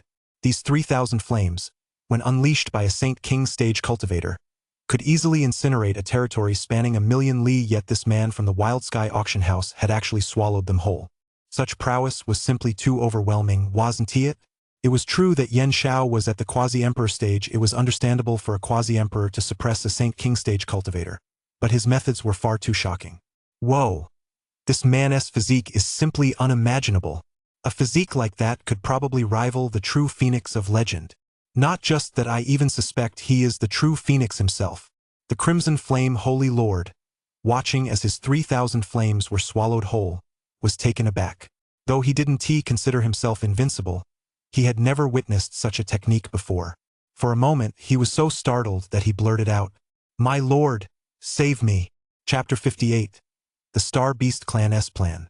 My lord, save me. The moment those words were spoken, Everyone in the miniature world who had come to attend the auction froze in shock. The holy ruler of Northern Flame, a Saint King stage cultivator and the patriarch of a sacred land, had actually uttered such words. My lord? What kind of person could possibly make him address them as my lord? In that instant, everyone's gaze turned toward that disciple.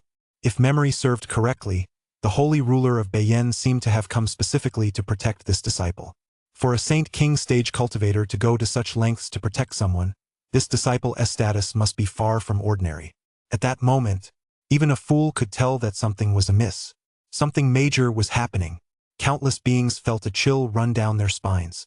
The Saint King stage is already among the pinnacle of existence, and the holy ruler of Bayern is a standout even among Saint King stage cultivators. Even if he hasn't reached the very peak, he is undoubtedly a fully accomplished Saint King stage cultivator. Such a person, who also presides over a sacred land, is capable of interacting as an equal even with a grand saint stage cultivator. Yet now, he is addressing someone else as Sir. This Sir must possess a status that defies belief, or a cultivation level that is terrifyingly high. Otherwise, it would be impossible for the holy ruler of Bayern to address him in such a manner. Yan Shao paid no heed to the holy ruler of Bayern's cries for help. He continued to act on his own, completely immobilizing the holy ruler of Bayern. He then tugged at the void, pulling him to his side, and tossed him aside casually. Having settled all that, Yan Shao turned his gaze to the figure hiding among the disciples of the Northern Flame Holy Land. What's the matter? As a quasi-emperor stage cultivator, you don't even dare to reveal your true face. Quasi-emperor stage? As soon as Yan Shao's words fell, the powerful figures from the various holy lands were taken aback. Although many powerful figures had appeared in this small world, most were at the Sage to Saint King stage levels, and even those at the Grand Saint stage were extremely rare. As for the Quasi-Emperor stage, aside from a handful of holy lands that harbored hidden Quasi-Emperor stage cultivators, the rest didn't even have any, let alone bring one along. A Quasi-Emperor stage cultivator was an utterly terrifying, invincible being, even to them. Such beings generally do not appear easily in any Dao realm, unless a holy land faces a life or death crisis. Or, to put it another way, unless a staggering event occurs in the 3000 realms such as the emergence of the Celestial Mandate. Only then is it possible for a quasi-emperor stage cultivator to awaken from seclusion and walk the world once more. Whether to protect the path for the next generation of prodigious disciples, or to charge onto the Emperor's path, vie for the Celestial Mandate, and attempt to seize the supreme throne of that era, the unrivaled Emperor's throne. Now, within this small world, there is only one confirmed quasi-emperor stage cultivator. That person is Yan Shao. It is precisely for this reason that so many holy lands are sitting here so obediently, participating in the auction. Otherwise, they would have already started fighting over the items. There would be no way it would remain this peaceful. It's simply because the might of the quasi-emperor stage is too overwhelming, a power far beyond their ability to resist. Who would have thought? Now, another quasi-emperor stage cultivator has emerged in this small world, sending shockwaves through the numerous sacred lands. The Tianhuang auction has actually attracted even a quasi-emperor stage cultivator. As for whether this is truly the quasi-emperor stage or if there's been a mistake, no one harbored the slightest doubt. Yan Shao's strength was plain for all to see. To him, the great supernatural abilities of the Saint King stage were like a child's trick. He swallowed them effortlessly. How could anyone possibly misjudge the strength of a quasi-emperor stage cultivator like this?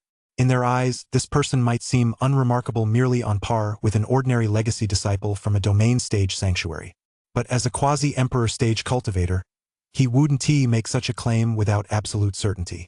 In an instant, elders at the ancient saint stage from numerous sacred lands, accompanied by their younger disciples, immediately retreated a considerable distance once more. They understood that in a clash between the quasi-emperor stage and the Saint King stage, the Saint King stage would be no match for the quasi-emperor stage. The battle would end quickly and wouldn't affect a wide area. But what if two quasi-emperor stage cultivators were to clash? Just thinking about the records from the sacred lands sends a shiver down my spine. Rumor has it that a battle between two quasi-emperor stage cultivators can even shatter an entire Dao realm, plunging it into utter desolation. Therefore, battles between quasi-emperor stage cultivators either take place during the competition for the imperial path or in the starry skies beyond the Dao realm. Only there can a quasi-emperor stage battle be sustained without endangering countless living beings. At this moment, They even wanted to flee the small world immediately. If a major battle between quasi-emperor stage cultivators were to break out, they had every reason to suspect that this small world might collapse. If the small world were to collapse, as ancient saint stage cultivators who had long since mastered the power of the void enough to perceive its depths, they would face no major peril. But for the younger generation, if the small world collapsed and they were cast into the void, they might never return or could even be torn apart by the void itself. Lin, observing the concern on the faces of these Holy Land powerhouses, smiled faintly. There's no need to worry, everyone. It'll be settled very soon. Soon. The numerous powerhouses from the Holy Lands now looked at Lin, trying to discern from his gaze whether he was joking. If two quasi-emperor stage cultivators were to truly clash, how could it possibly end so quickly? Do you think this is a fight between two kids? Ah, this wild sky young lord is still young after all. He doesn't understand the might of the quasi-emperor stage. I hope we won't get caught in the crossfire. Thankfully, an ancestor has awakened and accompanied us on this outing. Some of them were quietly thinking about their own affairs in their hearts. Lin, of course, had no idea what they were thinking. Even if he did, he wouldn't have cared. Yan Xiao, at the 9th level of the quasi-emperor stage, was rated by the system as capable of fighting against the emperor stage. As for that star beast at the 3rd level of the quasi-emperor stage, how could it possibly be a match for Yan Xiao? With such a vast disparity in power, resolving the situation quickly wouldn't be a problem at all. Even if the aftermath were to spread too widely, Lin could swiftly resolve it by using his authority as the master of the mini-world to suppress it. Their worries were, quite simply, unnecessary. Without absolute confidence, how could Lin have allowed them to enter the mini-world to participate in the auction? Even if this microcosm were to fail, Lin could instantly retract it and transport them back to the Wild Sky auction house. With the Wild Sky authority token in hand, he could also suppress any disturbances. Yan Xiao, the microcosm master S authority, and the Wild Sky authority token, an invincible trio of safeguards. Only with these 3 layers of protection did Lin dare to proceed. As Yan Xiao gazed at that disciple, the disciple cackled, as expected of the quasi-emperor stage, you managed to uncover my disguise despite my best efforts. It's just a pity you're so impulsive. Today, everyone here will die. Even if I can't kill you, killing these people will be enough to plunge countless Dao realms into chaos. By then, I and my clan behind me will be able to strike from the starry skies beyond the realms. From that moment on, these Dao realms will become the territory of my clan. Humans, creatures no better than ants occupying these Dao realms? Are they even worthy? As he spoke, that disciple turned to the Holy Lord of Beiyan. You worthless piece of trash. I was actually thinking of handing over the origin realm to your Beiyan Holy Land. Someday you're truly useless. With that disciple made no further attempt to conceal himself, and a suffocating aura instantly swept across the entire hall. Numerous powerful figures from the Holy Lands were all pinned to the ground by this aura. Not even those at the ancient saint stage were spared. Quasi-emperor stage.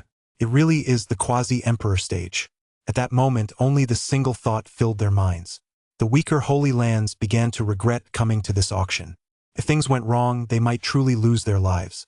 Only the most powerful Holy Lands were still able to maintain their composure. Quasi-emperor stage, they, too, had such figures behind them. Chapter 59. The Flame Emperor subdues the Star Beast's quasi-emperor stage. Human quasi-emperor, you are very strong. That disciple looked at Yan Xiao and said, but our Star Beast clan spans the boundless cosmos, and we have countless powerful beings.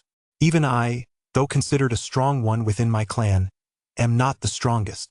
As long as you cooperate with our Star Beast clan, once we've taken over the 3,000 realms, we'll grant you 10 Dao realms. You'll have complete control over these 10 Dao realms, both the people within them and all other resources. Yan Xiao laughed. 10 Dao realms? This Star Beast must think he's some backwater old fogey from this world. He was, after all, the foremost young talent of the Yan clan in the Choming Ascendant realm, a figure even known as the Yan Emperor within that realm. If he wanted a few small worlds, let alone 10, even 100 or 1,000, there would be plenty of people willing to hand them over to him. In the eyes of the Ascendant realm's powerhouses, small worlds were nothing more than barren wastelands. Even the more prosperous ones served merely as training grounds for cultivating their descendants. In the Ascendant realm, which of the immortal lineages or eternal clans did not control numerous small worlds under their command? Most of their young disciples are sent down to these worlds for training. Only after reaching a certain level of cultivation are they recalled to the Ascendant Realm to undergo the baptism of its laws and compete with their peers there. He hailed from an immortal clan, though not the most powerful in the boundless Ascendant Realm. It was certainly among the top-ranked in the Crimson Light Ascendant Realm. When he was young, he too had been sent to a minor world under the Chi clan's jurisdiction for training, but due to his exceptionally outstanding performance, he was recalled to the clan ahead of schedule.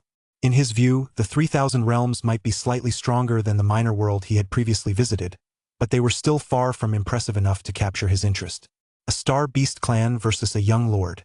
Faced with this choice, Yan Shao naturally sided with the young lord without hesitation. Gazing at the Star Beast, Yan Shao couldn't be bothered with small talk and struck immediately. Facing a quasi-emperor stage opponent, Yan Shao took the battle a bit more seriously. The quasi-emperor stage is not comparable to the Saint King stage or the like. Even 1,000, 10,000, or even 100,000 figures like the Northern Yen Holy Ruler couldn't match a single quasi-emperor stage. This is an overwhelming superiority in cultivation realm and in the very essence of life. The quasi-emperor stage already had 1 foot firmly planted at the pinnacle of the human path. The Saint King stage, on the other hand, was still a world away from the pinnacle of the human path. The higher the cultivation realm, the greater the gap between them, like an uncrossable chasm. Even he, without a divine fire seed, would be unable to stand up to a sovereign. The gap between the human path and the pinnacle of the human path was simply insurmountable. Human at the quasi-emperor stage, do you truly intend to make enemies with our Star Beast clan? That disciple, actually an imposter from the Star Beast clan, was startled to see Yan Shao take action. Facing Yan Shao, he had no guarantee of victory, or to be more precise, he had absolutely no confidence at all. Yan Shao was incredibly powerful, on par with the great venerables of his clan. Each great venerable ruled over a star realm, possessing power beyond measure. Within the Star Beast clan, the boundless starry sky was divided into ancient stars, star systems, star rivers, and star realms. A single star system was comparable to a Tao domain. A star river was even more vast, rivaling the 3,000 realms. As for a star realm, even he would need some time to traverse it in its entirety. It is boundless and vast, and only a great venerable can easily govern it. The reason he was able to speak so much with Yan Shao was not only because he couldn't defeat him, but also because he wanted to recruit him into the Star Beast clan. That way, his status within the Star Beast clan would undoubtedly make him the strongest beneath the great venerables. Now that Yan Shao had suddenly struck, he intended to leave immediately. The Star Beast clan possessed a natural talent that allowed them to effortlessly penetrate world barriers, which was precisely why he had dared to enter this small world. Should he encounter a powerful opponent, he would be able to escape swiftly. However, just as he attempted to flee, he discovered that the barrier of this small world was incredibly hard, so much so that even with his quasi-emperor stage strength, he couldn't budge it even slightly.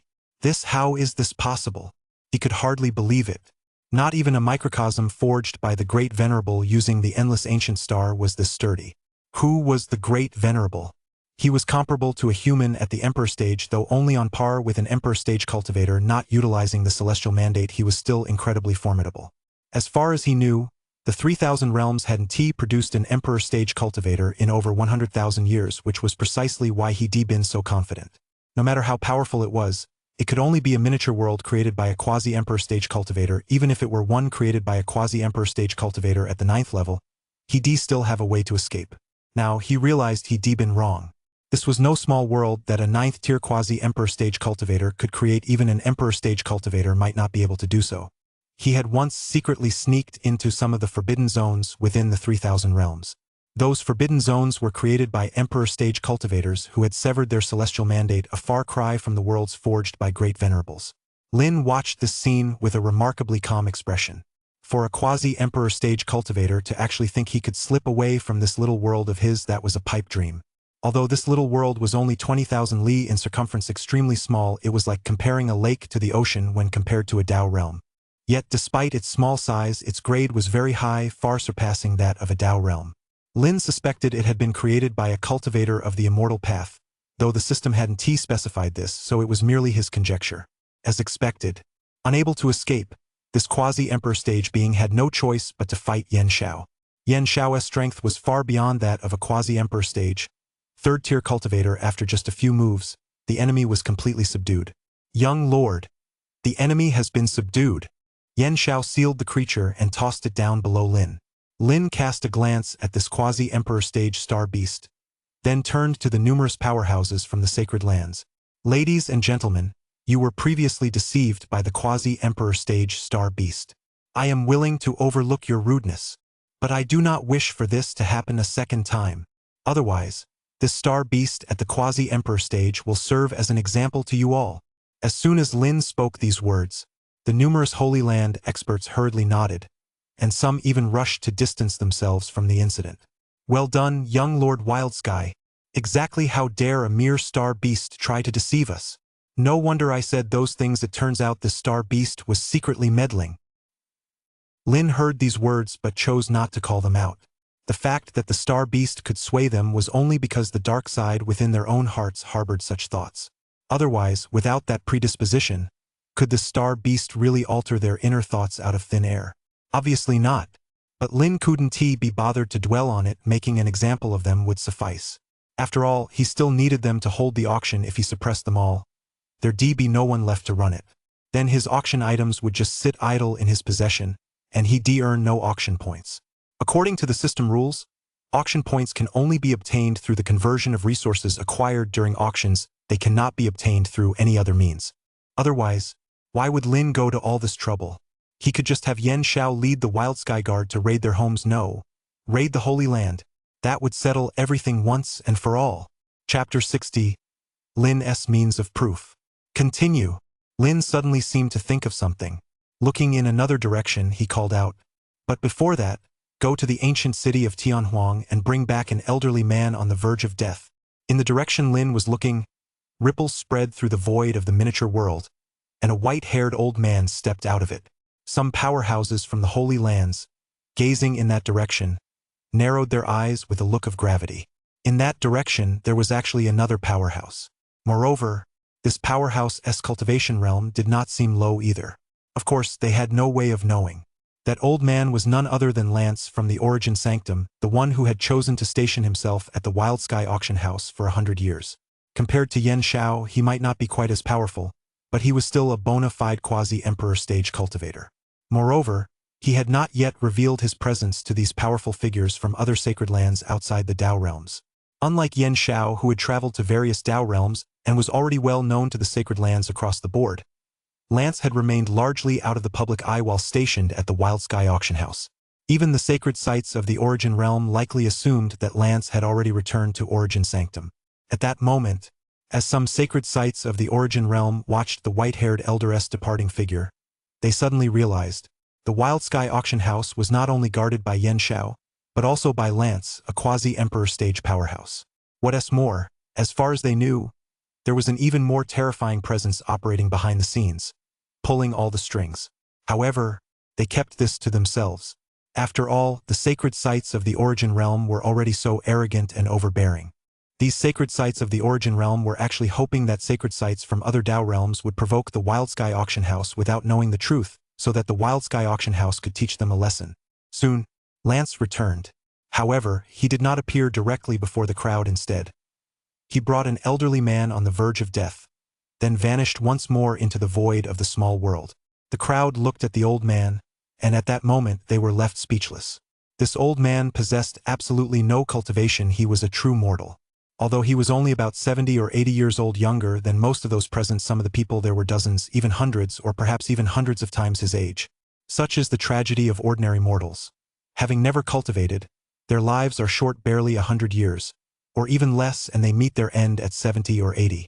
Looking at the old man, Lin said little, but turned to the many powerhouses from the Holy Lands and offered a reminder. "Everyone, make sure to watch the next scene closely." Having said that, Lin immediately instructed Scarlet to retrieve an immortal peach from the auction podium and give it to the elderly man. Scarlet, seemingly understanding Lin's intent, followed his orders and handed an immortal peach directly to the ordinary elderly man. "This is an immortal peach bestowed upon you by the young lord. Can extend your life by 500 years. Please eat it right here in front of everyone." The mortal elder still hadn't figured out what was going on. He had been at home when, all of a sudden, a mysterious white-haired old man had appeared and taken him away. He knew he had encountered a cultivator, and quite possibly a powerful one at that. However, he felt quite at peace with it. After all, he didn't have much time left anyway. Being able to interact with a cultivator during his final moments meant he could die with no regrets. He never expected that, after being brought to this unknown place, a wild sky young lord would bestow upon him an immortal peach, one capable of extending his life by 500 years. Without a moment's hesitation, he ate it. Even if it were a poisonous fruit, he had no choice. If it were real, he'd definitely come out ahead, so why not? As the old man finished eating the immortal peach, the very next moment, before everyone's eyes, the old man who had been on the verge of death, his temples streaked with gray, began to visibly transform.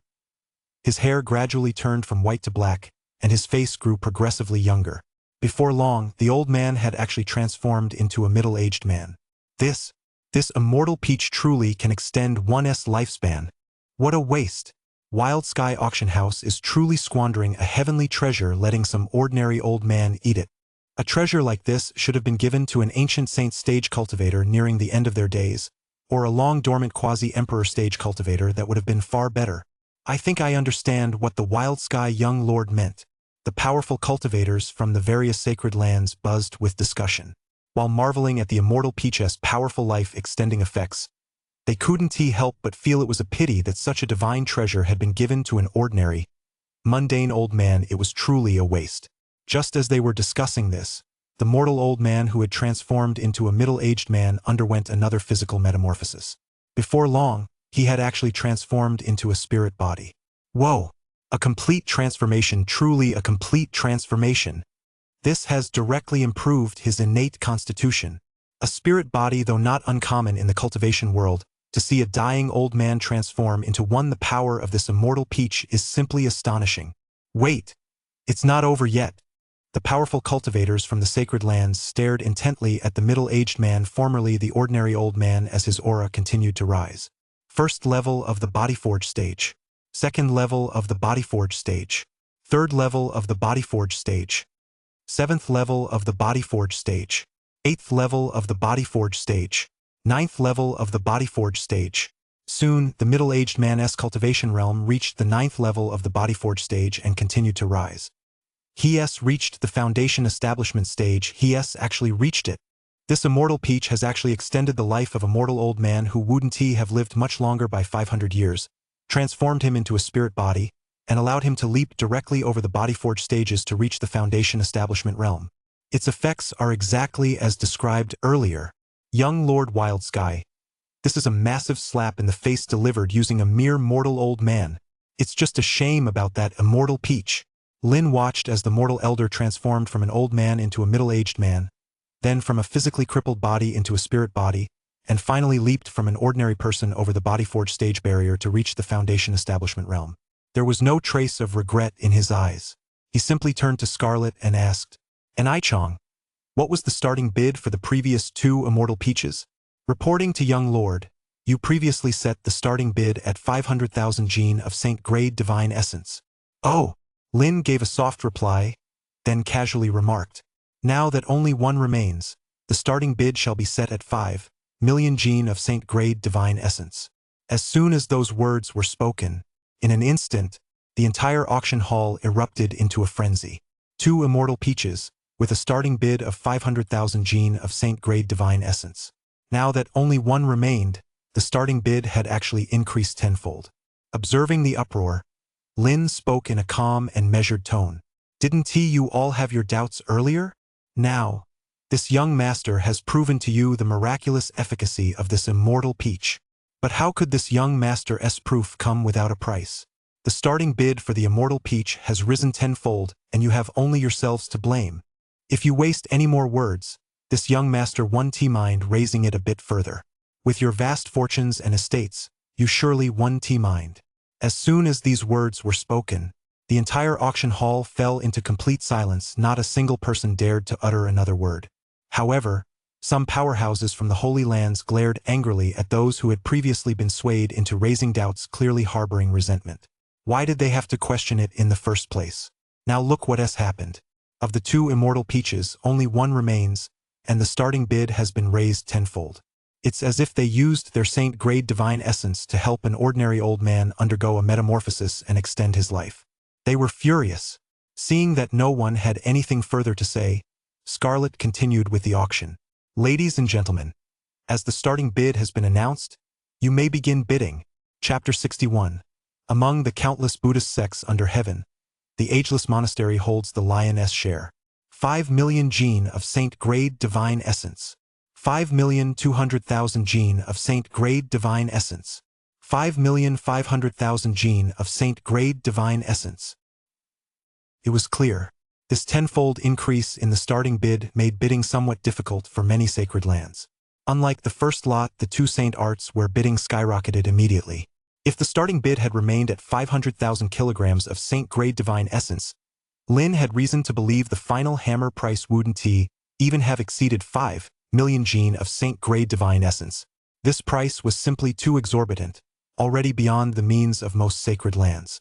With that amount of Saint Grade Divine Essence, one could likely cultivate a quasi-emperor stage cultivator. Of course, reaching the quasi-emperor stage is no easy feat. It requires not only exceptional innate talent and extraordinary genius, but also an invincible resolve to sweep all before one. Any quasi-emperor stage cultivator has a chance to vie for the celestial mandate. Lin didn't say much more. Originally, there were 2 immortal peaches, and everyone could have shared the wealth amicably. Now, there's only one left. As long as your holy land has any elders nearing the end of their lifespan, they're bound to vie for it. What could have extended the lives of 2 elders can now only extend the life of one. In any case, Lin isn't at a loss in the end. Lin already possesses immortal peach trees. Even if he didn't, he could exchange for them using auction points. 50,000 auction points each converted. That's only the price of 5 million gene of divine essence, 10,000 times lower than the current starting bid. Do you really think Lin is so easygoing that he'd let you proceed with the auction as usual after you've raised objections? The numerous powerful figures from the sacred lands clearly don't know any of this. Right now, they're all fiercely vying for the immortal peach. That mortal elder was still there. Witnessing the changes in the mortal elder only made them desire this immortal peach even more. They now fully believed in the existence of the immortal artifact Lin had described. The Futu Holy Land of the Zhongming Dao Realm bids 6 million gene of Saint Grade Divine Essence. The Qingming Holy Land of the Qingtian Dao Realm bids 6,500,000 gene of Saint Grade Divine Essence. The Lotus Holy Land of the Red Lotus Dao Realm bids 7 million gene of Saint Grade Divine Essence. The Ageless Monastery of the Putua Dao Realm bids 8 million gene of Saint Grade Divine Essence. Just then, Lin heard the name of an intriguing faction. The Ageless Monastery. This was a Buddhist faction and an exceptionally powerful one at that. Before the auction began, Lin had asked Lance about the major powers in the 10 nearby Dao realms, specifically the Emperor stage lineages that had once produced Emperor stage cultivators. Take the Qingming Holy Land of the Qingtian Dao realm, for example. Its ancestor was a peerless Emperor stage cultivator known as the Azure Emperor, who had ultimately attained the Emperor stage by absorbing the boundless energy of the sun, moon, and stars through a blue lotus rooted in the void. Among the many recorded Emperor stage cultivators, this Azure Emperor is said to be exceptionally powerful. Furthermore, rumor has it that he has already ascended to immortality. In the 3,000 realms, the lifespan of an Emperor stage cultivator is only 129,600 years. Therefore, many believe that Emperor stage cultivators die of old age. In fact, records in some ancient sacred sites confirm this. Emperor stage practitioners do not die of old age, rather, they embark on the path to immortality, departing for that boundless, supreme realm, the Ascendant Realm. While Emperor stage practitioners may attain immortality by journeying to the Ascendant Realm, the Azure Emperor is one of the very few who achieved immortality directly within the lower realms. Some say that the Azure Emperor's true form fell from the Ascendant Realm into the boundless void, which is what enabled him to reach this level. Regardless, the Azure Emperor is undoubtedly one of the foremost figures among the Emperor stage beings documented in the 3,000 realms. However, there is one individual who is even more powerful than the Azure Emperor. Other Emperor stage beings may be powerful, but at best they are on par with the Azure Emperor or even inferior. There is one Emperor stage being named the Unaging Emperor, also known as the Unaging Emperor. Of course, some also refer to him as the Unaging Emperor. Legend has it that he survived for 5 eras within the 3,000 realms without ever self-immolating. This figure suppressed the celestial mandate with his formidable Buddhist teachings, shattering the time limit that had confined the celestial mandate to the 3,000 realms for 129,600 years. In the world, some place him on par with the human celestial emperor, referring to him as the unaging emperor. Ultimately, this unaging emperor survived for 3 eras within the 3,000 realms, walked among mortals, attained the status of immortal, and ascended powerfully to the ascendant realm. This individual hails from the ageless monastery in the Putuo Dao domain. Furthermore, the might of the ageless monastery lies not only in the unaging emperor but also in its lineage. It is said throughout the 3,000 realms.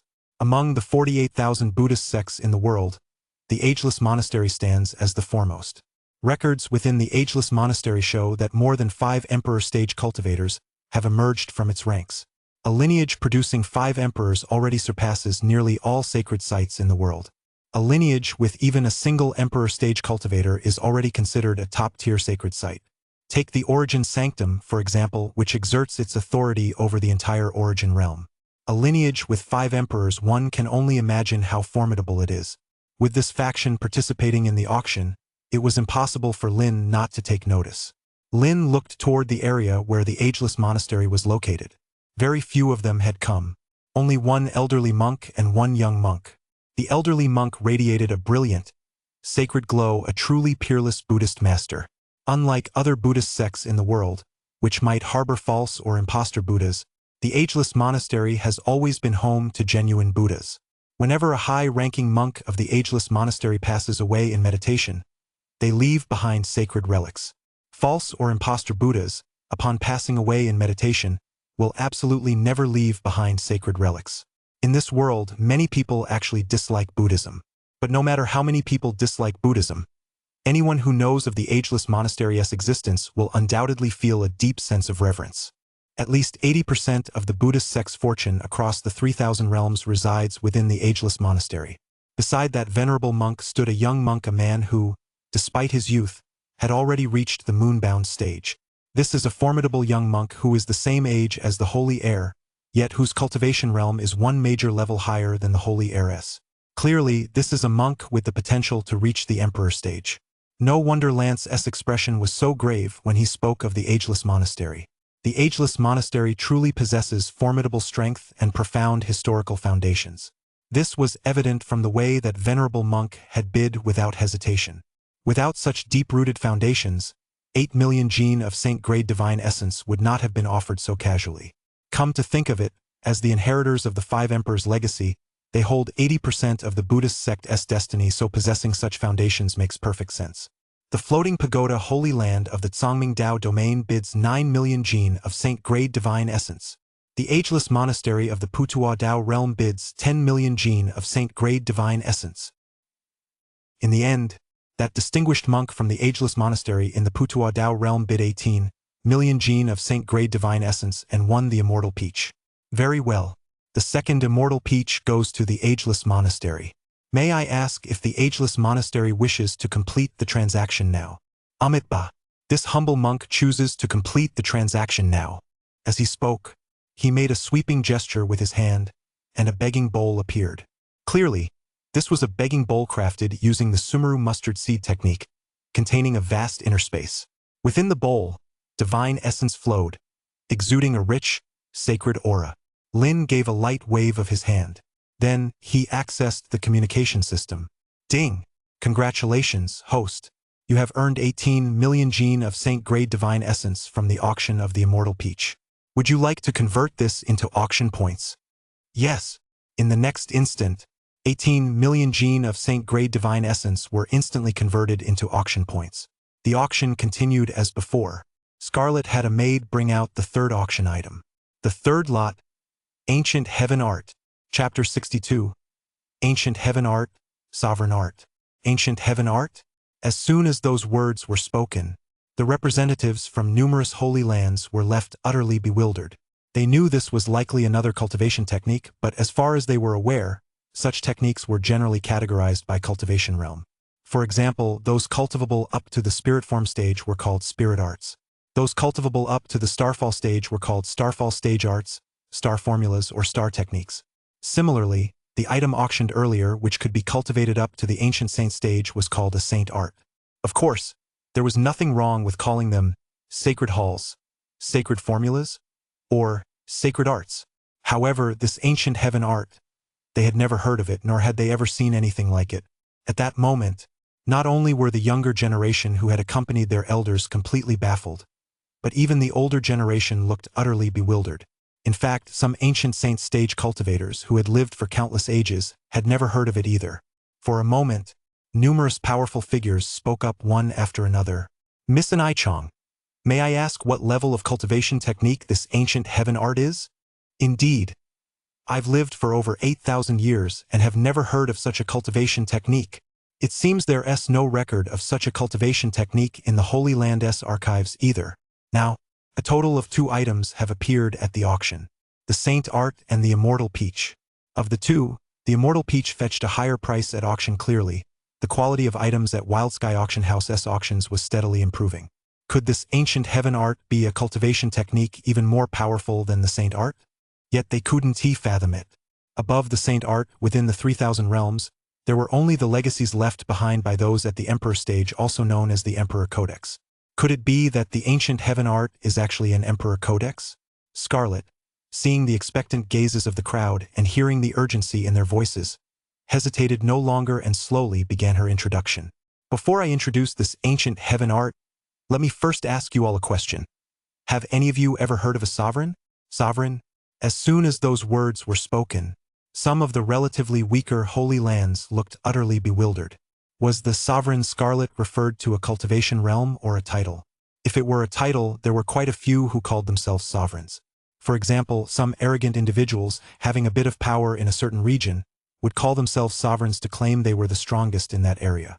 Similarly, in some secular kingdoms, the rulers referred to themselves as emperors or as sovereigns of the 9-5.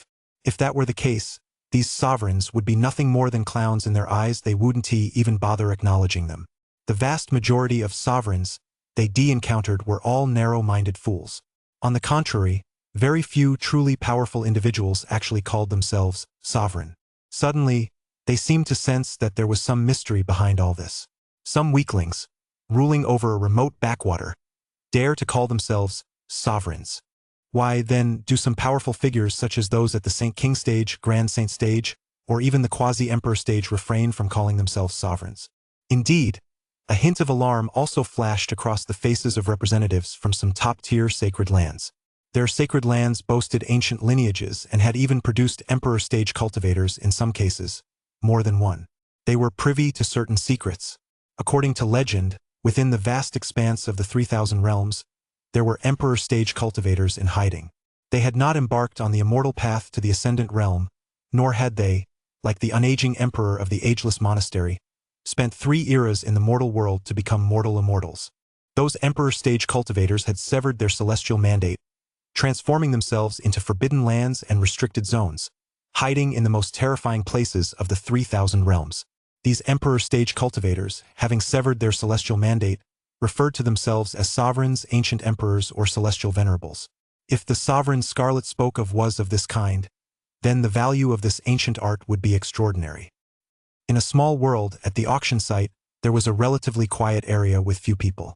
Here, there were only 3 people. These 3 were none other than the 3 Moon Divine Generals who had emerged from the Starfall Forbidden Zone. Upon hearing the word, sovereign, the 3 Moon Divine Generals exchanged glances, each seeing the gravity in the other's eyes. Sovereign, that term was all too familiar to them. Their Majesty had once been an Emperor stage cultivator. Now, having been sealed within the Forbidden Zone for over 10 eras, he was known as the Sovereign, a title by which other Forbidden Zones and Forbidden Lands addressed their Majesty. When it came to the Sovereign, even they could not help but grow solemn. This was a peak existence on the same level as their Majesty, one that even they, as quasi-Emperor stage cultivators, could only look up to in awe. After the initial gravity, a hint of delight flashed in the 3 men's eyes. Since Scarlet had even mentioned the Sovereign, it seemed the 3 of them were not far from uncovering the secrets of the Wildsky Auction House. Completing the task entrusted to them by His Majesty was just around the corner. This ancient heaven art, if I'm not mistaken, must be one created by a sovereign. That's right. Otherwise, there'd be no reason for Scarlet to even mention a sovereign. If that's truly the case, we absolutely must acquire this ancient heaven art. The 3 divine generals exchanged quiet remarks among themselves. Exactly.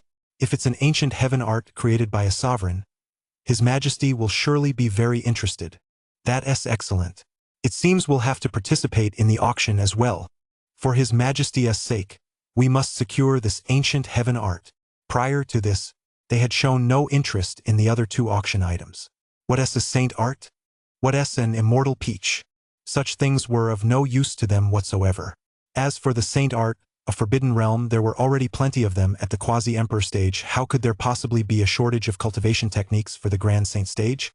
Only the ancient heaven art was different. It might contain the teachings of a sovereign. It would be of great use to His Majesty. Scarlet stood on the auction podium, observing the crowd below, their expressions a mix of confusion, shock, and anticipation. Without further delay, she spoke directly. That's right. This ancient heaven art is indeed a sovereign art, a cultivation technique created by a sovereign. As for what exactly a sovereign is, you can ask others who know. I won't go into detail here. In Scarlet's view, a faction that didn't even know what a sovereign was wouldn't be able to afford it, even if she explained it to them now.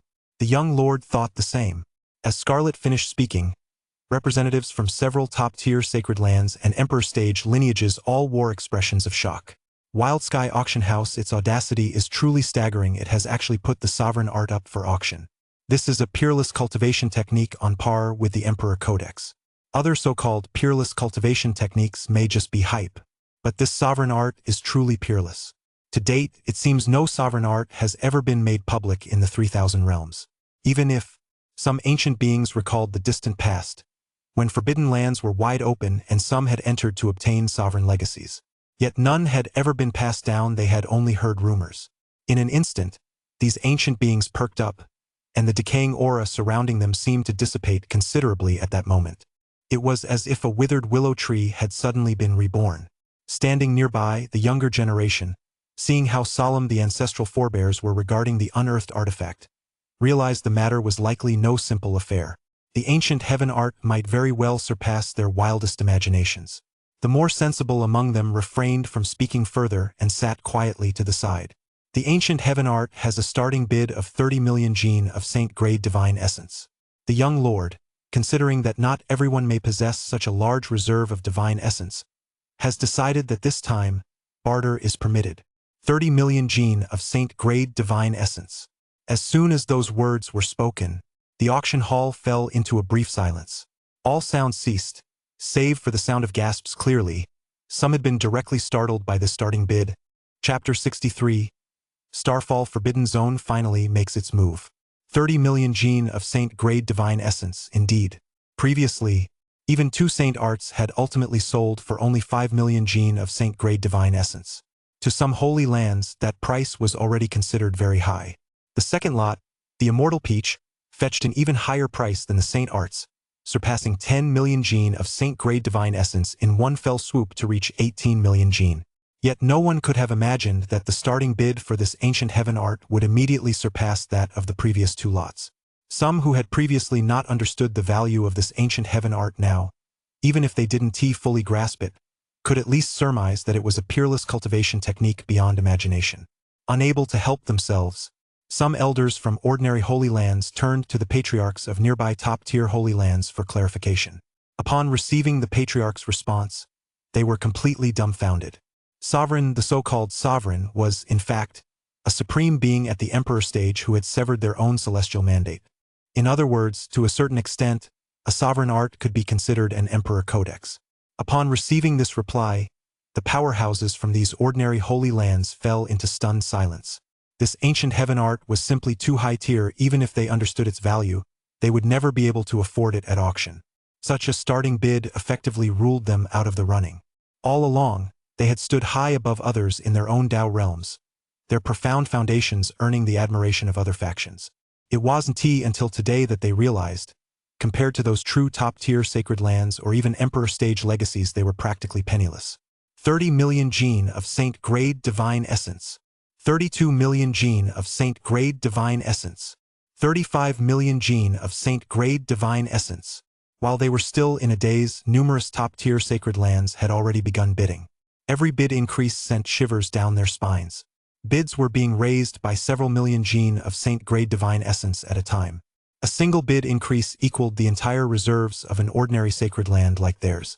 These are the true top-tier sacred lands. Some of these top-tier sacred lands actually originate from our Tao realm. They usually keep a low profile and are extremely unassuming. I never imagined their resources ran so deep. Thinking back to how their own sacred lands had once sought to expand their territories and even coveted the territories of these low-key sacred lands. They now felt a chill of dread upon witnessing the depth of resources these others had revealed at the auction. It was a good thing they hadn't acted on those ambitions.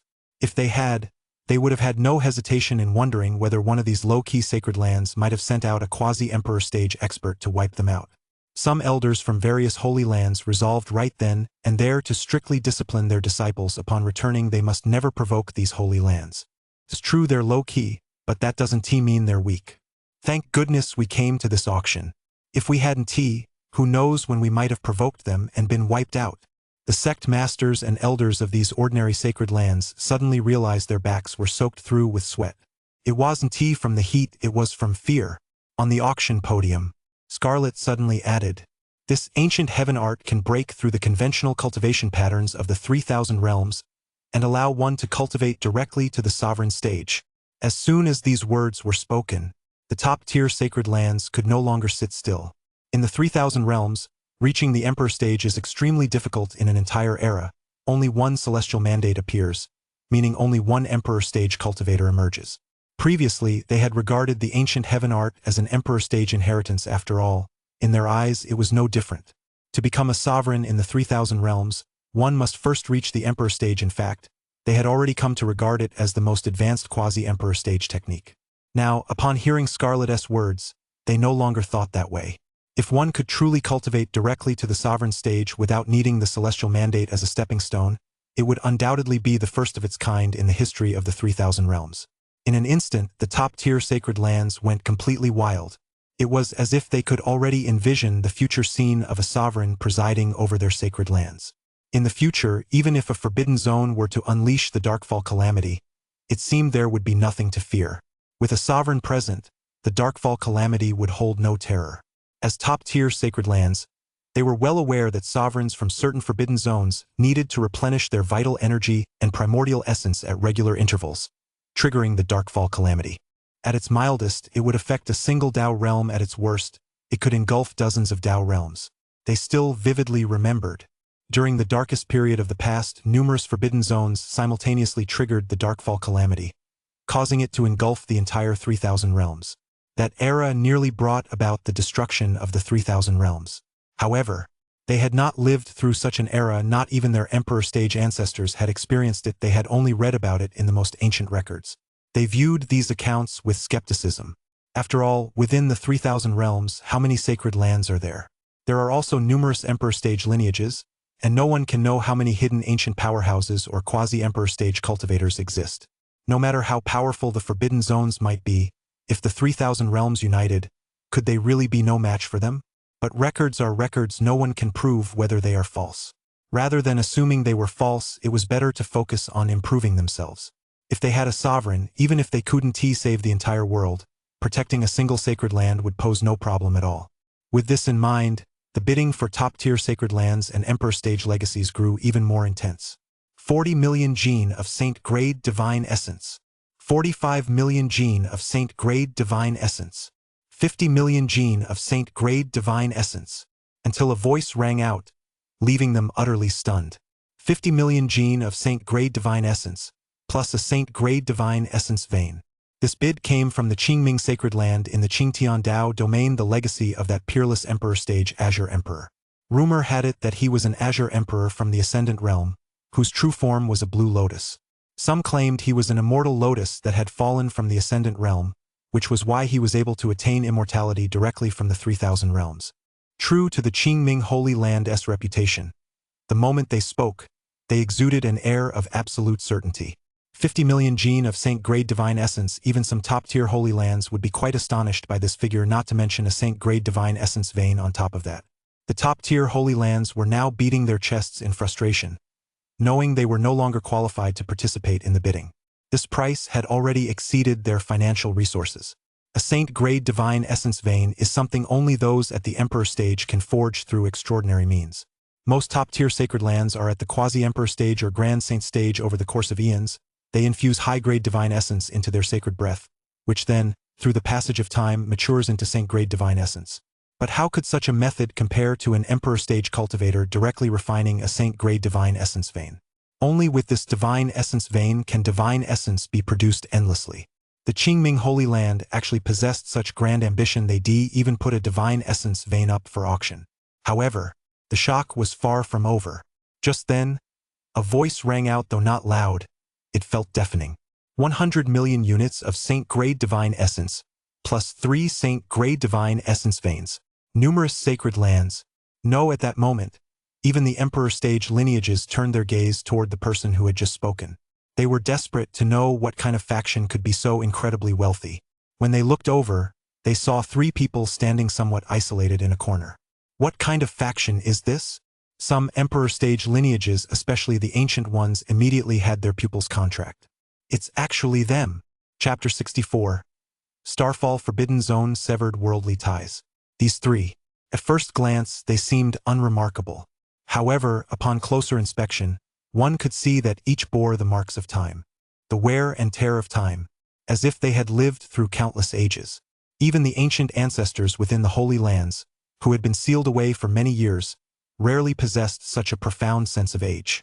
Clearly, these 3 had undoubtedly lived through countless eras. They were undoubtedly the strongest among the strong.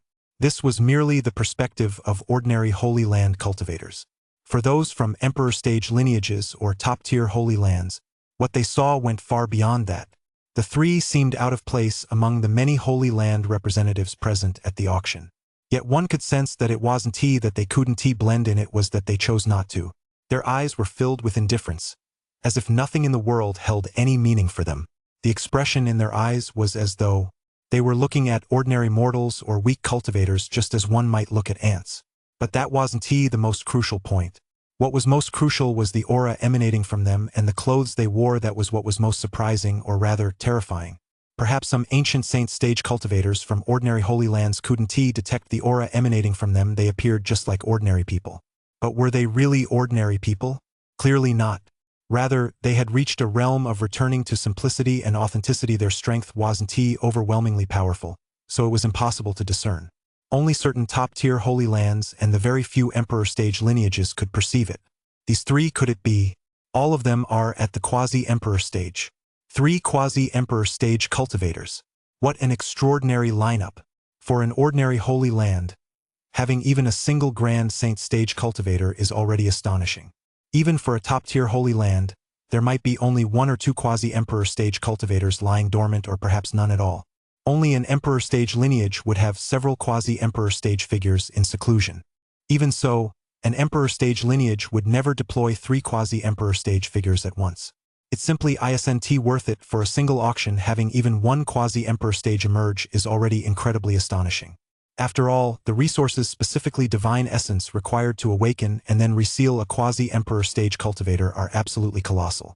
Otherwise, why wouldn't some ordinary sacred lands seal away their powerful ancestral masters? It's not that they can't, it's that they simply can't afford to.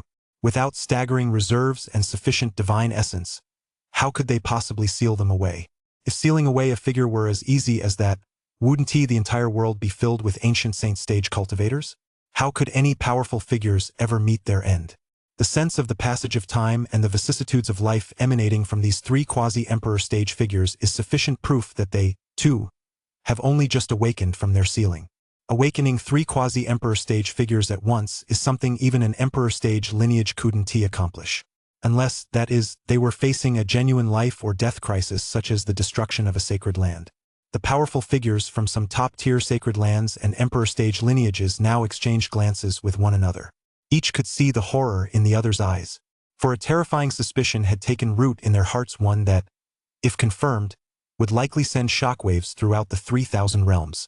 In this world, the only entities capable of possessing such profound foundations to awaken 3 quasi-Emperor stage cultivators at once are the lineages within the 3,000 realms that have produced multiple Emperor stage cultivators in the past, such as the Faxian sect and the Tiandi sect.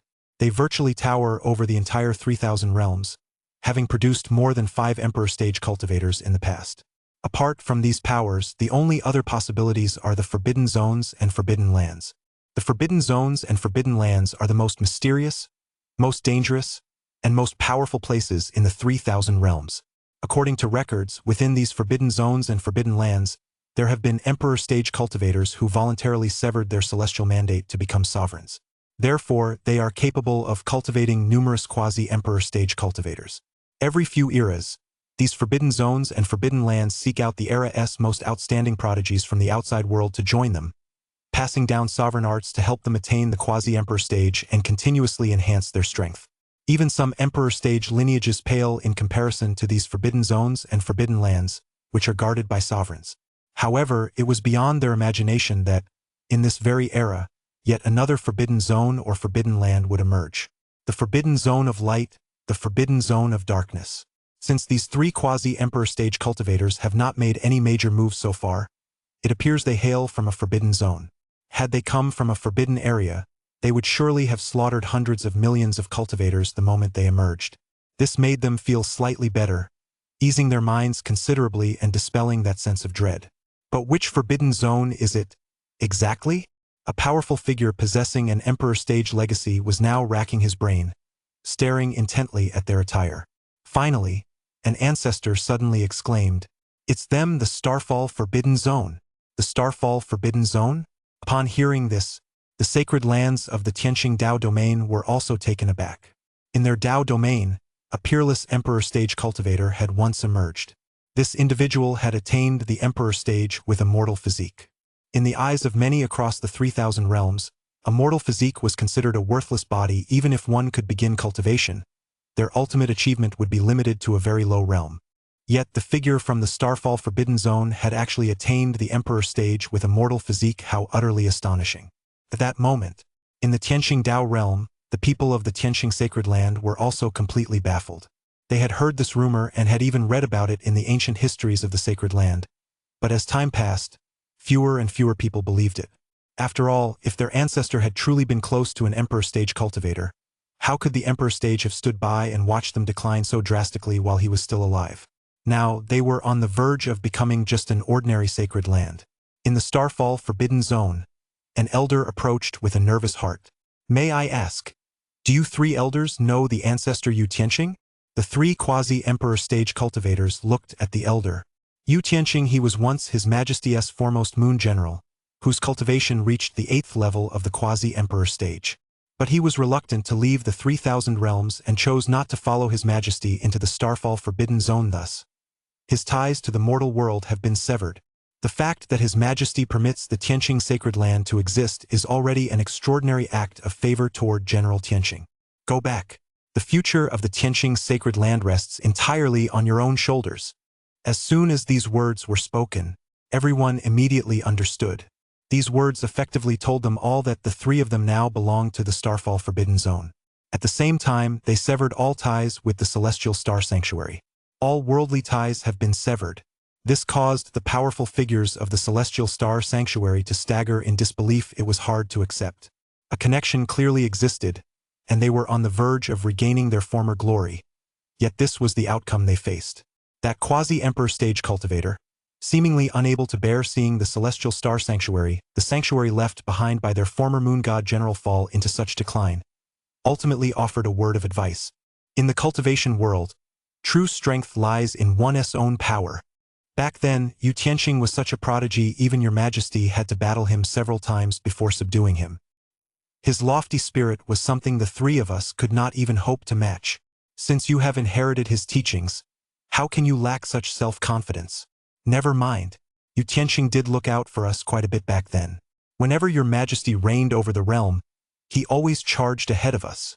Within this, there are cultivation methods for the three of us. Consider it repaying the debt of gratitude from those days.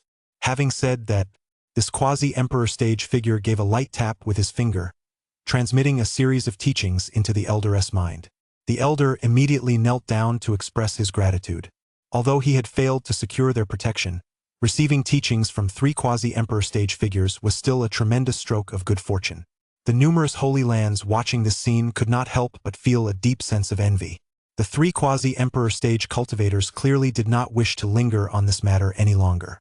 Looking at Scarlet, they said, "Since no one else is bidding, may this ancient heaven art be awarded to our Starfall Forbidden Zone?" "Agreed." Scarlet nodded, then declared the auction for this lot closed. Chapter 65. First Clash with the Sovereign. I wonder, how do the three of you intend to proceed with the transaction?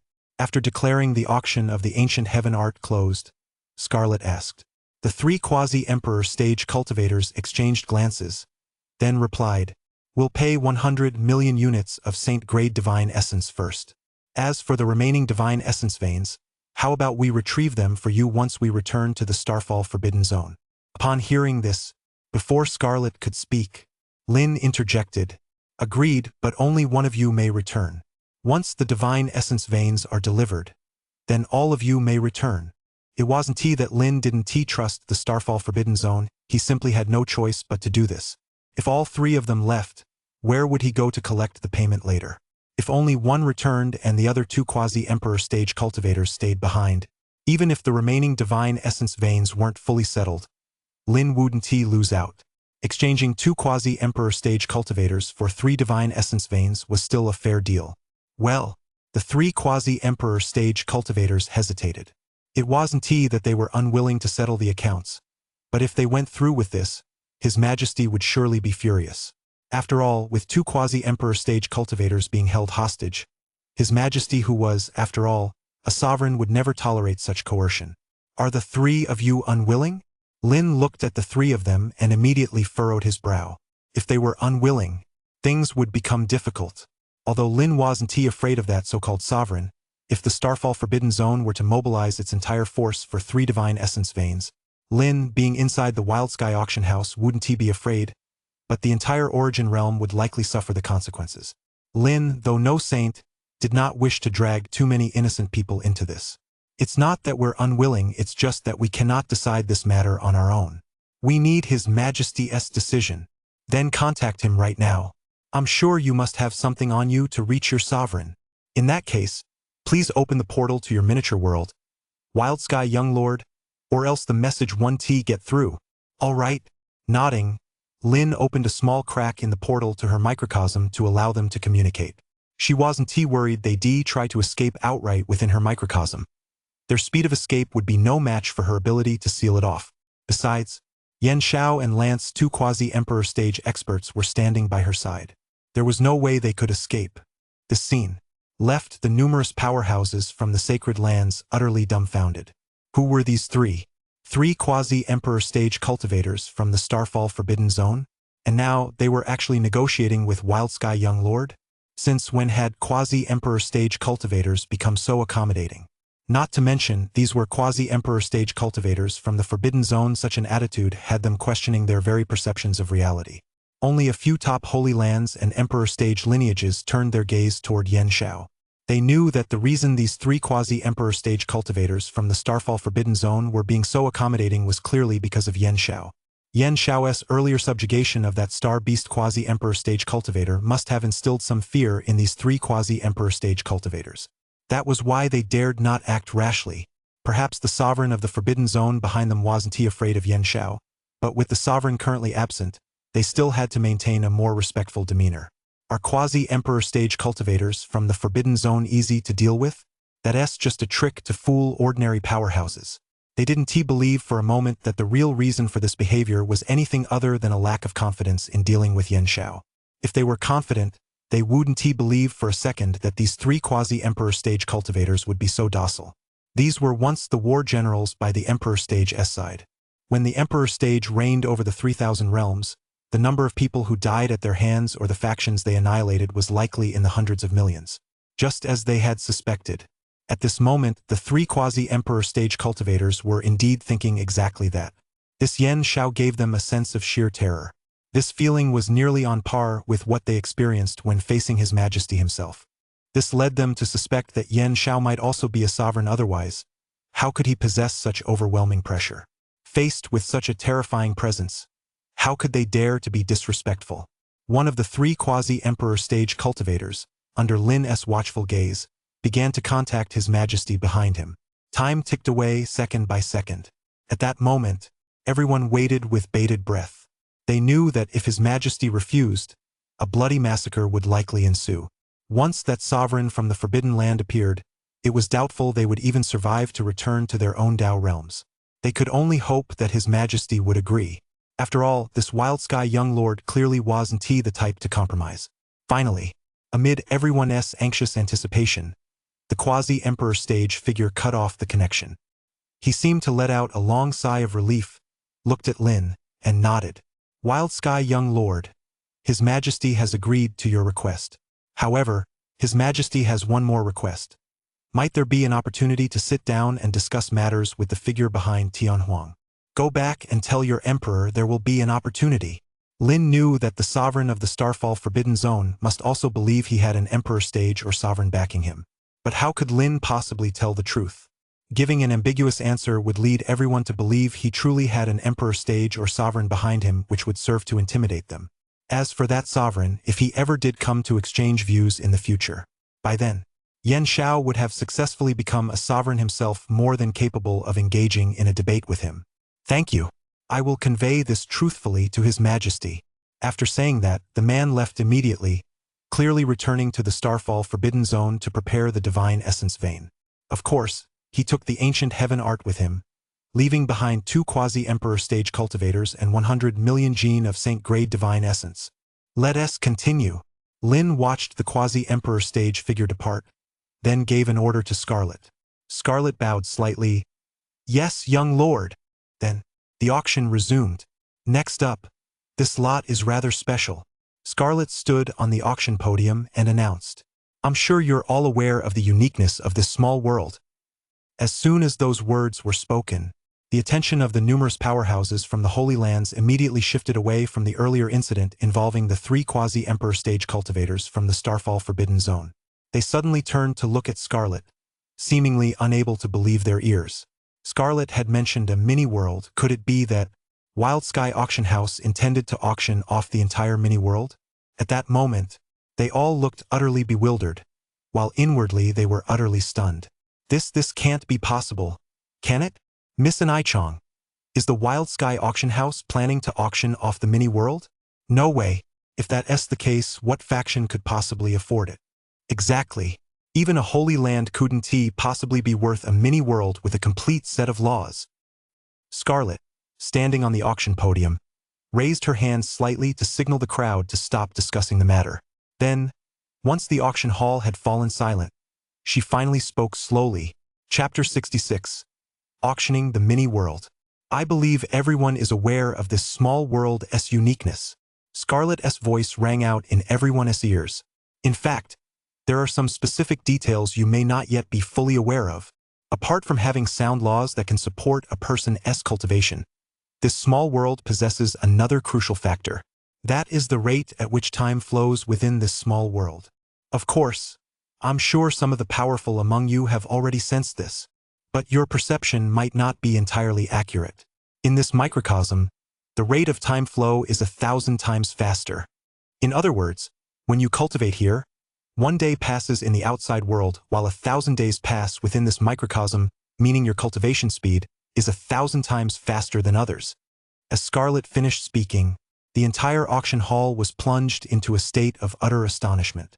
Originally, they had assumed the time dilation would be no more than a few dozen times or at most 100 times. They never imagined it would reach 1,000 times. How astonishing was that? Of course, not to mention them. Even Yan Shao and Scarlet, who were born in the Ascendant Realm and possessed exceptionally broad horizons, were equally stunned. In the Ascendant Realm, such a miniature world likely doesn't even exist. If any faction possessed such a miniature world, wouldn't they be able to mass-produce young powerhouses in a short period of time? 100 years in the outside world equates to 100,000 years within the miniature world. In 100,000 years, even a pig could cultivate to the pinnacle of the human realm or even attain immortality, right? Of course, that assumes sufficient resources and lifespan to sustain such cultivation. However, what the Ascendant Realm lacks the least are long lifespans and resources. Take the Yen clan, for example, as an immortal clan of this realm. They are immensely powerful and can draw not only upon the resources of the Ascendant Realm but also upon those of the lower planes under their control. As for resources, there is simply no shortage unless one were attempting to cultivate true immortals or immortal kings. Such beings are difficult to cultivate, even with abundant resources. Yan Shao found it hard to imagine that if the Yen clan possessed such a small world, the entire Qiming Ascendant Realm would likely have been unified by them long ago, and they might even have been powerful enough to exert influence over the endless surrounding ascendant realms. When that time comes, I'll humbly ask the young lord to allow me to cultivate here for a while. In another 100 years, no. Not even 100 years, I'm certain I'll be able to reach the sovereign realm. It's as if only a little over a month has passed in the outside world. It's simply unimaginable. Yan Shao thought to himself. Just as Yan Shao was lost in thought, representatives from numerous sacred lands began asking in unison. Miss Chong, may I ask why you're bringing this up? Surely you aren't seriously planning to auction off this miniature world? Are you, Miss Chong? Exactly. A minuscule world like this, it wouldn't even be worth the legacy of a single emperor stage. Scarlet felt nothing but contempt for these remarks. An emperor stage legacy, and they actually dared to trade it for such a tiny world? It was only because this was the 3,000 realms in the Ascendant Realm. Even immortal clans, immortal families, and supreme Dao lineages might not be able to match the value of this tiny world. If controlled by an immortal king, it would even be enough to mass-produce true immortals in a short period of time. For ordinary immortal clans, this might be difficult to achieve, but for an immortal king seated in the chaos, overlooking the river of time, accomplishing this is not difficult at all. Just imagine, if 1,000 or even 10,000 true immortals were to descend under the command of a single immortal king, what kind of power could not be leveled to the ground? And yet these people are still comparing the Emperor Stage legacy to this small world. The Emperor Stage? It is merely the pinnacle of the human path, nothing more than seizing the fortune of an era and fusing with its celestial mandate. Under my Master's guidance, without other merits, one wouldn't even qualify to be a nominal disciple. As for me, it was only because I stood out among countless young cultivators in the Ascendant Realm and possessed the Ascendant Realm's supreme physique, the unparalleled heaven-devouring physique, that my master barely agreed to take me on as a nominal disciple. I must reach the pinnacle of the human path before I can formally enter the sect. Ladies and gentlemen, the item up for auction this time is not the entire small world. Rather, it is the right to cultivate within the small world. As the young lord has said, if you win the bid, you will receive 100 years of cultivation rights, and these 100 years are measured by the outside world's time. Upon hearing Scarlet's words, the representatives of the numerous holy lands suddenly realized. It made sense. How could they possibly afford to bid on an entire small world? But the cultivation rights?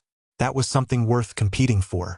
Even so, some of the holy lands were still utterly astonished. 100 years in the outside world, that's equivalent to 100,000 years in the small world. If a sufficiently talented individual were to cultivate there, 100 years in the outside world would be more than enough for that person to reach an unimaginable realm. Just then, Lin spoke up. Before you all begin bidding, I must warn you. If your lifespan is short, you should think twice before participating in this auction. Don't let yourself have only 1,000 or 100 years left to live, and without any real confidence in your abilities, only to die in this young master's microcosm after time flows 1,000 times faster. As soon as these words were spoken, some of the ancient ancestors immediately began to hesitate. Indeed, if one's lifespan was already limited, the 1,000-fold acceleration of time meant that while one's lifespan within the microcosm would remain the same, the time that had passed in the outside world might be very brief. You might have had a few hundred years left to live in the outside world, but after entering the miniature world to cultivate and going into seclusion without realizing it, you could die before even half a year had passed in the outside world. It seems this is best left to the younger generation, or perhaps to those who are extremely confident in their ability to break through. Exactly, that's certainly true. My son, Wang Teng, has the potential to reach the Emperor stage. In 100 years in the outside world, no, in less than 10 years, my son will surely reach the quasi-emperor stage. By then, he will undoubtedly outshine the younger generation, and the celestial mandate will surely belong to him. The crowd looked over and saw a young man seated beside the Saint King stage cultivator who had spoken. As powerful cultivators who had lived for ages, they could easily discern that this Wang Teng was indeed a prodigy of the ages, truly possessing the potential to reach the emperor stage. As Wang Teng's father had said, if Wang Teng were to enter the small world to cultivate, he would undoubtedly attain the quasi-emperor stage within a few years in the outside world. By then, while the other holy heirs and sanctum heirs of the younger generation would still be stuck at the starfall stage or moonbound stage, Wang Teng would already be at the quasi-emperor stage. Who could possibly compete with him for the celestial mandate? Scarlet looked at the crowd and thought to herself, would the young lord be so kind? After a brief pause, Scarlet continued, The young lord has stated that there are a total of 5 spots for this auction item. If any Holy Land wins the bid, they must promptly designate the 5 individuals who will enter the microcosm. In addition to paying the auction price, these 5 must also be at the disposal of the Wild Sky auction house for 100 years. If you believe you can accept these terms, then let the bidding begin. The starting bid is 50 million Saint Grade Divine Essence. This auction lot was a last-minute decision on Lin's part. Mainly, Lin wanted to see if he could use this opportunity to recruit a few more people to command. Currently, Wild Sky Auction House was still a bit short on available personnel. Yan Xiao, Lance, Zi Qianxing, and Scarlet. Apart from them, almost no one else could be of any help. The former elders and division heads had long since been unable to keep up with the current pace of development at Wild Sky Auction House. They had either retired outright or were handling affairs from afar. Although Yan Xiao had established the Wild Sky Guard and recruited 10 ancient Saint Stage experts, it was still not quite enough. Lin had only 1 Wild Sky Guard card in his possession. Aside from that, he had nothing else. That is why Lin had put this item up for auction. It was a bit of a stretch. If someone bid on it, Lin would naturally be delighted. If no one bid, it would go unsold. However, Lin had ultimately underestimated the appeal of the mini-world. As soon as Scarlet set the starting bid, someone immediately entered the auction. The Wang family of the Origin Realm offers 52 million taels of Saint Grade Divine Essence. It was clear. Wang Ting's father, that statement he just made wasn't just empty talk.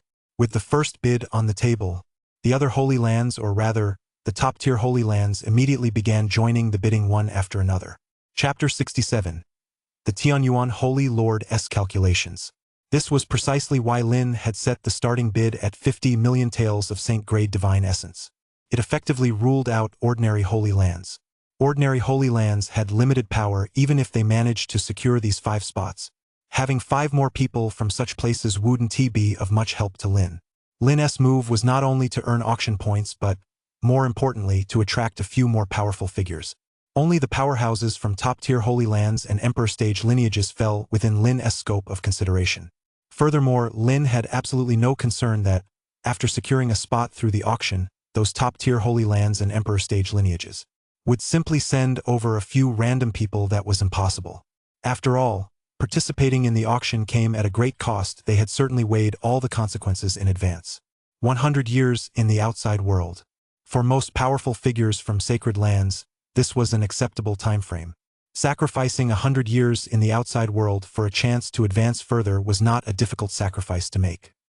Clan leader Wang, your son already possesses the potential to reach the Emperor Stage. How can you lack such resolve? 520 million taels of Saint Grade Divine Essence is a bit meager, isn't it? After all, this is an Emperor Stage legacy. We at the Lotus Holy Land of the Red Lotus Dao Realm will contribute 55 million jin of Saint Grade Divine Essence. We at the Zetian Holy Land of the Chengzi Dao Realm will contribute 60 million jin of Saint Grade Divine Essence. 65 million jin of Saint Grade Divine Essence. The Qinqing Holy Land of the Zichen Dao Realm is offering 70 million jin of Saint Grade Divine Essence. Lin looked at the bidders and felt quite satisfied. These people were almost all from the top-tier powers of their respective Dao realms. Even the Wang clan, though suppressed by the Origin Sanctum in the Origin Realm, could not be denied as an Emperor Stage lineage. Places like the Lotus Holy Land, the Zetian Holy Land, and the Qinqing Holy Land. In their respective Dao realms, these sacred lands held a status on par with the Origin Sanctum. They were undoubtedly the undisputed leaders of their respective sacred lands. It seems this last-minute decision was absolutely the right one. Lin nodded to himself. Just then, a voice rang out, completely stunning the crowd. Origin Sanctum bids 200 million jin of Saint Grade Divine Essence.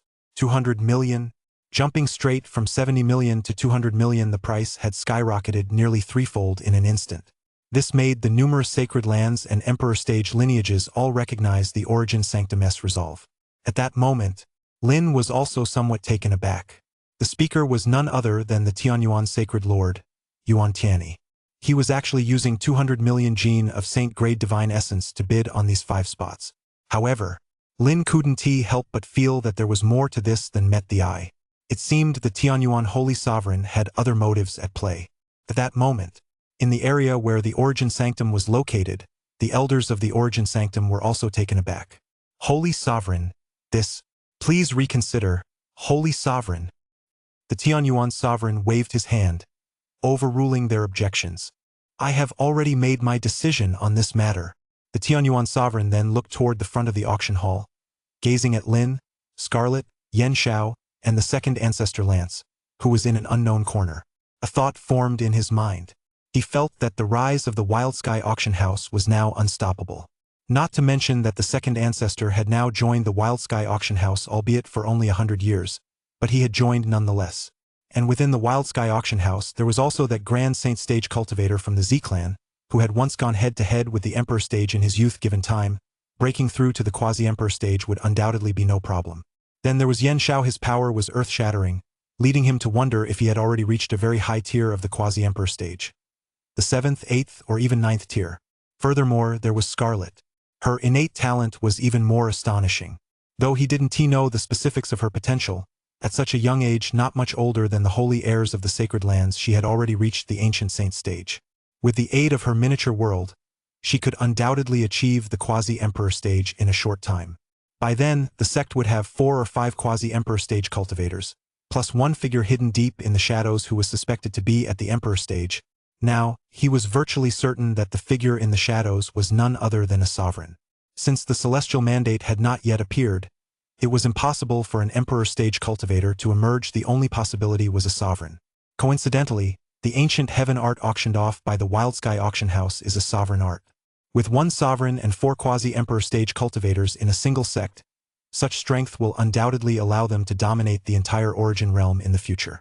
Rather than passively submitting to them in the future, it would be better to seize this opportunity, the auction for the microcosm cultivation spot, to build a good relationship with them now. Transform passive submission into proactive alignment. If we passively submit, I fear everything in the origin sanctum will fall into the hands of the Wild Sky auction house. By proactively aligning ourselves, we might even gain some benefits such as cultivation spots in the mini-world. With such a cultivation spot, Yuan Tianyi believed he could break through to the quasi-emperor stage in a short time. Perhaps he could even vie for the celestial mandate. Even if he couldn't secure it in 100 years, that is, with 100,000 years of cultivation in a minor world, he could certainly get a glimpse of the sovereign realm. All things considered, his approach was worth it. The minor world. In the void, Lance watched as the Tianyuan Holy Sovereign placed his bid and wore a look of satisfaction. He did not condemn the Tianyuan Holy Sovereign's actions, although self-interest was certainly involved. It was the best course of action available at the moment. Through his observations over the past few days, Lance had come to realize that the Wild Sky auction house was far more mysterious than he had ever imagined.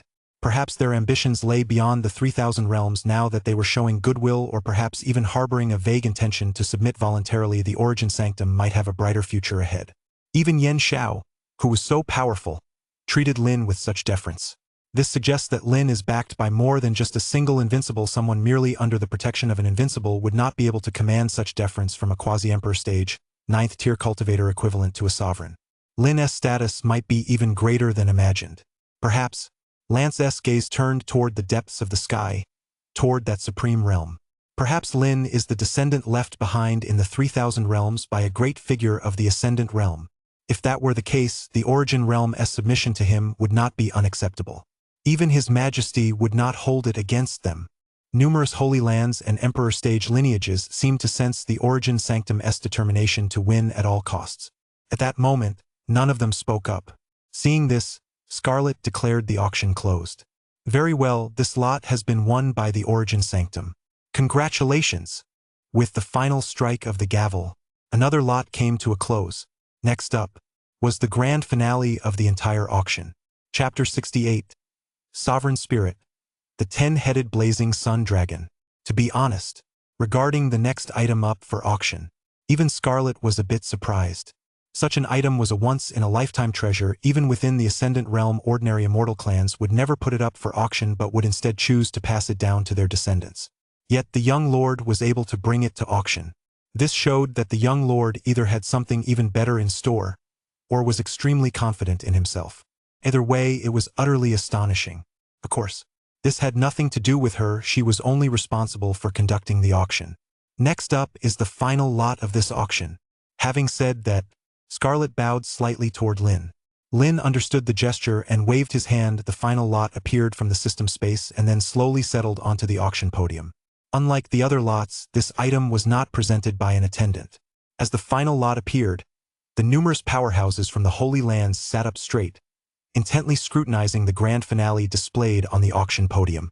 They could scarcely imagine what kind of item could possibly outshine the previous 4 lots to become the grand finale. A pair of Saint Arts, the Immortal Peach, the Ancient Heaven Art, the Sovereign Art, or perhaps a spot in a mini-world. Any one of these could serve as the foundation of a holy land. At the very least, some of them had lived for thousands of years, others had even once served an emperor stage figure. Yet, even after being sealed away for several eras, none had ever witnessed an auction item of such immense value. Everyone's gaze was fixed intently on the auction podium, focused on that final lot. The spirit of the Nexus stage? The moment they saw it, everyone immediately realized what the final lot actually was.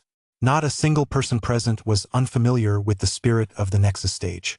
Whether they were elders, senior figures, or ancestral masters from the Holy Lands, or the young prodigies of the next generation, all were quite familiar with the spirit of the Nexus stage. The spirit of the Nexus stage? Even a holy spirit, the very finest holy spirit in the 3,000 realms, couldn't possibly be worth as much as the previous items, could it? This is getting interesting. The auction house's final lot is actually the spirit of the Nexus stage. I just wonder what tier of Nexus stage spirit this is. The 3,000 realms seems to have never seen a Nexus stage spirit like this before. The crowd could vaguely make out a dragon shrouded in mist on the auction podium. Unlike ordinary dragons, this one had 10 heads. The powerful figures from the Holy Lands present, including those who had inherited the Emperor stage, had all seen dragon serpents to some extent. In fact, some of these Holy Land powerhouses even rode dragon serpents as mounts or kept them as divine beasts to guard their holy lands. For instance, the Origin Sanctum had 9 dragon serpents guarding its most sacred core. Each one is at the Ancient Saint stage. Having seen many Jiaolong, they knew that, due to their bloodlines, these creatures were divided into many tiers. Some Jiaolong were merely transformed giant snakes in their eyes. They held no value whatsoever. When they encountered such Jiaolong, they treated them as nothing more than ordinary ferocious beasts and didn't even bother with them. Such Jiao dragons are considered the lowest tier Jiao dragons. Slightly more powerful Jiao dragons, however, contain a trace of true dragoness blood within them. Upon reaching full maturity, they can attain the Ancient Saint stage, or even advance directly to the Grand Saint stage, the 3rd realm of the Ancient Saint stage. The mounts of many Holy Land powerhouses, or the divine beasts of the Holy Lands, belong to this category. Within the 3,000 realms, the most elite water dragons are found in the Dragon Realm. The Dragon Realm is an exceptionally unique Dao realm within the 3,000 realms. Unlike many other Dao realms where humans and ferocious beasts coexist, this Dao realm is entirely devoid of human inhabitants. The Dragon Realm is also known as the Azure Dragon Dao Realm, but since its inhabitants prefer to call themselves the Dragon Realm, that name has gradually become the standard.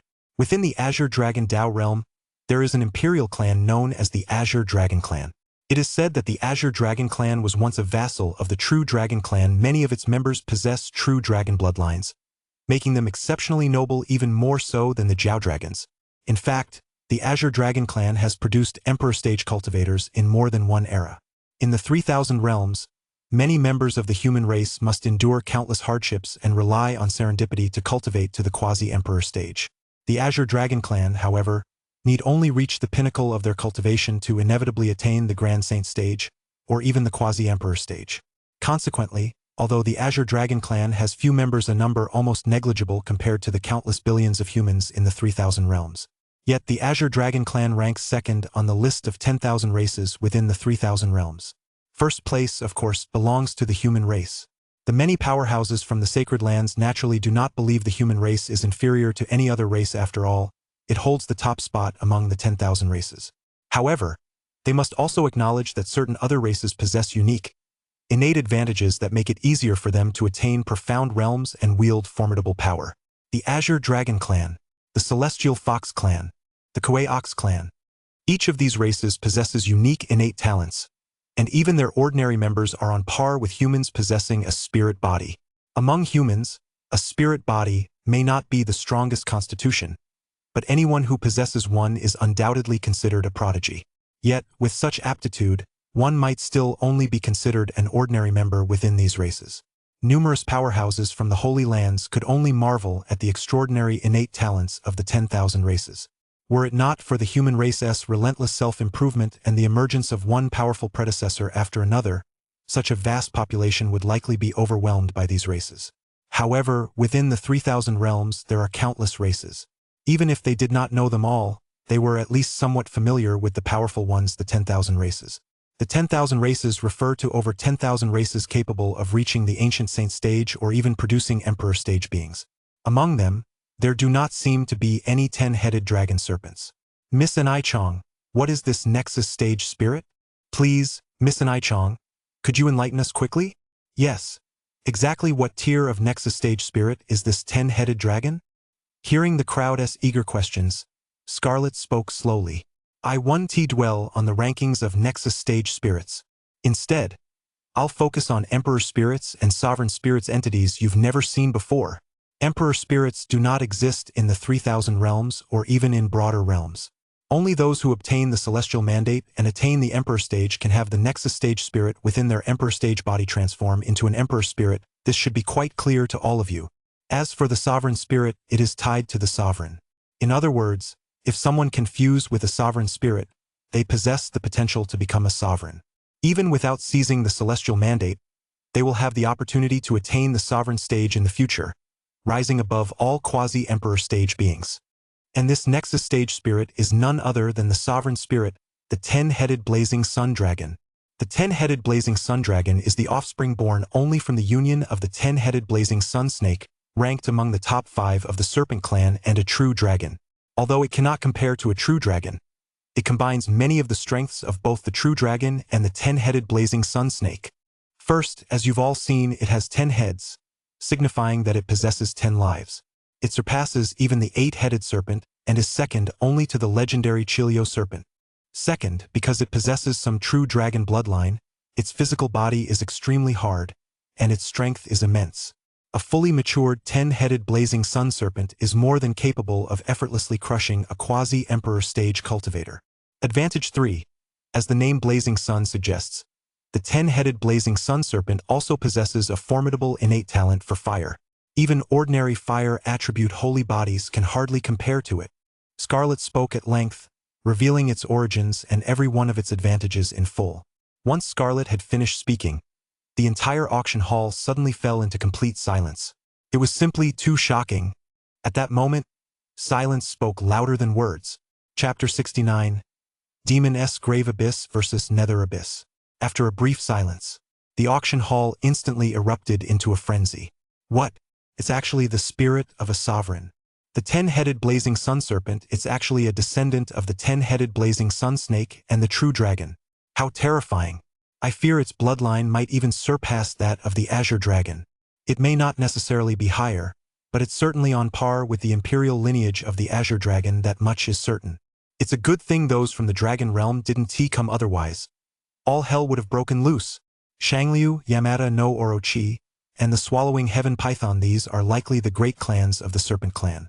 Especially Shangliu, the mightiest of them all.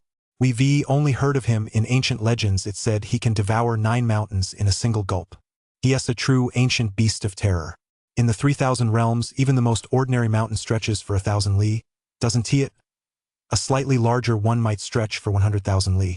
For Shangliu to devour 9 mountains in a single gulp, it's hard to imagine just how ferocious it is. And yet, the 10-headed blazing sun serpent is apparently not much weaker than it. That's right. Such formidable races and the descendants born of true dragons, even without Miss and I Chong's explanation.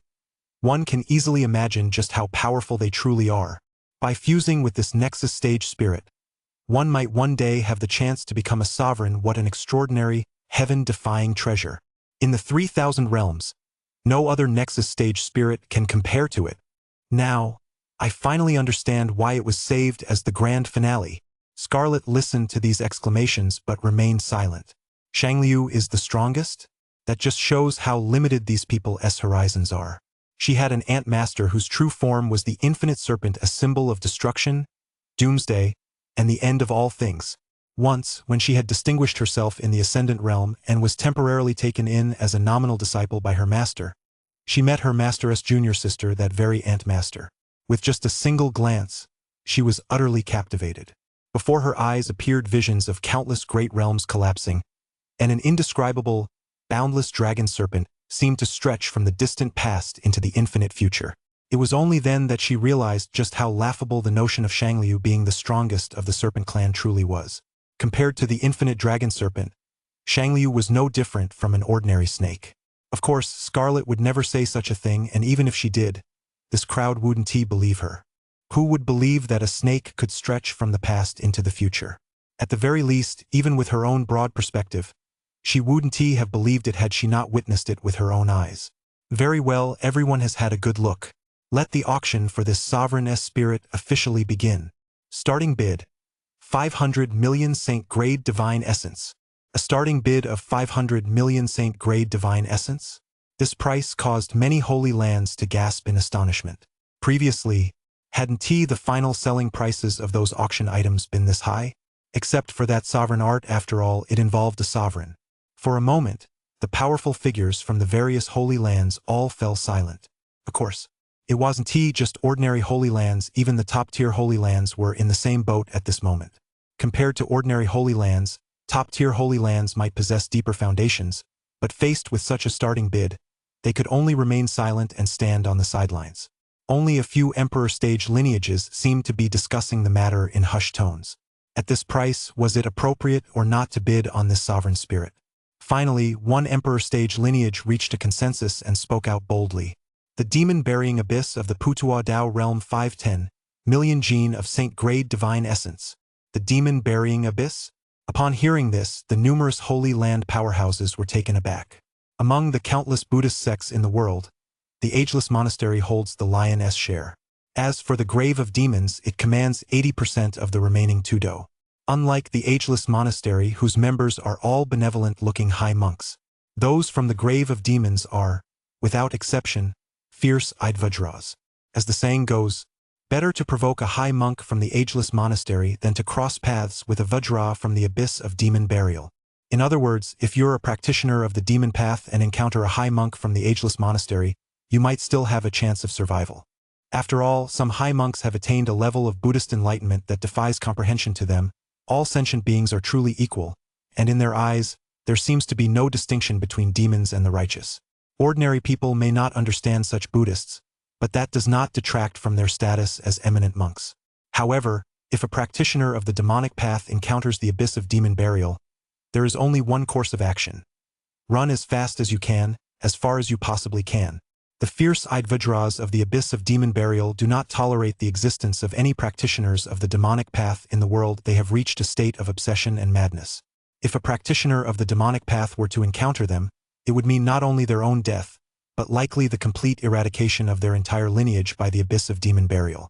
Once there was an era.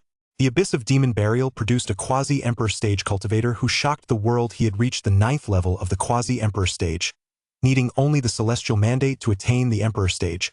Because the abyss of demons was so obsessive and fanatical, all demonic factions feared that he would attain the emperor stage and then wipe them out. This ultimately led all the demonic sects across the 3,000 realms to unite, dispatching numerous quasi-emperor stage cultivators to assassinate that extraordinary quasi-emperor from the abyss of demons on his path to the emperor stage. Thus, a vicious cycle was created. Even so, it does not diminish the might of the demon-burying abyss. After all, aside from the Ageless Monastery, it is the strongest among Buddhist and Taoist factions. Rumor has it that the demonic forces it has subdued are enough to fill an entire abyss, hence the name Demon-Burying Abyss. The fact that this faction has actually arrived has taken many sacred lands by surprise. Some sacred lands that straddle the line between good and evil have now gone into hiding, fearing discovery. Perhaps the domain gates of the 3,000 realms haven't yet fully opened, but if this group sets their sights on them, life will certainly be no picnic. Who knows if, for the sake of this matter, they might not go so far as to bring out a golden Buddha and forcibly open a domain gate to cross over. Even if one isn't afraid, these people fight without the slightest regard for life or death. In the end, it would likely result in a mutually destructive stalemate. However, the Tomb of Demons was not paying attention to any of this at the moment. Instead, it was fixated on the sovereign spirit. An elderly Vajra of the Tomb of Demons thought to himself, years ago, that predecessor who was beaten to a pulp left behind an heir. Fearing that the quasi-emperor stage practitioners of the demon sects within the 3,000 realms would discover and exterminate the child, the heir was ultimately sealed away in secret. This heir possesses the Buddhist Vajra body and has the potential to become a great Vajra of the Buddhist tradition. If we could acquire this sovereign spirit through auction, awaken him from his seclusion, and allow him to begin cultivation fusing with this spirit even without the celestial mandate, he would attain the rank of sovereign. This alone would be enough to suppress all demonic sects, ensuring they never rise again. Perhaps they had discerned the burial of demons' abyss' intentions, or perhaps they simply held a grudge against it. Just then, a voice rang out once more, 550 million gene of Saint-grade divine essence. The crowd looked over. These figures were all concealed beneath black robes, and their auras were being suppressed by a peerless being. Clearly, this was yet another extremely powerful faction. One that dared to challenge the demon-burying abyss. Just then, Yen Shao's voice reached Lin's ears. Young lord, when I crossed realms to deal with them, they were acting a bit cocky, so I gave them a good beating. That's why I remember them. They're a faction called the Nether Abyss. Hearing this, Lin understood immediately. So it's them. Chapter 70. Let there be no more darkness in the world, let there be eternal light. The Nether Abyss. The reason Lin was able to remember this faction was precisely because it was rather unique. The Nether Abyss was neither a sacred land nor an emperor stage legacy. Rather, it was a race of unknown origin. This race was known as the Abyssal Nether Clan. Of course, that was according to their own account. From what Lance had told him, they were merely a clan cast out from the endless abyss. Once numbering in the trillions, they had been ostracized within the endless abyss, causing their numbers to dwindle. Eventually, these clan members devised a plan to leave the abyss and seek a new world. The Abyssal Clan. This faction consists merely of a small fraction of the Abyssal race who fell into the 3,000 realms after leaving the abyss. As an alien race, it goes without saying that upon falling into the 3,000 realms, they would inevitably face hostility from the inhabitants of the 3,000 realms, not to mention that they claim to come from the Endless Abyss. The Endless Abyss, just the name alone suggests itself no place for the virtuous. Could people emerging from such a place possibly be good? Consequently, a battle erupted. As for why the battle eventually ended, no one knows for certain.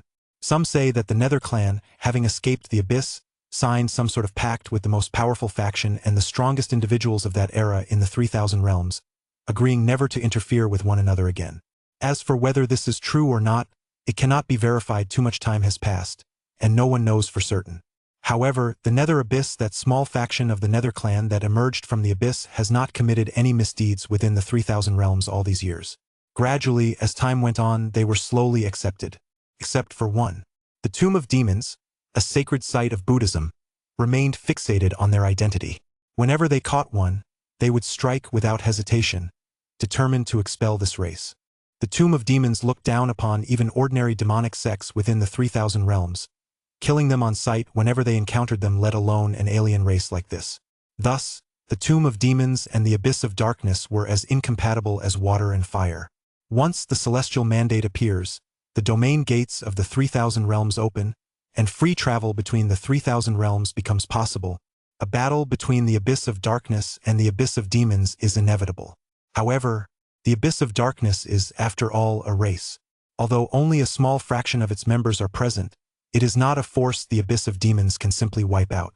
After so many years of conflict, the Abyss of Demons has gained little advantage over the Abyss of Darkness. On the contrary, they have lost quite a few powerful warriors. Some say that if the Nether Abyss weren't concerned about the entire 3,000 realms, the demon-burying abyss might have already been wiped out. Others say that their current way of life was hard-won compared to life in the endless abyss. Life in the 3,000 realms is incredibly blissful, and they do not wish to disrupt this hard-won existence, which is why they have not confronted the demon-burying abyss. Whether these claims are true remains open to debate. But everyone knows that the Abyss of Darkness is indeed stronger than the Abyss of Demons, that much is certain. Once, at the height of its power, the Abyss of Darkness fielded 10 quasi-emperor stage cultivators at once to counter the Abyss of Demons' peerless quasi-emperor stage cultivator, who sought to seize the celestial mandate. 10 quasi-emperor stage cultivators within a single race might not seem like many. For example, if you combined all the sacred sites and emperor stage lineages of the human race, the total would certainly exceed that number. However, the various sacred sites and emperor stage lineages of the human race cannot possibly act in unison under normal circumstances. Therefore, For some ordinary or even top-tier sacred sites, these 10 quasi-emperor stage cultivators would be akin to a blow from a higher dimension. The Origin Sanctum, with just 3 quasi-emperor stage cultivators on the surface, is still capable of dominating the entire Origin realm and claiming the title of the Origin Realm's #1 sacred site, let alone 10 quasi-emperor stage cultivators. Lin seemed to have thought of something. Since Yen Xiao hails from the Ascendant Realm, might he know the origins of the Nether Clan? Is that endless abyss real? Perhaps he could ask him about it when the time is right. With a power this formidable, it's best to remain vigilant.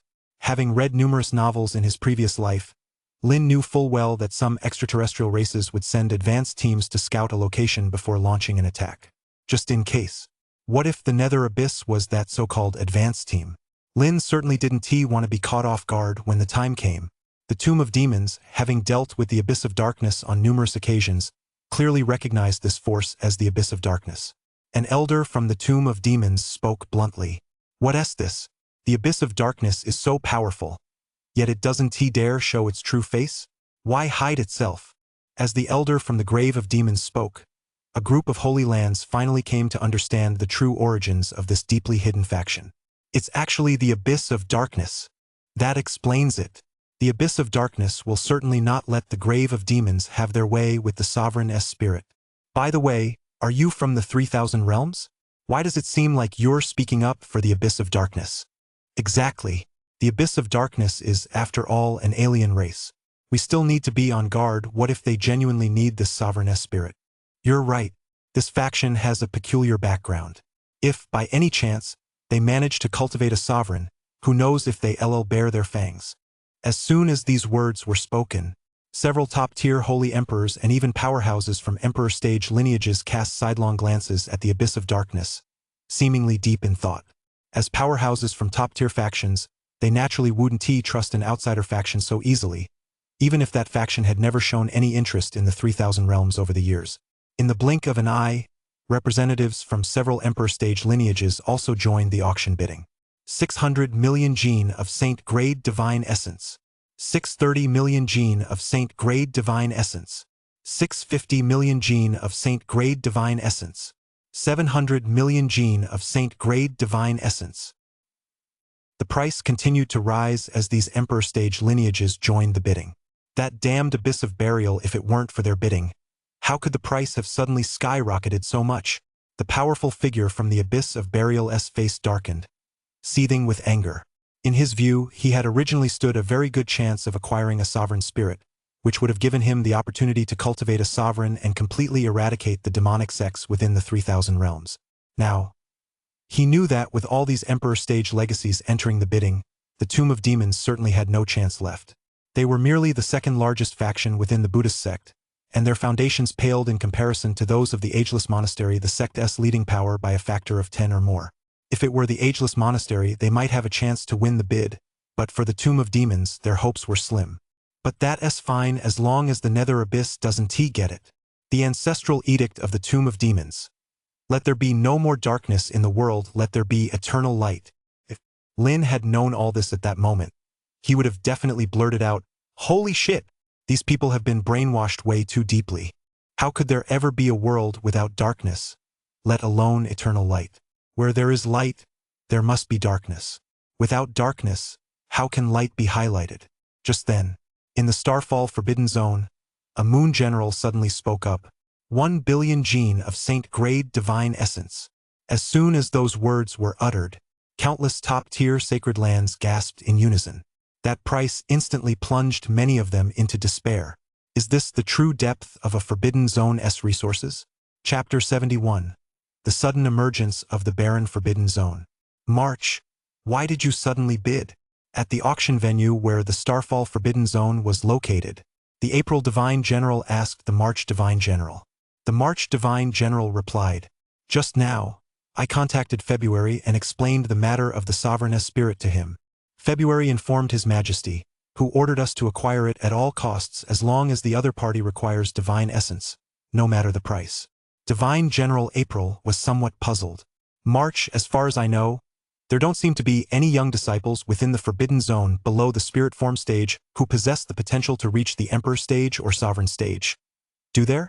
Divine General March smiled but said nothing. Divine General April looked at his expression and suddenly realized. Could it be that His Majesty is about to emerge this time? Is His Majesty preparing to cultivate a sovereign? That's right. His Majesty has been seeking the way of mortal immortals for over 1,000,000 years. If another sovereign were to appear, the two of them could exchange insights. Perhaps that would offer even greater opportunities. The March Divine General said. In other forbidden lands, some sovereigns have long since forgotten their original intentions. After all, without the celestial mandate to sustain them, and with the countless sentient beings of the 3,000 realms at their disposal, they effectively possess eternal life. Who would strive for that elusive path of the mortal immortal? The April Divine General nodded. That's true. Even if one becomes a mortal immortal and reaches the ascendant realm, they may not necessarily stand at the pinnacle. A sovereign, however, stands at the very peak of the 3,000 realms, sleeping when there's nothing to do, and opening the forbidden realm to go out for a stroll when there is. Such a life is truly a source of joy. It's just a pity that they were all once peerless emperor stage cultivators, full of grand ambitions and defiance toward heaven and earth, determined to seize the chance to attain immortality right here in the mortal world, yet they voluntarily severed their celestial mandate and gave up the opportunity to advance to the ascendant realm.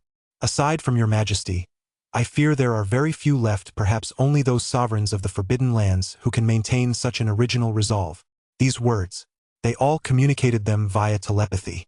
If spoken aloud, allowing the numerous holy lands to hear them, it would surely cause shock. Some forbidden zones have actually begun to degenerate into forbidden areas. This is by no means a good thing. In the past, when the Darkfall calamity struck and the 3,000 realms could not hold out, the forbidden zones would step in to lend support. Now that even the forbidden lands have fallen, things become even harder for the 3,000 realms. Starfall Forbidden Zone. The second Moon General stood outside the Grand Hall, flanked by a constellation of stars, bowing in respect as he waited.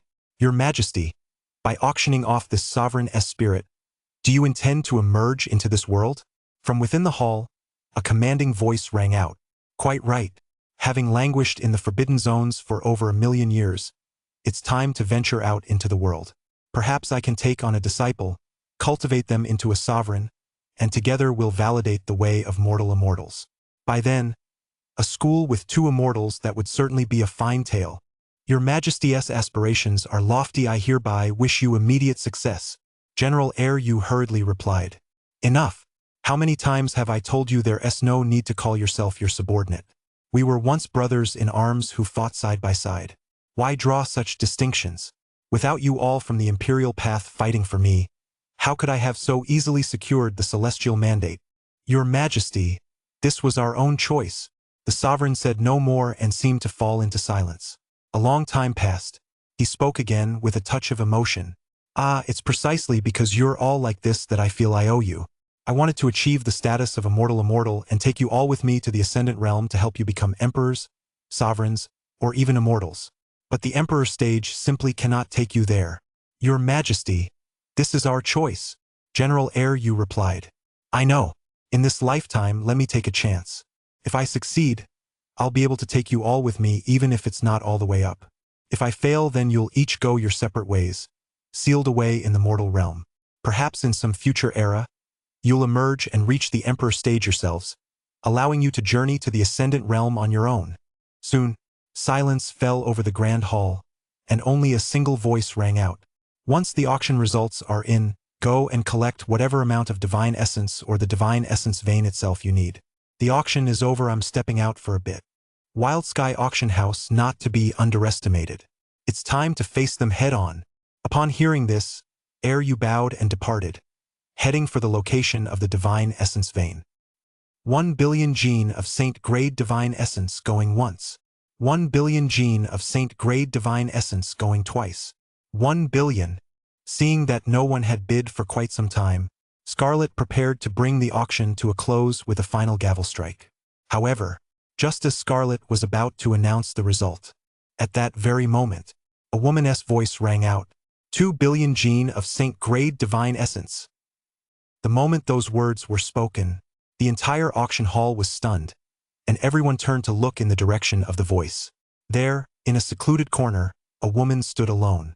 She appeared extremely frail, yet she exuded a faint yet oppressive aura that made no one in the room dare to underestimate her. She was actually a quasi-emperor stage cultivator. Since when had quasi-emperor stage cultivators become so commonplace? Only, the March and April divine generals from the Starfall Forbidden Zone both narrowed their eyes. They exchanged glances, each seeing the surprise in the other's eyes. I never expected that Forbidden Zone would actually send someone out. That makes sense. Since the Wild Sky Auction House invited us, there's no reason they wouldn't invite them too. True. After all, the Wasteland Forbidden Zone is only about 10 Dao realms away from here, just 7 or 8 Dao realms farther than we are. That's a long way for ordinary people. But for that Forbidden Zone, such a distance is nothing at all. The Wasteland Empress and the Baron Empress to us, and to His Majesty, they are both elders. These two peerless empresses, each ruling over a separate forbidden land, are unmatched in strength and can be considered the mightiest within the Forbidden Lands. Long ago, when they were very young, they had heard the ancestral elders of their sect speak of them. Several eras before their own time, in the 3,000 realms, 2 extraordinary women were born. These 2 extraordinary women were twins, and both possessed talent that would endure for all eternity. They stood together through thick and thin, successively sweeping through the 100 battles continent, the 18 layers of hell, and the land of fallen saints with near invincible might, even dominating the path to the Emperor realm. Ultimately, before receiving the celestial mandate, the two made a pact. One would become an emperor first, while the other would return to seclusion, only to emerge in the next era to claim the throne. The one who became an emperor first severed the celestial mandate to create a forbidden land, the Wasteland Forbidden Land. One era later, the other arrived, and thus the Wasteland Forbidden Land came to have 2 sovereigns. They feared no other forbidden lands. But this barren forbidden land, they could not help but fear it. After all, with 2 sovereigns of such power, this was the only forbidden land of its kind in the 3,000 realms. Quick, contact Yu. Tell him what has happened and have him ask His Majesty to make the decision. If it were any other faction, they would undoubtedly bid without hesitation. But when it came to the barren forbidden land, the situation was entirely different. Matters like this could only be decided by His Majesty. Soon, a reply came. Place a few trial bids first. If the barren forbidden land is absolutely essential, then withdraw. Having learned His Majesty's intentions, the March and April Divine Generals understood exactly what to do. 2,500 million gene of Saint Grade Divine Essence. 20 Saint Grade Divine Essence veins. Divine Generals March and April were momentarily taken aback. Chapter 72. Scarlet perhaps on par with the 2 emperors of the barren wasteland. Which faction does this person actually belong to? Lin was somewhat curious. Just a moment ago, Lin had learned from Yen Xiao that this woman had actually reached the terrifying 8th layer of the quasi-emperor stage. An existence at the 8th layer of the quasi-emperor stage could undoubtedly be called the unrivaled champion of an era. Perhaps they were second only to one person, the emperor stage cultivator of that era? The very appearance of such an invincible figure left Lin deeply astonished. Lance had already mentioned the powerful factions within the 10 surrounding Dao realms. But this woman clearly did not belong to any of them. Just then, the 2 Moon General level cultivators from the Starfall Forbidden Zone spoke up. Starfall Stage Fairy, we from the Starfall Forbidden Zone are withdrawing from the bidding. Please extend our regards to the 2 elders, the Wasteland Sovereigns. The Wasteland Sovereigns? Lin was taken aback. That name sounded so familiar. Soon, Lin remembered. Lance had told him about a place called the Wasteland Forbidden Zone. At the time, since he thought it was 10 Dao realms away, a bit too far, he'd chosen to relay the message via the cross-realm megaphone to the Starfall Forbidden Zone. But why had this Forbidden Zone suddenly appeared here? As a Forbidden Zone, shouldn't it have no contact with the outside world? How did they know? Just as Lin was puzzled, the one known as the Starfall Stage Immortal Maiden spoke up. The March and April Divine Generals of the Starfall Forbidden Zone, along with the departed February Divine General, what exactly is the purpose of your emergence? It can't possibly be just to attend an auction, can it? You'd better answer honestly, or I won't mind accompanying His Majesty on a trip to the Starfall Forbidden Zone. At that moment, the expressions of several Emperor Stage inheritors changed completely. The Baron Sovereign, the Starfall Stage Fairy. Each of these was a peerless, pinnacle existence that dominated an entire era, as recorded in ancient texts. In a bygone age, there was a fairy who, in every battle, would casually pluck an ancient star and forge it into a throne. Moreover, simply by sitting upon this ancient star throne, she could sweep aside all her opponents. It was precisely for this reason that she earned the title of Starfall Stage Immortal Maiden. However, even such an invincible figure, who had swept through the Emperor's path with overwhelming force, encountered another woman. That woman called herself Wu. Wu had already been waiting on the Emperor's path for quite some time. She could have seized the celestial mandate long ago, but chose not to. Instead, she intended to subdue the strongest being of this era before claiming it. Thus, these two peerless, invincible figures engaged in a battle. After 3 months of fierce combat, Wu finally broke through to the 9th level of the Quasi-Emperor stage in the midst of the battle, defeating the moon-plucking fairy. Thus, Wu obtained the celestial mandate and ascended to the Emperor stage. Furthermore, it is said that the sovereign of the wasteland, the two Emperor stage cultivators, Huang and Wu, who had recently severed their ties with the sovereign, were actually twin sisters. They never imagined that a single auction would stir up the Lianghuang wasteland forbidden land. Without hesitation, they declared, an Emperor stage legacy is nothing more than an ant among ants to the wasteland forbidden realm. In the wasteland forbidden realm, were it not for the Starfall stage immortal who encountered Wu, there would be 3 Emperor stage cultivators. It was only that immortal Jiayue who refused to be sealed away, believing that in this era, losing simply meant losing. There was no such thing as good or bad luck. If one were sealed away only to return in the next life, what kind of Emperor stage would that be?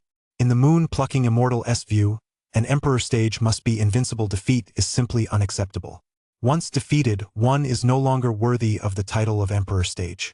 And that is precisely why, in the Emperor stage legacy, there are Emperor stage cultivators who have recorded these events. As a result, even the founding ancestors of their Emperor stage lineage feel a sense of inadequacy in comparison. They could only feel deep admiration, nothing but deep admiration. Young Lord, this person is incredibly powerful. Yan Xiao secretly transmitted his voice to Lin. If we were both at the 8th level of the Quasi-Emperor stage, it would take me at least 200 moves to defeat her. I've only encountered 2 such beings, even in the Qi Ming Ascendant realm. That's strong. Hearing Yan Xiao's words, Lin was somewhat surprised. According to the system's evaluation, Yan Xiao at the 9th tier of the Quasi-Emperor stage could fight a sovereign and possess the potential of an immortal king. Yet, against this moon-plucking immortal maiden at the same cultivation level, Yan Xiao would need 200 moves to defeat her. This was nothing short of astonishing. One could only conclude that this woman undoubtedly possessed the potential of a true immortal. Lin felt a surge of anticipation. Just what kind of peerless being was that Emperor stage cultivator named Wu, who had defeated her and claimed the celestial mandate?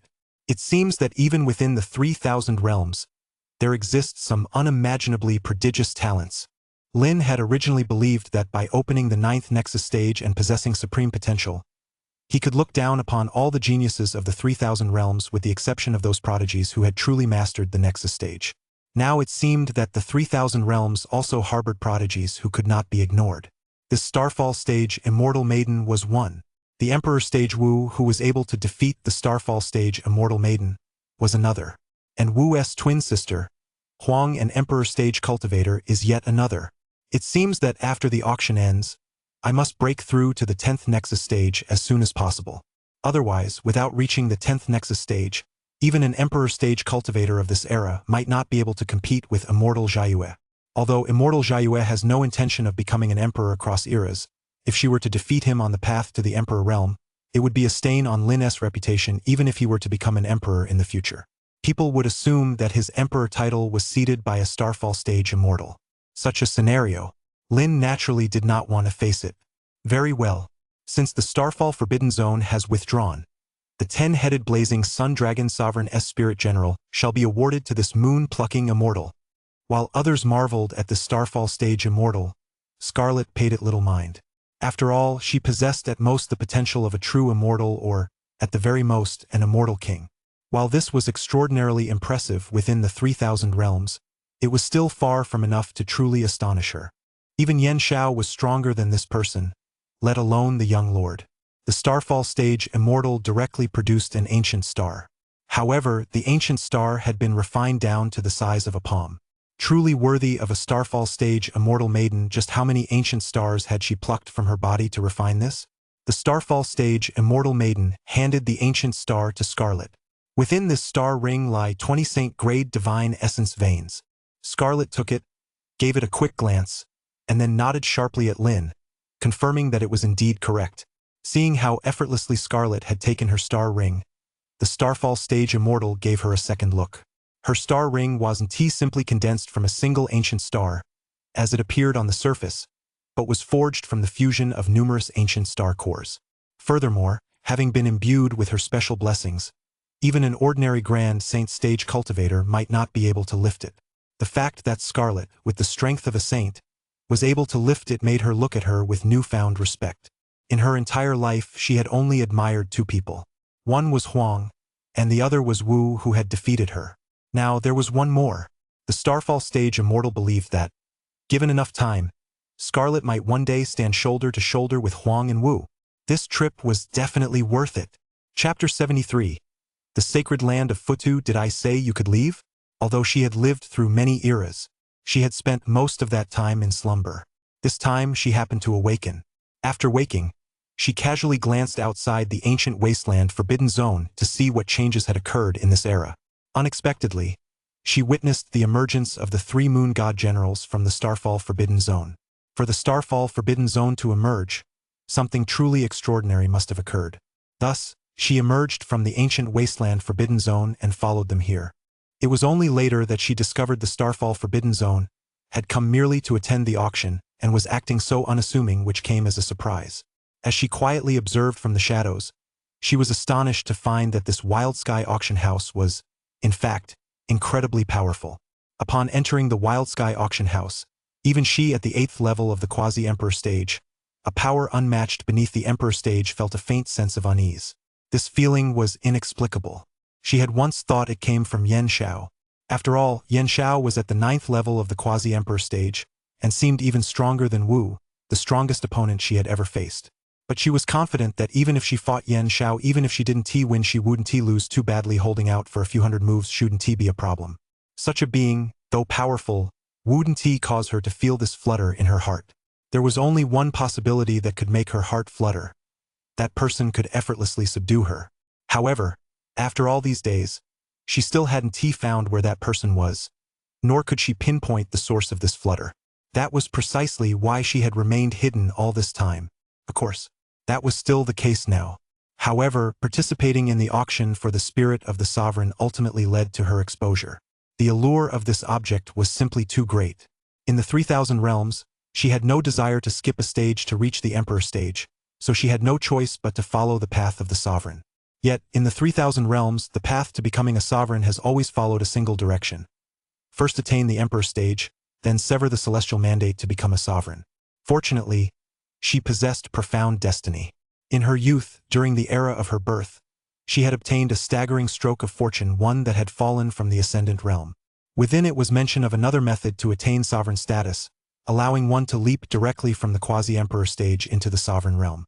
This was a standard cultivation method of the ascendant realm, cultivating the sovereign art and nurturing the sovereign spirit. Upon reaching the 9th level of the quasi-emperor stage, one could leap directly to the sovereign realm, a level comparable to the emperor stage. The earth-shaking opportunity she had obtained mentioned that the sovereign and emperor stages were on the same level, both representing the pinnacle of the human path.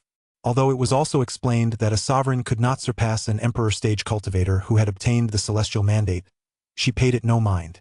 As long as she was strong enough, there was no such thing as unbeatable. In fact, she had once heard that in an extremely ancient era, there were peerless beings who had torn the celestial mandate to shreds with their bare hands. The two from Huangwu had already gradually figured out the path of the mortal immortal. If she couldn't achieve the sovereign stage in this lifetime, she feared she would never be able to keep up with them again. With a sovereign spirit, things would be different. Although it was a bit late, who had ever stipulated that one must cultivate a spirit within the spirit form stage realm? Since she did not believe that the sovereign stage was necessarily inferior to the emperor stage, she naturally did not believe that one could only cultivate a spirit within the spirit form stage realm.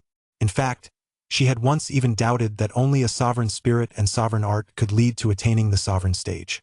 She had spent several eras trying to break through this limitation, but to no avail. In this lifetime, she intended to test whether, at her current quasi-emperor stage, she could cultivate a sovereign spirit. By then, Combining that with the sovereign art and the ancient Starfall stage scripture she obtained through her earth-shaking stroke of luck, she might just become a Starfall stage sovereign.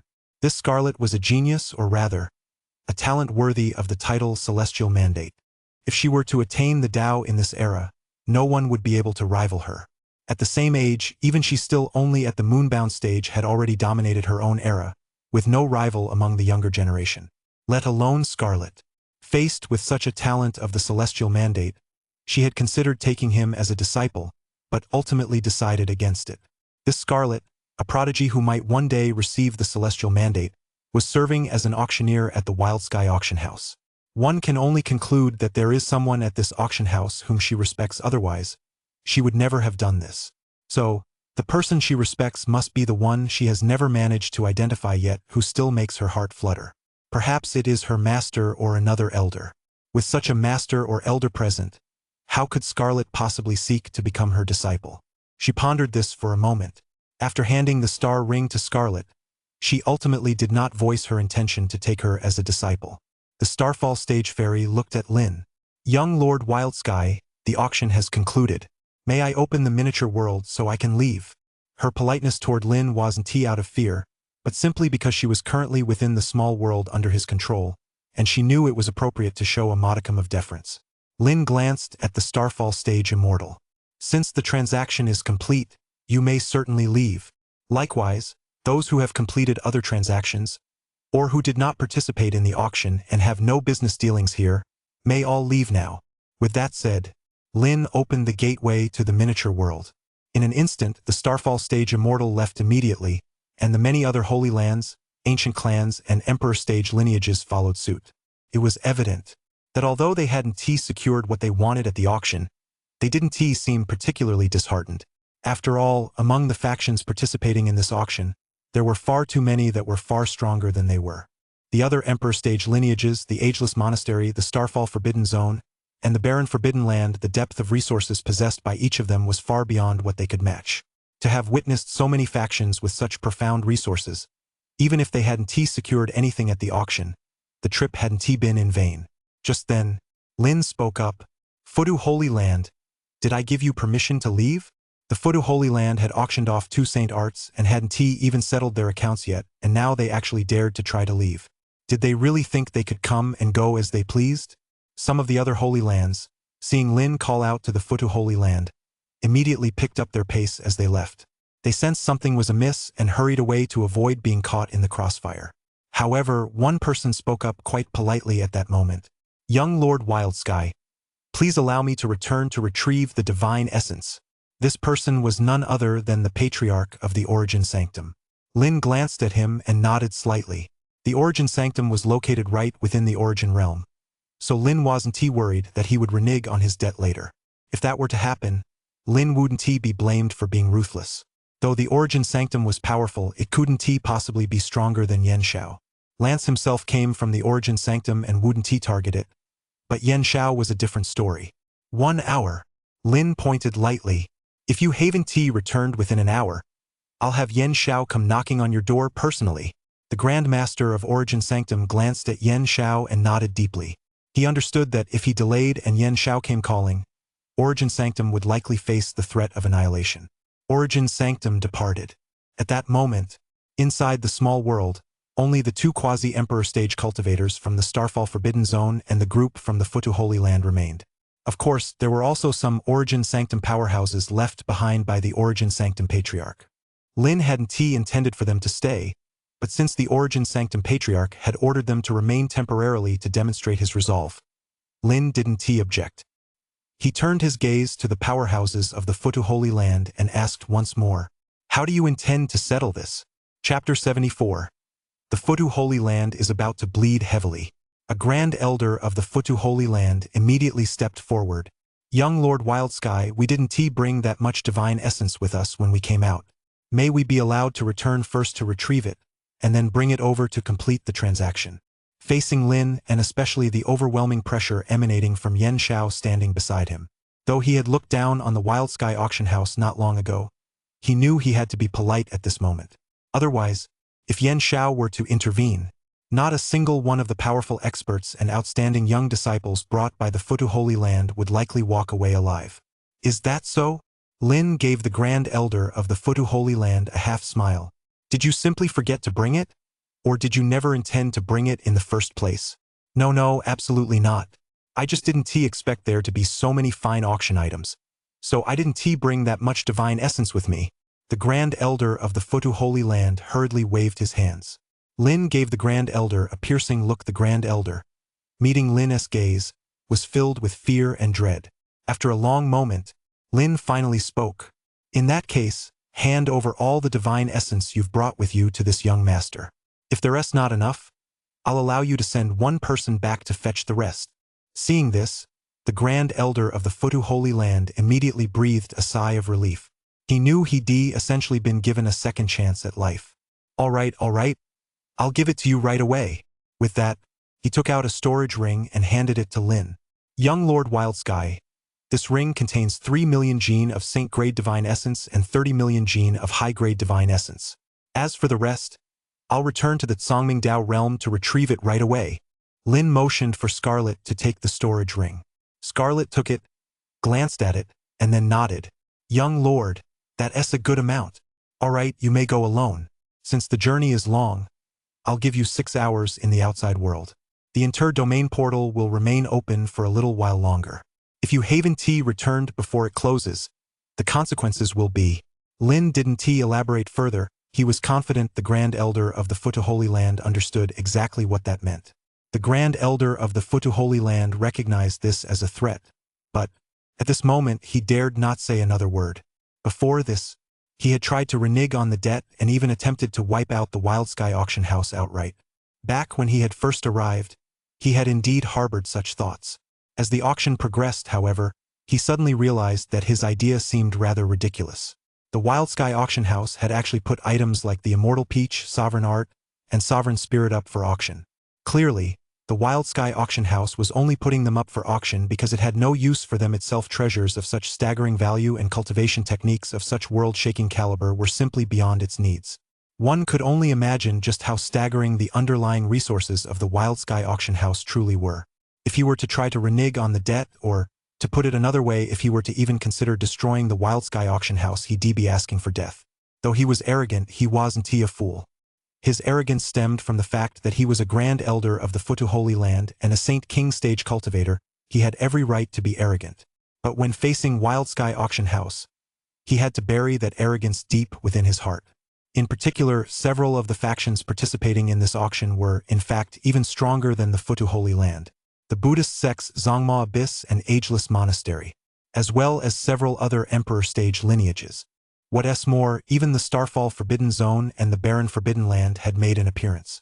And yet, even such powerful factions were participating in the auction quietly, without any ulterior motives. As a Grand Elder of the Futu Holy Land, he certainly didn't believe these factions were all benevolent. Clearly, they must have sensed that the Wildsky auction house was not to be trifled with. If they didn't dare provoke these factions, they certainly wouldn't dare provoke the Futu Holy Land either. Once he stepped out of the small world, the Grand Elder of the Futu Holy Land took a deep breath, then rushed straight toward the inter-domain portal, which had not yet closed. He had to return as quickly as possible. If he didn't return within 6 hours to settle the transaction, the Futu Holy Land would likely face its doomsday and the threat of annihilation. Young Lord, before the auction began, the Futu Holy Land secretly investigated the Wildsky auction house and confirmed that they indeed had ulterior motives at the time. Watching the Grand Elder of the Futu Holy Land depart, Scarlet spoke up. I know you've mentioned that before. Then, Scarlet was a bit confused. If he already knew, why let him leave? Lin smiled lightly. Let us keep things separate. Since he participated in the auction, we'll settle the transaction first, and then hold him accountable for his ill intentions. Lin, of course, knew that the Futu Holy Land harbored ill intentions. But those were cold, hard auction points. The system only converts divine essence points or valuable items sold at auction into auction points. There would be plenty of opportunities to hold the Futu Holy Land accountable later. But as for the auction points, he'd secure them first. Upon hearing Lin's words, Scarlet immediately understood. She knew that while the Futu Holy Land likely wouldn't be completely annihilated, it would certainly suffer heavy losses. She liked that kind of attitude, just as Scarlet was speculating on Lin's true intentions. At that moment, Lin turned to Yen Xiao, Lance, and Scarlet. "The three of you, I'm assigning you a mission." The three of them immediately grew serious and nodded eagerly. For this mission, head to the northern region of the Origin Realm and wipe out a faction called the Beiyan Sanctum. Lin hadn't forgotten. The Beiyan Sanctum had colluded with a quasi-emperor stage star beast to disrupt his auction. Since they made a mistake and provoked him, they would have to face the consequences. Although the Beiyan Holy Land had once been an emperor stage lineage, it had now fallen into severe decline. Otherwise, as fellow emperor stage lineages, it wouldn't have been suppressed so severely by the Origin Sanctum.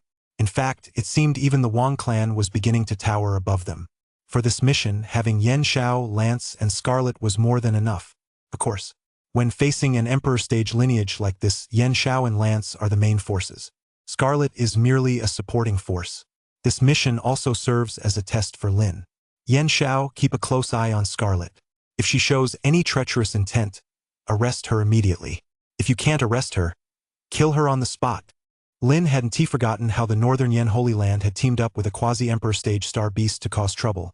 Nor had he forgotten that Scarlet's background was mysterious. She might have ulterior motives for entering the Wild Sky auction house. Lin deliberately let her slip out of his sight for a while, precisely to see if she had any hidden agenda. With Yen Xiao around, there was absolutely no way Scarlet could escape. Of course, if Scarlet had no ulterior motives, Lin might even consider entrusting her with an important mission. Yen Xiao, upon hearing Lin's telepathic message, was momentarily taken aback. Oh? What was going on between the young lord and Scarlet? Weren't the two of them on very good terms? This matter. Yen Xiao, too, felt a bitter frustration he couldn't put into words.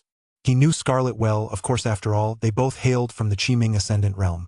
He belonged to the Yen clan of the Immortal race, while Scarlet was from the Qi clan of the Ascendant realm.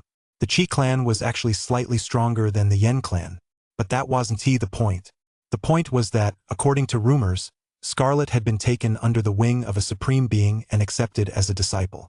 If he were to actually kill that supreme being, who knows, a single glance from that figure might come out of nowhere and wipe him out instantly. Chapter 75. Yen Xiao. My heart is full of bitterness, but I can't put it into words. He had no doubt that the supreme being possessed such power. The Ascendant realm and the 3,000 realms are subject to numerous restrictions. Even true immortals cannot descend at will. But to a supreme being of that caliber, true immortals are nothing but mere nobodies. Restrictions? All nonsense. Any limitation in this world is likely as good as non-existent to him. This is what a true supreme being is like. He was tempted to refuse, but realized that the existence of the Wild Sky Guard card left him with no choice but to comply. It seems that if Scarlet really has ulterior motives, we'll just have to capture her. He was confident he could capture Scarlet. As for killing her, he didn't dare. If Scarlet turned out to be a problem, he would capture her and hand her over to the young lord. Any other issues would be resolved by the young lord. At the same time, he could see for himself who was stronger, the figure behind the young lord or the supreme being behind Scarlet. This really is an exhausting task. Yen Xiao decided he would take it out on the North Yen Holy Land later. The three of them soon departed. Watching their departing figures, Lin simply waved his hand, and in an instant, he abruptly confined the two quasi-emperor stage cultivators from the Starfall Forbidden Zone, the numerous powerhouses of the Futu Sanctuary, the young prodigies of the younger generation, and the powerhouses of the Origin Sanctum. Possessing the authority of a mini-world master, Lin could still control these individuals within the mini-world. The two quasi-emperor stage cultivators from the Starfall Forbidden Zone, along with the others, now felt as if an extra layer of shackles had been placed upon them. It seemed they could hardly move, pinned down within a specific area, unable to step beyond its boundaries. One of the quasi-emperor stage cultivators from the Starfall Forbidden Zone was about to protest when the other, standing beside him, shook his head and silently transmitted, "Don't! Why, we are quasi-emperor stage cultivators, yet we are now being restricted? That is precisely why we must not. The fact that we can be so easily restricted only proves that the Wild Sky Auction House possesses immense resources, and it's highly likely that a sovereign exists within it." As soon as these words were spoken, the quasi-emperor stage cultivator's anger instantly vanished into thin air. Indeed, To be able to so easily restrain a quasi-emperor stage cultivator, it seemed there was a sovereign lurking behind the scenes. This was certainly not something he could question. As a mighty quasi-emperor stage cultivator, he had always been invincible wherever he went. Yet now, he was confined here. It could only be described as a cruel twist of fate and a stroke of bad luck. After restraining these people, Lin sent a telepathic message to Zi Qianxing, instructing him to keep an eye on the traders. If they arrived before he had awakened, he could handle the situation temporarily. That's right. Lin was preparing to enter seclusion for cultivation. To be precise, he was entering seclusion to open the 10th Nexus stage. 1 day in the outside world equaled 1,000 days within the microcosm, equivalent to 3 years. Even if only 1 hour passed in the outside world, it would be equivalent to more than 80 days inside.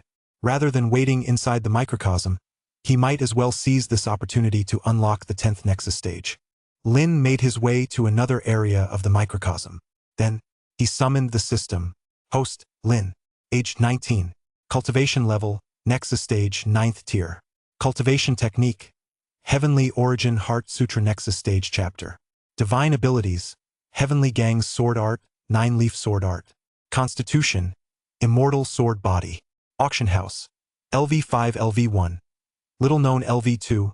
Newcomer LV3. Somewhat famous LV4. Renowned locally LV5. Far-reaching fame LV6. Widely known LV7. Famous throughout the 3,000 realms LV8. Renowned across the heavens LV9. Immortalized through the ages LV10. Unrivaled through eternity. Items. Spirit of the True Dragon. Wild Sky Authority Token. Tianhuang Sword. Immortal Peach Tree. Auction points. 7,975,005. Lottery attempts. 0. Quest. Short-term quest. Please have the host hold a second auction within 15 days. Quest completed. Reward not claimed. Short-term quest. As a leading auction house, how can it lack a pillar of strength to uphold it? Please have the host recruit a peak human realm sovereign emperor stage powerhouse to oversee the house within 1 year. Not completed. Long-term quest. Reputation boost quest. For the next stage, please have the host raise the auction house's reputation to level 5. Famed far and wide. Quest completed. Reward not claimed. Ha! Lin stared at the information displayed on the system interface, momentarily taken aback. He wasn't paying attention to the other details. What caught his attention was this. When had he become an immortal sword body? He clearly remembered that he had been nothing more than an ordinary sword spirit body. And before that, he had merely been an Origin Sanctum inner disciple. Could it be that my physique underwent a transformation after I opened the 9th Nexus stage? Lin speculated to himself. That's the only way my physique could have become an immortal sword physique. Immortal Sword Physique. Lin wasn't quite sure what tier this physique actually belonged to. Constitutions are ranked from lowest to highest as spirit body, holy body, and sovereign body. But as for which tier this immortal sword body belonged to, Lin really had no idea. Never mind. I'll just assume it's at the immortal body tier for now. Lin shook his head and didn't dwell on it further. He then addressed the system directly. System, convert all the divine essence obtained from this auction into auction points. Yes, host. From this auction, Lin had obtained a total of divine essence. 2 Saint Arts, 5 million gene of Saint-grade divine essence, now reduced to 3 million gene and 30 million gene of high-grade divine essence. The Immortal Peach had yielded a total of 18 million gene of Saint-grade divine essence. There were plenty of sovereign arts, but he hadn't received them yet. The cultivation slots for the mini-world were also still on their way. That left the sovereign spirits. All 20 Saint-grade divine essence veins had already been obtained. Based on the 100-to-1 ratio between divine essence and auction points, the ratio of high-grade divine essence to auction points is 1-to-1, while the ratio of Saint-grade divine essence to auction points is 1-to-100. And a single Saint-grade divine essence vein contains 1 billion gene of Saint-grade divine essence. As a result, the total number of auction points currently available for conversion is over 2,030,000,000 auction points. Whoa! Upon learning all this, Lin couldn't help but be startled. This time, the auction points had skyrocketed by more than 200,000 times compared to the last time. You don't realize it until you do the math, and then it's a real shock. But come to think of it, the participants in this auction were the top-tier powers from the 10 surrounding Tao realms, and the lioness share came from the sovereigness spirit auctioned off by that Starfall stage immortal maiden from the barren Forbidden Land. She alone had directly contributed 2 trillion auction points. Over 2 trillion auction points, plus the nearly 8 million from last time, I should be able to exchange them for some good stuff this time. Lin turned his gaze to the system store. First and foremost, of course, were the cultivation techniques. Sure enough, the cultivation techniques that had previously been shrouded in a misty aura, and which Lin had been unable to view, were now clearly displayed. Last time, he'd been too poor, the system had deemed him unworthy of viewing them. Now, he could finally take a look. What caught his eye was none other than a text titled Eternal Tao Heart Sutra. Eternal Tao Heart Sutra. 1, 0? Lin counted them. Wow, a total of 33 zeros. No wonder I couldn't even make it out last time. Next up were the Cosmic Tao Sutra and various Immortal Emperor codexes, all followed by long strings of zeros, some with 23 zeros, others with 20 or 8 zeros. System. 1T. This caused inflation? Lin couldn't help but complain. He then immediately spent 2 trillion auction points to redeem the Eternal Tao Heart Sutra. Human Path. By the way, if you want to join the WeChat group, add 897 822 073. Answer. Quasi-Emperor Stage, 9th Tier. Chapter 76. Nurturing the Spirit of the True Dragon. Sudden Anomaly. The Eternal Deluo Heart Sutra. This is the highest tier cultivation technique in the auction house system, divided into 3 parts: upper, middle, and lower. The upper part is the Human Path. The middle volume is the Immortal Path volume. As for the lower volume, it's currently unclear what it is exactly. However, the price difference is crystal clear. The price between each volume differs by 100 million times. It really does increase by 100 million times. Furthermore, this cultivation technique, merely the Human Path volume, one of the 3 volumes, is actually 10,000 times more expensive than other cultivation techniques, namely a complete Emperor Stage cultivation technique. An ordinary Emperor Stage cultivation technique, one sufficient to reach the Emperor Stage, or the pinnacle of the Human Path, costs only between 100 million and 1 billion auction points. This Eternal Tao Heart Sutra Human Path also requires 2 trillion auction points to reach the Emperor Stage, or the pinnacle of the Human Path. Fortunately, he had prepared thoroughly this time, otherwise, he wouldn't have been able to afford the most expensive cultivation technique in the system store. Since he had already redeemed it, Lin didn't bother looking at any other cultivation techniques. Lin believed that high price came with its own benefits. Now that I have the cultivation technique, it's time to prepare for opening the 10th Nexus Stage. Lin mused to himself. Opening the 10th Nexus Stage requires extraordinary measures. But Lin had already exhausted some of those methods, such as fusing the Great Sun within his body or the external Nexus Stage technique. Therefore, he had no choice but to seek other approaches. Fortunately, in the true interpretation of the Nexus Stage, that great being had cited numerous prodigies as examples, so he wasn't worried about running out of options. There was one more method, the only feasible one for Lin at the moment. That was to begin cultivating a spirit within the Nexus Stage realm, and an extremely powerful one at that. In this way, it might be possible to trigger another transformation of the Nexus Stage within his body. Either the Nexus Stage would expand, or a new one would be opened. Perfect. Lin currently possessed one such spirit, the True Dragon Spirit, which was of the Immortal King tier. It was indeed an extremely powerful spirit. Of course, the spirit is Immortal King level only when it reaches full maturity, not as it is now. Otherwise, if Lin were to encounter a true Immortal King level being right now, he would be reduced to ashes in an instant. The gap in their levels of existence is simply too vast, like that between an ant and the universe. Let us begin. Lin took out the Eternal Tao Heart Sutra Human Path and immediately began his cultivation. 3,000 colossal golden characters, accompanying the unfurling of the Eternal Tao Heart Sutra, the chapter of humanity, immediately burrowed into Lin's mind. Each character was incredibly profound, as if containing an indescribable great Tao. Each was a mantra of the great Tao. Lin was soon immersed in the impact of these great Tao mantras and gradually sank into a state of enlightenment. At the same time, the true dragon spirit that Lin had prepared in advance, accompanied by a dragoness roar, plunged into Lin's body. As soon as it entered Lin's body, the true dragon spirit rushed toward his largest Nexus Stage. As a true dragon spirit, it seemed to possess intelligence, deeming the other Nexus Stages too cramped and unworthy of nurturing it. Lin's largest Nexus Stage was none other than the outer Nexus Stage, known as True Understanding of the Nexus Stage. However, shortly after the true dragon spirit entered, it emerged, trembling uncontrollably. It had assumed that only the largest Nexus stage was worthy of nurturing it, but upon entering, the true dragon spirit realized that while that largest Nexus stage was indeed worthy of nurturing it, the problem was that it itself was not worthy of being nurtured by that Nexus stage. This wasn't a Nexus stage at all, it was practically a vast universe in its own right. How could a single-person-S Nexus stage be so immense? And how could it be such an existence? The true dragon spirit, trembling uncontrollably, emerged from the 9th Nexus stage and then entered the 8th. The moment it entered the 8th Nexus stage, it immediately sensed the might of the great sun, as if it were about to crush it in an instant. As the spirit of the true dragon, it feared the 9th Nexus stage, but how could it possibly fear the great sun? In that moment, its temper flared. A mere great sun, how dare it bully it, demand its submission, and force it to be nurtured meekly? That was unthinkable.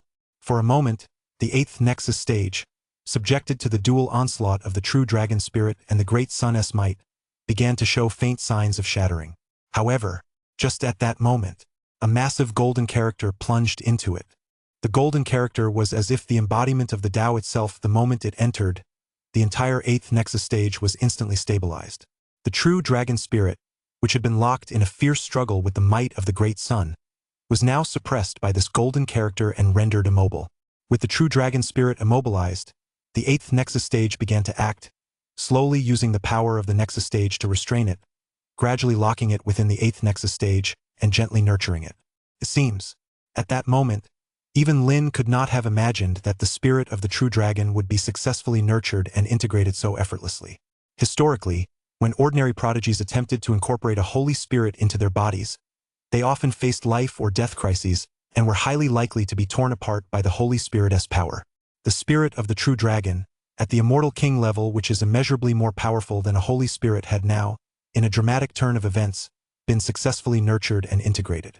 However, Lin was completely oblivious to all this at the moment, completely immersed in these 3,000 great Tao mantras and lost in a state of sudden enlightenment. It was at this very moment, within Lin's body, all 8 Nexus stages, excluding the 9th Nexus stage and the Nexus stage of true understanding, began to tremble simultaneously.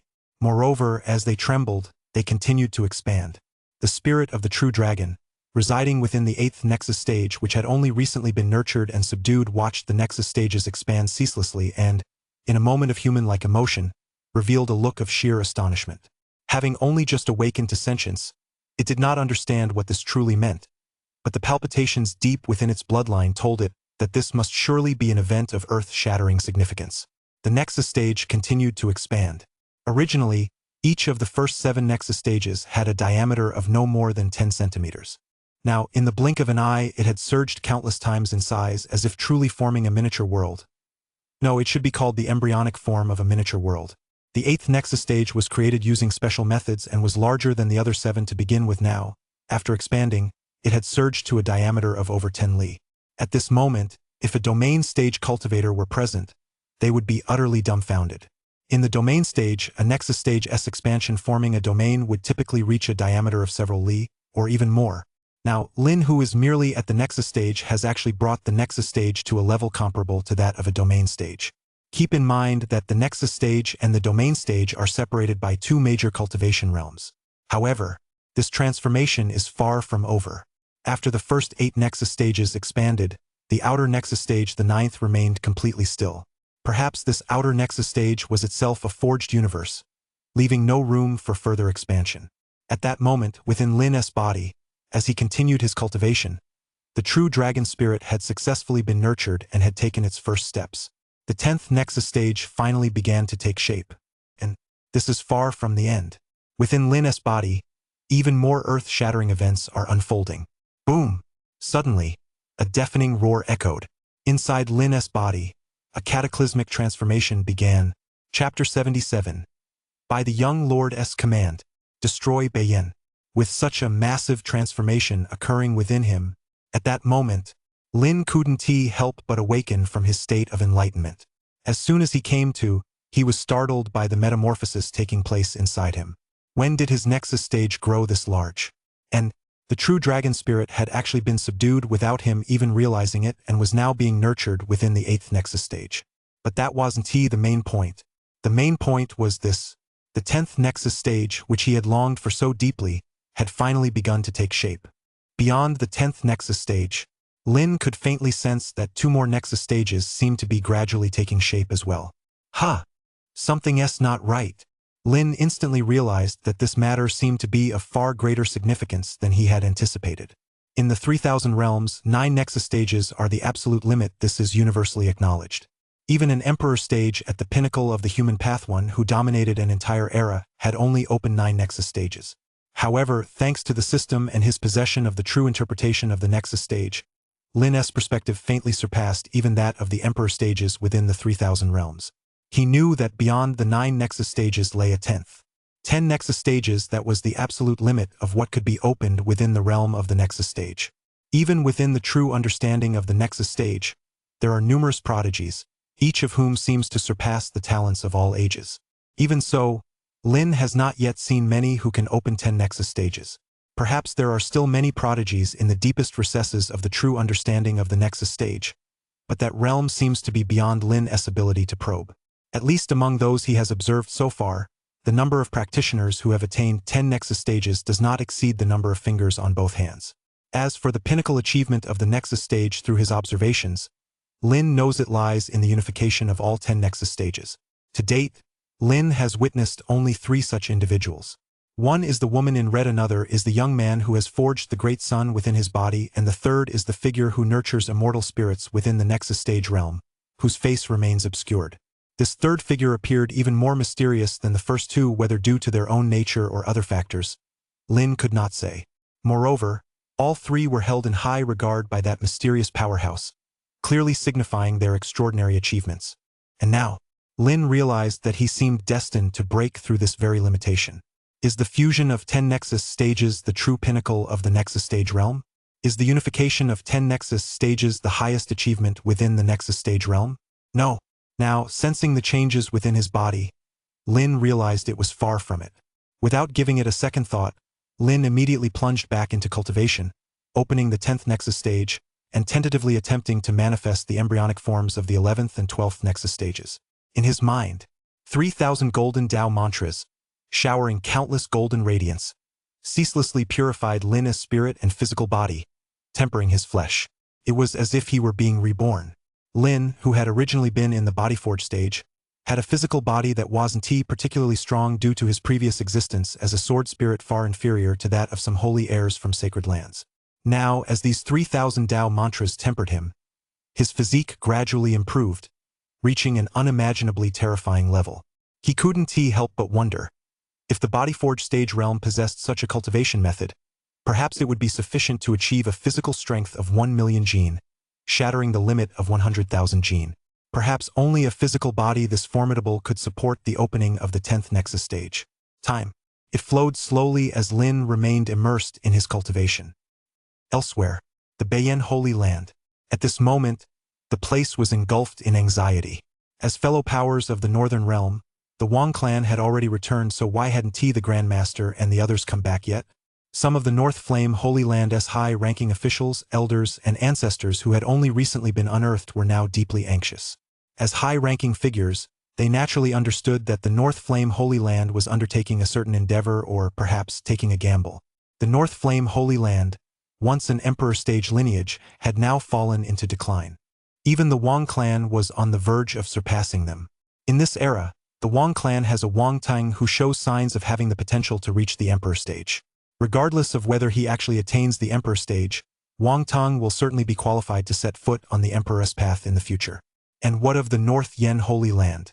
They have a few holy heirs and holy maidens who, compared to many of the younger generation, are considered local prodigies. However, what do such prodigies really amount to? It is likely they would be eliminated the moment they set foot on the 100 Battles continent. As a result, while Wang Tang possesses the qualifications to walk the path of the Emperor, our Holy Land can only manage to set foot on the 100 Battles continent. The Wang clan will inevitably overshadow the Beiyan Holy Land and become the strongest power in the Northern Domain. Once overshadowed, all the fortune of the Northern Domain will belong to the Wang clan. At that point, the Beiyan Holy Land would have no chance of recovery, it would only decline further. Perhaps within 10,000 years or at most, by the next era it would fade into obscurity, vanishing from the vast Tao realm of the Origin realm and becoming mere dust in the annals of history. For this reason, They had no choice but to take the risk of collaborating with the Star Beast clan. A quasi-emperor stage member of the Star Beast clan had agreed to assist the Beiyin Holy Land. Should the Star Beast clan one day subdue the 3,000 realms, the origin realm would belong to the North Yen Holy Land. They knew that collaborating with the Star Beast clan from the outer cosmos was a complete disgrace to the North Emperor. After all, the North Emperor had once dominated an entire era, reigning over the 3,000 realms and crushing so many star beasts from the outer cosmos that they could barely breathe. He single-handedly founded the Beiyin Holy Land, a true legend throughout the ages. Ancestor, what should we do?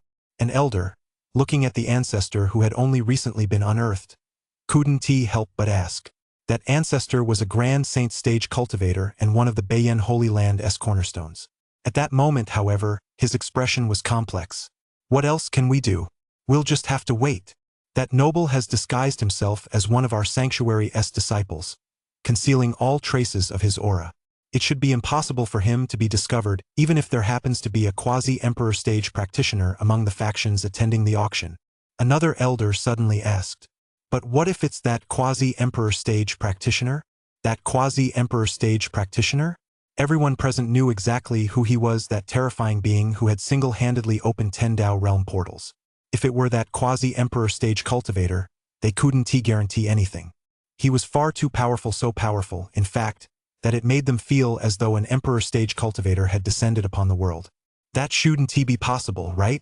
Even if he were to discover it, as a member of the Wild Sky auction house, he might not even bother with such matters.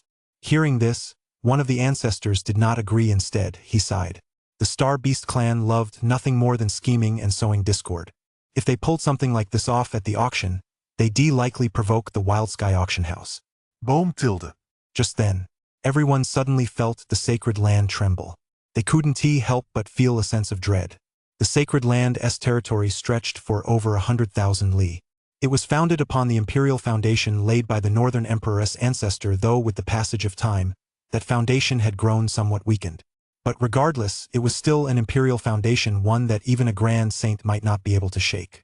In other places, a grand saint could command the sun, moon, and stars, traversing tens of millions of li in a single stride. With a single palm strike, endless realms could be obliterated. But here, even a grand saint stage cultivator who once attempted to break in ultimately failed instead. They were suppressed by a faint, lingering imperial aura erupting from the imperial foundation. So, at that moment, all the elders and ancestors exchanged glances, and in an instant, they realized what was happening. A quasi-emperor stage cultivator is attacking. Quick! Hurry! Hurry and wake the first ancestor!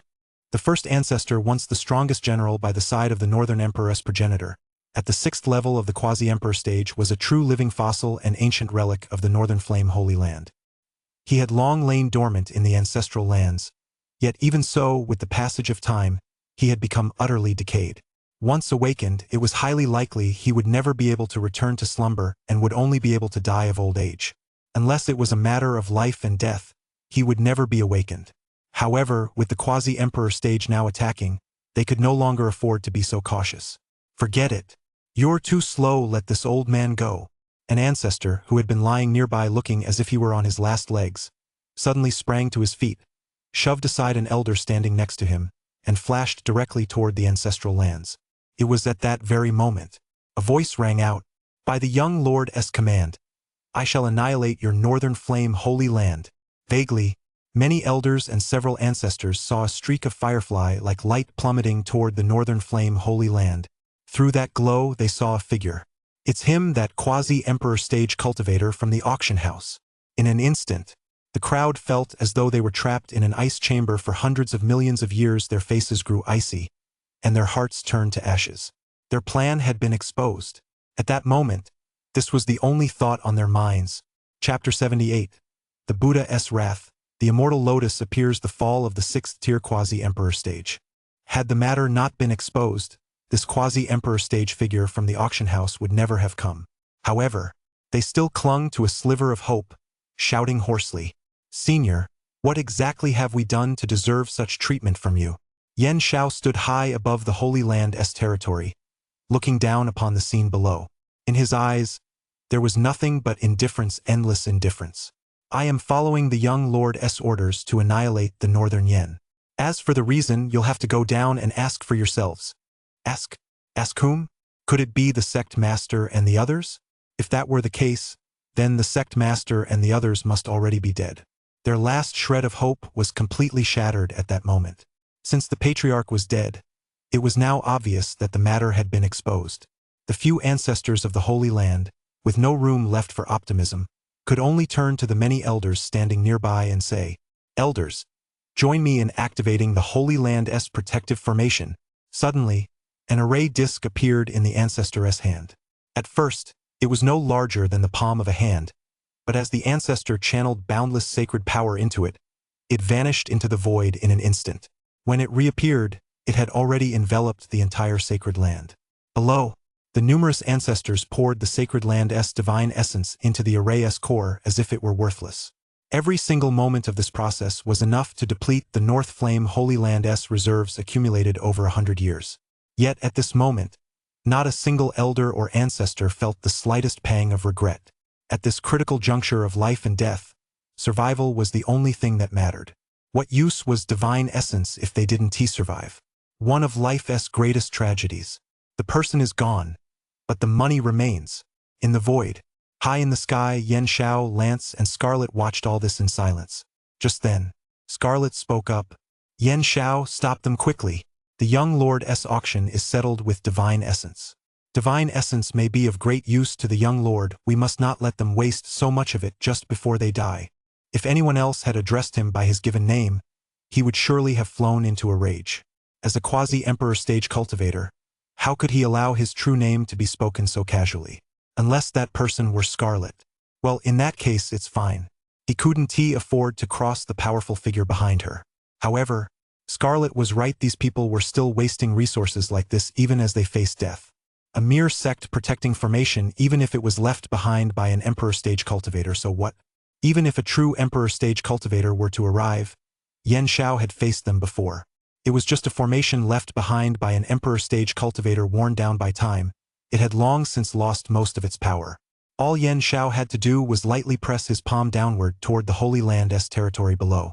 The protective array, which had once radiated such staggering killing intent enough to annihilate countless ancient saint stage cultivators and decapitate grand saint stage cultivators spanning tens of 10,000 li, began to crack inch by inch in the blink of an eye. The cracks continued to spread.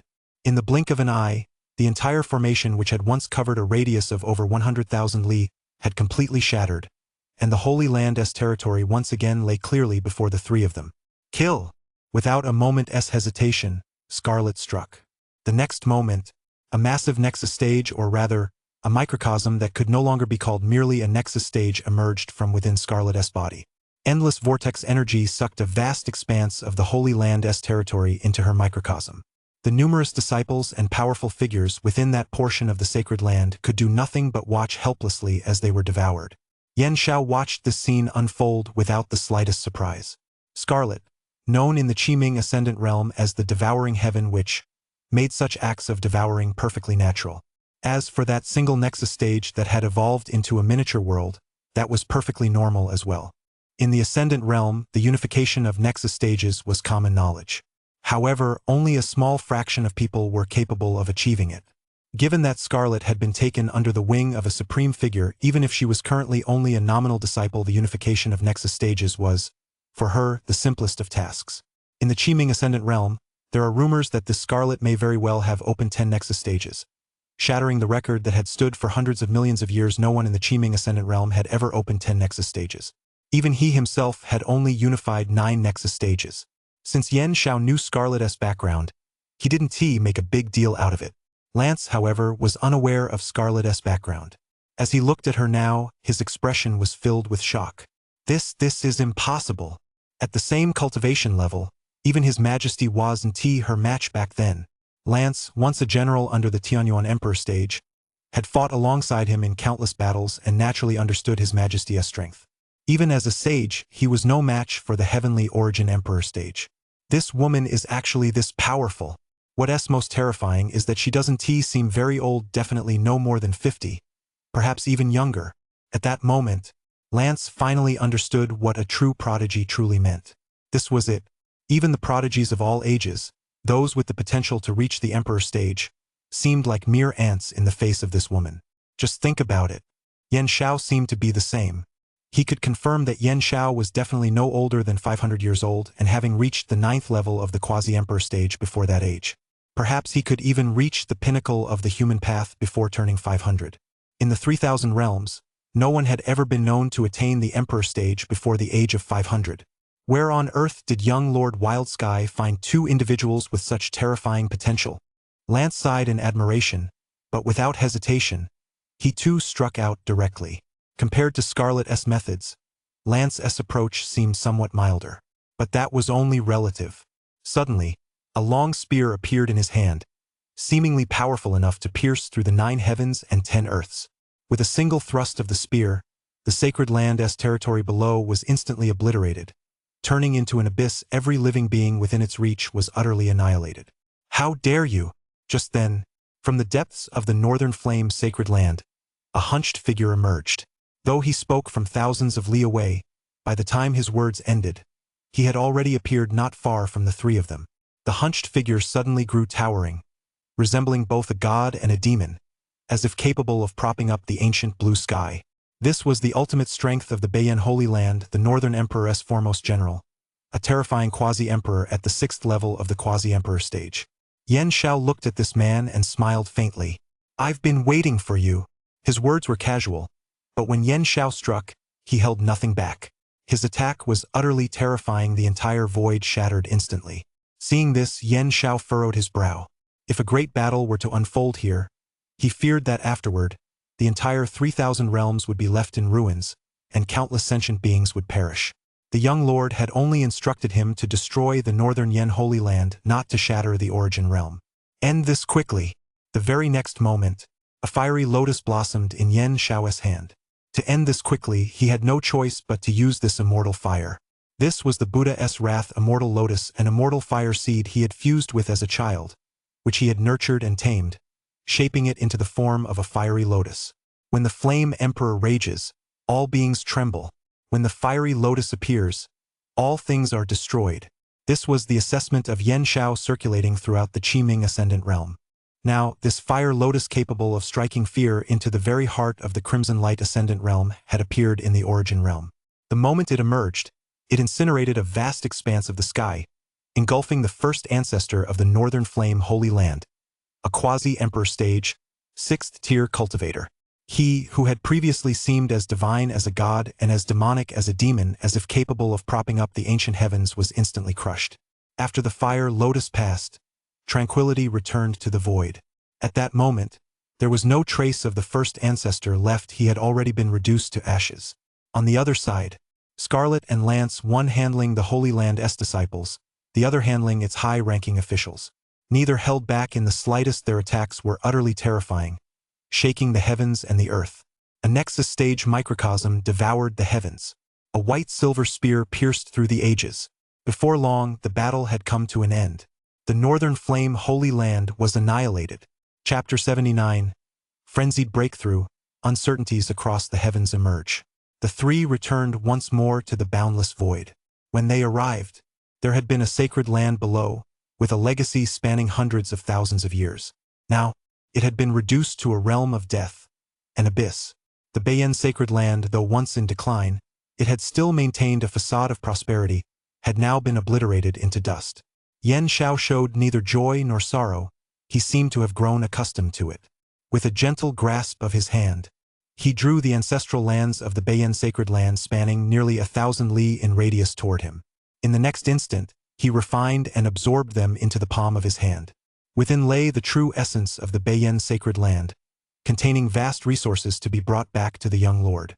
The three arrived quickly and departed just as swiftly. A quarter of an hour later, a powerful figure from the Origin realm traversed the void and arrived, gazing down at the Northern Flame Holy Land below. He remained silent for a long time, his face now etched with nothing but utter astonishment. The Northern Flame Holy Land had been passed down for hundreds of thousands of years. Yet now, in less than half an hour, it had been utterly annihilated. The Wild Sky Auction House, its power was truly terrifying. Meanwhile, far beyond the Origin realm, in the Zhangming Dao domain at the Futu Holy Land, At that moment, the Grand Elder looked at the several ancestors of the Holy Land and explained with great effort. Are you saying that several quasi-emperor stage cultivators appeared at the auction? And that quasi-emperor stage cultivators emerged not only from the Starfall Forbidden Zone, but even from the barren Forbidden Land? Nonsense! Even if we assume there are quasi-emperor stage cultivators, it's impossible for them to come from the Starfall Forbidden Zone or the barren Forbidden Land. Even if the Celestial Mandate were to be issued, they wouldn't emerge, and certainly not at a time like this. An ancestor, gazing at the Grand Elder, delivered his verdict without hesitation. Grand Elder, though you hold the top position among the elders of the Holy Land, you have neglected the Holy Land's affairs in every respect and instead colluded with the Wild Sky Auction House. Now, your title as Grand Elder is stripped, your cultivation is sealed, and you must kneel in the ancestral lands for 1,000 years. Only then may you atone for this crime. With that said, the ancestor immediately struck out, completely sealing the Grand Elder's Saint King stage cultivation. He then cast him into the ancestral grounds, where he fell to his knees before a row of grand tombs. The Grand Elder finally understood everything. Why, the moment he had entered the Origin Realm, had he harbored the desire to destroy the Wild Sky Auction House. It turned out this was the result of being immersed in the environment of the Futu Holy Land since childhood. Having witnessed everything about the Wild Sky Auction House, he had finally come to his senses. Yet these ancestors still remained oblivious. But it no longer mattered. The ancestors simply refused to listen to him, even though he had tried his hardest to explain and had even reenacted the events of that time. These ancestors still wouldn't listen. Instead, they branded him a traitor, accusing him of colluding with the Wild Sky Auction House. Perhaps this is karma. With such a cause, the Futu Holy Land will face the consequence of annihilation. At that moment, having been stripped of his title as Grand Elder, his face was etched with bitterness, and his heart was filled with despair. He knew that the Futu Holy Land was beyond salvation. If it had merely been the arrogance of the younger generation, it might have been corrected. But this was the case from the oldest to the youngest. The entire Holy Land was like this. It was utterly beyond salvation. It had survived in the past because the Futu Holy Land was powerful enough. No matter how arrogant it was within the Zhongmingdao domain, the other factions there could do nothing about it. Now, however, it had run into the Wild Sky Auction House, a terrifying entity whose heritage and strength were unfathomable. Origin Realm. Within the Wild Sky Auction House's microcosm. At this moment, within Lin's body, the 10th Nexus stage had finally been successfully opened. The 11th and 12th Nexus stages had also perfectly evolved from their embryonic forms and were continuously being opened. Furthermore, as Lin opened his 10th Nexus stage, his cultivation realm was constantly rising. Before long, he broke through from the Nexus stage realm to the Spirit Form stage realm, and his cultivation continued to soar. As his cultivation realm soared, the 11th and 12th Nexus stages continued to open. At that moment, Lin was completely stunned. He realized that he had already overturned every cultivation principle of the 3000 realms. What nonsense is this about only being able to nurture a spirit in the Spirit Form stage? He had nurtured the spirit of a true dragon while still in the Nexus stage. What about the notion that one can only open Nexus stages within a Nexus stage realm? He had now broken through to the Spirit Form stage realm, yet his 11th and 12th Nexus stages were still in the process of opening. Furthermore, the size of Lin's Nexus stage realm was now comparable to that of a domain stage realm. In fact, Lin had even shattered the belief that 10 Nexus stages were the absolute limit, evolving his 11th and 12th Nexus stages. Could be said that Lin has shattered all the limitations of every realm. Time continues to pass slowly. Lin's 11th and 12th Nexus stages are also constantly being expanded and consolidated. 1 day, 2 days, 3 days, 5 days, 10 days, 20 days. Time was passing rapidly within the microcosm. Although time within the microcosm was constantly passing as Lin cultivated, time in the outside world was passing extremely slowly, because, as Lin broke through to the Spirit Form stage, the rate of time flow within the microcosm suddenly increased tenfold again, reaching 10,000 times the normal rate. So while it seemed like 20 days had passed for Lin deep in seclusion, in the outside world, only a few minutes had actually elapsed. Finally, just as 3 months had passed within the microcosm, Lin had completely and successfully opened his 11th and 12th Nexus stages.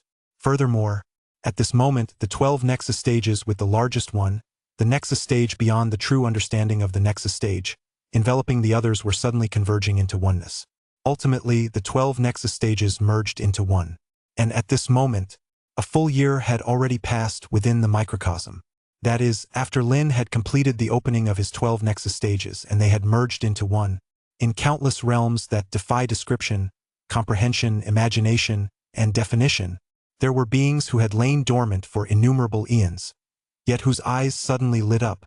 In the myriad heavens and worlds, a variable has actually emerged. Which old friend is it? Or could it be? From the depths of chaos, in the unknown realms of time and space, numerous whispers arose, only to fade back into nothingness once more. The 12 Nexus stages have merged into one. After Lin awoke, he gazed upon the scene within his body and was thoroughly satisfied.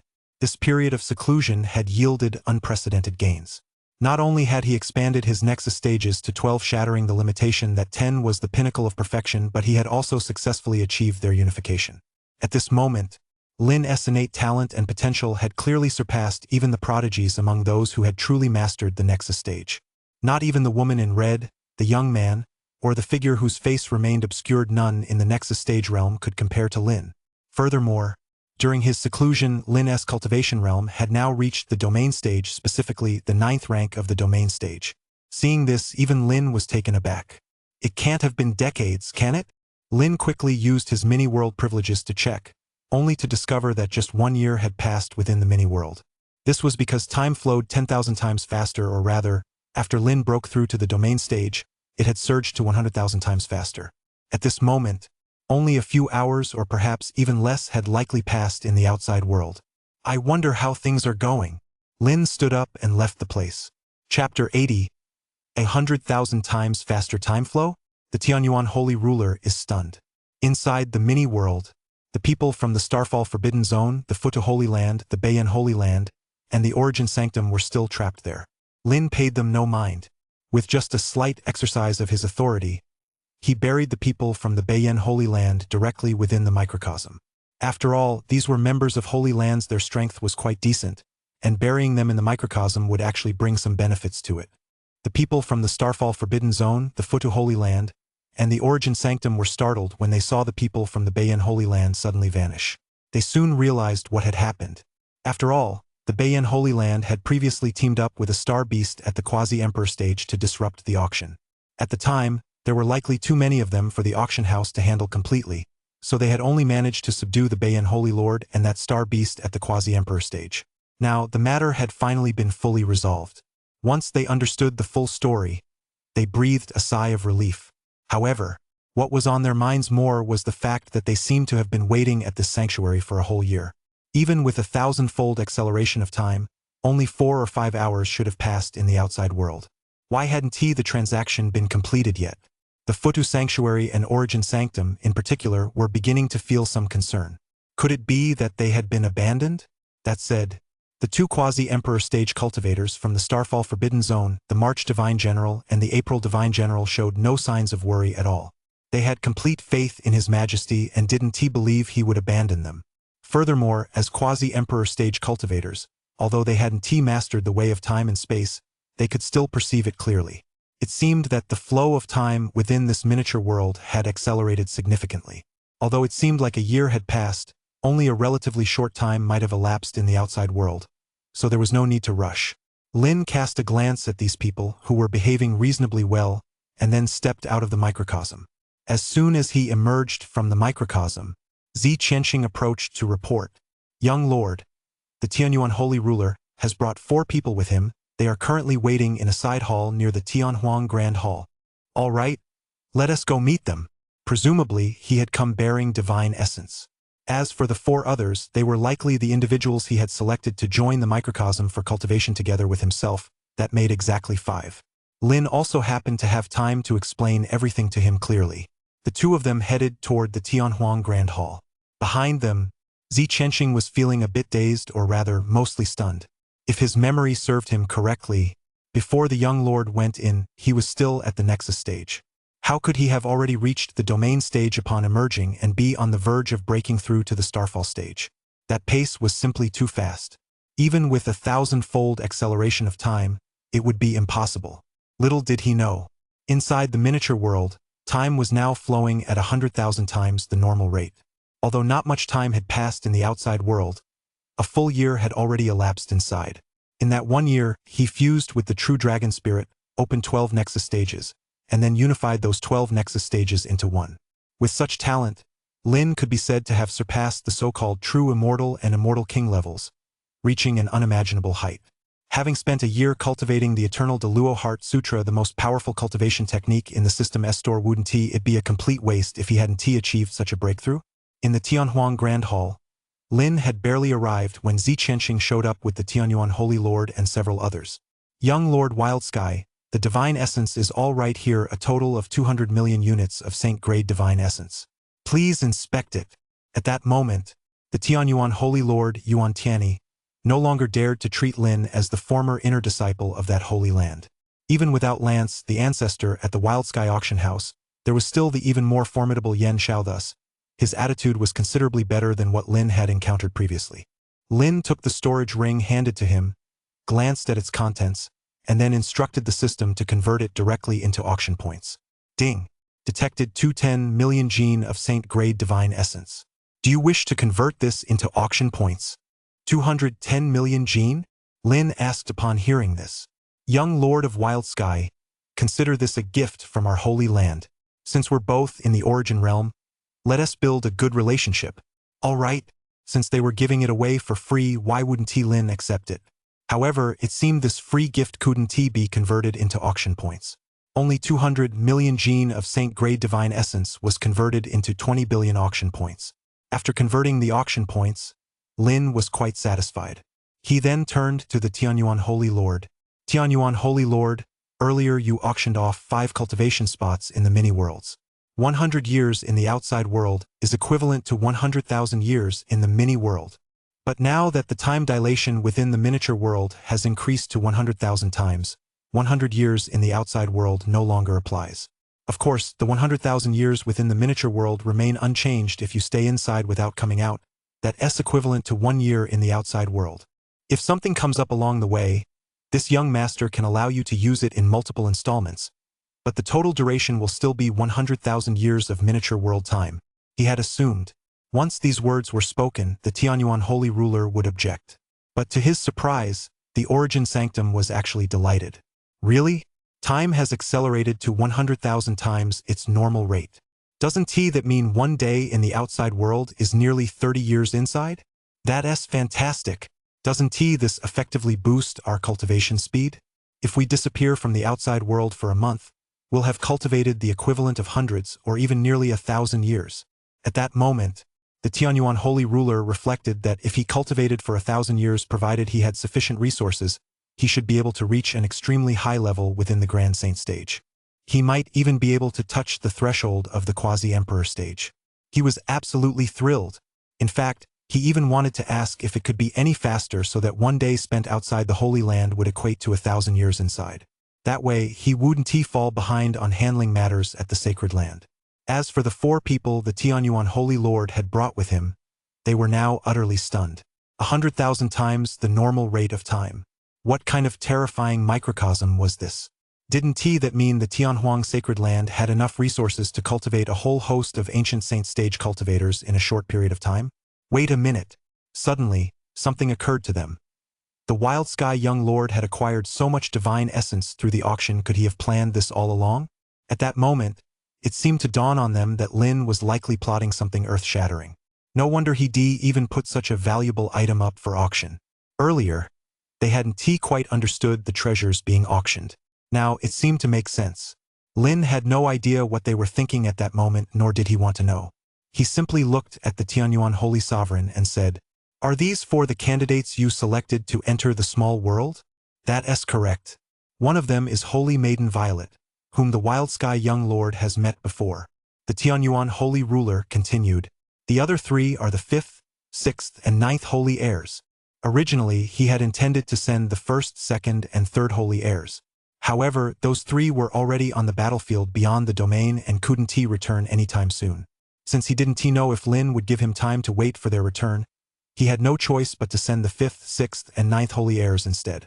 As for the 4th, 7th, and 8th Holy Heirs, the 8th Holy Heir had some bad blood with Lin, so the Tianyuan Holy Lord naturally Wuden Ti let him come. The 4th and 7th were currently battling across the realm, preparing to enter the 100 Battles continent.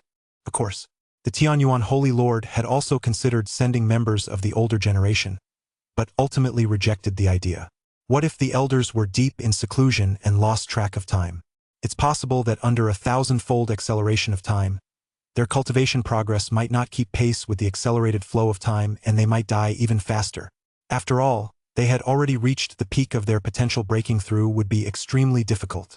Lin glanced at the 4 figures behind the Tianyuan Holy Ruler. They were indeed the holy heirs he had heard of back when he was at the Holy Land. However, back then, they had been so far above him that Lin could only gaze at them from afar. Now, Lin cast a glance at these 3 holy heirs. Then he paid them little mind.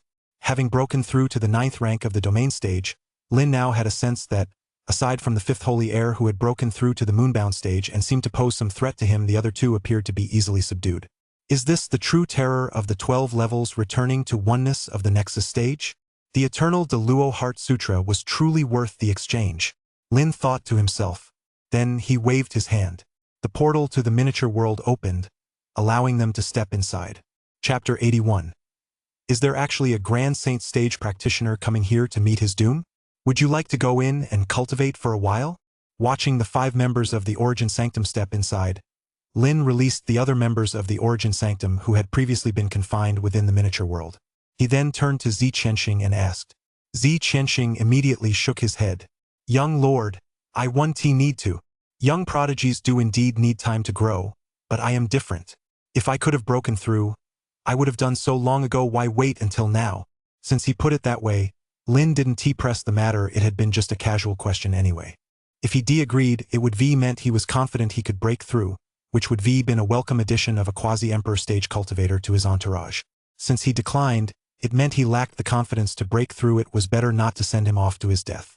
With only 500 years of lifespan left, he likely kicked the bucket the moment he went into seclusion. Just then, the 3 returned from afar and entered the Tianhuang Grand Hall. To his surprise, it was Yan Xiao, Lance, and Scarlet. As soon as they returned, they spoke in unison. Young lord, we have fulfilled our mission. The Beiyan Holy Land has been destroyed. Very good. Lin nodded. He then glanced at Scarlet. Since she was able to return like this, she likely hadn't done anything improper along the way. It might be worth considering training her. However, with Yan Xiao openly accompanying her this time, she might not feel confident enough to get up to any mischief under his watch, so he need to observe her a bit longer. This young woman possesses exceptional talent, in no way inferior to those prodigies who have truly mastered the Nexus stage. Of course, Lin was referring to the ordinary prodigies within the Nexus stage, true interpretation. She likely still couldn't compare to that woman in red, the young man, or the youth whose face remained unknown. By the way, young lord, here are some resources from the Beiyan Holy Land. They include divine techniques, divine essence, and other treasures. It's all in here. Yan Xiao took out an item and handed it to Lin. Lin accepted it immediately and glanced at it. As expected of a sacred land, its depth of resources was truly impressive. Suddenly, Lin seemed to think of something and spoke up. Yan Xiao, Lance, the 2 of you go to the Origin Realm and select some young people with clear backgrounds and decent aptitude. Put them through a heart-refining selection process to identify those willing to be loyal to the Wild Sky Auction House. Then hand them over to this young master. Just a moment ago, Lin realized that since this divine essence couldn't be converted into auction points, he might as well put it to good use. He did need some for his own cultivation, but not nearly that much. It would be better to use it to cultivate some powerful individuals. After all, as the auction house continues to grow, he couldn't very well have Yan Xiao, Lance, Zi Qianxing, and Scarlet running around handling everything day in and day out. They'd probably be completely overwhelmed. Cultivating some new talent would also ensure he had a workforce to rely on in the future. However, just then, suddenly, an astonishing aura surged from across domain portal. It was none other than a Grand Saint stage cultivator. Standing before the inter-domain portal, this Grand Saint stage figure declared directly, "Wild Sky Auction House, you have dared to turn the Grand Elder of our Holy Land against us and imprison several of our prodigies and elders. If you release them now and treat this as an admission of guilt, offering 100 million gene of Saint-grade divine essence as an apology, the Futu Holy Land will treat this matter as if it never happened and hold no grudge. These words spread throughout the entire Origin realm. At that moment, within the Origin realm, many beings watched this Grand Saint stage figure who had arrived from the Futu Holy Land through the inter-domain portal, and couldn't he help but reveal a look of astonishment. Is this Grand Saint stage a fool? Ha ha ha. Actually expecting the Wild Sky auction house to admit guilt? Now I get it, living a long time and being powerful doesn't necessarily mean you're smart. Exactly. Shouldn't he have done his research before speaking? If he looked into it more, given that news of the Northern Flame Holy Land's annihilation is all over the place, he realized just how ridiculous that statement is. The Futu Holy Land, even if it's stronger than the Beiyan Holy Land, how much stronger could it really be? Even the Northern Emperor's top general was instantly killed by Lord Yanshao. How dare he say such things? See? I was right when I taught you all to investigate thoroughly before acting. Never follow the example of this Grand Saint stage from the Futu Holy Land, or you won't even know how you died. In the Origin realm, some looked down on it, some mocked it, while others took the opportunity to teach the younger generation to be more cautious in their future dealings. Hotheads, charging and headlong. It's all too easy to end up with 3 zhang of grass growing on your grave. The Tianhuang Grand Hall. At that moment, Yanshao was also looking at this Grand Saint stage practitioner as if he were a fool. Could it be that the Grand Elder from the Futu Holy Land didn't report what happened at the auction upon his return? He personally crushed a quasi-emperor stage star beast like that, and yet the Futu Holy Land still dared to make such a fuss? Could it be that their Holy Land actually has a living emperor stage cultivator? Even if it were a quasi-emperor stage at the 9th level, killing him would require little more than a bit of effort on his part. A Grand Saint stage figure brazenly taunting him right in front of him. What kind of nonsense was this? Young Lord, let me deal with him. From the side, Zi Qianxing spoke up. Here, aside from Scarlet, he was the weakest in terms of strength. A Grand Saint stage opponent wasn't even worthy of a quasi-emperor stage's attention. It was the perfect opportunity for him to take action. It had been a long time since he fought after lying in that coffin for so many years. It was about time to stretch his legs. Go ahead. Remember to find out exactly what's going on. That Grand Elder from the Futu Holy Land was clearly terrified on his way back. Even if he had any plans before, he certainly didn't have any by the time he returned. Now that the Futu Holy Land dares to come here so brazenly, I'm afraid there must be some twists to this story. Yes, young lord.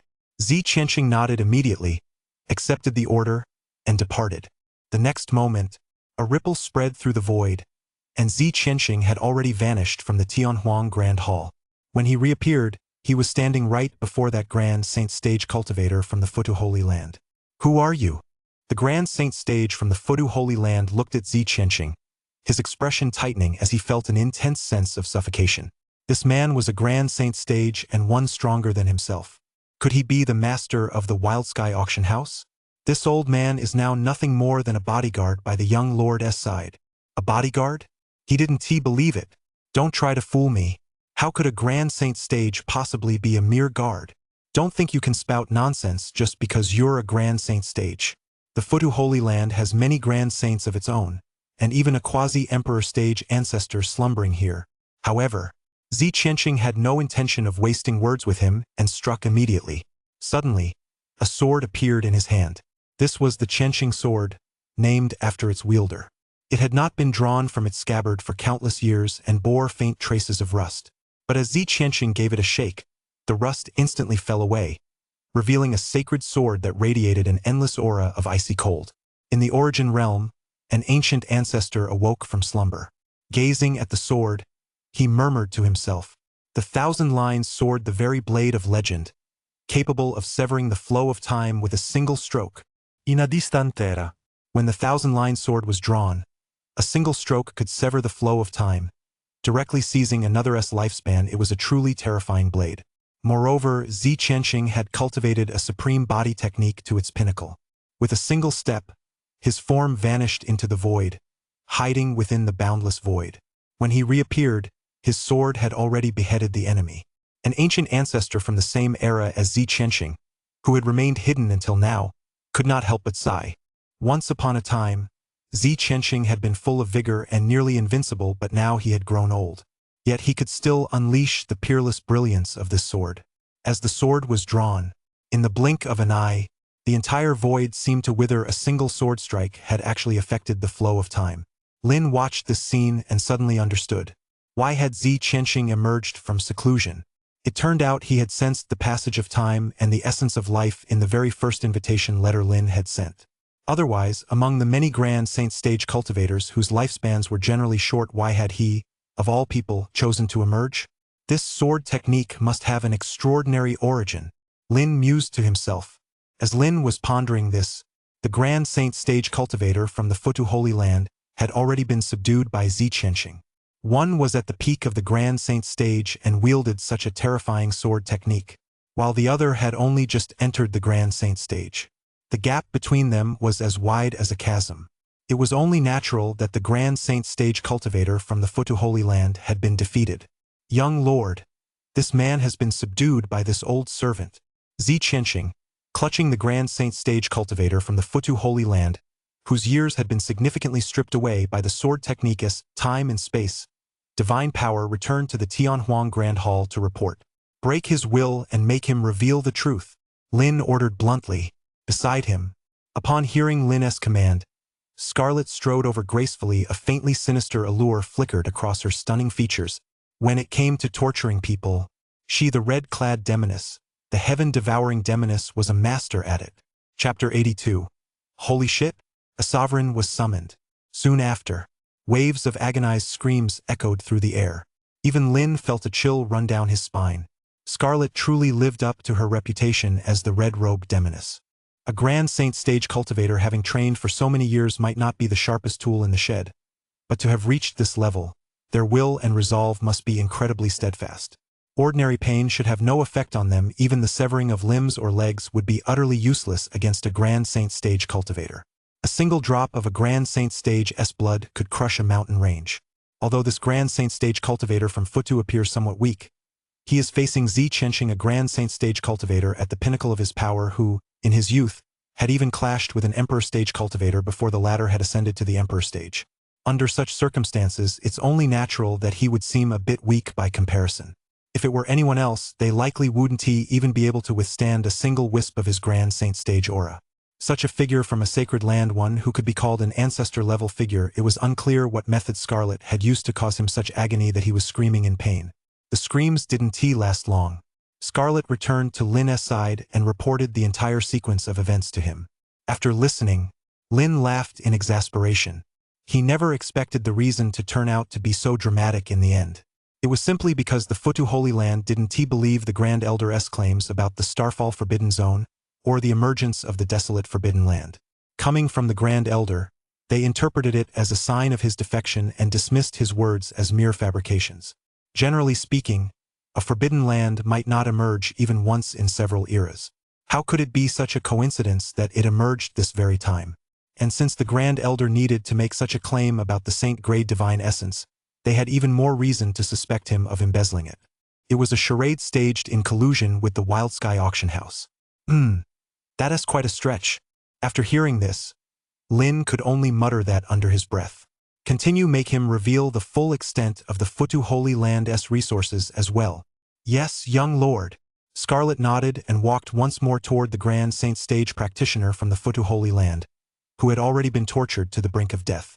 Soon after, another wave of agonized screams rang out. How brutal! Young lord, he has confessed. Scarlet reported again. According to him, the Futu Holy Land currently has 2 quasi-emperor stage ancestral elders in slumber, along with 8 Grand Saint stage ancestors and no fewer than 30 ancient Saint stage cultivators. As for the Starfall stage and Moonbound stage cultivators, I didn't ask there's little point in doing so. However, he did mention that within the Futu Holy Land, there is also an imperial prince sealed by the Futu Emperor stage, the biological son of the former Futu Emperor stage, who has also reached the quasi-emperor stage. So that S3 quasi-emperor stage cultivators, 8 Grand Saint stage cultivators, and 30 or 40 ancient Saint stage cultivators. After hearing this, Lin asked, did you find out the specific cultivation levels of these quasi-emperor stage cultivators? Yes, the imperial prince was likely sealed by the Futu Emperor stage right after entering the quasi-emperor stage. As for the other 2 quasi-emperor stage cultivators, one is at the 3rd sublevel, and the other at the 6th sublevel. Just then, Yen Xiao, standing nearby, spoke up. Young lord, do we need to wipe out the Futu Holy Land? If so, you can leave these 3 quasi-emperor stage cultivators to me. Dealing with trash like them is childish play. I can take on 3 at once. Lance immediately chimed in. Then leave all 8 Grand Saint stage cultivators to me. My strength may not match Senior Yen Xiao's, but dealing with 8 Grand Saint stage cultivators poses no problem at all. In that case, leave the remaining Ancient Saint stage cultivators to this old man. Under my 1,000-line sword, an ordinary Ancient Saint stage cultivator can be dispatched with a single strike. As for Scarlet, she also smiled and said, leave those below the Ancient Saint stage to me. My heaven-devouring chaos body is more than capable of devouring them all, and perhaps after devouring them, I'll even have a chance to advance to the Saint King stage. Wow, is that even something a human would say? Hearing their words, Lin couldn't help but admit. Their division of labor was crystal clear. The Futu Holy Land likely had no idea that, in the eyes of these 4, a venerable Holy Land and an Emperor stage lineage that had been passed down through several eras was treated as nothing more than a game. Of course, the focus was still on Yen Xiao. He was taking on 3 quasi-emperor stage cultivators single-handedly. Without him, even with Lance, a quasi-emperor stage cultivator present, the Futu Holy Land would never have stood a chance. Faced with such a scene, Lin actually wanted to join in on the action. However, after giving it some thought, he decided against it. Although he was now at a level where he could single-handedly defeat Starfall stage opponents within the Domain stage realm and hold his own against Moonbound stage opponents, this was a battle to annihilate a sacred land. If he went, not only would he be of little use, but he might even cause more trouble. Although Lin possessed the breath of chaos, powerful enough to obliterate everything, using it against the Futu Holy Land would be a bit of a waste. Wait a moment. With that, Lin entered a secret chamber. Shortly after, a card appeared in Lin's hand. The Wild Sky Guard card. I can finally put it to use. All this time, Lin had never used this Wild Sky Guard card. Now, at last, it would come in handy. Activate. As soon as Lin's words fell, the Wild Sky Guard card instantly sliced through the void, heading toward the unknown. Who knows which lucky or unlucky soul it would find. After 300 years of cultivation, I finally attained the sovereign realm, in an unknown land. At that moment, a woman had just survived the sovereign tribulation and entered the sovereign realm. However, just then, a golden card sliced through the void and came toward her. What is that?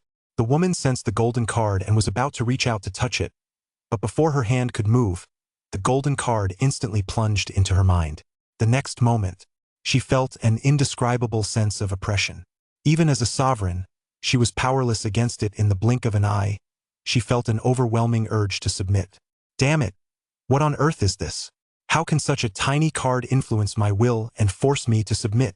However, before she could finish her sentence, a portal opened, and in the next instant, she was pulled into it, vanishing from where she stood.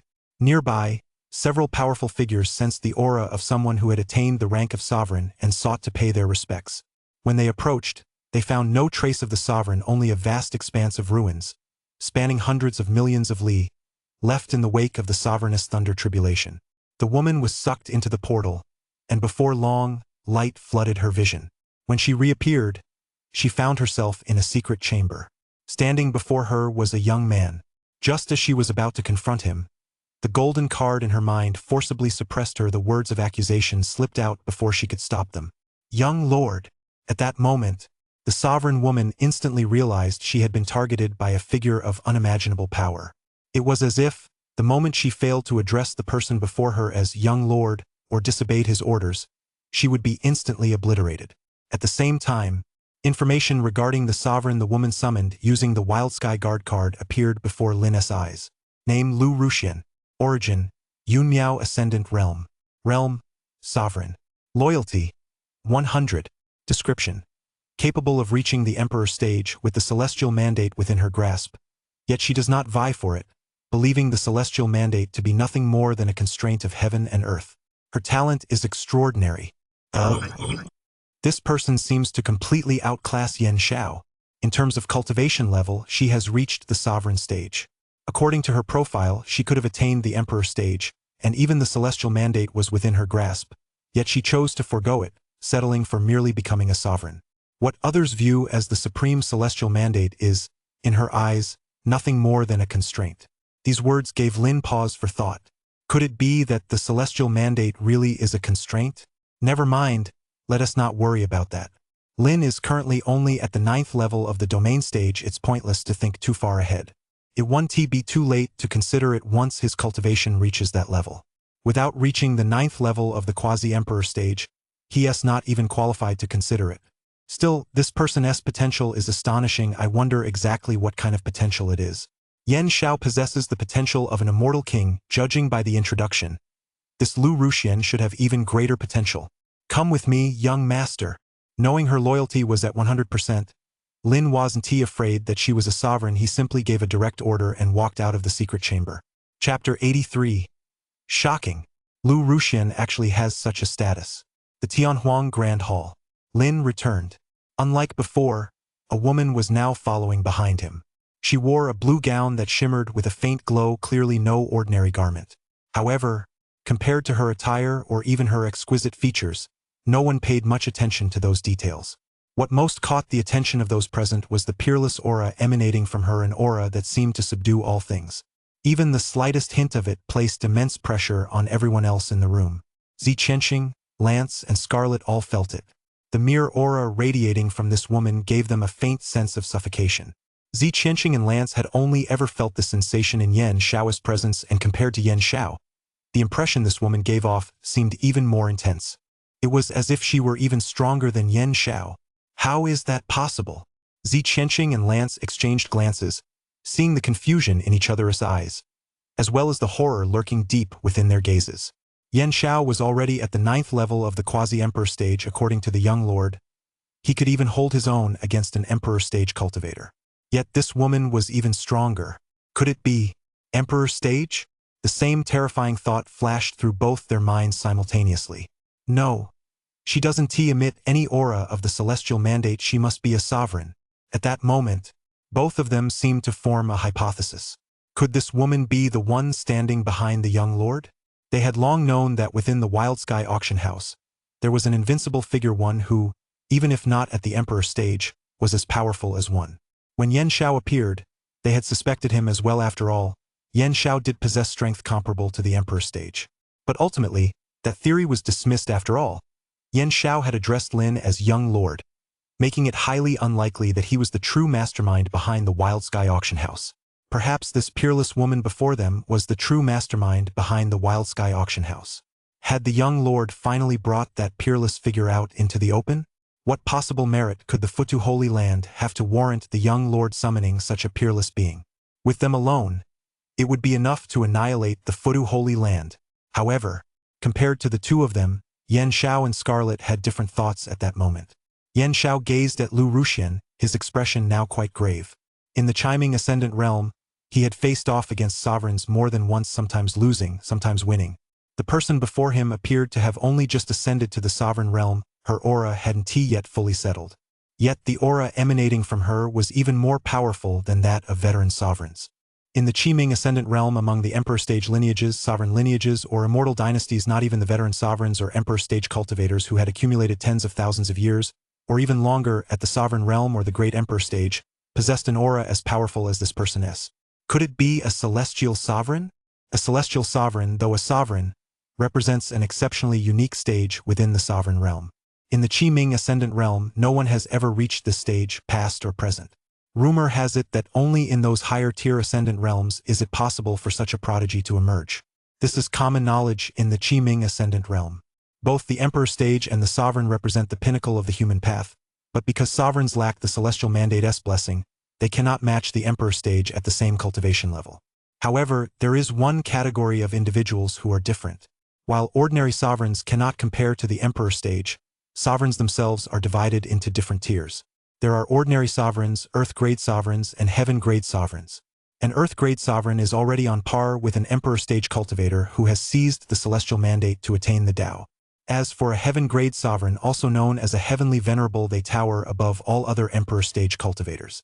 Only the terrifying beings rumored to have transcended the emperor stage by 9 grades and reached the heavenly emperor stage realm could possibly suppress or stand against a heavenly venerable.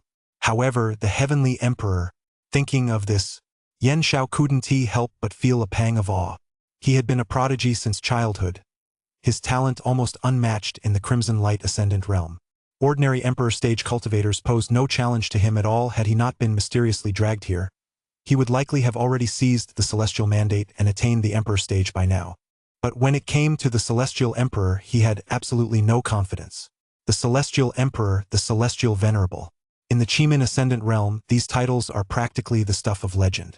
Rumor has it that those who reach this realm may one day surpass even an immortal king in their future achievements. And this woman before him, though she had clearly only just entered the sovereign realm, she faintly exuded the majesty of a celestial venerable, a fact that truly astounded him. Such innate talent would likely place her among the very elite even within the boundless Ascendant realm. Perhaps, only the rumored being said to have emerged from chaos and suspected to be the son of the Emperor could possibly compare. But someone like that, he dared not even imagine it. At this moment, Yan Xiao realized he needed to reassess Lin. This young lord was likely far more than just a descendant of an immortal king. A descendant of an immortal king would never be able to command such a being to follow them. Zi Qianxing and Lance might believe that the woman before them was the mastermind behind the Wild Sky auction house, but he knew that her background was likely similar to his own. It was highly probable that she, too, had been forcibly brought here to serve as a guardian. He was all too familiar with such tactics. Otherwise, it would be impossible for just one such figure to emerge after a single trip into the secret chamber. Could it be that, just like the person behind Scarlet, there is also a supreme figure standing behind the young lord? Judging by the situation, the young lord seems to be held in extremely high regard by that supreme figure. Otherwise, they wouldn't have sent someone capable of stunning the entire Ascendant realm, a being comparable to a celestial sovereign, to protect the ceremony. However, just as Yan Xiao, Lance, and Zi Qianxing, each lost in their own thoughts and musings, Scarlet suddenly spoke up. "Senior Sister Lu. Lu, Senior Sister Lu?" The moment those words left her lips, Yan Xiao, Lance, and Zi Qianxing all froze in surprise. Lance and Zi Qianxing were stunned.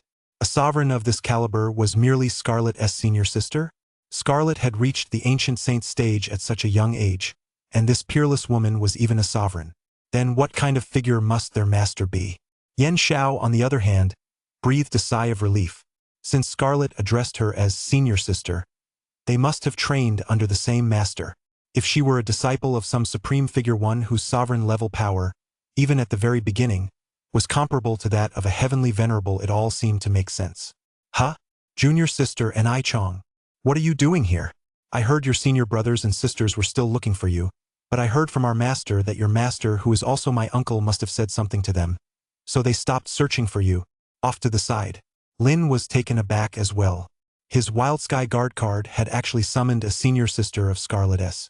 Although they didn't share the same master, judging by their conversation, they seemed to be on very good terms. With Lu Ruxian's loyalty to him now at 100%, and since she and Scarlet were senior and junior sisters, he could have her keep an eye on Scarlet. Just then, a voice came from outside. "Young Lord, someone claiming to be from the Starfall Forbidden Zone has arrived. He says he is here to complete a transaction. Let him in." "That's fine." Lin mused to himself. He had originally been considering that, with a sovereign present, he could tag along on a cross-domain trip to take a look. But he couldn't leave because the person from the Starfall Forbidden Zone hadn't yet settled the transaction. Now that the man from the Starfall Forbidden Zone has arrived, he can settle the transaction, and then they can go take a look together. After all, with Lu Ruxian there, he wouldn't be in any danger if he went himself. After all, unless absolutely necessary, Lu Ruxian wouldn't even need to intervene. Yan Xiao alone would be enough. Lin was thinking this way simply to be on the safe side, to play it safe. He feared that the Futu Holy Land's Grand Saint stage might be holding something back. Having managed to seal an Imperial Prince until now, no one could say for certain what other tactics that Futu Emperor stage might still have up his sleeve. Soon after, the person from the Starfall Forbidden Zone entered. It was none other than the second-month Divine General who had left earlier. However, the moment the second-month Divine General stepped into the Tianqing Grand Hall, his heart suddenly tightened. His gaze was quickly drawn to Lu Ruxian. It wasn't her appearance, but rather, the aura emanating from Lu Ruxian was actually comparable to that of His Majesty and seemed to surpass even His Majesty's. Sovereign. The Wild Sky Auction House truly does have a sovereign, and not just any sovereign. Divine General Air Yu was filled with shock. As a general under an emperor stage ruler and a quasi-emperor stage cultivator himself, it had been countless years since his composure had been shaken in the slightest. However, since encountering the Wild Sky auction house, he had lost count of how many times he'd been taken aback. Each time brought a pleasant surprise, and they kept growing in magnitude. Hiding his inner shock deep within, he addressed Lin with a hint of reverence. "Young Lord Wild Sky, the divine essence you requested has all been brought here. It really wasn't his fault, a sovereign, and one who seemed even stronger than his majesty. He simply had to show respect." Chapter 84. A sovereign from the lower realm? Nothing but an ant. Young Lord Wild Sky, since there was no surplus Saint Grade Divine Essence in the Starfall Forbidden Zone, we provided 3 Saint Grade Divine Essence veins and 1 used Saint Grade Divine Essence vein this time. That used Saint Grade Divine Essence vein was only recently tapped. When that golden bell awakened us last time, many beings within the Forbidden Zone used Divine Essence, some to reseal themselves into slumber, others to replenish their own energy. Although it's incomplete, it's still easily worth 300 or 400 million units of Saint Grade Divine Essence. I hope you don't mind. As soon as Lin heard this, he thought to himself, this? I couldn't care less, the more, the better. Saint Grade Divine Essence? Who would ever complain about having too little? Even if the divine auction system can't convert the excess into auction points, it has plenty of other uses. Why would I mind? Lin took it and gave it a quick glance. Among them were 3 unused Saint Grade Divine Essence veins, as well as one that was only about 30% full, yet still emanating a rich aura of Saint Grade Divine Essence. Convert. Lin took a quick look and chose to convert them immediately. Ding! Congratulations, host, on successfully converting 3 Saint Grade Divine Essence veins and 100 million gene of Saint Grade Divine Essence, totaling 310 billion auction points. At that moment, Lin's auction points, combined with those converted from the cultivation spots in the Origin Sanctum S auction microcosm, had once again accumulated to over 330 billion. As for the scattered amounts in the hundreds of millions or tens of millions, Lin couldn't quite recall them. Let us just round it up to over 330 billion for now. With so many auction points, Lin was itching to go on a spending spree, hoping to find resources suitable for his cultivation and use them to advance his realm. Although Lin currently possessed a considerable amount of divine essence, there was the legacy from the destruction of the Northern Flame Holy Land, as well as the extra portions granted by the Origin Sanctum and the Starfall Forbidden Zone. With these, the amount of divine essence Lin personally possessed was comparable to that of a fairly large Holy Land. Having plenty of divine essence is one thing, but who could resist the treasures in the system store?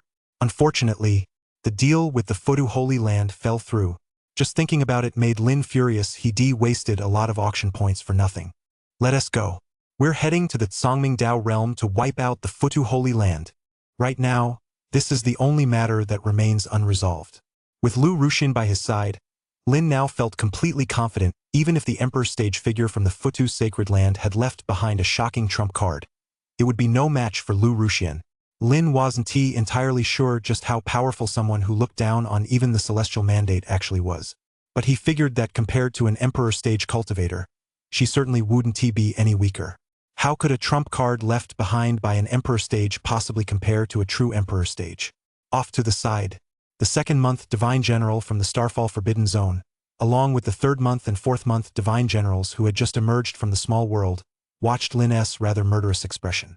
At that moment, they too were mourning the Futu Holy Land in their hearts. Especially the March and April Divine Generals, having just emerged from the small world and discovered that Lu Ruxian was actually a sovereign, they were all the more moved to observe a moment of silence for the Futu Holy Land. Of all the people they could have provoked, they had to provoke the Wild Sky Auction House, a place where a quasi-emperor stage figure at the 8th or 9th level, Yan Shao, held sway, and where there was even a sovereign comparable to, or perhaps even surpassing, His Majesty. They deserved to be wiped out. Young Lord of Wild Sky, now that our transaction has been settled, we'll take our leave. We won't disturb you any further. Please do not forget the promise made back then. Young Lord of Wild Sky, the promise that His Majesty would engage in a discourse on the Tao with your house as sovereign. Lin glanced at Lu Ruxian. Lu Ruxian was reluctant deep down. She had just sensed this world, it was absurdly weak. She spoke without hesitation. Even this origin realm, she could wipe out with a single palm strike at any moment in the ascendant realm of Yunmiao. Any sovereign lineage or emperor stage inheritance could flatten this place with ease. In a world like this, How powerful could a sovereign possibly be? Debating with such a sovereign would be a complete waste of time. But since this person who was, for the time being, her young lord's subordinate had made the promise, she couldn't very well refuse. Therefore, she nodded. Since the young lord has agreed, let that sovereign come. I hope that after the debate, he'll still have enough willpower to continue his cultivation. Who was she? Lu Ruxian, the most gifted being in the endless ascendant realm. Back then, two supreme figures suddenly announced they were accepting disciples. She and Scarlet stood out from the endless ascendant realm and were ultimately accepted as disciples. The endless ascendant realm, emperor stage lineages, sovereign lineages, immortal dynasties, families of eternal life, and even a few imperial heirs who had emerged from the chaos. Under such circumstances, the fact that both she and Scarlet were able to stand out meant they were far beyond the reach of any sovereign from this small backwater. She could confidently say that if that sovereign heeded her teachings and did not fall into decline, he would undoubtedly become a true immortal powerhouse in the future and might even catch a glimpse of the realm of immortal kings. In this regard, among the countless sovereigns of the entire endless ascendant realm, Lu Ruxian was confident that she alone dared to make such a guarantee. The three divine generals February, March, and April were also startled at that moment. This sovereign woman speaks with such audacity. She likely has no idea what kind of being His Majesty truly is, having reached this level with a mortal body. His innate talent may not be extraordinary, but his character and willpower are undoubtedly among the very pinnacle of the world. Even among other emperor stage cultivators, there are likely few who can compare. But when facing a sovereign, no matter how formidable the other party might be, they dared not contradict her. They merely bowed slightly. "Thank you, Senior, for this opportunity to discuss the Tao." With that, the three departed immediately. Watching them leave, Scarlet chuckled. "Senior Sister Lu, these three quasi-emperor stage cultivators are seething with resentment. They likely have no idea of your achievements otherwise. They'd probably be scared out of their wits." Lu Ruxian smiled non-committally, then remarked, "If you were to reach the Grand Saint stage right now, these quasi-emperor stage cultivators wouldn't pose any threat to you at all." Lance and Zi Qianxing were filled with nothing but shock. What on earth was she saying? A sovereign was being spoken of so disparagingly by this sovereign surnamed Lu. More importantly, she said that if Scarlet reached the Grand Saint stage, she could even stand up to these three quasi-emperor stage cultivators in the Starfall Forbidden Zone. And among them was even a quasi-emperor stage cultivator at the 6th sub-level. It was truly unimaginable what kind of martial lineage could produce such a terrifying disciple. Lin and Yen Xiao, however, believed these words without a shred of doubt. Lin knew a thing or two about Lu Ruxian. She had even turned down the celestial mandate, so it was only natural that she looked down on sovereigns. As for Yen Xiao, he heard that Scarlet had taken a supreme figure as her master, and that Lu Ruxian, despite having only recently attained the sovereign realm, was already on par with a heavenly venerable. Compared to these two women, even he himself paled in comparison, let alone a sovereign from a lower realm or a mere handful of quasi-emperor stage cultivators in the Forbidden Lands, who were truly insignificant. "Let us go. Let us set out," Lin said. The next moment, Yen Xiao acted, reopening a cross-domain portal that had only recently closed. It was none other than the inter-domain portal leading to the Cangming Dao domain. The group stepped directly through it. Chapter 85. Help this old man up, I must set things right. Cangming Dao domain, the central realm. At the very center of the vast central realm lay an ocean spanning over 1,000,000 li in diameter. This ocean was known as the Yellow Springs Sea. It bore no relation whatsoever to the Yellow Springs path of the underworld described in legends. However, within the Cangming Dao realm, this Yellow Springs Sea was in no way inferior to the Yellow Springs path of the legendary underworld. Because, within the territorial waters of the Yellow Springs Sea lies a terrifying power, a lineage of the Emperor stage that has been passed down for nearly 10 eras. Once upon a time, the Futu Emperor stage emerged from the Yellow Springs Sea, reigned over the 3,000 realms with an invincible might, shattered the imperial path, and ultimately attained the Tao to become emperor. Thus, the Futu Holy Land was established. For over 10 eras now. Although the Futu Holy Land, following the departure of the Emperor stage, can no longer reign over the 3,000 realms, it still holds dominion over the entire Cangming Holy Land. No power dares to challenge the Futu Holy Land. No one dares to cross the Yellow Springs Sea without the permission of the Futu Holy Land. Not even an ancient saint stage, no. Not even a grand saint stage, who is virtually invincible throughout the Cangming Dao domain, dares to cross it. After all, several quasi-emperor stage figures slumber within the Futu Holy Land. In the center of the Yellow Springs Sea, endless black structures float within the Yellow Springs Sea, while raging waves surging to a height of 10,000 zhong from time to time, like fountains, adorn the Futu Holy Land situated at the center. However, at this very moment, a thunderous roar rang out. It sent shockwaves throughout the entire Zhongmingdao realm. Within the Zhongmingdao realm, numerous ancient beings crawled out of their coffins at that moment, gazing into the void and falling into a state of utter horror. There, a single speck of fire plummeted into the Yellow Springs Sea.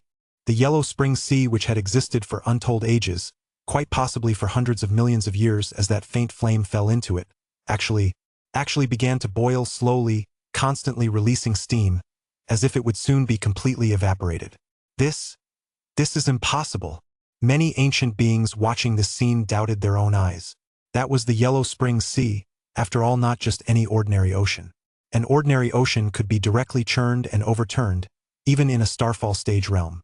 But the Yellow Springs Sea had once been blessed by a Futu Emperor stage being, and was further safeguarded by the boundless sacred power of countless Grand Saint stage beings from the Futu Holy Land throughout history. Could be said that, even for the starfall stage realm, crossing it was virtually impossible. Even the moonbound stage realm was only barely qualified to fly over it, and even then, it depended on whether the Futu Holy Land granted permission. Only the ancient saint stage could stir up even the slightest ripples. But to instantly bring the entire sea to a boil with just a few scattered sparks. In their eyes, this was utterly impossible. Not even a quasi-emperor stage cultivator could achieve that. They gazed into the void, eager to see what kind of being could possibly accomplish such a feat. It was a man clad in black, standing in the void, appearing quite ordinary.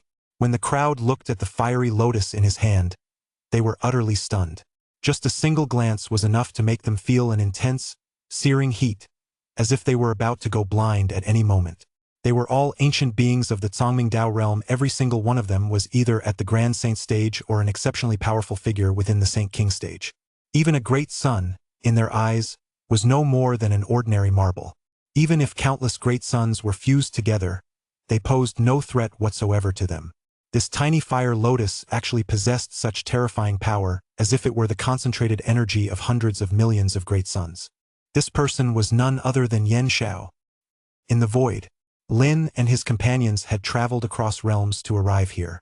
Yen Shao immediately spoke up, asking Lin to first boil dry this so-called Yellow Springs Sea. Lin naturally didn't mind such a request. If that's what he wanted to do, then so be it. Behind Lin, Lu Ruxian looked at Yen Shao and offered a word of praise. To be able to fuse with immortal fire, such talent would be unmatched even within a single domain of the Ascendant Realm. He has the potential to become an immortal king. Upon hearing this, Yen Shao couldn't help but feel a surge of joy. He could easily ignore praise from others. But Lu Ruxian's assessment was another matter entirely. Whether in status, strength, or innate talent, this person was far beyond his current reach. To receive praise from someone comparable to a heavenly venerable was indeed cause for delight and pride. However, Zi Qianxing and Lance, standing nearby, seemed quite curious and asked, "Senior, may we ask what you mean by immortal king?"